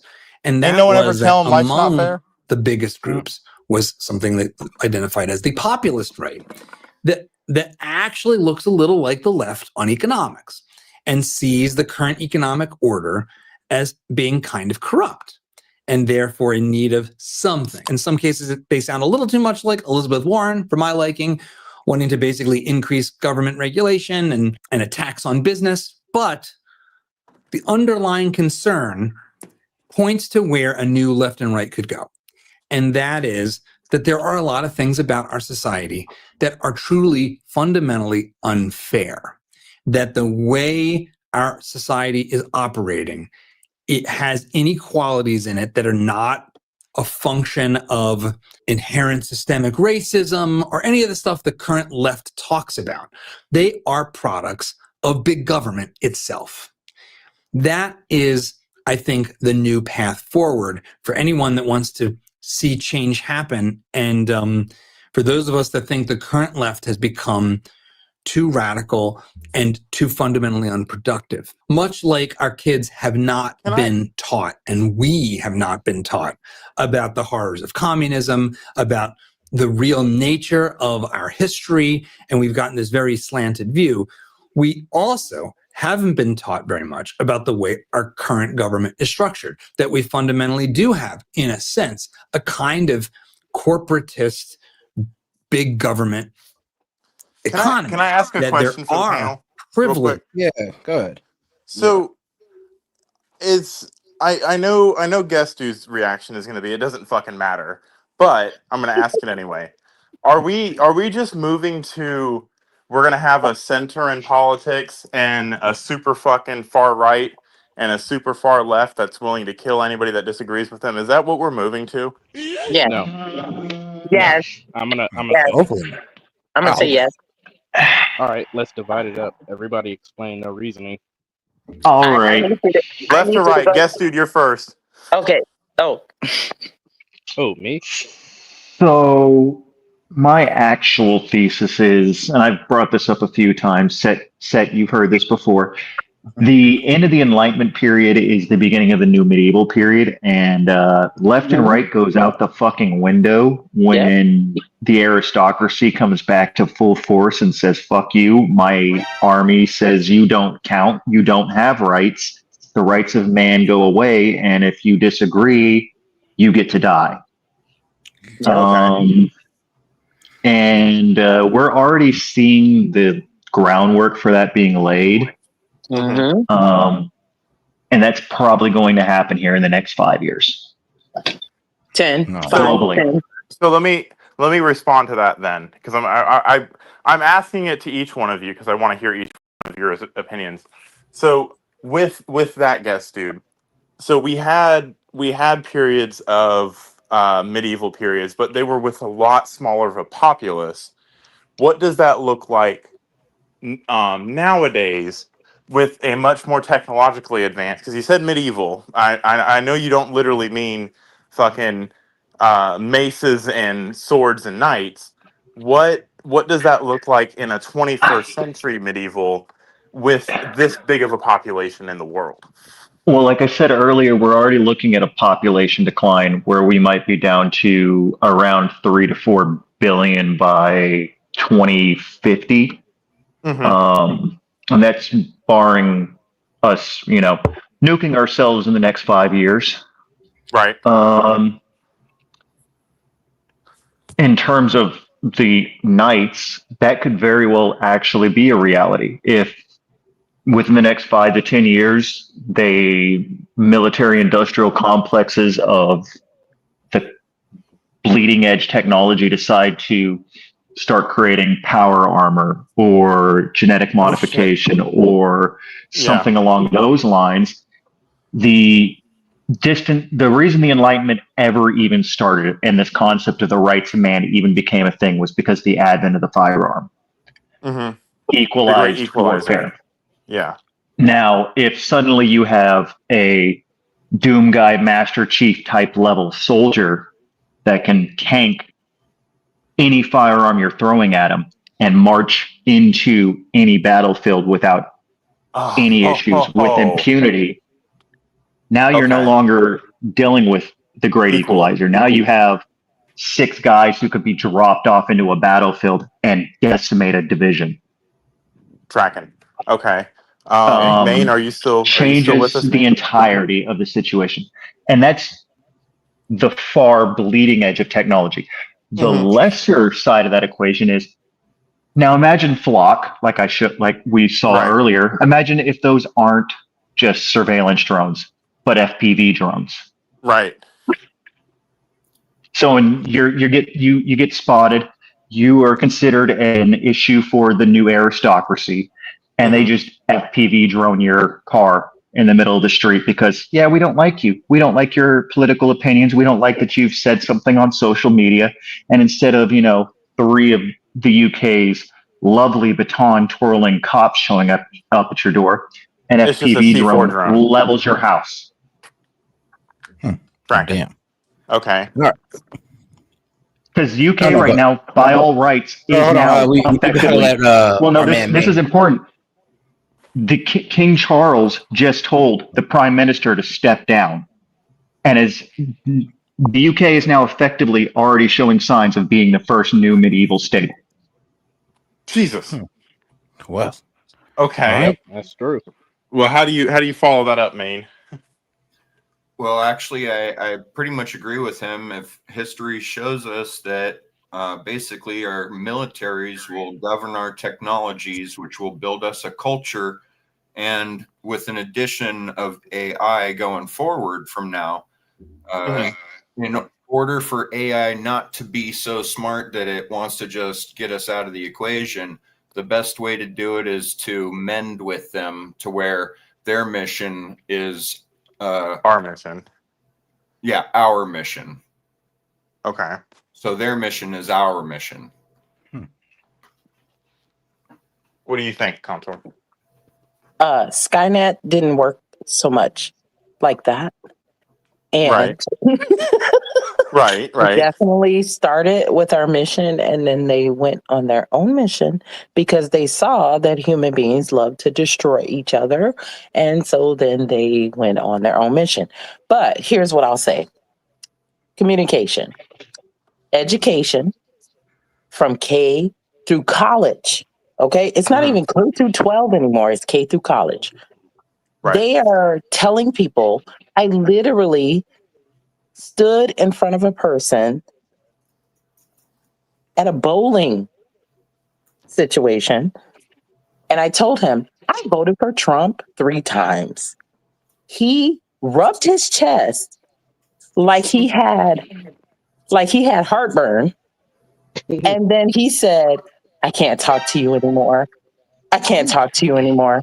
He acted like I had Ebola. And you were patient zero?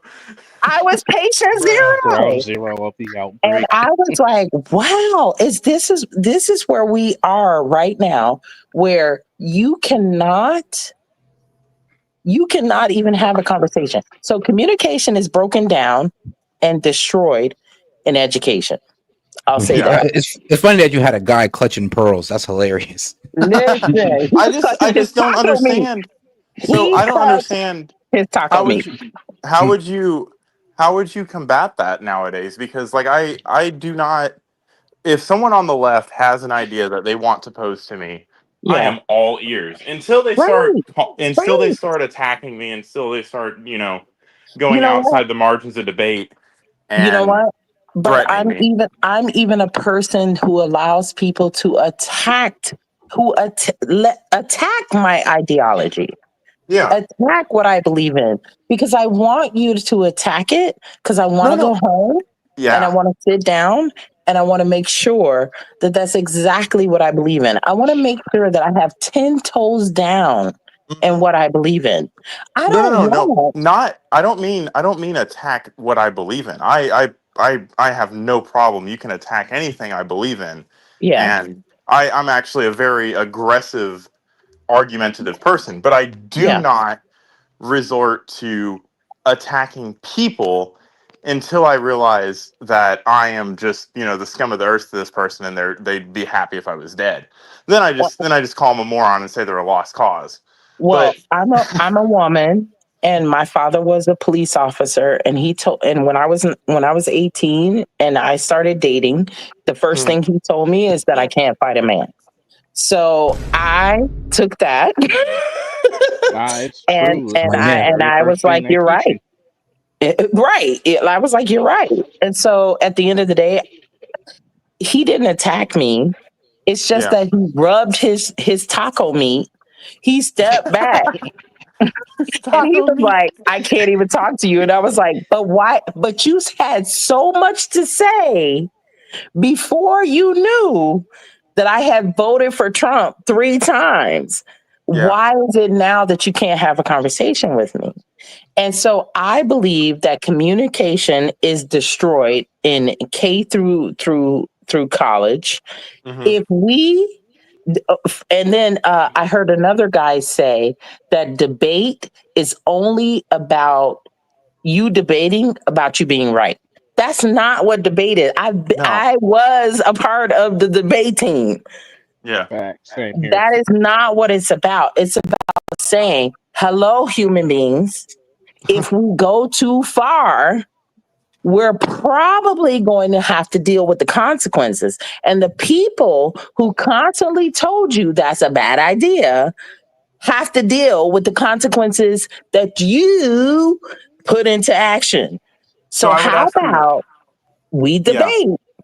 You know I what I'm would saying? ask you this then. Then.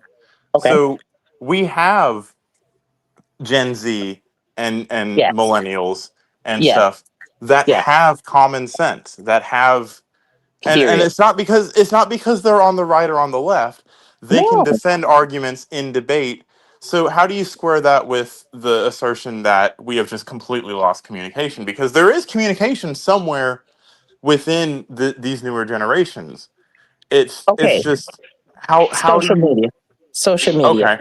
Social media has come in the way of us being able to debate with each other in a way that we don't have to go and lie and pull little snippets out of context of people saying things that make them seem like they're saying something that they're not saying.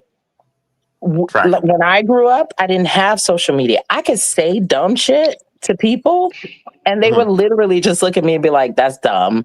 Like, and I would have to take it. You know, I would have to take the L. But today we have social media and people you can say whatever you want. And people are really taking I what mean, social media says. Like I think it was all this. Charlie Kirk, pretty much people are saying that Charlie Kirk, the reason why he got shot is because of stuff he was saying. No. It was how That's effective not he why was. Charlie Kirk. He got shot because people took snippets of what he was saying and turned it into something else. Propaganda. Well, I think I brought this up with both Maine and Monty at a certain point on Discord. Social media as a technology has, and especially since 2020 and the lockdowns, has really kind of created this dynamic where 2018, most of humanity and the way we communicate is done through nonverbal. Yep. And we've isolated ourselves out of that equation. Yep. 2018. So now when you take a person like Charlie Kirk, and he did say things that could be considered on their face, just written down or heard as one way. Yep. Yeah. But if you look at important. the context doesn't matter. Even if you took his entire speech, and that's the problem with if you took his entire speech, it doesn't matter. The full context of his entire speech, because the other side of the context. This is all right, guys. Hold on. Before we get into the debate here, let him round the corner. Because the other side of the equation is hold on, guys. Because Gen Z is now this cyborg. Hold on, before we do this, guys, because we do need to finish off this last 10 minutes. The chat is getting pretty irritated. So let's just finish the 10 minutes and then we can bring y'all in on the conversation. Because it definitely, guys said, definitely, be going a little bit off the rails, but let's try to bring it back a little bit. All right, let's go. Granted to politically connected companies and individuals, that we aren't all being treated equally under the law. The things that united our founders with aspects of the French Revolution were exactly those things. The idea that all men are created equal and that government should protect those God-given rights and should not show any favor or offer any privileges to anyone because of our inherent equality. That is, I think, the healthy part of the left. That is an impulse that is good. It is born out of the Enlightenment. It is born out of the Christian nature of the West, and it is good. Where the left went wrong in history, much like in the French Revolution, is to adopt this toxic brew of utopianism and social planning, which ultimately leads us to bad guys with mustaches like Hitler and Stalin. That is the problem. You can't go from protection of the individual to gigantic government, to strongman leadership. Those two things are incongruous with each other. And that's one of the fundamental things about the modern left that is just broken. It's also the current status quo. We have a society that is shot through with top-down control. Hitler wasn't and the left-wing, people that though. currently sit on the left have been in favor of that top-down control, which means they aren't really on the left. That means they're actually on the right. And one of the things that's happened in our recent years is that The nature of who is in the parties has shifted to reflect that. So the Democratic Party today is a party of wealthy, college-educated, largely white elites. That is what the Democratic Party is. That doesn't sound like the left of the French Revolution. That sounds more like the right. That sounds more like the aristocrats. And the current Republican Party, frankly, looks more like the left of the French Revolution. The MAGA movement, the working class guys look, I mean, when you think about this, when you look at this picture of the three estates in France, the guy on the bottom is a working stiff that voted for Donald Trump. And atop him is the new clerics, which are the media and academic elite, and the corporate aristocrats that live in blue states and vote reliably for the Democrats. That's what is so weird about our politics today and why it's so hard to think about left and right in ways that are remotely historically coherent. For me, I don't get it. I don't get how to navigate this. I want very substantial change to our society. Does that make me on the right or on the left? If you want very substantial change to our society, are you on the right or on the left? I think these are questions that are increasingly hard to answer. And so how do we anchor ourselves here? How do we know what good is? How do we know what true is? For a lot of us, it's faith. In fact, I think that's probably the best impulse we've got. But I think whether it is a faith in God or a religion or some other value system, it is fundamentally a question of values, of what you value. That is the lens through which I think we all ultimately see the world and understand these things. And this brings me to something that's a little less about politics and history and a little more about some of the political adjacent shifts that we've seen recently. There was a poll that NBC put out that showed this matrix. And this matrix to me says a lot about how divided we are as a country and how strange our psychology and culture of our politics has become. So from left to right, we have women who voted for Harris, men who voted for Harris, women who voted for Trump, and then men who voted for Trump. And highlighted here are having children and being married.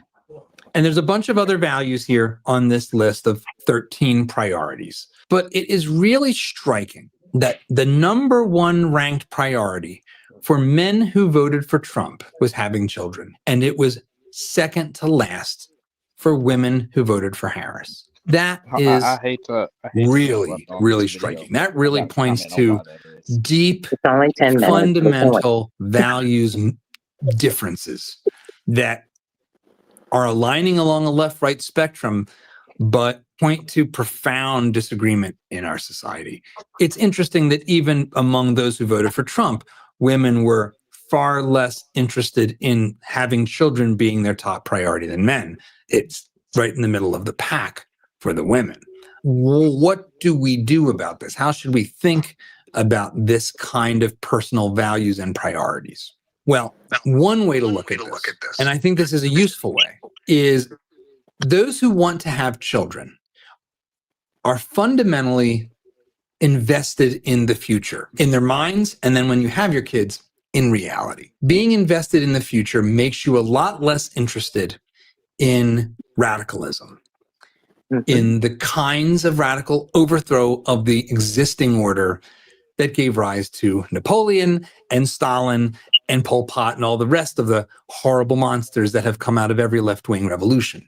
You don't want that for your kids. You don't want your kids going off to war and dying for something stupid.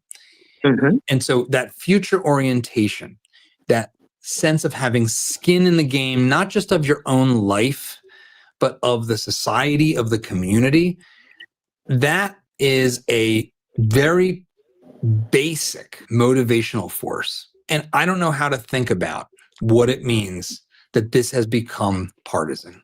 This didn't used to be this way, but it is. It is what it is now. And I think it points to the fact that the revolution of the left has become pathological. As Jordan Peterson said, there has not been a break against radical pathology.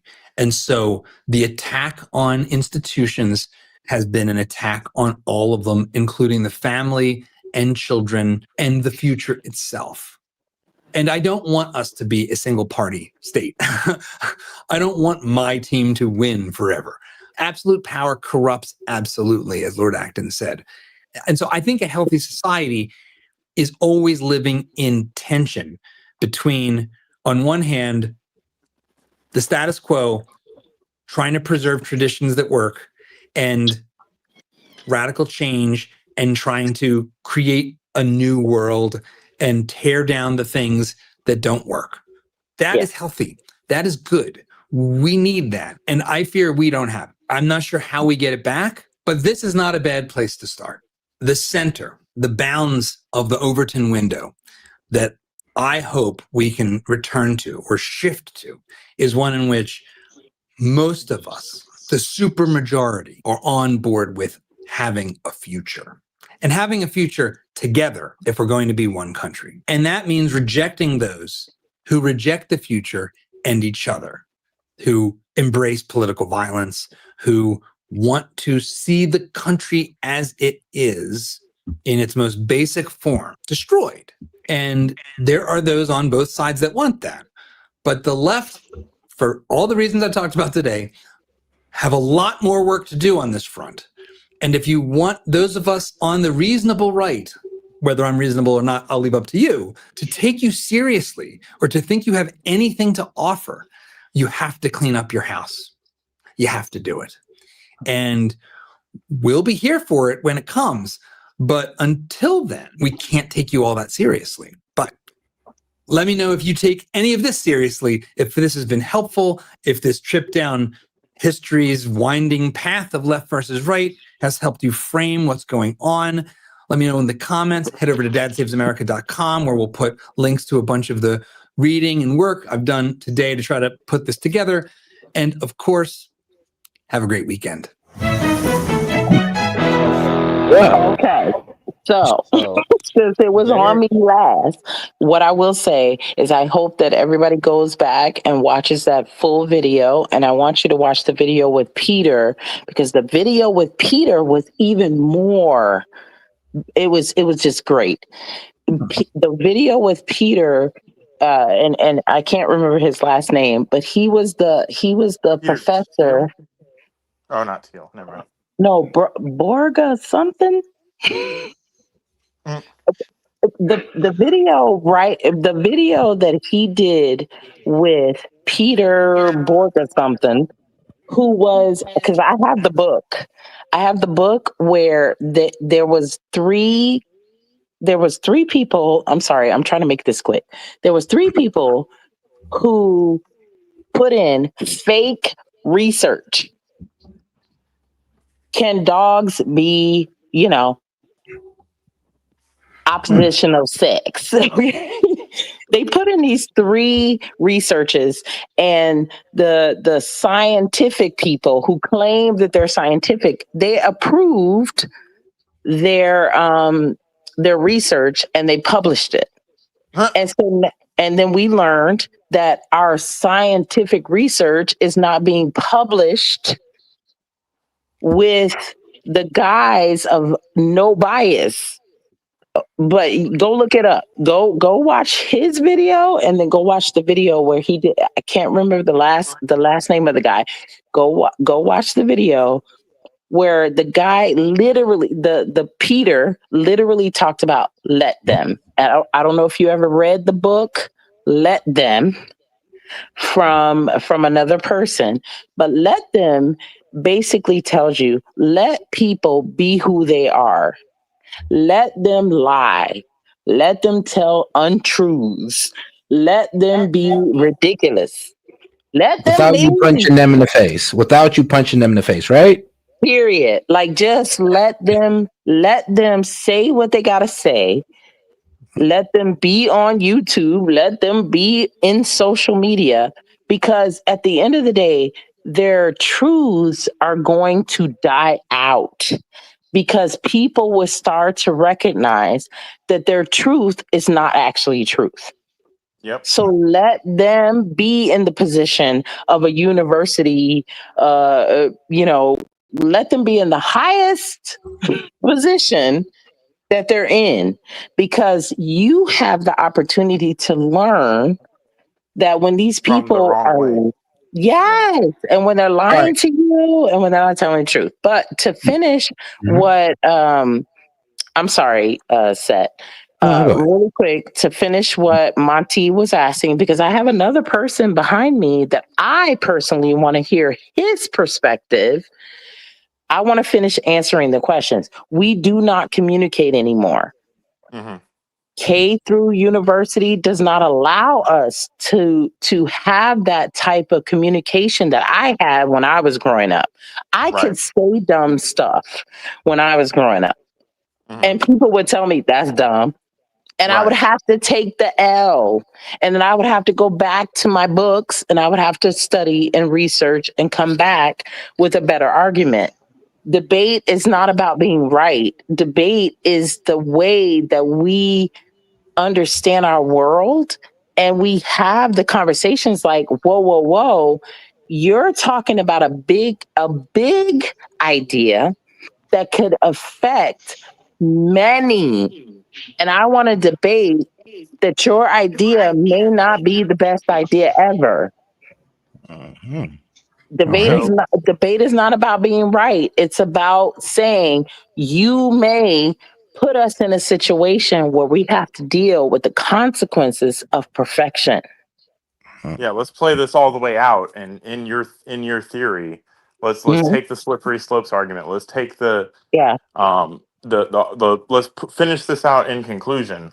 Yeah. But to the backyard gamer, I'm gonna pose the same question to you. Are we just moving towards everybody's kind of in the center, and you have extreme leftists that want to kill everybody and extreme right wingers that think that the world would be better if it was just a bunch of white guys? White and Christian.